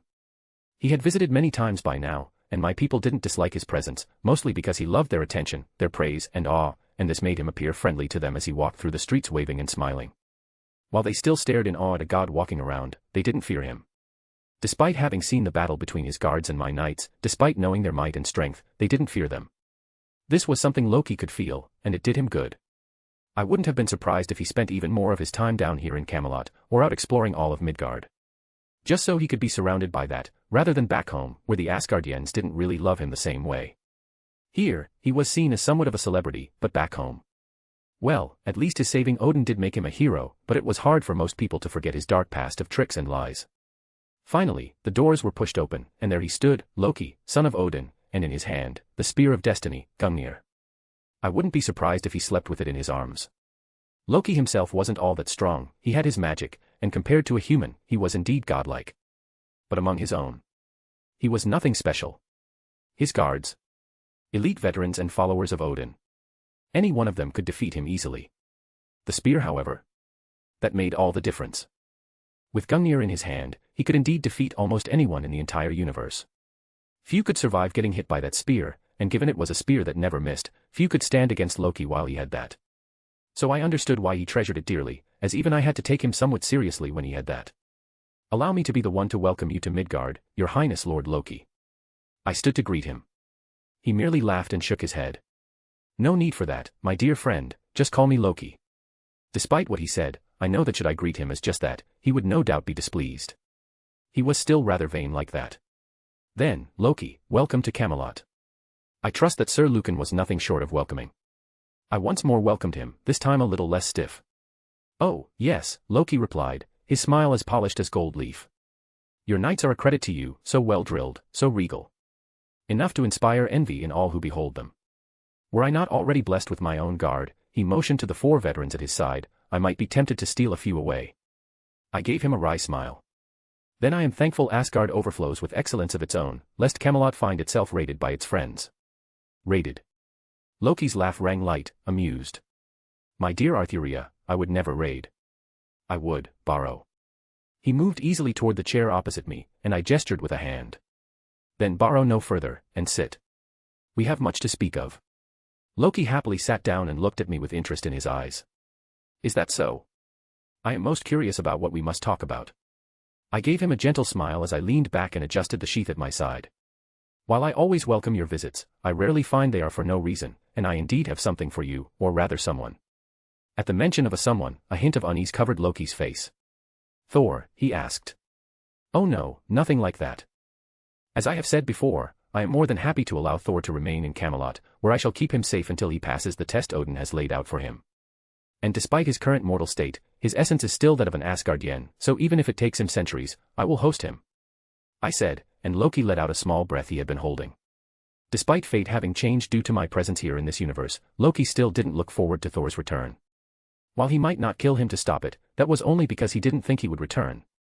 That said, I doubted he would try something like that. He had been able to push forward his plans and been named as a grand hero for saving Odin, so he feared Thor's return a lot less. All the same, he wasn't keen on getting him back just yet. No, I hold in my dungeons another Asgardian, one who caused some trouble here in Midgard.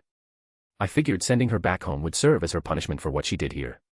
I will not cast my judgment on one of yours lightly. I still feel like banishing them from this world is fair. I explained lightly. Loki leaned forward slightly, his fingers drumming on the armrest of his chair. Another of ours? Then who could trouble you enough to warrant such an honor? Few of Asgard's kind bother themselves with Midgard. I let my smile grow faint, controlled. Amora. The name made him pause, his lips parting with a soft, incredulous laugh. Ah. Of course. Who else but the Enchantress? Leave her unattended, and she will try to topple a kingdom before the sun sets twice. I can see her causing trouble, yes. Indeed, I said evenly. She dabbled where she should not, twisting hearts and sowing chaos. It was brief, but disruptive enough to draw my eye. She has sat in my dungeon since, awaiting the chance to be sent home. Loki tilted his head, weighing my words. How generous of you. Many would have slain her outright, and fewer still would dare hold her alive. I nodded lightly. I did not intend to host her in my dungeons at first, out of respect for Asgard, and for you, but she proved more troublesome than expected, demanding my nights quite fiercely. I couldn't help but grimace at the memory of those few days.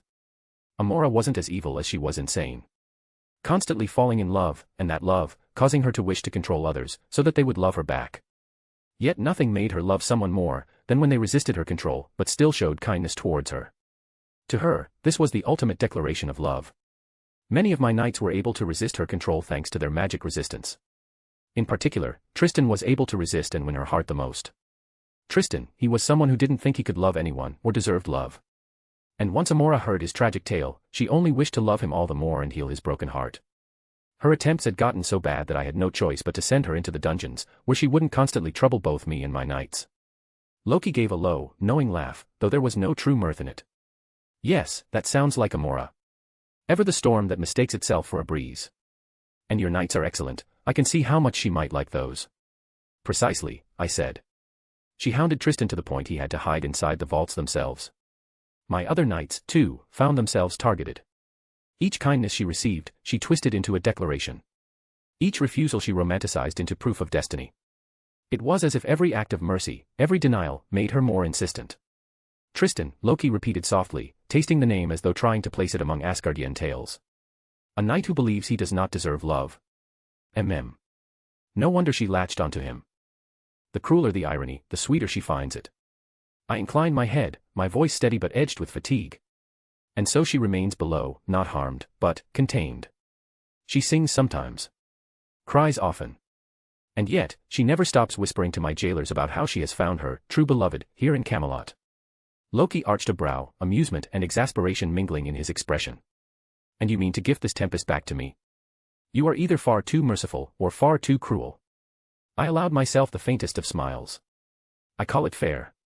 She is Asgard's to claim, not mine to condemn. And if she troubles you as she did me, then at least I know I spared Albion her chaos. That earned another laugh from him, lighter this time, less guarded. He leaned back in his chair, the glimmer of Gungnir's tip catching the torchlight as he tilted it idly in one hand. For a time, we spoke of other matters. The hours passed easily. Loki had much to share, reports of Jotunheim's growing unrest, his designs for keeping the Nine Realms from slipping further into disarray, his endless dance of court politics in Odin's absence. His war against Jotunheim was still not doing well, or rather, hadn't even started, and already it was causing him trouble. Jotunheim had lost its king, and now Asgard had declared war. They were nervous, scared and at the same time rearing to go. But Loki. He was struggling to make the war happen. I knew that his mother, Frigga, was likely to be behind that. No doubt trying to spare the Nine Realms from war, and as such, Loki was struggling. He wanted to raise a grand army, a united front of the realms, to show his power. Yet, that was proving to be difficult, as no one wanted to march into war. They all came up with one excuse after another. Problems and reasons for why they just couldn't help him right away, and he would then have to help them solve those problems before they could help. Every step, his mother was pushing him to do just that, help them with their problems, and that was easier said than done. Some of those urgent problems had plagued the realms for millennia, and now he suddenly had to fix them. His effort was for the benefit of the realms and their people, but it didn't do much to push him closer to the war he wanted. And slowly, just as his mother wanted, he grew distant from the idea of war, finding it too much trouble. I would offer him advice, hear his complaints, and offer encouragement in return. He was new to being a king, and in some ways, so was I. So it was easy to just spend hours going back and forth, complaining about the work we suffered as rulers. At length, the shadows grew long, and the servants moved quietly about the hall, laying a table for us both. Dinner was prepared, a simple thing by Asgardian standards, but no feast in Camelot was without dignity. Bread, roasted meat, and wine filled the air with warmth. It was then I gave the order. Bring her. The knights hesitated only long enough to ensure my meaning, then descended into the dungeons. Loki raised a brow, his smile sharp with curiosity. So I shall see her again, then. I wonder, will she fawn? Rage? Or try to claim this Tristan of yours even as she is dragged away? She will no doubt make the attempt, I said dryly. Amora entered soon enough after that, no chains bound her, and she had been allowed to freshen up.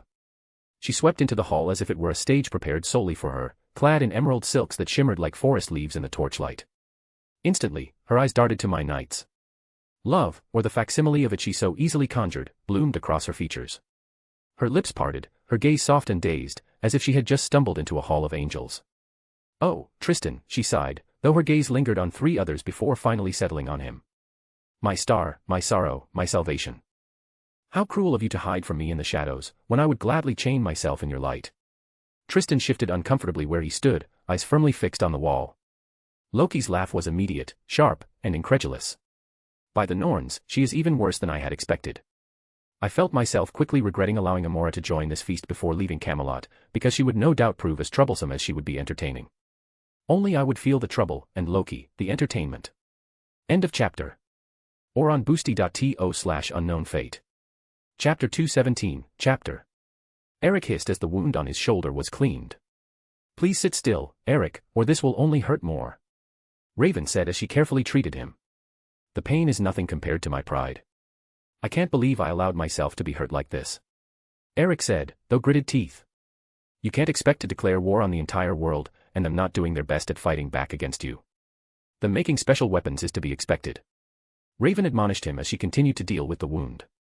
It wasn't anything overly serious. Eric wasn't some inexperienced youngster who didn't prepare to deal with glass knives and plastic guns with rubber bullets. But that only made the wound to his pride all the more serious when he still allowed himself to get hurt by an assassin. Worse was the fact that he likely couldn't keep the attack a secret. This war was also one about hearts and beliefs. He needed more on his side, both his fellow mutants and normal people. As much as he disdained them, he understood that they, too, had a role to play. With public support behind his cause, he would be able to stop his enemies from fighting him effectively, because those enemies still wanted to pretend to be democratic nations, so they couldn't go against the people. Which gave him an opening. Since they were forced to fight in secret, using only smaller units, he could still withstand the pressure. But should he falter, show weakness, they would no doubt try to push him harder still. There, all fixed, though try to keep your arm still for the next few days. Raven finally said as she finished bandaging up his wound. Eric just sighed and stood up, testing his range of movements. It still hurt, drawing a hiss from him, but at least he wasn't bleeding anymore. I shall try, but you know I can't afford to rest, not now, not at this point in my plans. Raven crossed her arms, watching him test his shoulder. You're lucky it was me who patched you up, not one of the younger recruits. They'd see you wince and the whispers would spread before nightfall. Eric's jaw tightened. Let them whisper. Let them see their leader bleed. So long as they also see me stand again. That's your pride talking, Raven said, her tone sharper now. The people who follow you don't need a god who never falters. But they do. Eric interrupted her as he dressed himself. They need a leader they can trust to hold up the sky for them, to overcome all their enemies, all threats they face and keep them safe. His voice echoed in the room. Raven paused, then sighed. I thought things would get easier, but it only seems to get harder and harder to find a place for ourselves in this world. Eric shook his head. The issue isn't finding our place. I know where we belong at the top, in charge. The challenge is getting there. He was so sure of himself, his voice filled with unwavering confidence. Raven just sighed again, struggling to accept everything that was happening. The world, it was changing so fast now, and she felt she couldn't keep up. The world had been confusing enough when Arthuria appeared along with Camelot, but now France was overrun with demons, even if the government liked to claim it was just mutants causing the problems. Thankfully, they were informed of the truth by none other than her own son, one of the mutants following Charles.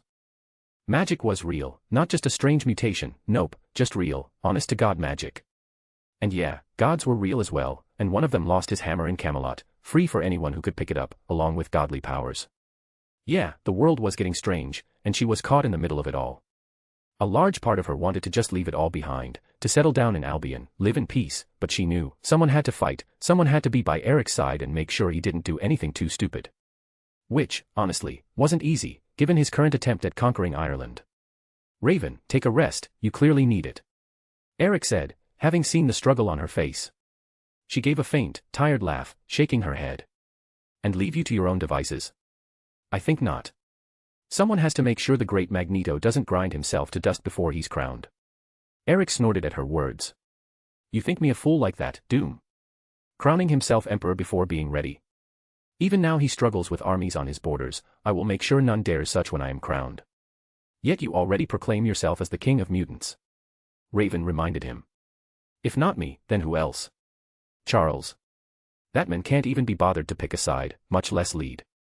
Our people need a voice, one to speak for them, to fight for them, and that can only be me, Magneto, master of magmatism. The weight of his conviction pressed on the room like a storm. Do we even need a king, she couldn't help but ask, despite already knowing the answer. A king is a sign of the future. Look at Albion, it gains a king, and suddenly the entire kingdom flourishes. Even gods, or aliens if you will, are ruled by kings, it's the future, and mutants are the future, so naturally we need a king, and that king is me. Eric stood inside his office after parting ways with Raven, looking at the maps hung on the wall.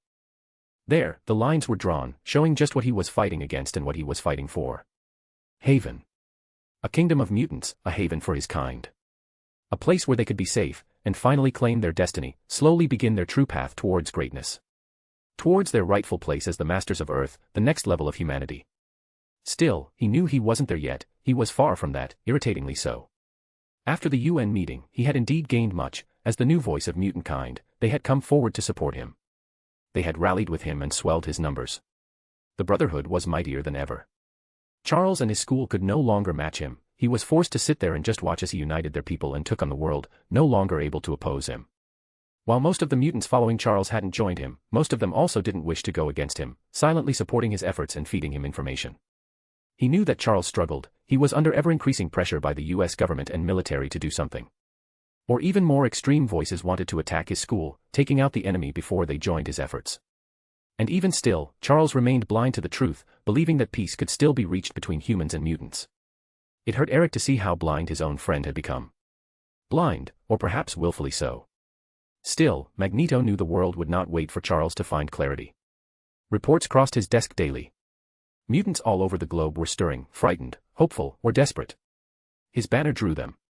Not always out of love for him, but because he was the only one who acted.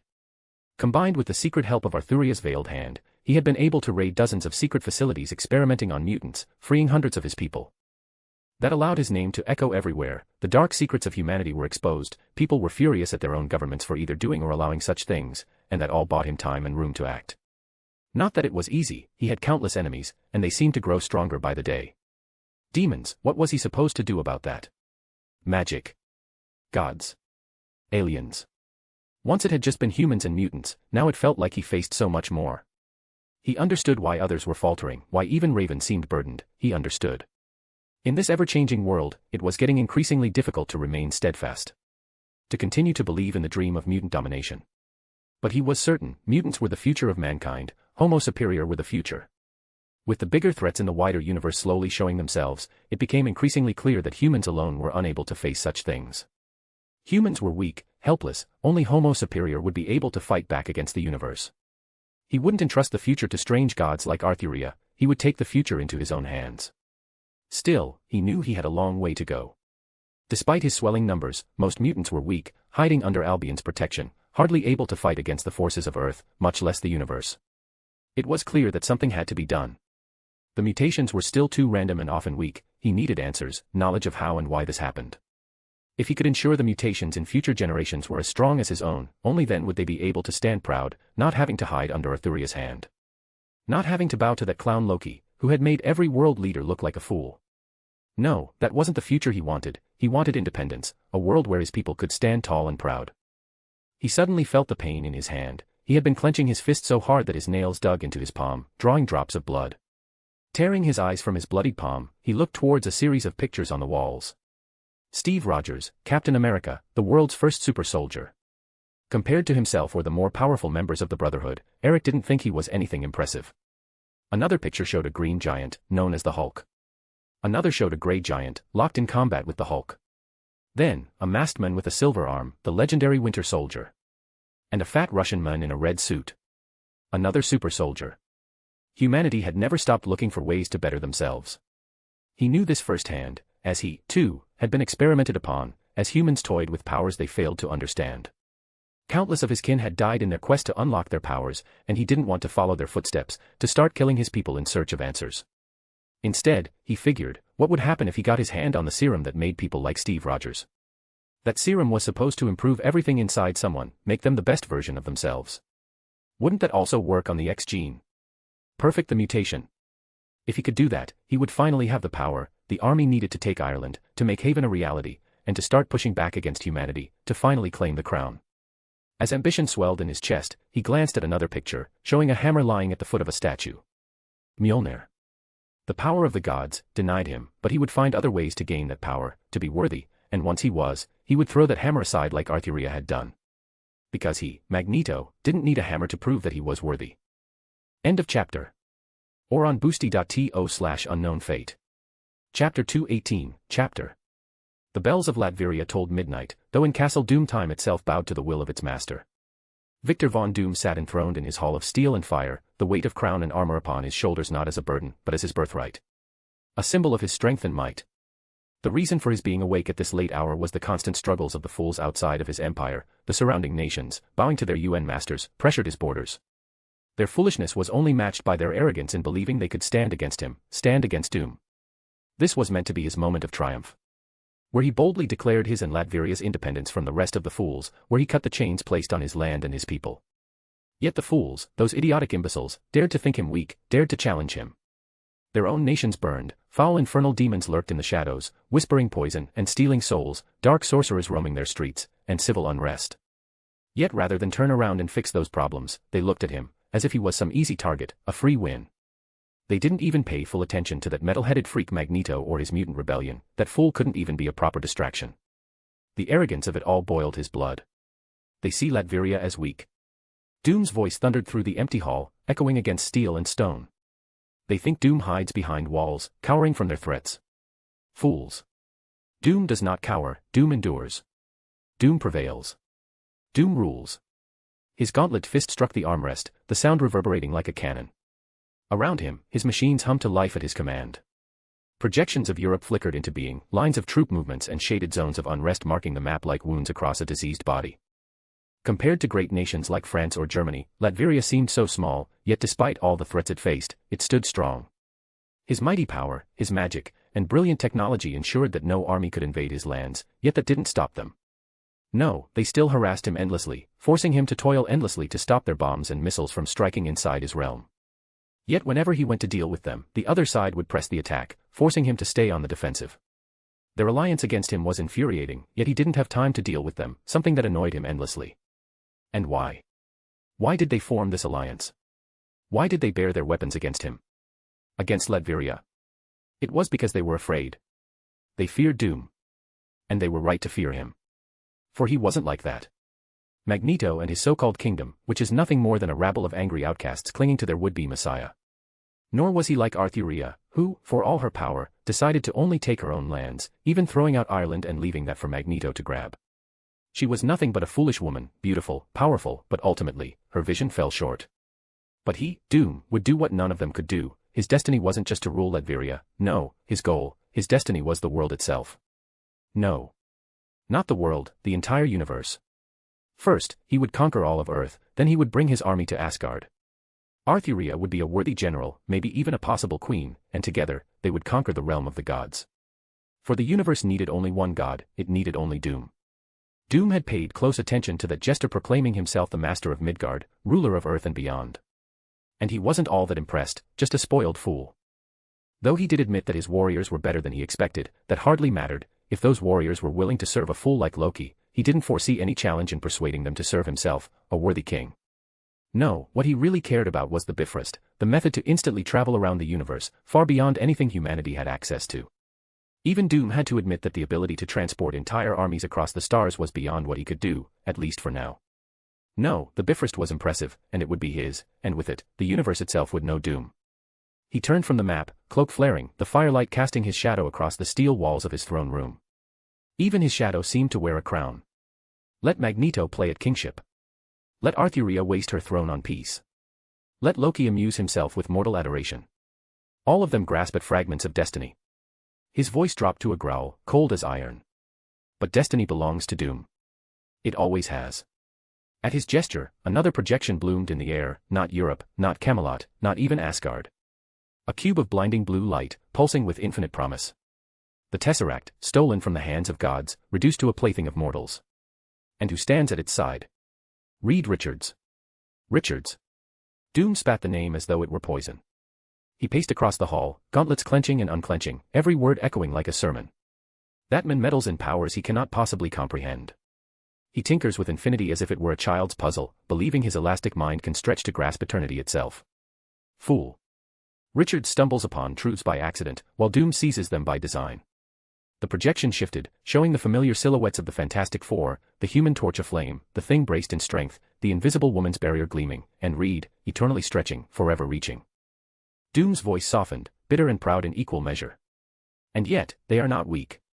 My failures to cast them down are proof enough. Not for lack of Doom's genius, no. But because Richards infects them with his cursed hope.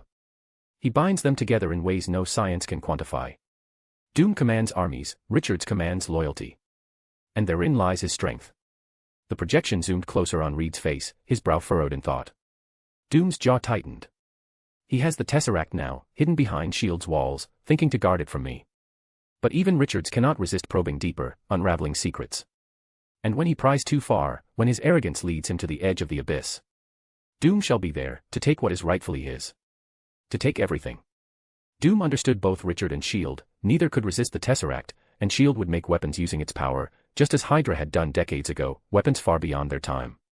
Weapons that would one day serve Doom's conquest of the universe. Doom returned to his throne, his cloak sweeping like the wings of a great beast. His voice rose once more, filling the hall with iron conviction. Let Richards toil endlessly with the cube, let S.H.I.E.L.D. squander their strength on weapons they cannot hope to wield. Every step they take brings them closer to the precipice, and when they fall, Doom shall rise. The Tesseract will not belong to Richards. It will not belong to S.H.I.E.L.D. It will not belong to Asgard, Albion, or any god that crawls upon the stars. It will belong to Doom. And through it, all of creation shall. End of chapter. Or on boosty.to/unknownfate. Chapter 219, Chapter. The hour was late, but Nick Fury's office had never known the meaning of rest. Stacks of reports lined his desk like fortifications, each one heavier than the last. His responsibility was endless, as were his headaches. Stark had run off to Albion of all places, which was already bad enough, but he had decided to spend more than a month there, which had nearly driven Fury mad with all the requests and not-so-veiled orders to deal with him. He understood their desire for Stark's tech, he still wanted it himself, but he wasn't about to kill him to get his hands on it. S.H.I.E.L.D. owed his father far too much, plus it was sheer stupidity to kill the goose that lays golden eggs. He still struggled to understand why Obadiah Stane, a man who had built everything he owned around the brilliance of the Stark father and son pair, thought he would benefit from killing Tony. No, staying on Stark's good side was important, far more than the petty ambition of those paper pushers in the Senate.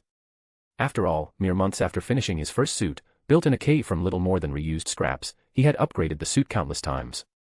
Given time, what he had now, what they could get now would be countless times better, infinitely superior. But at least Stark was finally back, even if Fury wished he hadn't made that stupid new Iron Knight suit. That really put some pressure on him. Still, he was home and unlikely to cause more problems for a bit, allowing Fury to shift his focus onto more important issues. Those mainly being Albion, mutants, Doom, and Wakanda. Those 4 issues were something that couldn't and shouldn't be ignored, yet they were hardly the only ones. Like motherfucking demons. Or the magic secret military arm of the Vatican, or whatever they were. Yeah, hadn't that been a real shocker? He had long since known about vampires and their whole headache, but he hadn't expected that, alongside normal vampire hunters, random folks, and families who took on that duty, the church also had such a force. He was getting really tired of these surprises. These days, Fury often felt tempted to ask Carol for help, ask her to come back and protect the Earth. But he also knew she likely wouldn't do much before leaving again. He understood what kind of person she was. She was a hero, someone who wanted to save lives, not rule them, not control them, but save them. And if people were safe and happy, she wouldn't care who ruled them. She returned to find all of Earth under Arthuria Pendragon's rule, but the vast majority of people were happy. Fury doubted she would give Arthuria more than a warning before leaving. The mutant issue. She would call it dumb and tell them to handle it themselves, or worse yet, agree with Magneto and support mutant rights. Carol wasn't someone who cared about politics, she didn't understand it. And the other threats Earth faces, it wasn't worthy of her time. More so when they all knew that Earth was under the protection of Asgard. Despite doing nothing when the Kree came, it still meant that Carol would likely continue to entrust them with keeping Earth safe, so no, she wasn't an option. Instead, Fury was starting to rely on Phase 2. A new generation of weapons, able to really threaten the enemies they faced, not mere lead bullets that bounced off a demon's skin, or turned against them by the wave of a mutant's hand. Wakanda and Doom were proving to be excellent examples of what superior tech could do. Fury's one eye lingered on the thick folder marked with Latveria's seal, sitting apart from the rest like it carried a contagion. Victor Von Doom didn't just use advanced technology, he was advanced technology, wrapped in steel and arrogance. Every time Fury read an analysis of Latverian defenses, it left him with more questions than answers. Doom had drones that outmaneuvered S.H.I.E.L.'s best interceptors, he had automated robots and localized energy shields. He had turned his little kingdom into a fortress that even he couldn't see how it would be breached. Only the fact that he had been attacked before he had completed his grand transformation prevented him from becoming a global player just yet.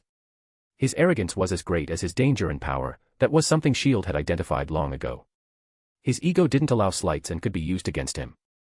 The UN thought Doom was just another strongman dictator, but Fury knew better. Doom was a visionary, and visionaries were always more dangerous than thugs.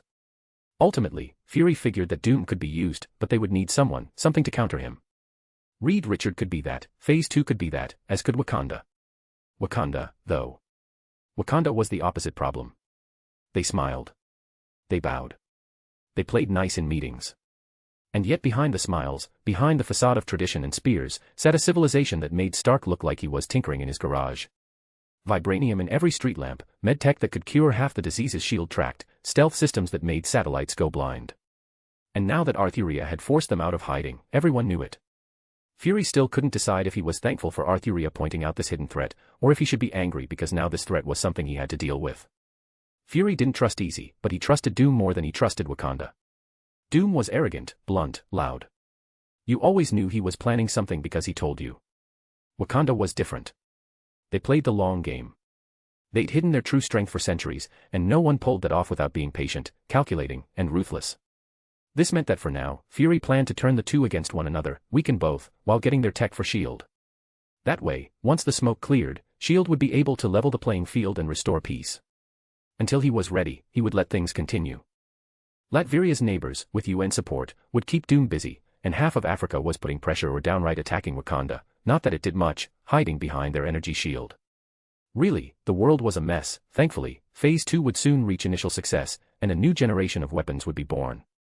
Plus, his intel told him that after learning about Wakanda and their massive shield, Stark was working on his own energy shield tech and was getting close to matching the personal shields Doom had. Stark might be a headache, but he was also someone Fury could trust to at least not want to take over the world, simply because Stark would be too lazy to rule. And maybe because his heart was in the right place. And so his eye drifted to the battered folder again. Avengers Initiative.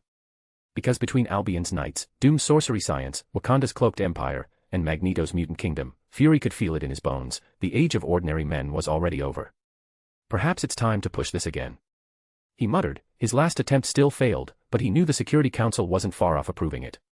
He just needed to prove that even after Phase 2, they would still need special and rare individuals to handle rare and troublesome missions. An elite fighting force. Fury leaned back, rubbing the bridge of his nose, when the intercom crackled. Director, came Maria Hill's voice, clipped and urgent. You're needed immediately. His eye narrowed. Hill, it's past midnight. This better not be another senator crying about Albion. No, sir, Hill said, her voice tight. It's the cube. We've got an anomaly. Reed Richards is on site, and he says it's waking up. Fury was already on his feet, coat in hand. The Avengers folder lay open on his desk, the names inside half-shadowed by the lamp. Get the car ready. If the cube's stirring, then playtime's over. He killed the light, left the office, and muttered under his breath as he walked. The cube facility thrummed like a heart under strain. Alarms pulsed in red along the walls, people running around, some carrying equipment to be saved in the worst case, and others to get themselves out before things possibly turn from bad to worse. Nick Fury's car screeched to a halt outside, and he strode in with Hill and a detail of agents at his back. The moment the inner blast doors opened, the roar of the Tesseract struck him, not loud, but deep, a vibration that carried through bone and mind alike. Fury's one good eye narrowed as he took in the scene. Banks of computers flickered, consoles sparking. A blue light flooded the room, casting long, trembling shadows. And in the middle of it all, standing at the edge of the containment rig, Reed Richards was working furiously, his arms stretched in impossible arcs, twisting knobs and typing commands across multiple stations at once. Richards, Fury barked, you want to tell me why my cube looks like it's about to tear a hole in the planet? Reed didn't look up. His voice was clipped, distracted. It's not tearing a hole, not yet. It's resonating. Something's pulling at it, trying to force a connection. If I can just stabilize the energy matrix. You can't stabilize it, Reed. Johnny Storm shouted, pacing like a caged tiger, fire flickering dangerously at his fingertips. You've been poking that thing for weeks, and now it's, he gestured helplessly at the blinding light, this. Johnny's right, Ben Grimm rumbled, his rocky skin catching the blue glow. Whatever this is, it ain't natural. We need to shut it down, Stretch. Pull the plug before the whole place blows. I can't shut it down. Reed snapped, his voice fraying with tension as another monitor exploded in sparks. The cube is self-sustaining. It's feeding on the attempt to restrain it. If I cut the dampeners, we risk a runaway cascade that could level half the state. Sue Storm had been silent until now, her hands clenched tight as faint ripples of force shimmered around her. She turned to Fury, her voice sharp but steady. Director, you need to get people out of here. If Reed's wrong, if this thing blows. Fury's jaw tightened. If this thing blows, there won't be a here left to get people out of. The Tesseract pulsed harder, a shockwave rattling the chamber. Hill caught herself against the railing, shouting over the din, Sir, readings just spiked again. We're losing containment. Reed's arms blurred as he typed across 3 consoles at once, his face pale in the light. No, I can still bring it under control.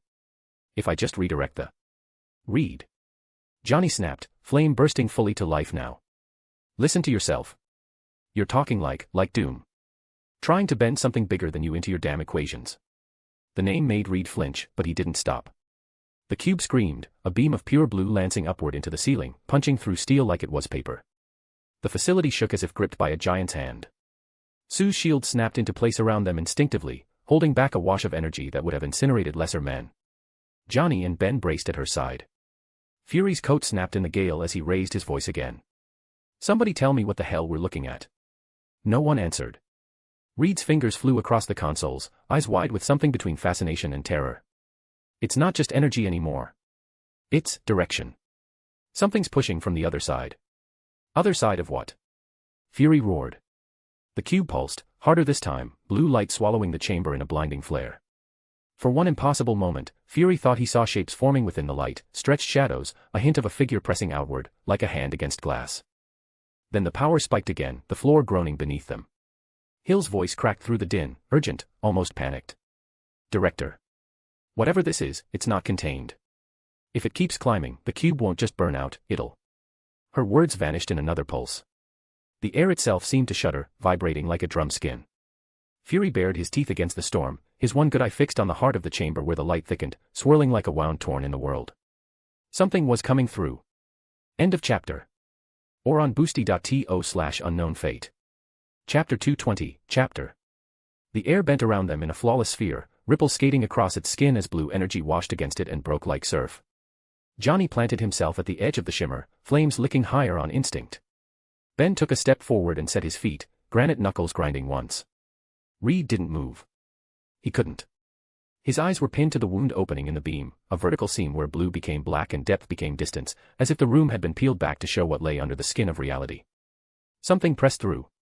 It wasn't a hand, or a claw, or a monster's snout. It was intent, cold, unhurried intent, and then the intent had a shape, a tall, spare figure in a robe the color of midnight seas, gliding as though the floor itself bent to welcome him. The portal didn't throw him into the chamber. It placed him, deliberately, as a chess piece.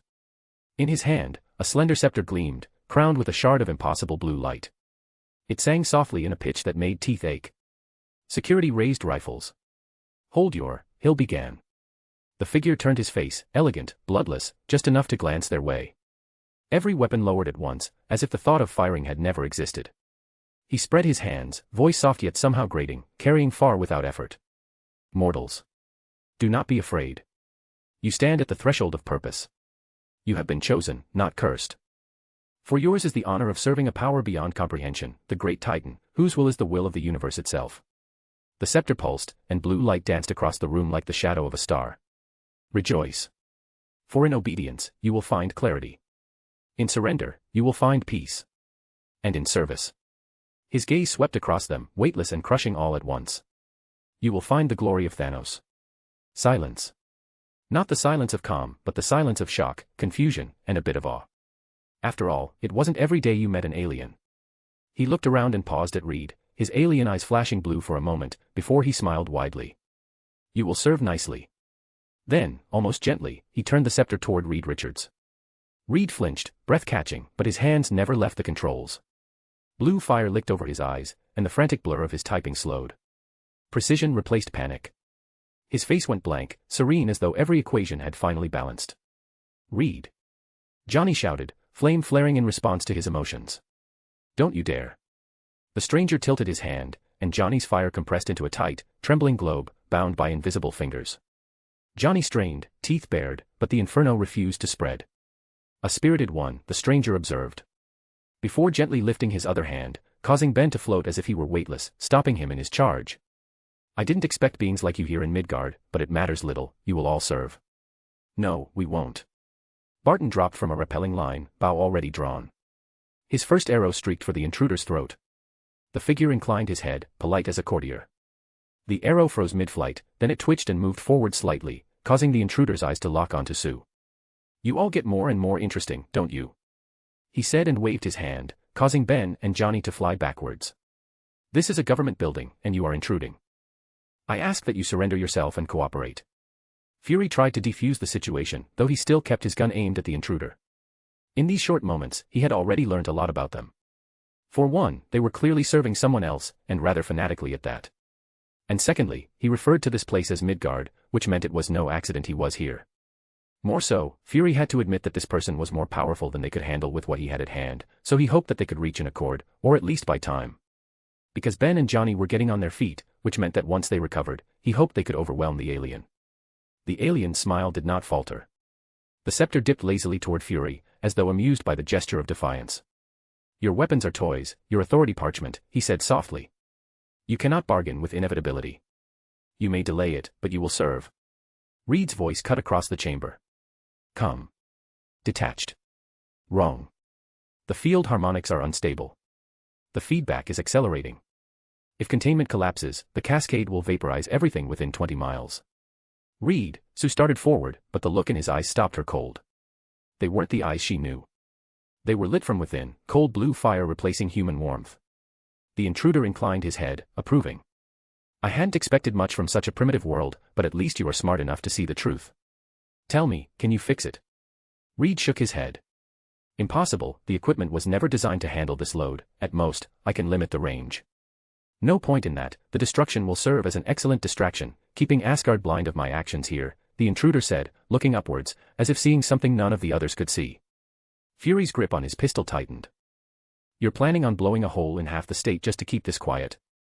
The alien's expression never changed, calm, serene, even faintly amused.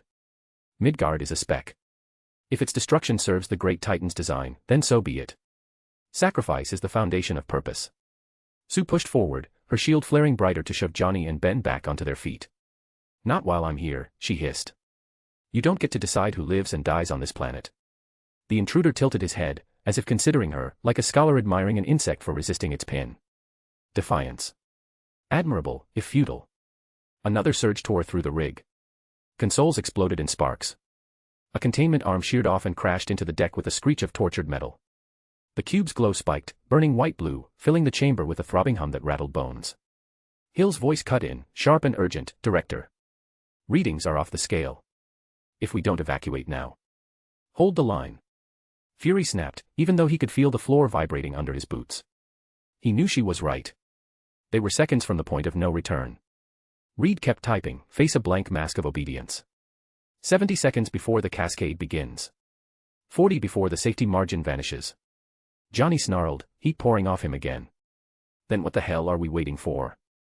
Your surrender, the intruder replied softly, lifting the scepter. Energy arced along its length, blue lightning crawling across the walls. Sue threw her entire will into the dome, forcing it wider, pressing against the alien's reach. Get out, she screamed to the others. I can hold him. You will break, the intruder whispered, pressing harder, frost webbing across the curve of her shield. And when you do, you will serve. Fury barked, Hill, get them moving. He yanked Johnny by the arm, Ben by the shoulder. We're done here. That rig goes, it'll take this whole facility with it.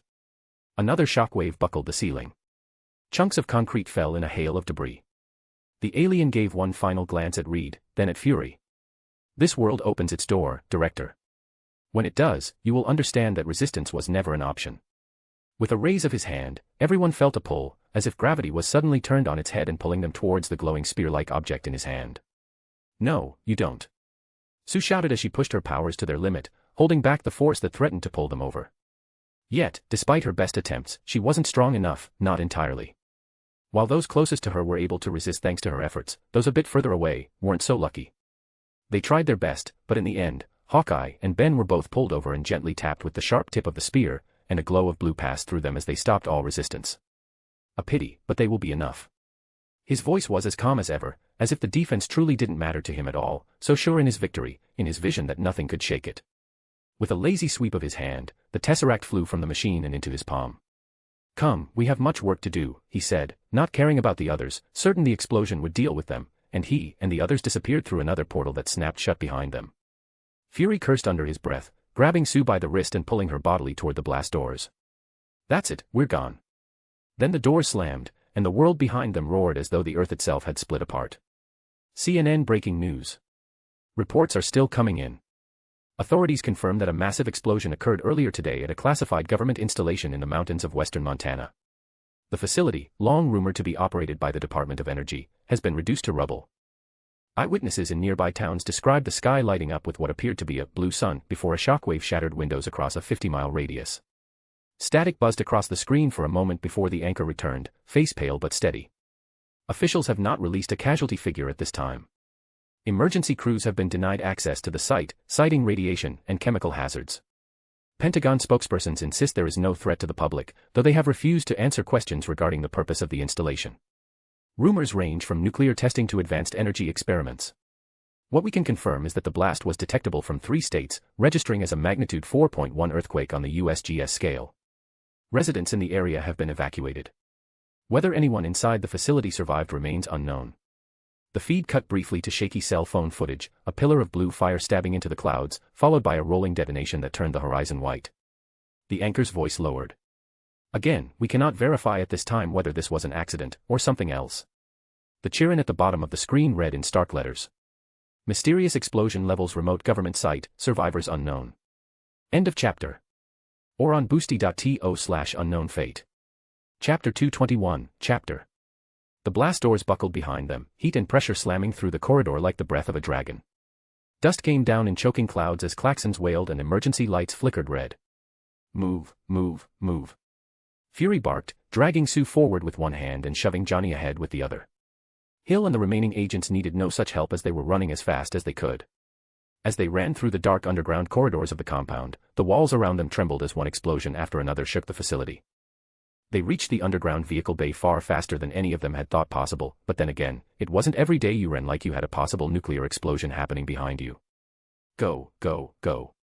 Fury barked as he threw himself into the back of one of the cars, which wasted no time speeding off.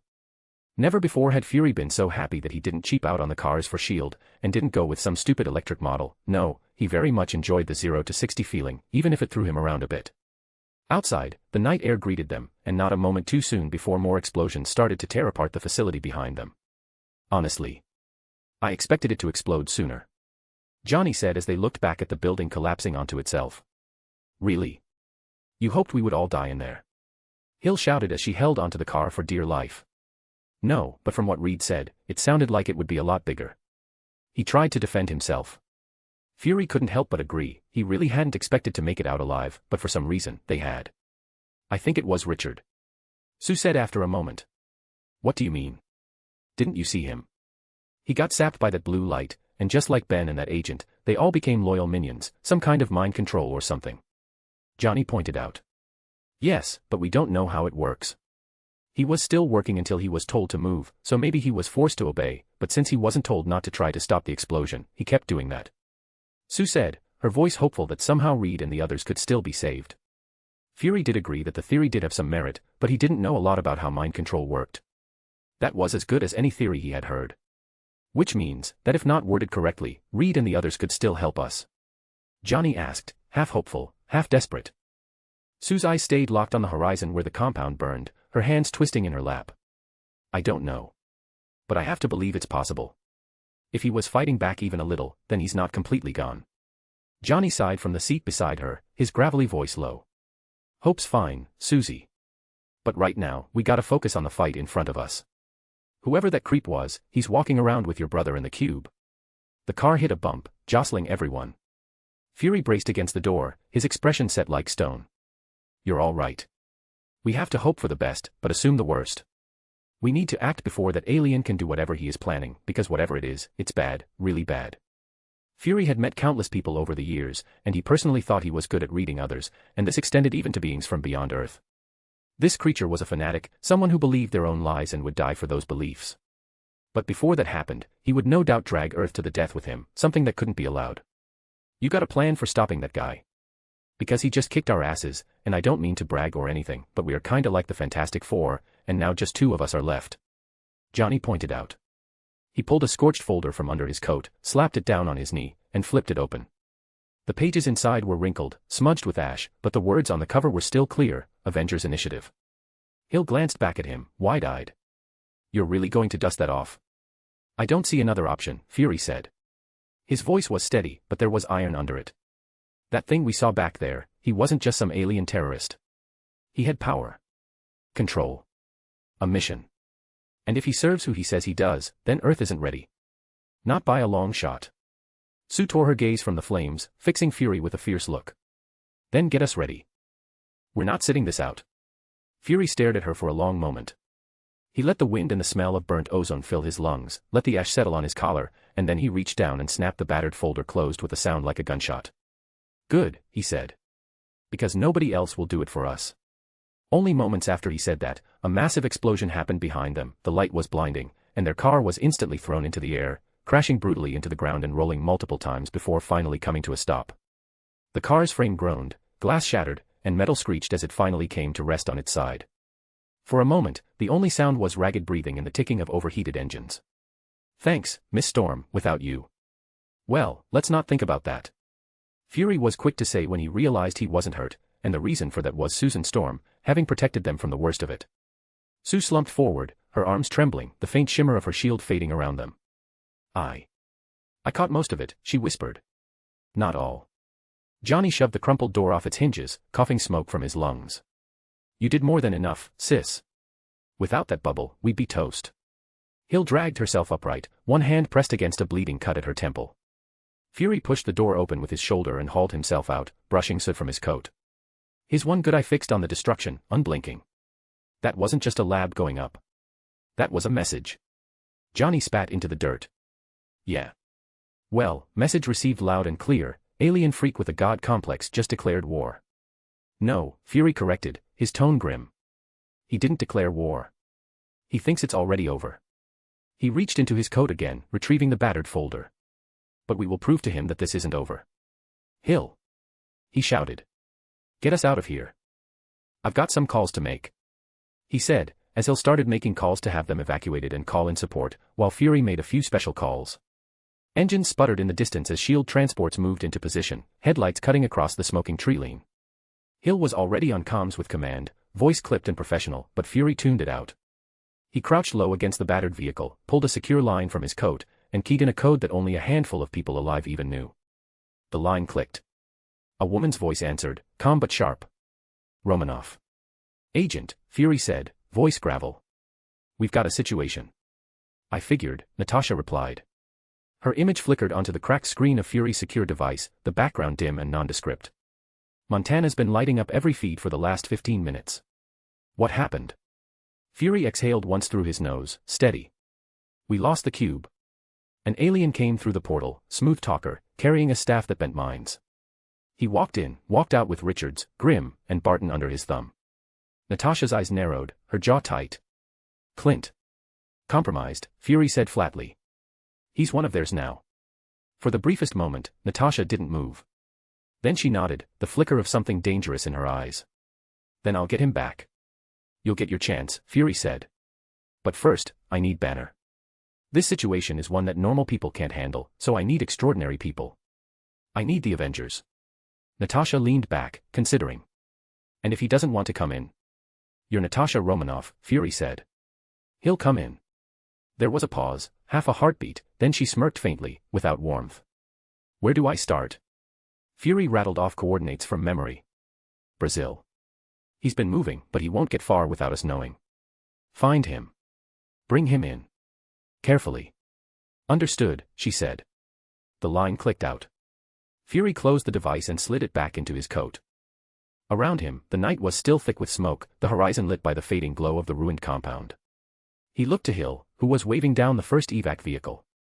Banner first, Fury muttered, almost to himself. Then the rest. This isn't over. End of chapter. Or on boosty.to/unknown fate. Chapter 222, Chapter. The workshop was alive with light. Holograms sprawled across the air, outlines of a half-built suit spinning under Stark's gestures. Microdrones scuttled across the table, welding seams finer than a human hand could manage. The arc reactor in his chest thrummed, steady and perfected, a heart he had designed himself. Pepper stood in the doorway, arms folded, eyes on the bank of screens scrolling with news feeds. They're calling again, she said, tight. State Department. Defense. The UN, pick a name, Tony, they all want a piece of you. Let M leave a message, Stark muttered, flicking a palm and watching a gauntlet snap into place on the wireframe. Tell them Stark Industries isn't a vending machine. I told them you said they could go fuck themselves, your words, not mine. Pepper shot back, already plenty fed up with the constant pressure bearing down on them. Especially her, since Tony didn't seem to care all that much. She honestly wished she could be as carefree as he was, but she just couldn't, which is why she spoke on Tony's behalf when dealing with them, that way she could tell them what she really felt. That's fine too, really, don't they have better things to do? Like, make America better or something. Tony said with a hint of irritation in his tone. Pepper understood it, because she felt the same. Having returned from Albion, a place where the government's sole task was the betterment of the nation and the lives of its people, the rest of the world seemed so cold. The world was still struggling to recover from the 2008 financial crisis. Yet, rather than do anything more to help or to ensure it couldn't and wouldn't happen again, the politicians seemed far more absorbed in gaining more power. Tony had long since gotten Jarvis to help dig up dirt on everyone trying to force him to give up his tech. Pepper, too, had seen much of it. And what she saw was horrifying. Then again, it hardly should have surprised her that those kinds of people who seemed to suck the lifeblood out of the nation to fill their own pockets would be in leagues with real, honest-to-God vampires. It was no real surprise that those in power knew about the dark side of the world, knowing the secrets kept from the masses to avoid panic and unrest. What she couldn't accept was what they used that knowledge for. They didn't really try to defeat them, or something like that, nope, instead the elite protected vampires and whatnot. Worked with them, all to get eternal life and power. It was disgusting. Tony watched the hollow gauntlet finish its seams, watched the welds bloom perfect as if the metal itself obeyed his will. He should have felt pride. Instead he felt the tug of every phone call and every trembling bureaucrat who'd begged him to be their deus ex machina. All of them claimed that if he just gave them his technology, they could protect the world. But he knew it wasn't that simple, not that easy. He had gone down that path once more, making the greatest of weapons, arming the military, all so they could use those weapons for good. And what had the result been? He had almost been killed by one of his own weapons. He had seen those weapons kill the very people they were meant to protect. He had realized that those people just couldn't be trusted, that few people could really be trusted to hold power, and not misuse it. That was why he had to use it himself, why he couldn't allow anyone else to have his suit, because the world was already chaotic enough without a bunch of idiots getting their hands on suits like his. He still remembered that Russian guy who attacked him at the Stark Expo, someone who had managed to make an arc reactor and had instantly gone mad with power. That was one person enough. People couldn't be trusted to be given such power, because with his suit, no military could really do much. He knew well that his current suit could likely attack any location in America, and he could leave as he pleased. Only weapons of mass destruction could threaten him, and those weren't something used easily, so no, he wasn't about to hand his suit over to anyone. Tony leaned back in his chair, letting the hologram cycle through the suit's combat subroutines.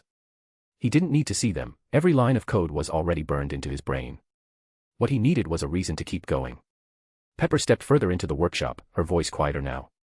You're not wrong, Tony. But you can't fight the whole world alone. Sooner or later, they'll come for you, and if they don't get the tech, they'll come for you personally. Yeah, well, let them try, Tony muttered. He tapped the reactor in his chest. I've got insurance. The lights in the workshop flickered, just for a moment. A feed cut across the main holodisplay, one Tony hadn't authorized. Jarvis. Tony asked sharply. Apologies, sir, the AI replied. But Director Fury is insistent. And then Nick Fury's face filled the screen, half in shadow, one eye burning with the same kind of authority that made politicians shake in their shoes.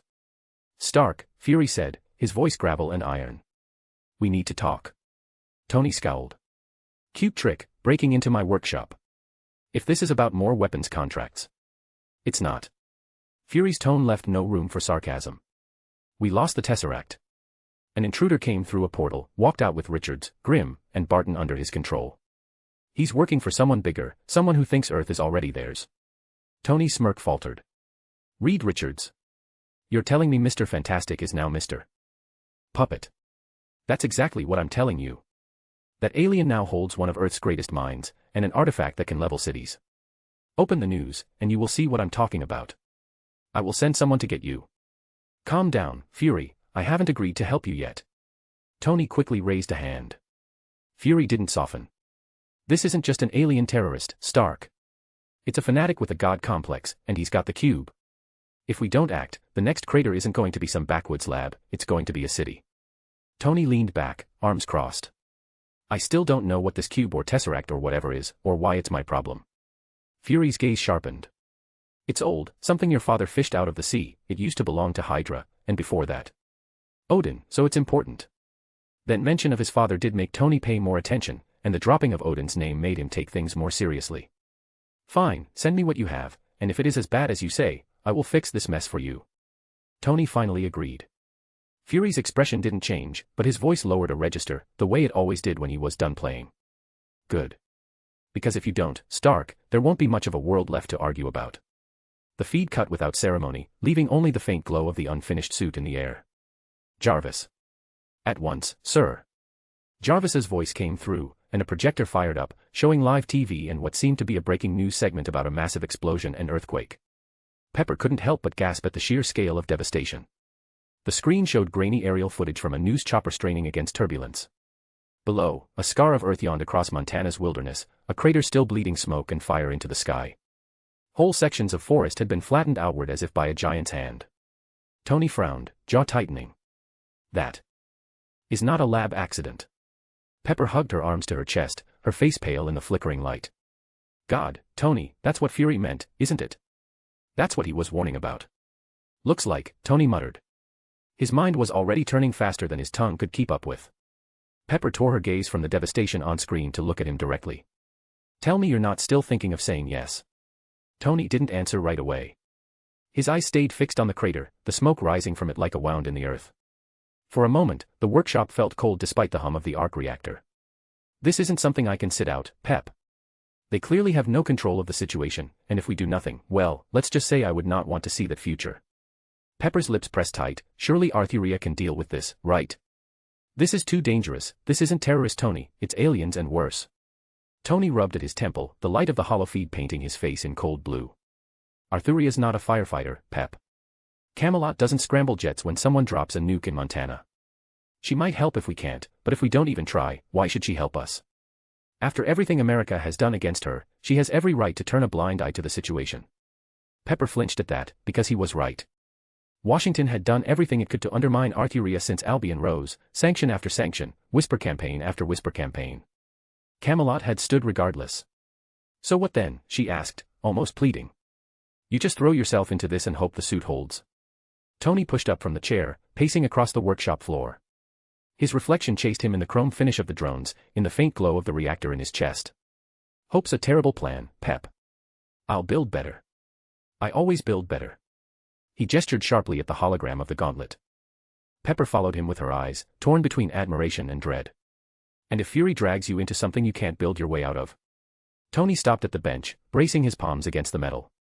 For a moment, the cocky facade slipped, replaced by the weight he never admitted aloud. Then I'll improvise. Pepper's throat tightened, but she didn't argue. She had seen too much of what he was capable of to doubt his brilliance.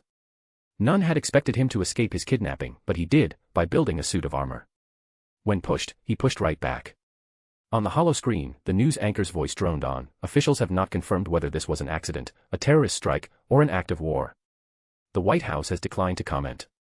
Tony flicked the feed away with a snap of his fingers, replacing it with Howard Stark's old files. Hydra insignias, sketches of cosmic energy patterns, and a younger Howard's tight handwriting scrawled across yellowing paper. At the center of it all, the same cube Fury had just named, the Tesseract, drawn like it was both a prize and a curse. Tony stared at it for a long moment, then muttered, "All right, Dad.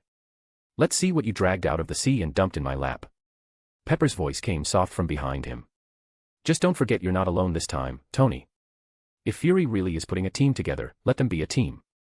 Don't try to carry this like you carried everything else." Tony didn't look back, but his voice softened just a fraction. "No promises, Pep. But I'll try." End of chapter. Or on boosty.to/unknown-fate. Chapter 223, Chapter. The Brooklyn safe house was quiet. Too quiet, Steve thought, for a place that was supposed to belong to him. The walls were bare, the furniture functional, and everything smelled faintly of dust and fresh paint, as if S.H.I.E.L.D. had tried to build a home out of a catalog. Steve sat at the small kitchen table, sketchbook open in front of him. His pencil traced lines out of habit more than inspiration. Not soldiers. Not planes. Not even the war. Tonight, his hand had drawn Camelot, stone towers, banners waving in the wind. He stopped, staring down at the page, the pencil tip pressed against paper until it nearly tore through. The knock at the door was steady, deliberate. Steve didn't look up. "You don't usually knock," he said. The door opened anyway. Nick Fury stepped inside, his coat still scorched from Montana's fires, his one good eye sharp as ever. He set a thin folder on the table without asking permission. "Rogers." Steve finally looked up. "Director." Fury stayed standing, like a man too restless to sit. "You've seen the news. That wasn't a mining accident in Montana. Wasn't an earthquake either." "I figured," Steve said, voice quiet. "Doesn't take a genius to know when something's wrong." "Then you know why I'm here." Fury's gaze flicked to the sketchbook, long enough to register the castle towers on the page, then back to Steve. "You're still trying to decide where you belong. Camelot, S.H.I.E.L.D., America. Hell, maybe nowhere." Steve's jaw tightened, but he didn't deny it. "Arthuria, she makes people believe. She gives them real hope. I don't know if she is right, but I think I want to believe. And then I come back here and see politicians clawing at each other while the world falls apart." He shook his head. "It's hard not to compare." Fury leaned on the back of a chair, his voice dropping low. "I won't sell you on politicians. Most of them aren't worth your breath. But this isn't about them. It's about people. Regular people, the ones who don't get to stand behind a sword or a suit of armor or a goddamn castle. The ones who burn when the sky falls. They don't need a king, Rogers. They need someone who remembers why we fight at all." Steve looked at him, eyes steady. "And you think that's me?" "I know it's you," Fury said. "Arthuria's got Albion covered. But the rest of the world? It doesn't have a symbol it trusts. Not anymore. Not until you pick up the shield and remind them what it means." For a long moment, Steve said nothing. His gaze dropped to the folder Fury had left on the table. With a sigh, he finally opened it, and the first picture made him pause. The Tesseract. It brought back memories, and not good ones. It had been Hydra's secret weapon, the key to their plans, and the key to the many lives they had taken. Without that, many more would have survived, the war might have ended sooner than it did. He had seen what it did to Red Skull, whatever fate he got, he no doubt deserved, but clearly, that thing, it wasn't something that could be controlled. Only hours ago, that massive explosion, the earthquake, the Tesseract. Steve pointed at the photo, jaw tight. "This. Where did you get this?" Fury met his stare evenly. "S.H.I.E.L.D.'s had it since the end of the war. Howard Stark recovered it from the ocean after you went under. It's been in our custody ever since, until now." Steve's brow furrowed. The memories came unbidden, Hydra weapons glowing with alien fire, soldiers torn apart by blasts of impossible energy, Red Skull raving about destiny with the cube burning in his hand. "I know what it does," Steve said grimly.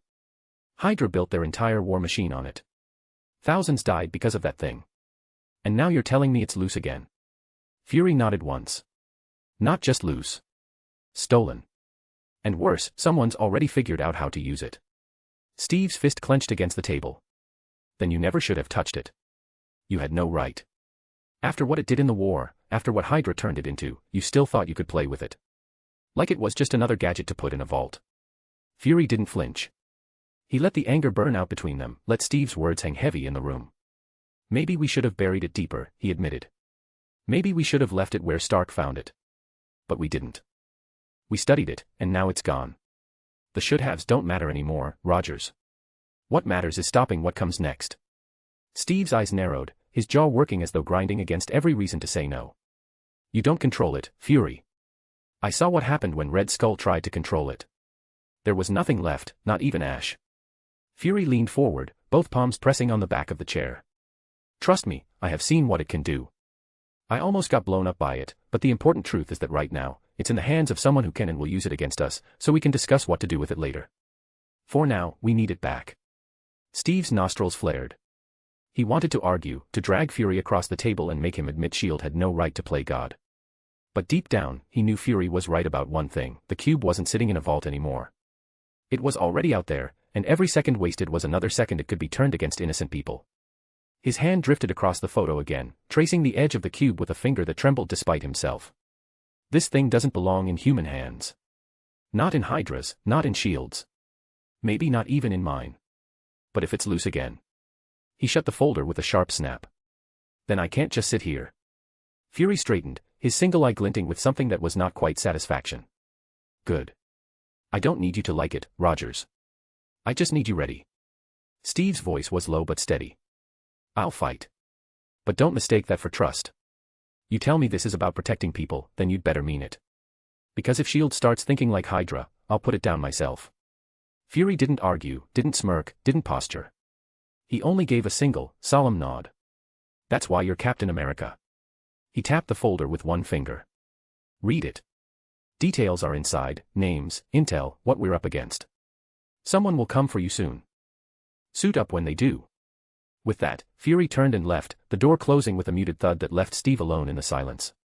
The sketchbook lay open beside the folder, Camelot's towers sketched in soft lines that looked almost fragile under the hard photographs of Hydra weapons and Tesseract energy. Steve stared at both for a long while, torn between two symbols, one of myth, one of memory, and the decision he already knew he'd made. At last, he closed the sketchbook, slid the folder on top of it, and whispered to the empty room, "Guess I'm not done after all." The S.H.I.E.L.D. waited, and the war was beginning again. Tony Stark and Steve Rogers weren't the only ones who were informed about the situation. This was far too serious for Fury to keep things hidden. He needed all the help and support he could get, which meant he not only had to inform his own superiors and get the full support of the UN, but also be able to draw upon the full strength of S.H.I.E.L.D. All time off was suspended, and every pair of hands was made to be on standby. The secure conference chamber was dim, its walls paneled with screens that flickered to life one by one. For faces appeared in ghostly light, members of the World Security Council, voices that could order armies to move with a word. Fury stood in the center of the room, hands behind his back, his coat still marked by smoke and ash. He didn't bother smoothing it. The first counselor wasted no time.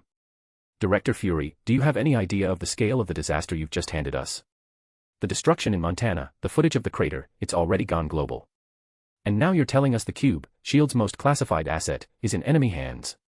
Another voice cut in, sharper, almost gleeful in its condemnation. You failed, Director. Billions in research, lost. Agents compromised. Barton, Grimm, Richards, assets we cannot afford to lose. And for what? You said S.H.I.E.L.D. could contain the Tesseract. You said it was under control. Fury's eye narrowed. Control was never a guarantee. Containment was the goal.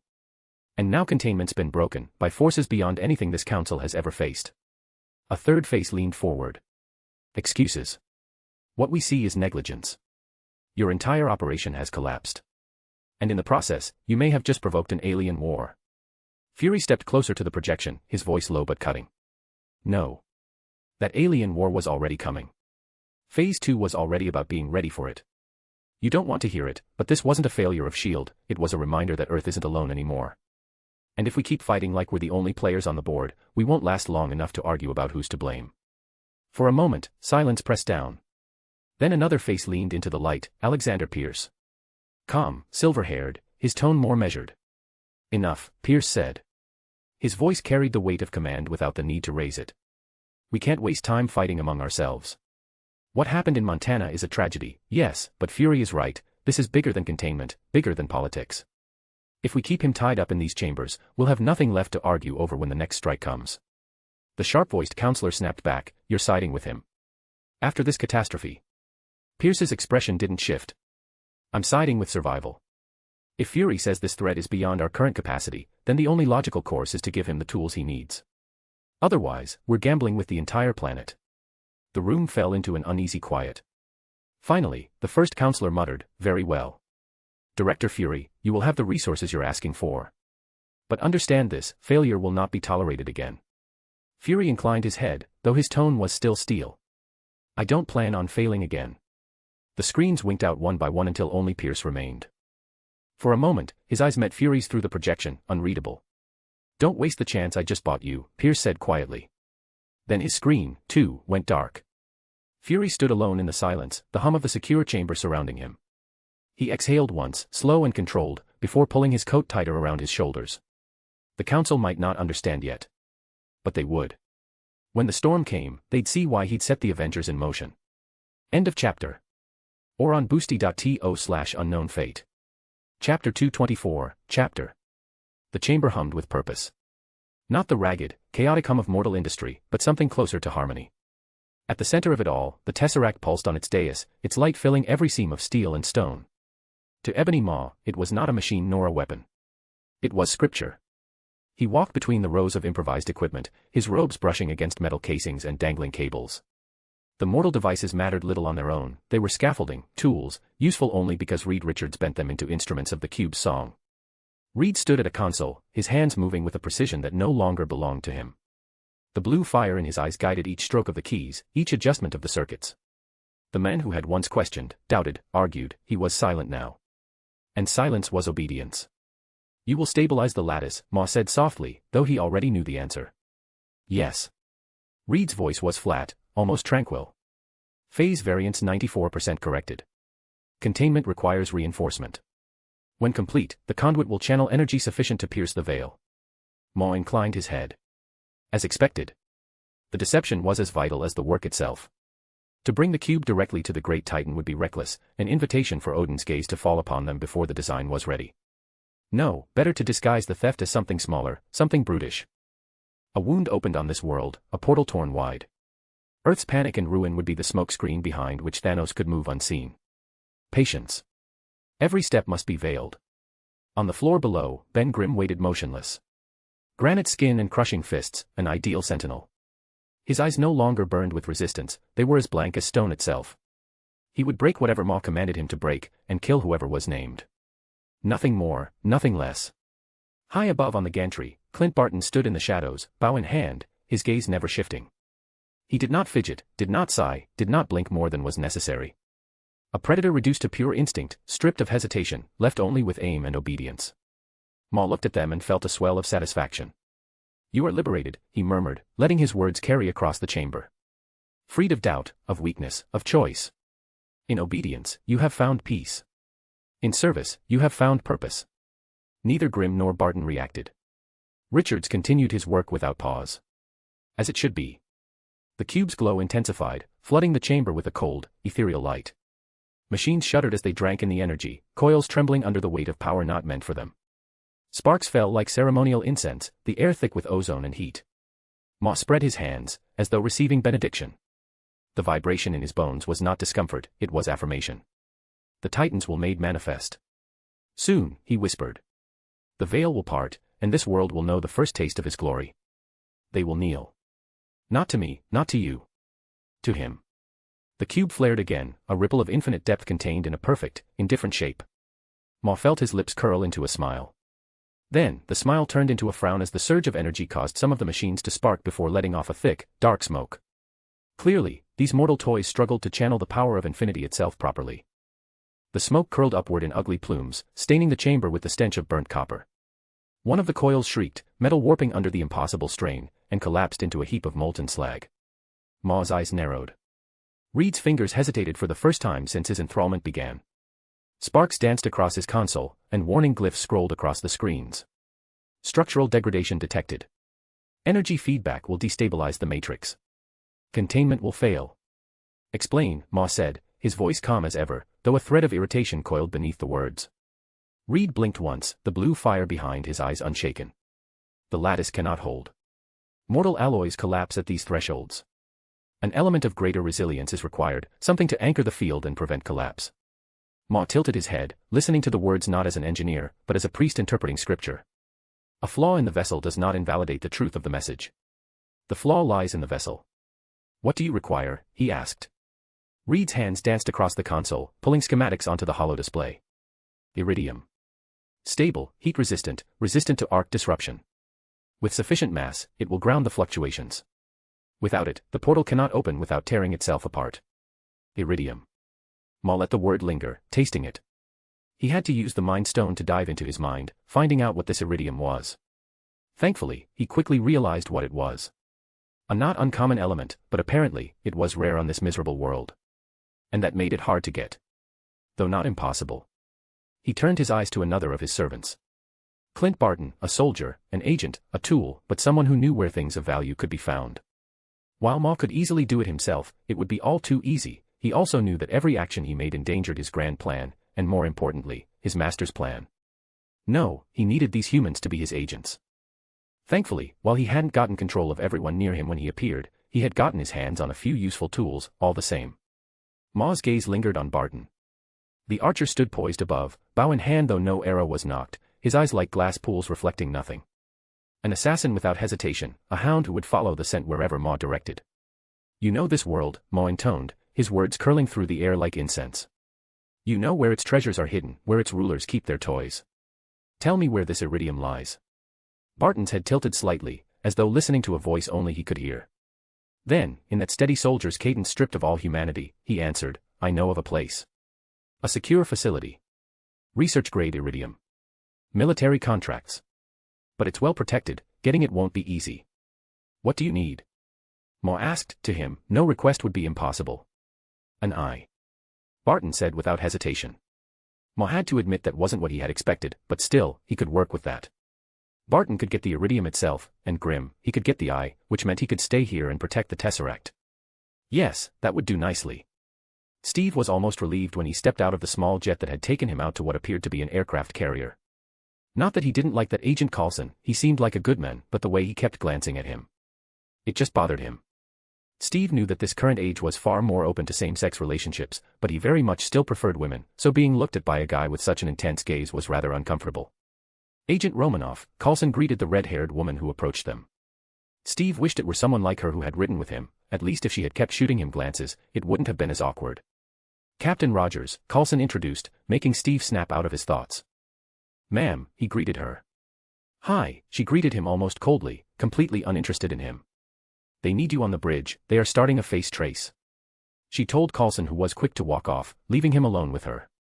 Steve fell into step beside her as Coulson hurried off. Romanoff's stride was brisk, economical, her heels striking the deck with a rhythm that matched the ship around her. He's very enthusiastic, she said without looking at Steve. Steve raised a brow. Coulson. She gave the faintest smile. He's been collecting vintage Captain America trading cards since he was a kid. Caused quite a stir when they pulled you out of the ice. To him, you're not just an assignment. You're personal. Steve's ears warmed, and he glanced away. Didn't know they still made those.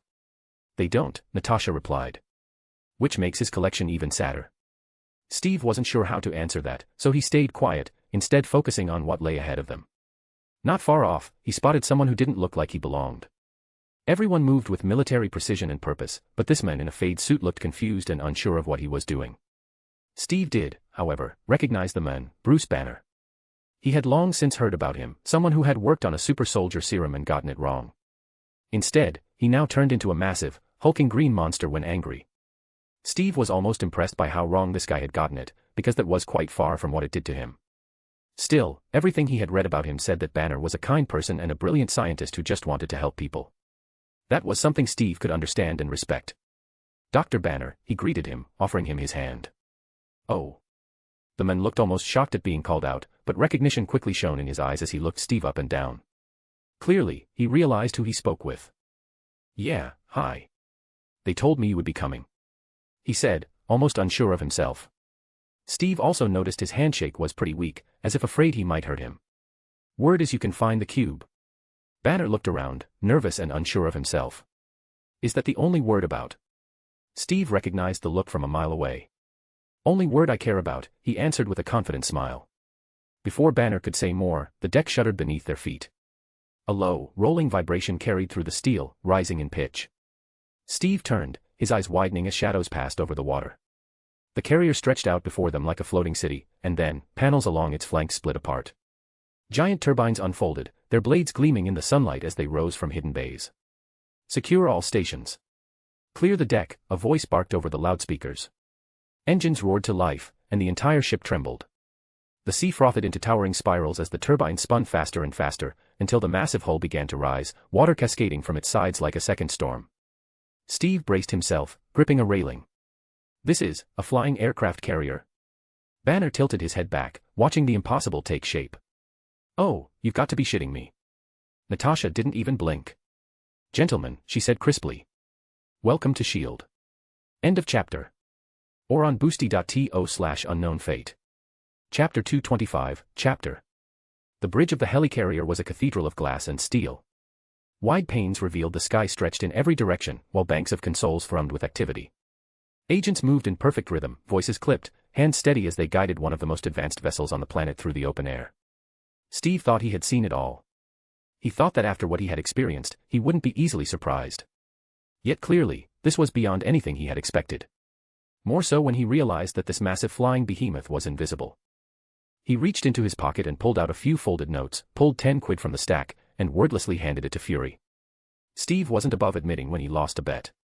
Though he didn't stay to look at Fury's smug face, he instead went to inspect this marvel of engineering. After walking around a bit, he found himself back with the others just in time to hear Fury and Banner, or mostly Banner, talk about things he didn't understand one bit. Honestly, it didn't even sound English. Then again, he had never been the most educated of people, and from the file, Banner seemed to indeed be one of the very best. If anyone could use technology to help, it would likely be him, well, him and Stark. But he wasn't here, and Steve didn't think he would show up. Once more, he found himself standing next to Agent Coulson. "I mean, if it's not too much trouble." No, it's fine." Steve tried to reassure him, but he really felt pretty awkward, having never been one for fame.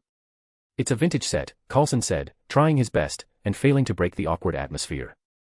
Steve gave the agent a polite smile, though it didn't reach his eyes. "Trading cards," he repeated. "Never thought I'd be one of those." Coulson straightened, almost defensive in his enthusiasm. "Not just cards. Yours are mint condition. Uncirculated." Steve didn't quite know how to respond to that. He turned slightly away, pretending to study the consoles again. For a man who had fought Hydra, who had seen friends die, who had gone under the ice thinking it was the end, being reduced to glossy images felt strange. Mercifully, Natasha cut in before the silence grew unbearable. "They're running facial recognition now," she said, her tone sharp, businesslike. "Every camera, every feed. If the cube's wielder shows his face again, we'll know." Steve nodded. That, at least, was something he could understand. Track the enemy. Find him. Stop him. Simple. Shouldn't be too difficult, his face is pretty easy to spot in a crowd, being all alien and whatnot. Came the voice of Johnny as he entered together with Susan Storm. Johnny strode across the deck like he owned it, hands stuffed in his jacket pockets, grin tugging at the corner of his mouth. Even here, surrounded by seasoned S.H.I.E.L.D. operatives and the most advanced tech on Earth, he looked like a man itching for a fight, or at least a good laugh. "Johnny," Natasha said flatly, her tone betraying nothing. "What?" he asked, feigning innocence as his eyes flicked to the hollow display of Reed's face. "Guy looks like he walked off the set of a bad sci-fi flick. S.H.I.E.L.D.'s tech should pick him out faster than Coulson finds a Captain America card on eBay." Sue sighed, stepping in behind him with her arms folded. Where Johnny carried himself like fire waiting to flare, she was cool restraint. Her eyes scanned the room, Steve, Natasha, Coulson, Banner, assessing them all with quiet calculation. Ignore him. He's just mad he had to stay grounded for the ride here. Grounded, Johnny muttered. Like I'm some rookie. You've got a flying battleship up here, but God forbid you let the guy who flies help out. Steve studied the pair. He'd read their files, of course, both survivors of the Baxter incident, both changed by forces no soldier of his era could have imagined. He respected the discipline in Sue's bearing, even if Johnny reminded him too much of the cocky young recruits who used to strut around camp before their first firefight. "We got a hit. 100% match." One of the agents called out, drawing everyone's attention to the main display. "What did I say?" That ugly face couldn't hide for long. Johnny said with a smirk in his voice. "It's not the alien intruder, it's Mr. Ben Grimm," the agent corrected as he pulled up the match on the display. "Well. What did I tell you? You could pick that mug out of a lineup a mile away. Rock face doesn't blend." Sue's look could have frozen magma. "Johnny." "Sorry," he said as he went quiet. "Location?" Carlson asked as he stepped forward. "Stuttgart, Germany. 28 Königstrasse, he's not exactly hiding." "Captain," Fury spoke. "You're up." Steve took a deep breath and nodded once. "We are going as well," Sue said. "If Ben is there, we need to save him. He might know where Reed is." "Yeah, he might be ugly, but Ben is one of us." Johnny echoed. "Then get ready." Fury didn't argue with them. The gala at 28 Königstrasse had been an elegant affair until the doors shattered inward. Marble cracked, chandeliers swayed, and the crowd's laughter died in a single instant as a figure filled the entrance. Not a man, not anymore, a mountain of orange stone and muscle wrapped in torn remnants of clothing. Ben Grimm. Given the identity of some of the guests, they knew who he was, and knew he worked for America, yet that didn't stop the panic when he started swinging those massive stone hands of his around. The brave or foolish guards who had stepped forward were the first to fall, their bodies sliding across the floor, leaving a dark red stain behind, leaving no doubt about the deadly force behind those fists. The music cut with a shriek of violin strings as guests stumbled back, their heels scraping against polished floors. Ben didn't bark orders. He didn't demand kneeling. He simply roared, a guttural, bestial sound that shook the glassware and rattled the gilded walls. Panic erupted. People scattered, tripping over each other in tuxedos and gowns as Grimm barreled forward, tables splintering under his fists, chairs exploding into fragments. A man in his path was swatted aside, hurled against the wall like a rag doll. Security rushed in, guns drawn, voices shouting in German. They may as well have been children waving sticks. Ben tore through them without pause, their weapons clattering uselessly to the marble as his stony fists sent them flying. Ben's sight locked onto a single target, and he moved straight towards that one fleeing man, pushing anyone out of his way. Were those really unlucky, he would trample under his rocky feet. The man Ben hunted was pale and sweating, trying his best to push through the fleeing crowd and get away from the mad monster behind, yet many people were far too slow at getting out, and Ben reached him. Ben's massive hand closed around the man's arm, the crack of bone sharp enough to cut through the din of chaos. The terrified scientist screamed, his glasses flying as Ben yanked him back like a doll plucked from a crowd. Guests scattered around them, no one daring to help. Ben dragged the man across the marble, his claws gouging shallow furrows in the floor. At the center of the room, he dropped him heavily and reached down to the small, black case he had carried in. The locks clicked open with a cold precision that did not belong to him. Inside, nestled in foam, was the device, a scanner of alien design, its blue lens already glowing with the tesseract's reflected fire. The scientist begged, words spilling in German between sobs. Ben didn't understand. He didn't need to. The command driving him was simple, pure: obtain the eye. He forced the man's head against the machine. The lens whirred, a spear of cold light slicing across the terrified eye. The scream that followed was raw, tearing through the air like the cry of prey caught under a predator's teeth. The scanner pulsed, imprinting the pattern. When the beam cut out, the man collapsed in a whimpering heap, clutching his face. Ben tossed him aside with no more care than a broken chair. At the same moment, hundreds of kilometers away, Clint Barton moved silently through the corridors of a fortified research vault. The transmission from the gala fed directly into his device, the stolen retinal code flickered green across his screen. The vault's lock disengaged with a hiss. Iridium, packed and shielded in protective cases, was now his to take. Back in Stuttgart, Ben rose to his full, terrible height. His rocky fists tightened, his jagged features twisting into something between a roar and a snarl. Panic rolled through the room like a living wave, guests scrambling, heels snapping, jewels scattering across polished marble. For Ma's plan, it was perfect. The world's eyes would see only the monster wreaking havoc at a gala. No one would think to ask what had been stolen, or why. The sound of jets ripped across the night sky, a roar louder than the panicked screams below. The gala hall's shattered doors buckled further as SHIELD's strike team stormed in, black uniforms, rifles up, fanning out with practiced precision. But before they could even get into position, Ben Grimm tore through them like they were made of paper. He ripped a marble column free and swung it like a club, scattering soldiers against the gilded walls. Rifles clattered uselessly across the polished floor, and chandeliers rained down glass and fire. At the heart of the chaos, Steve Rogers moved. "Shield up," his voice rang out above the panic. "Grim. That's enough." Ben's only answer was a roar that shook the rafters. He charged, each footstep cracking marble, and when his fist met Steve's shield the impact thundered like cannon fire. Steve braced, boots skidding across the floor as he absorbed the blow. Sue Storm swept in at his flank, her hands raised. A shimmering wall of force blossomed between them and Ben's follow-up swing, absorbing the shock like a pane of invisible steel. The barrier trembled but held. "Ben," she shouted, her voice raw with desperation. "It's me. Sue. You don't want to do this." For a split second his rocky brow furrowed, something almost human flickering behind the blank blue glow of his eyes, but then it was gone. He bellowed and smashed his fists against her shield, each strike sending tremors through her arms. "Johnny," she snapped. "Now would be a good time." "On it, sis." Johnny rocketed in through a shattered window, a streak of flame cutting across the ballroom. He hovered overhead, fire trailing from his fists. Ben hurled a banquet table at him in response. Johnny sliced through it with a burning arc, molten fragments raining down like meteors. Steve saw the opening. He slammed his shield into Ben's knee, forcing the giant to stumble. Sue collapsed another barrier around his arm, locking him in place just long enough. "Hold him," Johnny yelled. "This won't be easy." Steve planted his shoulder against Ben's other arm, straining with every ounce of strength. Sue clenched her fists, her field constricting tighter around the struggling titan. Ben roared, veins of light crawling across his rocky skin as he fought against them both. Then Johnny dove. He didn't strike Ben directly, instead, he unleashed a hollow sphere of flame around his stony head. It wasn't easy to keep the flame going and make sure it didn't burn Ben, instead, it burned the oxygen around the stony giant. Ben was strong, and his rocky body was almost impossible to hurt, so to take him down was no easy feat. In a rare moment of brilliance, Johnny figured out a much easier way to knock him out. Even the thing needed to breathe. The rocky titan thrashed, gasped, staggered, then faltered. His blows slowed, his roar broke into a guttural rasp. And finally, with a sound like boulders grinding together, he collapsed to one knee, then crashed to the floor.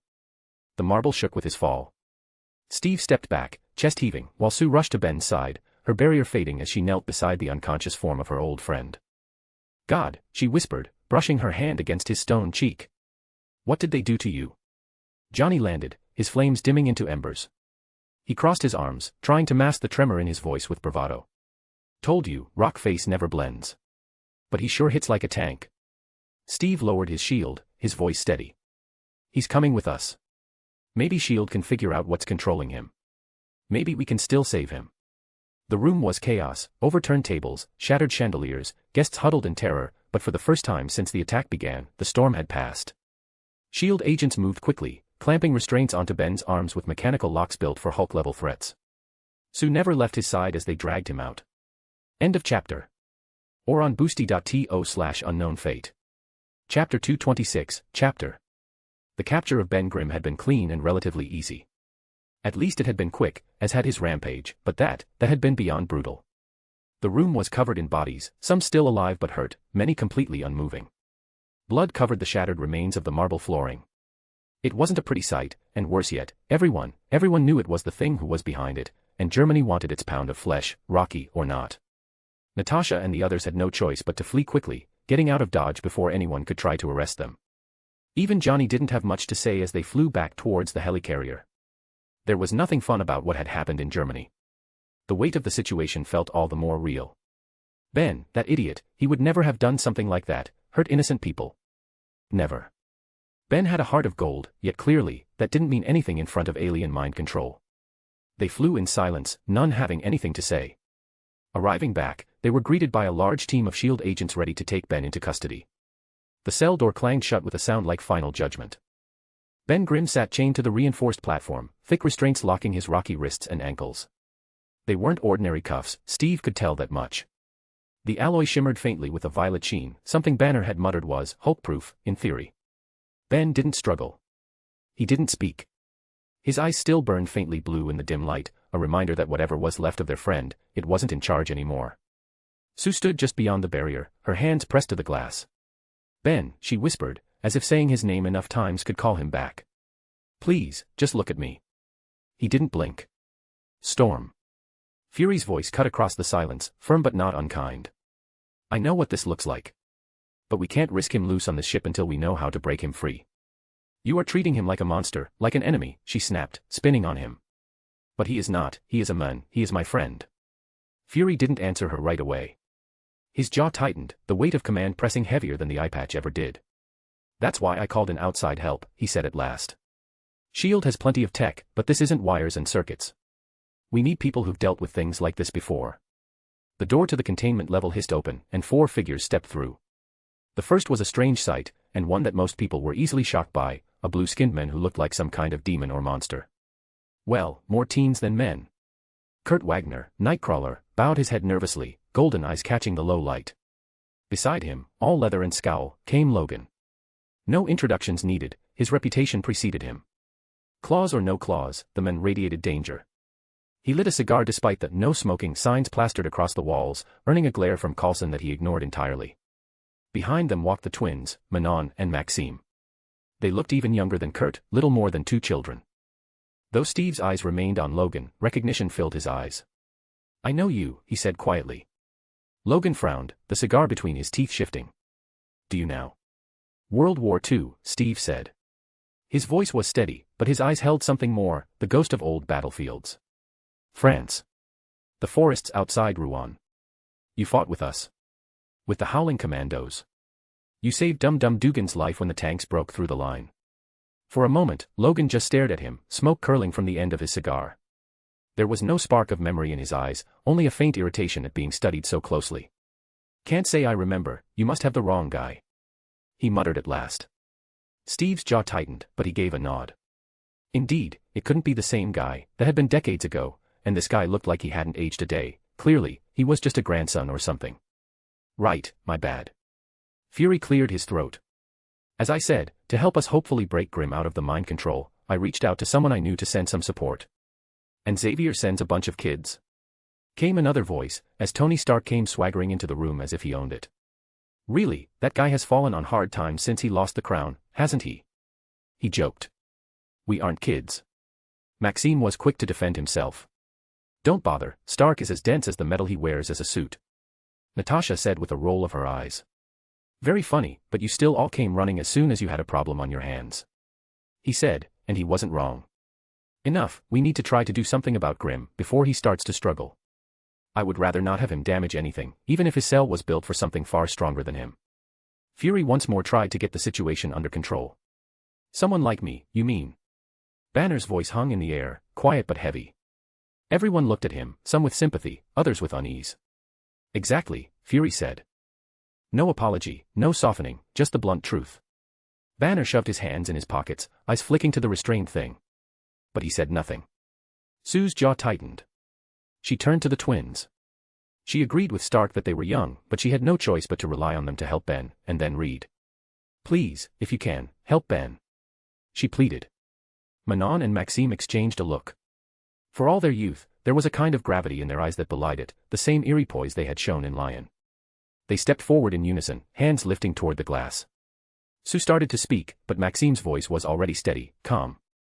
We can reach him. The glass wall hissed aside at Fury's nod. Alarms primed in the chamber as if ready for a breach, guards stiffening with weapons raised. Logan growled low. You fry the kids, One Eye, and I'm taking a piece of your ship with me.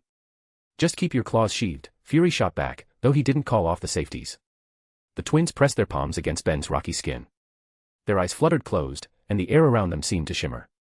Their powers weren't the same as Xavier's, they couldn't read people's thoughts, which is why Fury had asked for them. He didn't like mind readers. No, their powers were over memories and emotions, about how one felt the world, perceived it. This was their domain, this was what they targeted. And where their confidence came from, because they could feel Ben's emotions. His thoughts were muted by a fake layer of memories, emotions, and thoughts. It wasn't as much mind control as shifting allegiances. Ben fought for the enemy because to him, the alien who attacked him was someone he followed and obeyed. They both reached out, their powers combining as they reached beyond what was fake, and awoke what was real, that which slept under illusions and control. Ben, Manon whispered aloud, her voice echoing in the chamber. This isn't you. Remember who you are. Memories flickered, poker nights at the Baxter building, Reed's dry voice lecturing, Johnny's pranks, Sue's quiet faith in him. The laughter, the warmth, the endless loyalty. The memories rushed like a flood. Baseball games on rooftops. Pizza boxes stacked in their living room. Reed rambling on about science until Ben threw a pillow at him to shut him up. Sue steadying him after every transformation, every nightmare. Johnny's relentless teasing, and Ben's grumbled but genuine affection beneath it. Family. The blue glow behind his eyes flickered. His rocky frame trembled against the restraints, the chains straining. The air filled with the sound of stone grinding against stone as his breath quickened. Maxime's voice pressed harder, cutting through the false layer Ma had built like a knife. You are Ben Grimm. You chose who you fight for. No one chooses for you. The glow cracked like glass. With a roar that shook the cell, Ben's body arched forward, veins of light spiderwebbing across his stone skin, then breaking apart, shattering like shards of ice under pressure. The restraints rattled violently. Agents screamed warnings. Guns clicked into readiness. And then, silence. Ben slumped, chest heaving, sweat dripping in rivulets between the cracks of his rocky skin. His eyes, brown again, lifted weakly toward Sue. Susie. She didn't hesitate. She was through the barrier in an instant, arms wrapping around him as tightly as she could manage. It's you. You're back. God. His voice broke as he looked at his hands, at the memory of blood smeared across them. What did I do? Sue gripped his face, forcing his gaze back to hers. That wasn't you. None of that was you. Fury finally gave a short nod, and the guards lowered their weapons by inches, though their eyes stayed locked on Ben. Stark muttered under his breath, hell of a group therapy session. Could have billed it as a Disney Plus special. Logan exhaled smoke through his nose, unimpressed. He's back. Leave it there. But the reprieve lasted only seconds. The helicarrier shook beneath their feet, a deep tremor running through the metal like a beast had clawed its belly. Red lights strobed across the walls, alarms keening. Impact on the starboard side, a voice barked over comms. Multiple breaches. Sabotage, Natasha snapped, already drawing her sidearm. The chamber lights flickered. At first, it was a small thing, a pulse, a hiccup in the helicarrier's steady hum. Then came the shudder, a groan of stressed metal that vibrated through the deck. Report. Fury barked. The comms flared with overlapping voices. Starboard engine hit. Containment levels destabilizing. Sabotage, Director, this was no accident. The floor lurched under them as alarms blared red. Sue clutched the glass for balance, Coulson grabbed the railing. Banner's face drained of color. That wasn't turbulence. Something just tore into the engines. Steve steadied himself against the console, already scanning the room. This wasn't random. Someone planned this. Natasha's eyes narrowed. Her voice was cold steel. It's Barton. Has to be. Tony, gripping the edge of the cell barrier, snorted. Whoever it is just turned your flying battleship into a giant paperweight. Fury's jaw set hard. Everyone, we can talk later, we need to stop them, and keep this thing in the air, or we are all dead. Another shudder ripped through the helicarrier, lights cutting in and out. The cell restraints around Ben sparked under the stress. Ben groaned, his rocky hands straining against the cuffs. Maybe now's not the best time to keep me chained up. End of chapter. Or on boosty.to/unknown fate. Chapter 227, Chapter. The deck shook like a struck drum. Consoles spat sparks, alarms screamed, and the helicarrier lurched hard to port. Agents stumbled across the bridge as red warning lights flooded the room. Engine 3 is offline, someone shouted. Pressure's dropping, we're losing altitude. Steve braced himself against the railing, jaw tight as the mighty ship groaned. Across the room, Banner was already pulling up diagnostics, his hands flying uselessly over shield systems. Then the explosion came. A tremor roared up through the hull, rattling the entire carrier. Smoke poured in from the lower decks. Sabotage, Fury growled, his single eye cutting across the chaos like a blade. We've been hit from the inside. Another blast followed, and the emergency bulkheads slammed down. The entire bridge went quiet for half a breath, everyone looking to Fury. All right, listen up. His voice cut through the alarms like thunder. We're not going down today. I want this ship stable, I want that intruder found, and I want Banner contained before he goes green and tears the whole place apart. Hey, maybe it's a good time to let me out. Ben called from the cell. Can't risk it, for all we know, you are still under enemy control, you stay there. Banner, you find somewhere to keep yourself calm. Fury would indeed have preferred to place Banner inside the cell meant for him, but with Grimm already in there, he had no choice. I'm going to look and see if I can't get the engines online, without those, we aren't going to last long enough to worry about anything else. Stark said as his newest suit came flying in from the hallways and slammed into him. I will help. Steve called as Stark took off flying as the suit snapped around him. I'm finding Barton, Natasha shouted as she took off. Logan, Fury called, you follow Natasha. Clint is one of our best, he isn't easy to take down and can do a lot of damage. Logan didn't argue, he quickly followed Natasha's trail.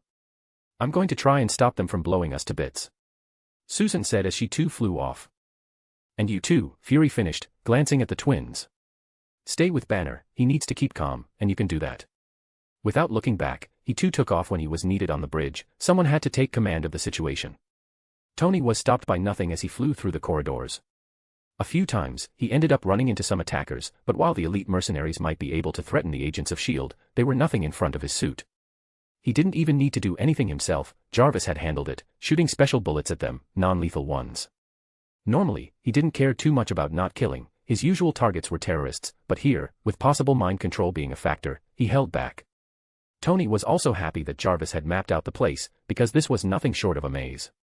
Wow, that's a real mess this thing. Tony couldn't help but exclaim as he finally made his way outside to the problematic turbine. It wasn't destroyed, which was good, but it was damaged and blocked by debris. What's the situation? Steve Rogers asked as soon as he came out of the door. It's pretty bad, I will have to remove the debris, which isn't the worst, but it will likely need a kickstart, and manual overrides need to be done, well, manually, and I can't do both. Tony said, and indeed, that was a problem. Well, I'm here, aren't I? Steve said, confident that he could help, a confidence Tony didn't share. It's not that easy. It's not just flipping a switch, it's flipping a few in a sequence, and if something goes wrong, it won't be good. Tony said, shaking his head. Explain it to me. Steve wasn't about to give up that easily. They needed this turbine online, so they had to do it, no matter what it took. Well, the biggest thing is that once I give it the kickstart, the brake needs to be pulled so I can get out, if not, I will be trapped in there and risk getting cut up, or if I'm lucky, I will just break it. Tony was confident his suit could do more damage to the turbine than it would to him, but that would also make his effort pointless. Maybe I can help. Susan Storm said as she arrived, having heard half of it.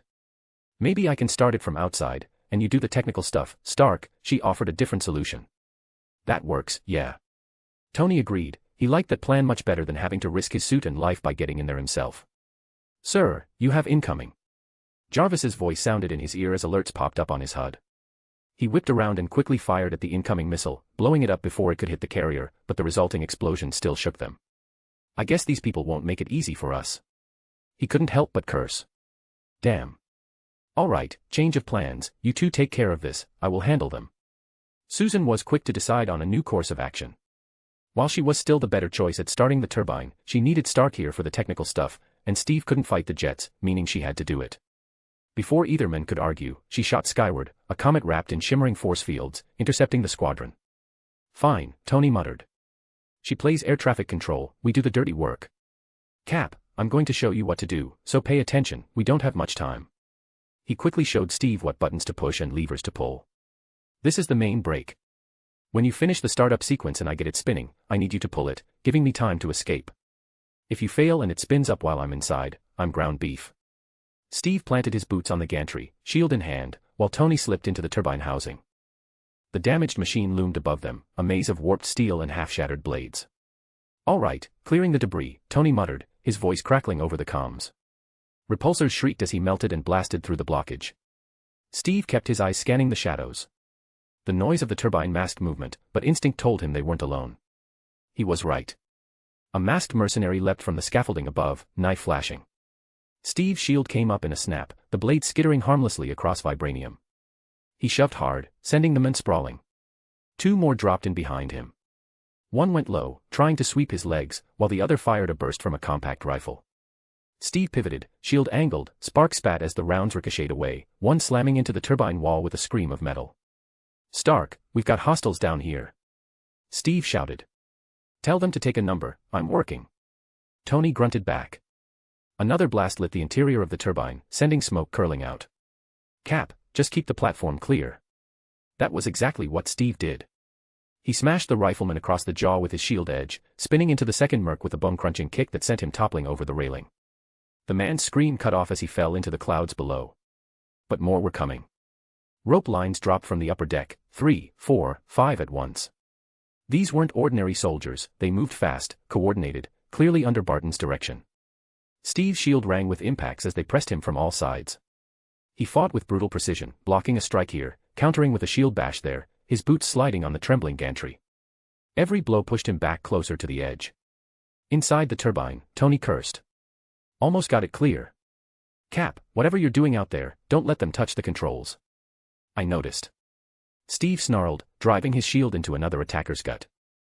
The turbine groaned as the last hunk of debris tumbled free under Tony's repulsors. All right, Cap, listen up. Tony barked. Once I get this thing spinning, I need you at that brake lever. Not yet, but when I call it, you pull it. Got it. Steve parried another knife thrust, sweat dripping down his temple. Got it. He didn't look away from the mercs as he said it. The fight wasn't over. 2 more mercs lunged from the catwalk behind him. One fired short bursts from a compact rifle, sparks exploding across the gantry as bullets ricocheted. Steve threw himself behind his shield, deflecting the fire, then spun low, knocking the rifle aside with a sweep of his arm before driving the edge of his shield into the man's ribs. The second came in fast, knife gleaming. Steve caught the strike, twisted, and hurled the attacker into the turbine wall. The men slumped, unconscious. But the real trouble came from above. For rope lines snaked down from the upper scaffolds, mercenaries rappelling in with practiced speed. They moved like a single unit, quick, precise, relentless. Great, Steve muttered, setting his stance. They hit him all at once. One drove a boot at his midsection, another swung the butt of a rifle toward his head. Steve blocked high, shield ringing with impact, then snapped his elbow back into the ribs of the one behind him. But they didn't stop. Blades slashed, fists struck, rifle stocks cracked against metal. Cap, what's going on out there? Tony demanded, repulsors roaring inside the turbine. Little busy. Steve growled, his boots screeching as he slid dangerously close to the gantry's edge. A knife tore a shallow line across his shoulder, he ignored it, pivoting to send another merc sprawling with a shield bash.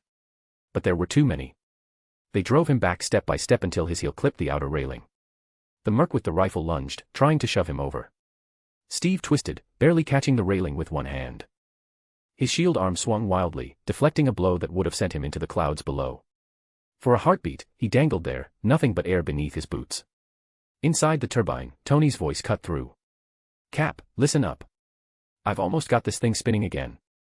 Once it kicks, there's a brake lever on the gantry. You have to pull it, or I'm hamburger. Kind of, busy, here. Steve grunted, hauling himself back onto the gantry with raw strength. His shield smashed upward, catching one merc square under the jaw and sending him tumbling. Not a request. Tony barked. Brake lever, when I call it. Got it. Steve rolled across the deck, slamming his shield into the last attacker's chest and sending him flying. He scrambled to his feet, chest heaving, shield at the ready. Got it, Steve said between breaths. The turbine groaned, Tony's repulsors flared as the blades started to grind against life again. But Steve's eyes weren't on the machine. More shadows were moving above, more rope lines dropping. The fight wasn't over, not by a long shot. Steve's boots skidded. He lashed out, caught the man by the collar, and hurled him over the edge. The merc's scream was swallowed by the roar of the engines below. Cap. Tony barked, voice sharp. I'm inside the turbine. She's about to spin. You need to be on that brake. Steve turned, sprinting across the gantry toward the lever Stark had pointed out earlier. His chest heaved, every muscle burning. Behind him, another merc raised his rifle. The crack of gunfire split the air. Bullets sparked off the railing inches from Steve's head. He dove, rolling across the deck, and hurled his shield. It clanged into the gunman's chest, dropping him like a rag doll. Now, Cap. Tony shouted. Pull it, pull it, pull it. Steve slammed into the brake lever with all his weight. The metal shrieked as it locked into place. The turbine roared to life. Blades spun faster and faster, stabilized at last. For one sickening second, Tony was still inside, his silhouette tumbling against the spinning metal, but then he shot free, repulsors blazing, armor sparking from the strain. Phew. Tony wheezed over comms. See. Easy. Nothing to it. You were worried for nothing. Steve hauled the lever back into its slot and grabbed his shield on the rebound. His expression was tight, his chest rising and falling with exertion. You were nearly cut to pieces. My suit would have held, can't say the same for the blades, so hey, you did well. Tony quipped, brushing scorched metal from his shoulder plating. Steve shot him a look that could have bent steel. Just get ready for round 2. This isn't over. Tony followed his gaze back toward the sky, where Susan Storm darted between the shield jets like a streak of light. Force fields shimmered around her, explosions blossoming harmlessly against her defenses as she drove the enemy squadron back. The helicarrier shuddered again, but this time its massive body began to rise instead of fall. Engine 3 was alive, whining but holding. "Start to fury," Tony said, snapping his faceplate shut. "Tell your boys in the bridge we're stable. For now." End of chapter. Or on boosty.to/unknown fate. Chapter 228, Chapter. The corridors of the helicarrier were a war zone. Sirens howled. Smoke curled from ruptured bulkheads. Every corner seemed to spit mercenaries, agents turned by mind control or loyalists. Barton had slipped past Fury's defenses. Natasha Romanoff moved like a shadow through the chaos, her pistols flashing, each shot precise and economical. She didn't waste a single motion. Logan, by contrast, was a storm, tearing through doors, shredding metal, claws sparking against walls as he cut a path straight through S.H.I.E.L.'s security detail. "Remind me why we're running toward the guy with the bow." Logan growled, his voice rough with smoke and irritation.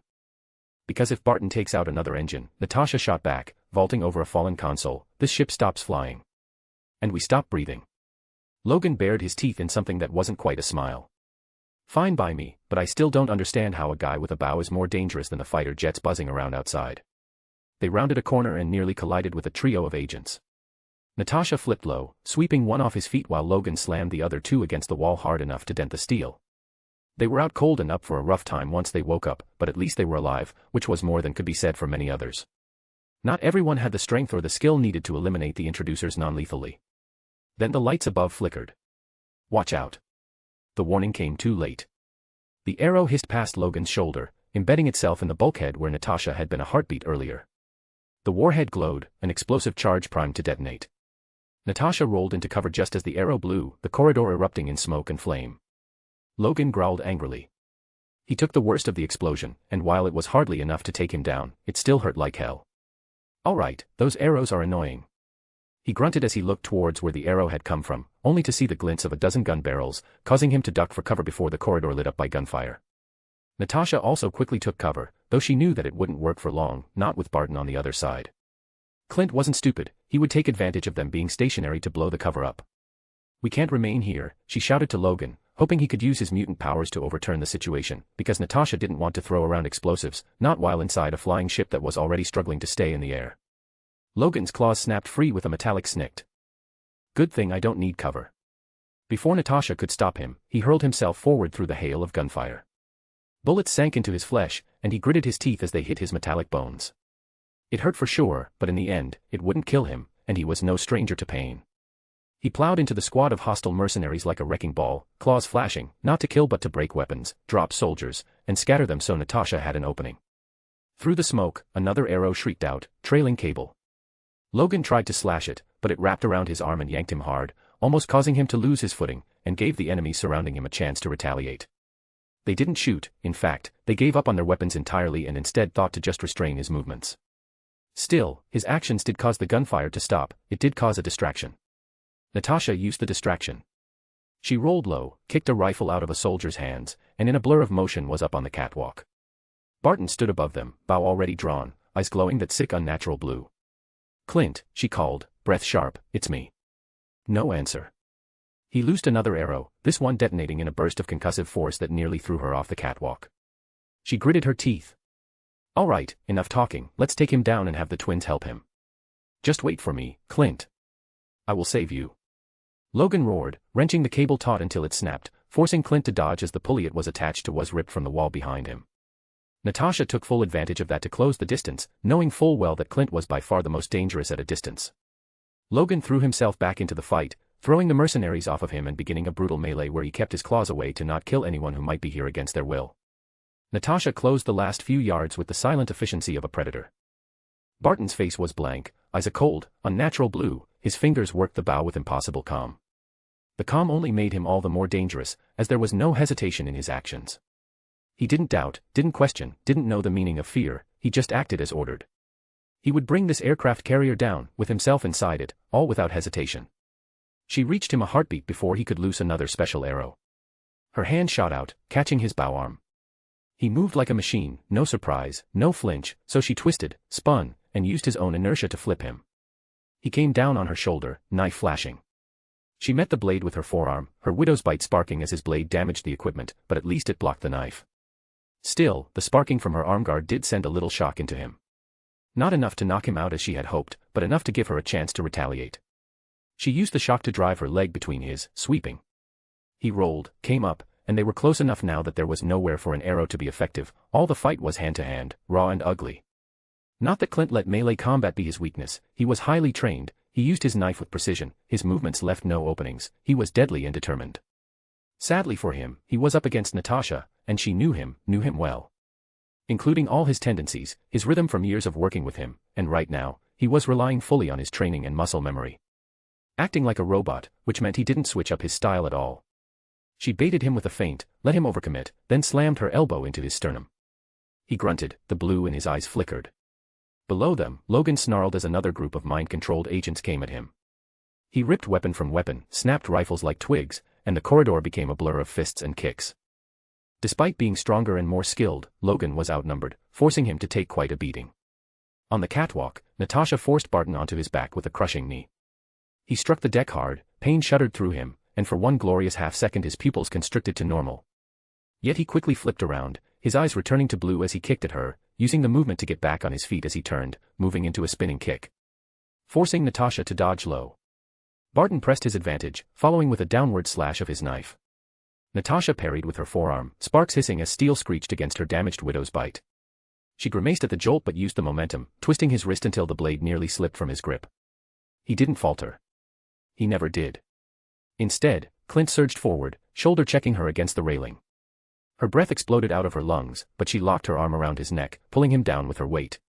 They tumbled across the metal grating, each strike blocked, each counter sharper than the last. "Come on, Clint," she hissed between gritted teeth, sweat and smoke stinging her eyes. "You know me. You know me." He responded with silence and a vicious knee to her ribs. She rolled with it, gasping, but caught his ankle on the next swing and yanked. He hit the deck again, but this time rolled immediately, coming up with a bow already in hand. From this close, he didn't need range, just a heartbeat. Natasha lunged. The arrow fired point blank, grazing her shoulder as it whined past and detonated in the wall. The shockwave nearly sent them both off the catwalk, but Natasha recovered faster, spinning behind him and slamming her forearm against his throat. For a heartbeat, his struggles stilled. The blue glow in his eyes dimmed, pupils fighting to surface. "Nat," he rasped. Then it returned, hard and cold. He rammed his head back into hers, splitting her lip, and drove an elbow into her ribs. Pain lanced through her, but she held on, knowing that letting go meant another arrow, another dead engine. Below, Logan tore through another wave, his shirt shredded, blood dripping from countless wounds all over his body. Trying to hold back, while fighting people that wanted nothing more than to kill him wasn't easy, nor was it pretty. "Any time now, Red," he barked, ducking a rifle butt to the face before hurling the attacker over the railing. "Working on it." Natasha spat blood and drove her knee into Clint's thigh. He barely flinched. His knife came up again, but she caught his wrist, twisting until joints cracked. The blade clattered away, but Clint shifted immediately, striking with a sharp elbow to her temple. They broke apart, circling, both breathing hard. Natasha's chest heaved, Clint's expression was glassy and inhuman, but his stance was flawless. They moved at the same time, colliding again in a blur of strikes, knife hand blocks, grapples, counters. Every move she made, he had an answer for. Every strike he threw, she anticipated by half a breath. Natasha didn't have the luxury of finesse, she had to make a choice and make it count. She feinted low, baiting Clint's balance, then sprang, her shoulder driving into his sternum as her other hand snatched for his face. He tried to throw her, but she hooked an arm around his neck, leverage and grit doing what bullets and blades couldn't. The widow's bite fizzed at her wrist, the shock a dull roar through her bones, and she sent that jolt through him. She wanted to knock him out cold without hurting him too badly.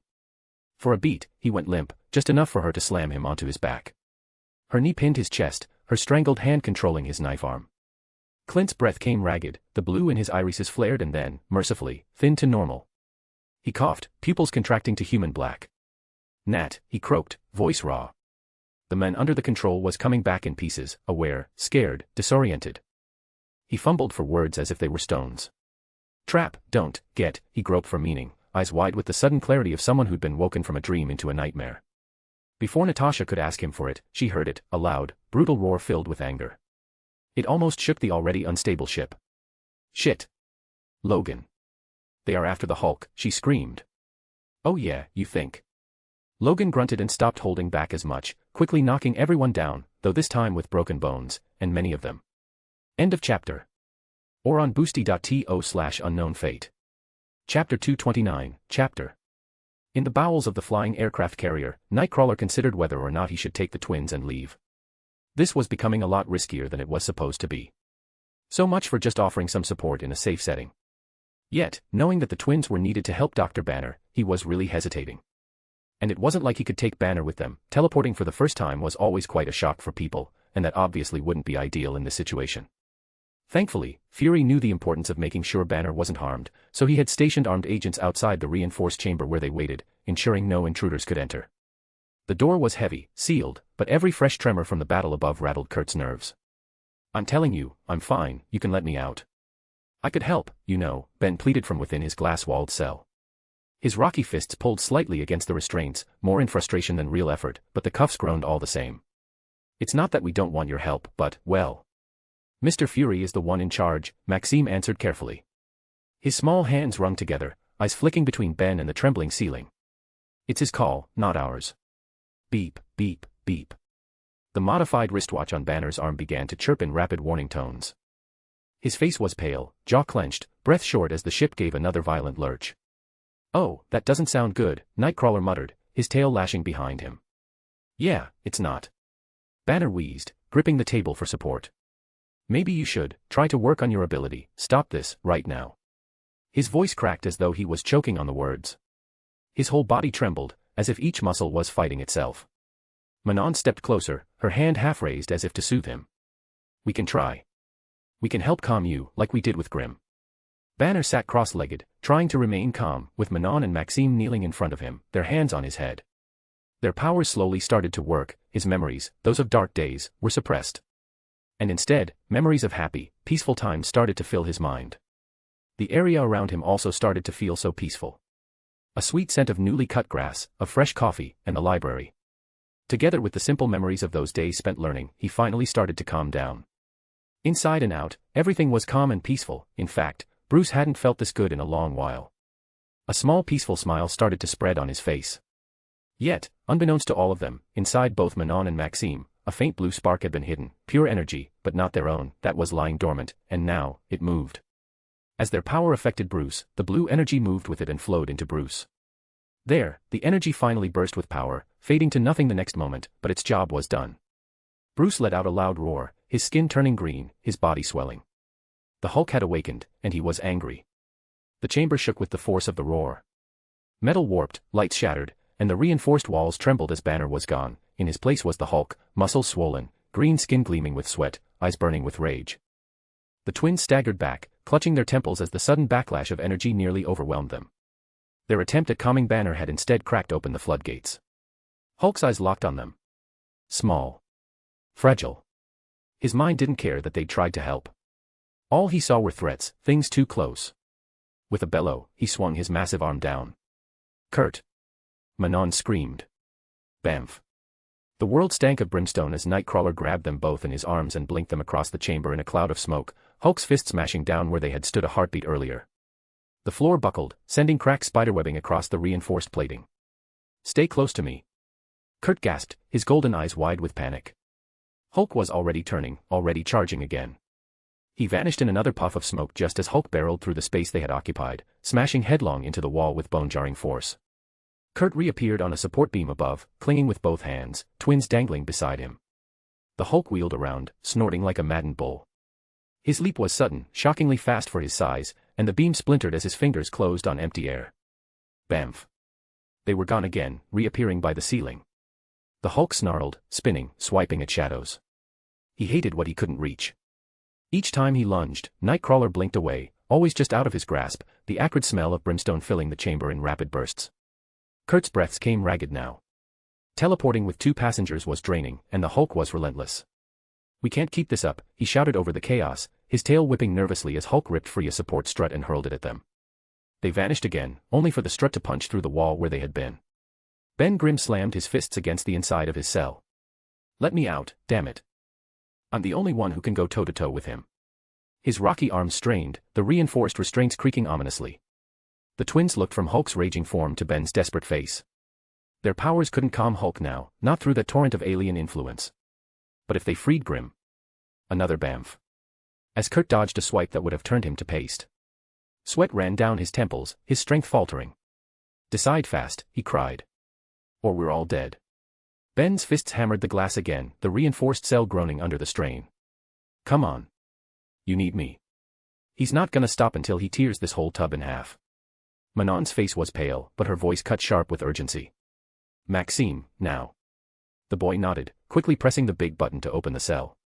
Thankful that the system was made to be idiot-proof, because with an angry Hulk hot on their tail, he couldn't flick a great many switches. And finally, the door opened with a whoosh. Ben stormed out, tearing the restraints from his wrists with sheer brute force. His rocky jaw clenched as he squared up to the raging Hulk. All right, big guy, he growled. You wanted a fight. You got one. The Hulk's head snapped toward him, nostrils flaring.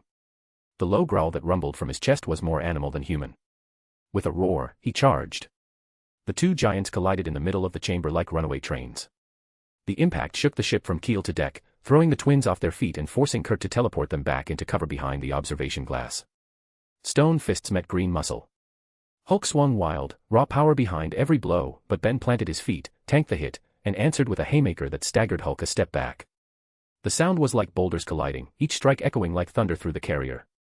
You ain't the only one who can smash. Ben bellowed, ramming his shoulder into Hulk's chest and shoving him into the wall hard enough to dent the reinforced plating. Hulk roared, grabbed Ben by the arm, and hurled him across the chamber. Ben slammed into the far bulkhead, tearing it like tin foil, then pushed himself up with a groan. Okay, that one hurt. But he charged right back in. Kurt bamped above the fray, golden eyes flicking between the two titans. We need them to keep him busy, he muttered to the twins. Use the opening, calm his mind. Manon and Maxime pressed their palms together, focusing. Their power unfurled again, threads of memory and emotion weaving into the air. They pushed peace, warmth, the faintest reminders of Banner's quiet moments, the gentle ones, buried deep. But the Hulk wasn't Banner. Not entirely. He slammed Ben to the ground, fists hammering like piledrivers. Ben caught the last one, locking his rocky hands around Hulk's and forcing him back with a guttural roar. Come on, Banner. You're stronger than this thing in your head.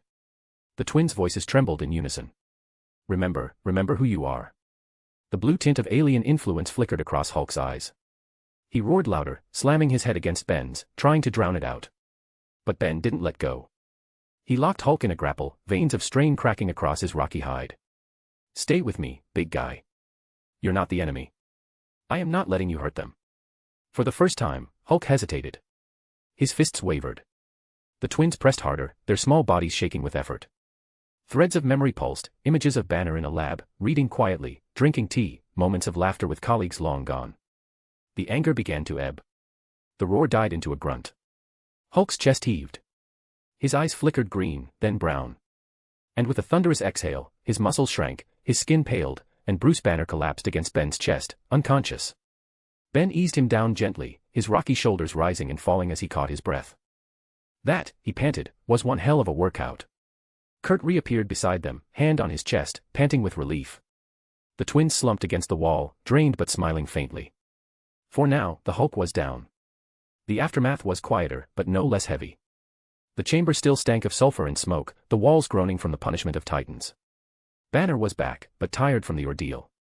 Fury stood at the center of the bridge minutes later, the whole team gathered around. His eye swept the room, cold and tired. We got lucky. Too damned lucky. We keep taking hits like this, and we won't stay airborne. Natasha stood apart, arms folded, face unreadable. Beside her, Clint Barton sat slumped against the railing, wrists in magnetic cuffs. His eyes were clear now, the blue glow gone, but guilt weighed him heavier than any chains. Tell me you got something, Fury demanded. Clint lifted his head. It was strange, he wanted information, and I gave it, everything. He clearly wanted to cause trouble, all this. He lifted his hands to motion at the chaos around. All this was because he wanted our attention, wanted us to fight him. Fury narrowed his eyes at Barton's report. This was getting more and more strange. What's his endgame? A portal, Banner groaned. Based on the information, it's likely he is trying to make one, a big one. Tony, leaning against the console, said, wouldn't even be difficult, just needs a power source, and there are plenty that can work, pretty much every power plant around the world, even some private ones, like Stark Tower. Then he froze. They wouldn't. Would they? Tony's voice trailed off, his eyes going wide as the math in his head lined up in all the wrong ways. Stark Tower, Bruce said weakly, pushing himself upright with Ben's help. His face was pale, but his mind was already spinning. Your arc reactor, it's self-sustaining. Virtually limitless. It wouldn't just power a building, Tony. It could feed a wormhole indefinitely. Steve turned sharply. You're saying they're going to use your tower as the gateway? Tony dragged a hand down his face. Oh, fantastic.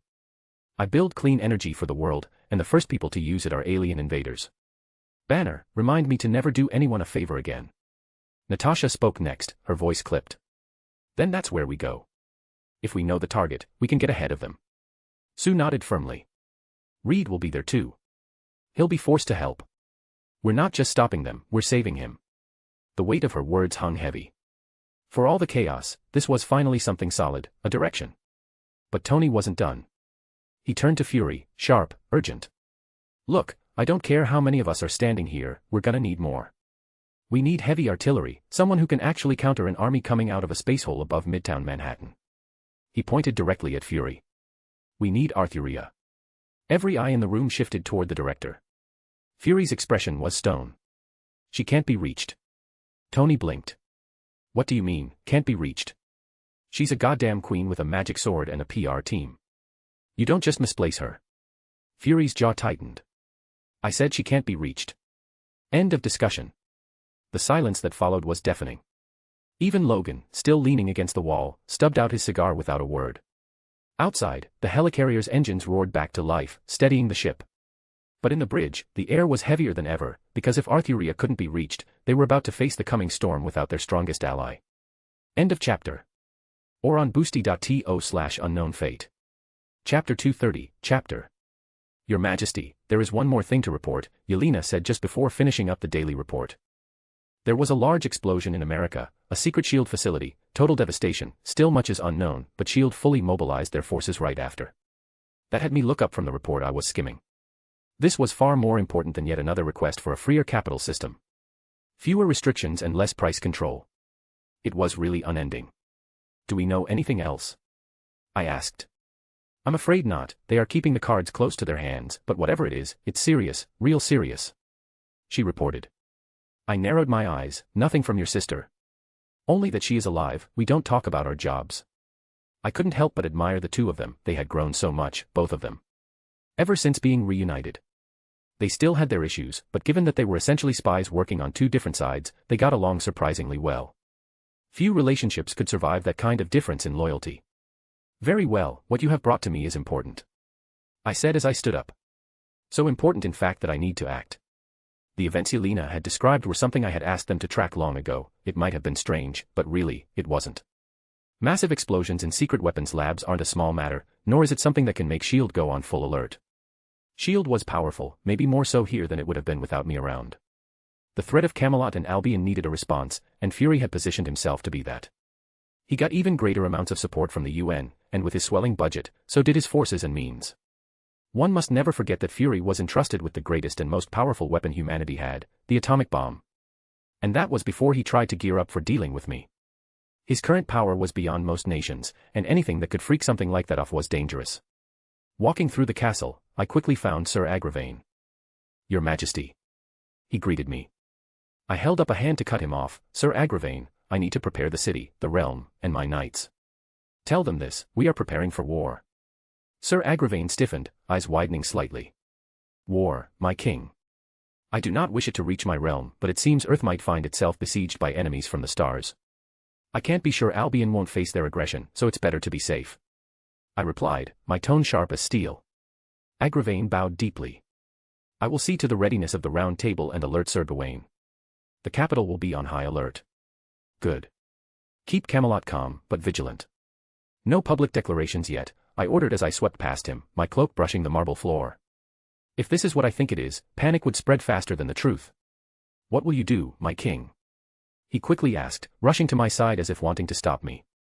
I will go to Asgard and seek answers. I answered resolutely. My king, you shouldn't rush off on your own. Why not send a messenger? Maybe Sir Gareth? He asked, clearly unwilling to have me go off on my own. Yet I simply shook my head without stopping. To visit the home of the gods, none but me can do it, only a god may stand in the halls of the gods and not bow. So, I have to do it, but fear not, my loyal knight, I shall come to no harm within the halls of Asgard. Agravain slowed but did not try to bar my path again. His jaw was set, his knuckles white where his gauntlets gripped his sword hilt. Then at least take Lancelot or Mordred with you. Do not go alone. I paused at the threshold of the great hall and looked back at him. This is not a quest for a sword arm, Agravain. This is a matter of words, not war. My voice softened a fraction. I will return. Hold Camelot until I do. He bowed deeply, the steel of his armor ringing faintly. By my life, my king. I turned from him and continued through the castle. My boots rang against the stone as I passed servants, clerks, and guards who all bowed low but did not meet my eyes. Even without speaking, they could sense it, the storm in my bearing. Something great was moving beyond the horizon, and Albion's Lionheart was striding straight toward it.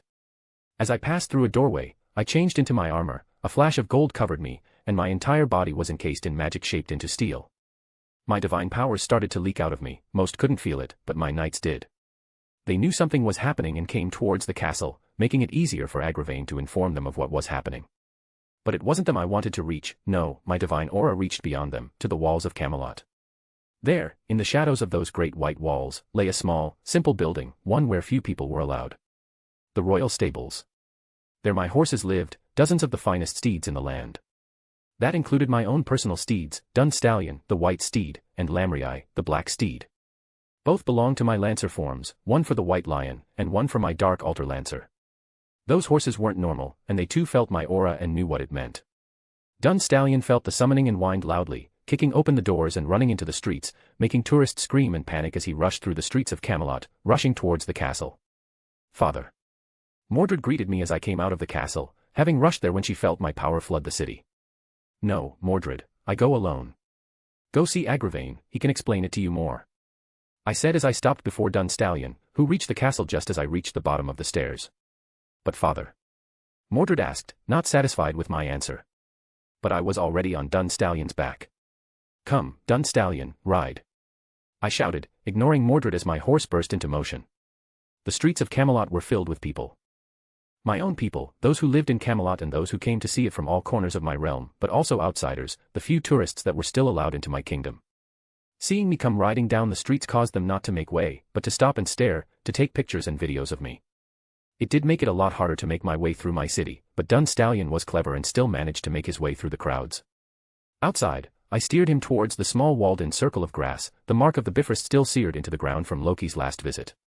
As we reached the center, I summoned forth my lance, the divine weapon Rongamini had shown in my hand, and I pointed it towards the heavens, feeling a gaze fall onto me. Heimdall. I shouted, my voice came out like thunder, strong enough to shake the great banners hanging on the wall behind him. I seek an audience, welcome me to Asgard. For a heartbeat, there was silence. Then the air shimmered, as if the world itself were drawing breath. The faint hum of the universe became audible, a deep, resonant vibration that filled the bones more than the ears. The Bifrost answered. A beam of prismatic light descended upon the field with the force of a falling star, striking the grass and stone until they hissed and steamed. Wind tore through the clearing, bending trees, and sending dust spiraling. Dun Stallion reared, but I held him steady, my voice unyielding even against the fury of divine power. The light grew brighter, painfully bright, and then, just as suddenly, it steadied into form. The Bifrost opened. Much like when I had teleported with Nightcrawler, I noticed more than most people would. The world under Dun Stallion's hooves disappeared, instead, a surge of energy gripped up and down, and changed. We entered a straw-like space, where space was manipulated masterfully. Distance became almost pointless, tens of thousands of light-years were reduced to mere meters. This allowed for travel across the universe, maybe not always instant, but to cross a galaxy in seconds, it's not far from it. I could also see a flaw, a great giant flaw in this design, though maybe it wasn't a real flaw, folding space like this could cause great instability where the bridge connected. It was why a mark was burned into the ground when it was used. It wasn't intentional, but because of this flaw, the folded space still had its own rules. Gravity might flip and flob around, but it was still there, and it could cause quite a bit of problems if it was allowed to interact with a planet for too long. Something that could make this convenient means of transportation into a weapon of planetary annihilation. And one that couldn't easily be defended against. The bridge was just space twisting and turning, compressing and extending. It wasn't really something you could hit, which was no doubt why Asgard was so feared across the cosmos. Only 9 realms large, a small army, but with Odin at the helm, and the ability to destroy enemy capital worlds, none would dare challenge them. Dun Stallion stood unsteady on his legs when the trip finally ended. While the trip was smooth, it was still disorienting for him. The rush of color and feeling of flying wasn't something he was used to. Before us stood a giant of a man, golden armor and a great sword in his hands. His eyes were all-seeing. "Arthuria Pendragon," he said, his deep voice carrying effortlessly across the bridge. "Welcome to Asgard." I inclined my head at him, keeping Rangaminead at my side without pointing it at him. "Heimdall, Watcher of Realms, Guardian of Asgard, it is an honor to meet you." He inclined his head slightly, the faintest smile ghosting across his face, an expression that on most men would have seemed warm, but on him felt more like the shifting of stone. "The honor is mutual," Heimdall said. "You are a friend of Loki, and of Asgard. I have seen your care for Thor, even if he hasn't seen it. I have seen you advise Loki, you are a friend."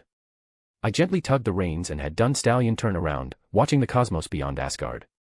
"Tell me, Heimdall, when you look upon Midgard, did you see that explosion, one fearsome enough to shake the earth itself?" Heimdall looked out at the cosmos as well, his gaze reaching far further than mine. "I saw it, but it is hardly a great deal, is it? Just another folly of humanity." I hummed lightly, maybe not.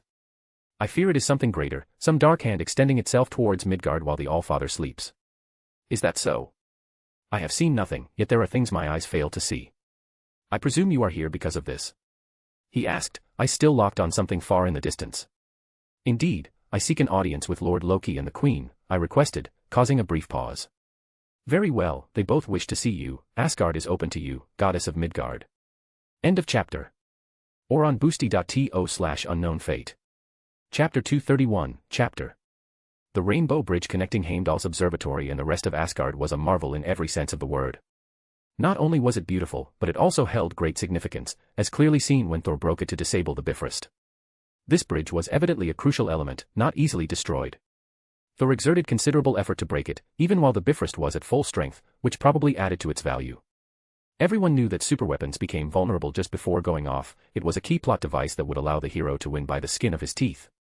To my eyes, the bridge seemed to be pure energy stabilized to an impossible degree, so much so that it was a solid thing. Even breaking it wouldn't cause the energy to split apart and explode all of Asgard. Which was honestly good design. That would have been a glaring weakness. Still, as I rode across the bridge on Dun Stallion's back, I couldn't help but marvel at the sight of Asgard. I thought that nothing could compare to Camelot, a city made by the hands of fairies, but clearly, a city made by the hands of gods was not inferior. Towering, gleaming, golden towers, shining buildings and halls, snow-tipped mountains, and tranquil seas. People, strong and proud, walked around with purpose, yet they were happy and content. This was a true realm of abundance. A post-scarcity society.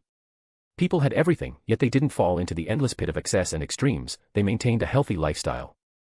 Sure, their feasts would last for weeks, but that was nothing compared to how other civilizations had lost themselves. At least the Asgardians hadn't given birth to a chaos god. If humanity were given infinite resources and allowed to become a post-scarcity society, they would likely consume themselves and end up no better than those foolish space elves. It would take a long time before humanity was ready for that, even here in the realm of the gods. People still milled about. I rode past small market stalls, with Asgardians selling their wares, promoting their meat, clothes, and weapons. They did not have to spend their time weaving or forging, they did it because they enjoyed it. Each weapon I saw laid out for sale was one that had been forged with love and care. This was everything I hoped that Camelot and Albion would be, a place where joy filled every heart, where none suffered. As I rode by and looked at the Asgardians going about their day, they too turned their eyes on me.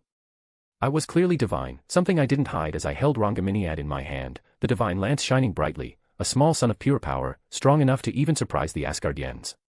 A divine spirit, a god in their full might from the Fate universe, was indeed a rather potent thing. Yet, shockingly enough, none stopped me, no guards came rushing, they just watched as the rest of them, whispering to one another. 2 Asgardians stood by a market stall, one polishing a silver helm while the other leaned close, both lowering their voices as I passed. "Who is she?" the first whispered, eyes fixed on me. "I've never seen anyone hold themselves like that before. Not even Lady Sif moves like that." "Don't know," the other murmured, stilling his hands as Rangaminead's light washed over their stall. "But the air's thick around her. Feels like standing near the Bifrost itself." "That lance," the first said, his voice almost reverent. "It shines like captured sunlight. You think it's dwarven work?" "No," the other said, shaking his head slowly. "No forge I know could make something like that. That's divine steel, or something older." The first leaned in, whispering lower. "Then she's a goddess?" "She has to be," came the quiet reply. "But which one? I know every tale sung in the halls, and she isn't in any of them." "Maybe a Vanir," the first guessed. "They say Freya had kin lost to other realms." The other snorted softly. No Vanir carries themselves like that. Look at her eyes. That's a queen. A warrior queen. They both fell silent as I drew nearer, the light from my lance reflecting in their eyes. Heimdall opened the bridge for her, one finally muttered when I passed.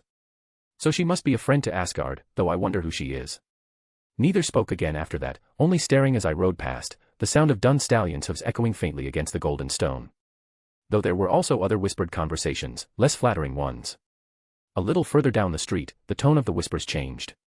Two men leaned against a barrel outside a tavern, mugs still half full, their voices low but far from discreet. By the Norns, one of them muttered, squinting as I passed. You see the legs on that one? Fine as any I've ever seen in Asgard. Ha, the other laughed quietly, elbowing him. Legs. I'm still stuck on the way that armor fits her. What I wouldn't give for a night with that lass. The first grinned. Aye, though I reckon she'd break you in half before you even got a hand on her. Worth it, the other said, taking a slow drink. Look at her, riding like she owns the realm. That's the kind of woman who'd kill you, then pour herself another cup. The first chuckled, but his smile faltered as Rangaminead's light brushed across them. The warmth from the tavern door dimmed, the air thickening under divine weight. She's lookin' this way, he whispered suddenly, lowering his mug. You think she heard us? The other swallowed hard, his face paling. If she did, pray she finds better things to do than strike us down. Neither spoke again. They stood frozen, watching as I rode past, the glow of the lance fading behind me like a warning best not forgotten. It was almost refreshing, their honesty. On Earth, I knew well that I was rather popular. Both before my true sex was revealed, and far more since I revealed my face to them. I often feared what Mordred would do should she learn what people said about me online, the creative writing they shared, or the art made in my image. I was well beloved, but none, not even the most foolish drunk, would mention it near me or my nights. They forgot what time I grew up in, one where drunken talk was truly honest. I still remember the nights when some of my knights boasted about their conquests. Never knowing that both I and Mordred were of the fairer sex, they were crass men at times, but good men. I had no doubt these Asgardians were the same, honest, but kind-hearted, I could feel it in the air. This realm was one filled with joy and song, no deep shadows festered here. One could say many things about Odin's ability to raise his children, but one couldn't deny that the realm he built was one of splendor. Speaking of splendor, the castle of Asgard, home of the Allfather, stretched into the sky before me. A great golden cathedral that put even my castle to shame. The road leading toward the palace was wide and spotless, the stone polished to a mirror's sheen. I could see my reflection and dun stallions in it, the golden light of Asgard rippling across our mirrored forms. Guards stood along the outer gates in pairs, their armor so finely worked that it gleamed like sunlight on water. Each bore a different crest, wolves, ravens, and spears, yet all bowed their heads as I passed. Not in submission, but in acknowledgement. Warriors greeting another warrior. The great doors at the end of the avenue opened as if expecting me. No one moved to bar my path, no herald to announce me, only the soft hum of magic and the faint echo of harp music drifting down the long hall beyond. I dismounted, letting Dun Stallion rest outside. He snorted once, shaking his mane before lowering his head to the guards who approached, their eyes wary but curious. They reached out to touch him, as though uncertain whether a creature so pale and divine could be real. Inside, the air grew cool, scented faintly of pine and polished gold. Light streamed down from the high windows in long, soft beams, dancing over banners older than memory. Every surface shone with reverence. This was not merely a palace, but a monument to eternity itself. It's impressive, isn't it? A female voice greeted me. Though it was a lot of work making it a home. The voice continued as its owner made itself known. A regal woman, regal, yet kind, that was the impression she gave off. Dressed in the finest of clothes, shimmering fabric, gleaming gold, and bright eyes. It didn't take much to figure out who she was. Greeting Frigga, Queen of Asgard, wife of the Allfather and mother of Thor and Loki. I stopped and nodded my head towards her. Please, she said softly, waving one graceful hand. There's no need for formality here.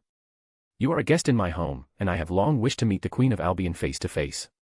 Her voice carried the warmth of a hearth fire, calm and steady, yet with the quiet strength of someone who had seen far more than she let on. I could feel the faint hum of magic about her, not the wild energy of a sorcerer, but something gentler. A mother's magic. The kind that protected, soothed, and mended. It is an honor, Your Grace, I replied, inclining my head once more before straightening. Your realm is as radiant as the stories claim. No mortal tongue could do it justice. She smiled faintly. You speak kindly, though I suspect your Camelot is no less impressive. Loki speaks kindly of it, a stark difference to how he describes the rest of Midgard. She paused, and her eyes locked with mine for a moment. Yet maybe it is not the city itself, but who lives in it that draws his attention. I could sense the unsaid meaning hidden in her words. She might seem kind, even her magic feels soothing, but beyond that was a queen of thousands of years, one that had long since learned to scheme like Morgan and Merlin.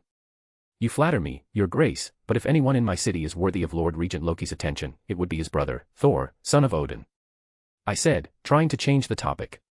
She laughed gently. Oh please, I know my sons well, and they rarely think about one another, both too busy with themselves to care for the bond of brothers.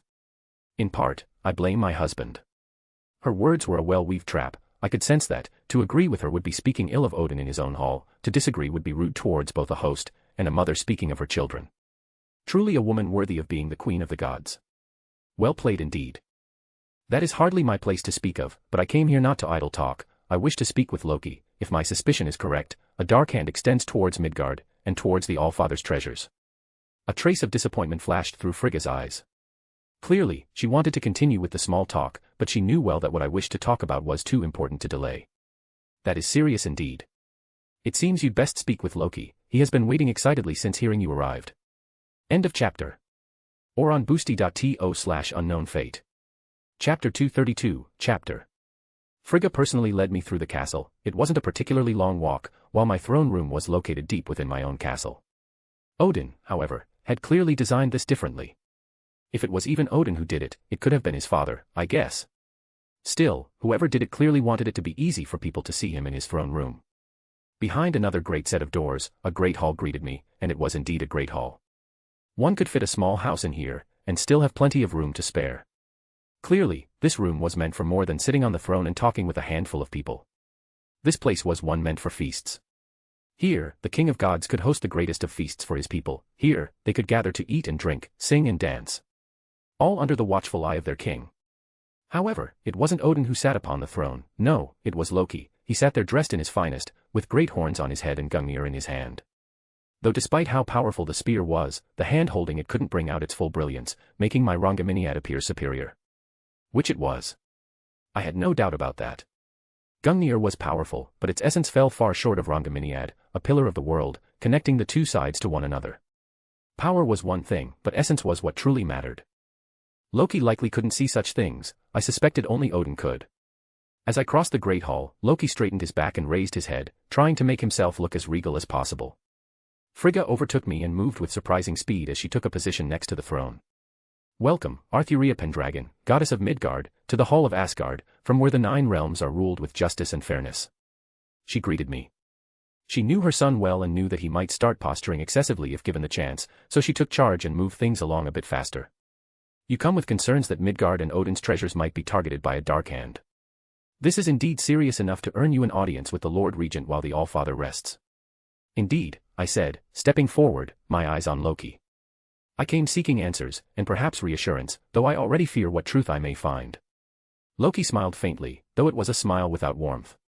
Then allow me to reassure you, dear Arthuria, he said, his tone honeyed. Midgard is quite safe, all of the 9 realms are under my protection, and honestly, with you there, who could threaten it? I stopped a few paces short of the throne, Rongaminiad resting lightly in my hand. You flatter me, Loki, I said evenly. But flattery won't change the fact that something stirs on Midgard. Explosions. Shadows. Odin's treasures being used. And Asgard's authority being ignored. Loki tilted his head, his expression calm but his eyes sharp, calculating. Ignored, he repeated. He couldn't allow anyone to ignore Asgard. To take them lightly was to take him lightly. To not fear Asgard was to claim that he, Loki Odinson, wasn't worth fearing, that an Asgard under him was nothing. I could see his hand tighten around Gungnir. Clearly, he was taking my words to heart. His pride not allowing anyone to slight him. Despite my actions having changed his fate, Loki was still Loki. Someone who wanted nothing more than to prove himself worthy. And now, something was threatening everything he had built since assuming the throne. He descended the steps with slow, measured grace, the light glinting off Gungnir as it tapped once against the floor. You speak of Odin's treasures. Which one, exactly? Long ago, Odin hid a treasure on Midgard, away from anyone who might seek it, try to steal it. He hid it somewhere none could hope to use it, Midgard. But ages have passed, and humanity found it. They used it, and drew attention to themselves. The treasure is a cube of energy, the tool with which the Bifrost was made. My words drew a gasp from Frigga. Her composure cracked for only a heartbeat, but even that was telling. The Tesseract, she whispered, her voice soft yet filled with dread. Odin said it was sealed, buried where no hand could reach it. It was, I said. But time has a way of unearthing things best forgotten. Humanity found it decades ago, and now it is being used again. It has drawn the eye of something vast and cruel. Loki's expression hardened. He might not know what the Tesseract was, but from his mother's words and tone, it was clearly important. A treasure of Asgard, and it seemed someone sought to steal it from under his nose. Anger rose in his heart, Gungnir almost shaking in response to it. Who dares sneak past Heimdall, who dares attack a realm under my protection, and who dares steal what belongs to Asgard? Thanos, I answered simply. The name hung in the air like a blade drawn halfway from its sheath. Loki froze, the fury in his expression faltering as recognition, and something more profound, took its place. That name, he said slowly, his voice quieter now, but far colder. I have heard it whispered in the dark between realms. A warlord, a conqueror, a being who treats worlds as stepping stones. Frigga's eyes lowered slightly. The Mad Titan, she said. A cruel madman who burns worlds and slaughters people in the name of saving them. If he has come from Midgard, I fear there is little that realm can do to stop him. His forces are endless and his power great. I nodded at her words, they made it much easier to explain things to Loki. Indeed, though he still fears Asgard enough to not attack on his own.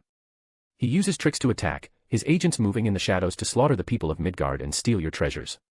Loki's grip on Gungnir tightened until the runes along its shaft flared with pale blue light. Agents, he muttered, his voice sharp. Then he hides behind servants like a coward. He does, I said. Mad the Titan might be, but he dares not earn Asgard's full attention, at least not unless he knows for sure the Allfather won't act. Loki's eyes flickered, the faintest hint of unease buried beneath his anger. Then he mistakes rest for weakness, he said, pride and anger in his voice. The Allfather sleeps, yes, but Asgard does not. I will see to that. Frigga inclined her head slightly, her voice calm but firm. Do not underestimate the cunning of those who serve such a creature, my son. Thanos does not send brutes alone, he sends whispers. Lies wrapped in truth. If the Tesseract has already been touched, its echo will spread far beyond Midgard. Loki turned away, the golden light of the hall catching along the curve of his horns. Before the might of Asgard, all tricks and lies are meaningless, not to mention that Asgard isn't led by a brute. Any tricks I can see through. Loki's arrogance was showing, but it wasn't a bad thing. Thanos might be powerful, but without any Infinity Stones, he wasn't that dangerous. Even with the Space and Mind Stone, his power was somewhat limited. Sure, he could escape, but it wouldn't let him dominate the cosmos. I decided to take advantage of that. Loki, this is indeed good timing. You have already prepared the army of Asgard, and while the intended target was Jotunheim, it wouldn't be hard to move them to Midgard to defend it, showing everyone that Asgard remains strong and able to protect the 9 realms. Loki's grin flickered, then sharpened into something almost dangerous. He walked a slow circle around the dais, Gungnir tapping the marble like a metronome. You propose we march an army across the Bifrost, he said, more statement than question. Very dramatic, Arthuria. Since it is clear that those like this Mad Titan don't fear Asgard without Odin on the throne, perhaps something dramatic will be just what the universe needs to see that Asgard is more than just Odin himself. I said, stoking the flames of ambition within Loki. Loki stopped mid-stride, and for a brief moment, I could see the spark in his eyes shift from irritation to intrigue. His ego had taken the bait. More than Odin himself. He repeated softly, his fingers brushing along Gungnir's shaft. The weapon hummed faintly, reacting to his swelling confidence. You speak dangerous words, Arthuria, but I find I like them. Frigga's gaze narrowed slightly. She was a sharp woman and saw through my intentions, which meant we now had to align our intentions without Loki figuring it out. He might be clever, but he was blind to his mother's more devious side. I looked into her eyes, and we had a wordless conversation. I think we should have Heimdall confirm these things before we do anything else. After all, the army can be ready in a short amount of time. So there shouldn't be an issue. She finally said, buying a bit of time. Loki turned slightly toward her. Yet Frigga was quick to continue, it wouldn't look well for Asgard to overreact if this is a matter for Midgard, at least not without giving them a chance to ask for our help. Loki nodded at that, he was very conscious about his image. To act too eagerly would make him appear weak, to act too late, he would look scared, timing was everything. Wise words, mother, it wouldn't do to rush, wouldn't you agree, Arthuria? Correct, we aren't in too much of a hurry. Clearly, they are still wary of Asgard and wish to act under the cover of distractions, even the Mad Titan cannot destroy Midgard. But the biggest worry is the Tesseract. I would not have such a tool fall into his hands. Loki rested Gungnir against the marble floor, his fingers tightening along the haft as he considered my words. No, he said finally. That would be unfortunate. If the Tesseract truly is as precious as you two make it sound, it would be a glorious deed to return it to Asgard. He said, feeling even more pleased with the situation. Loki's eyes brightened at the word glorious, hunger and pride twining together like gold threads in a royal banner. Yes, he said, the word tasting sweet to him. To return the cube to Asgard, to resecure it under my watch, the realms would remember that. Frigga's look cut through the daydream. Only if Midgard asks, she said. We offer safety, not seizure. If you reach too quickly, the mortals will see a conqueror, not a guardian. What is your plan, Lady Arthuria? Frigga asked. Changing the topic away from Loki's ideas. I, too, hope that Heimdall can confirm things, and then, should the worst happen, and the Tesseract be used to summon forth a host of the Mad Titan, I shall ride into battle and show them the might of Camelot. I admitted. I didn't want to act too fast, there were too many things I didn't know. I needed to confirm if Thanos truly intended to steal the Tesseract and open another wormhole like in Avengers. It all depended on how much of that had been Loki's own plan, and how much had been the planning of the other. Loki leaned lightly on Gungnir. Then it is decided, we shall watch the mortal world, and act if anyone dares covet what belongs to Asgard. He smacked Gungnir against the floor, and a hum of power spread out through Asgard. End of chapter. Or on boosty.to/unknownfate.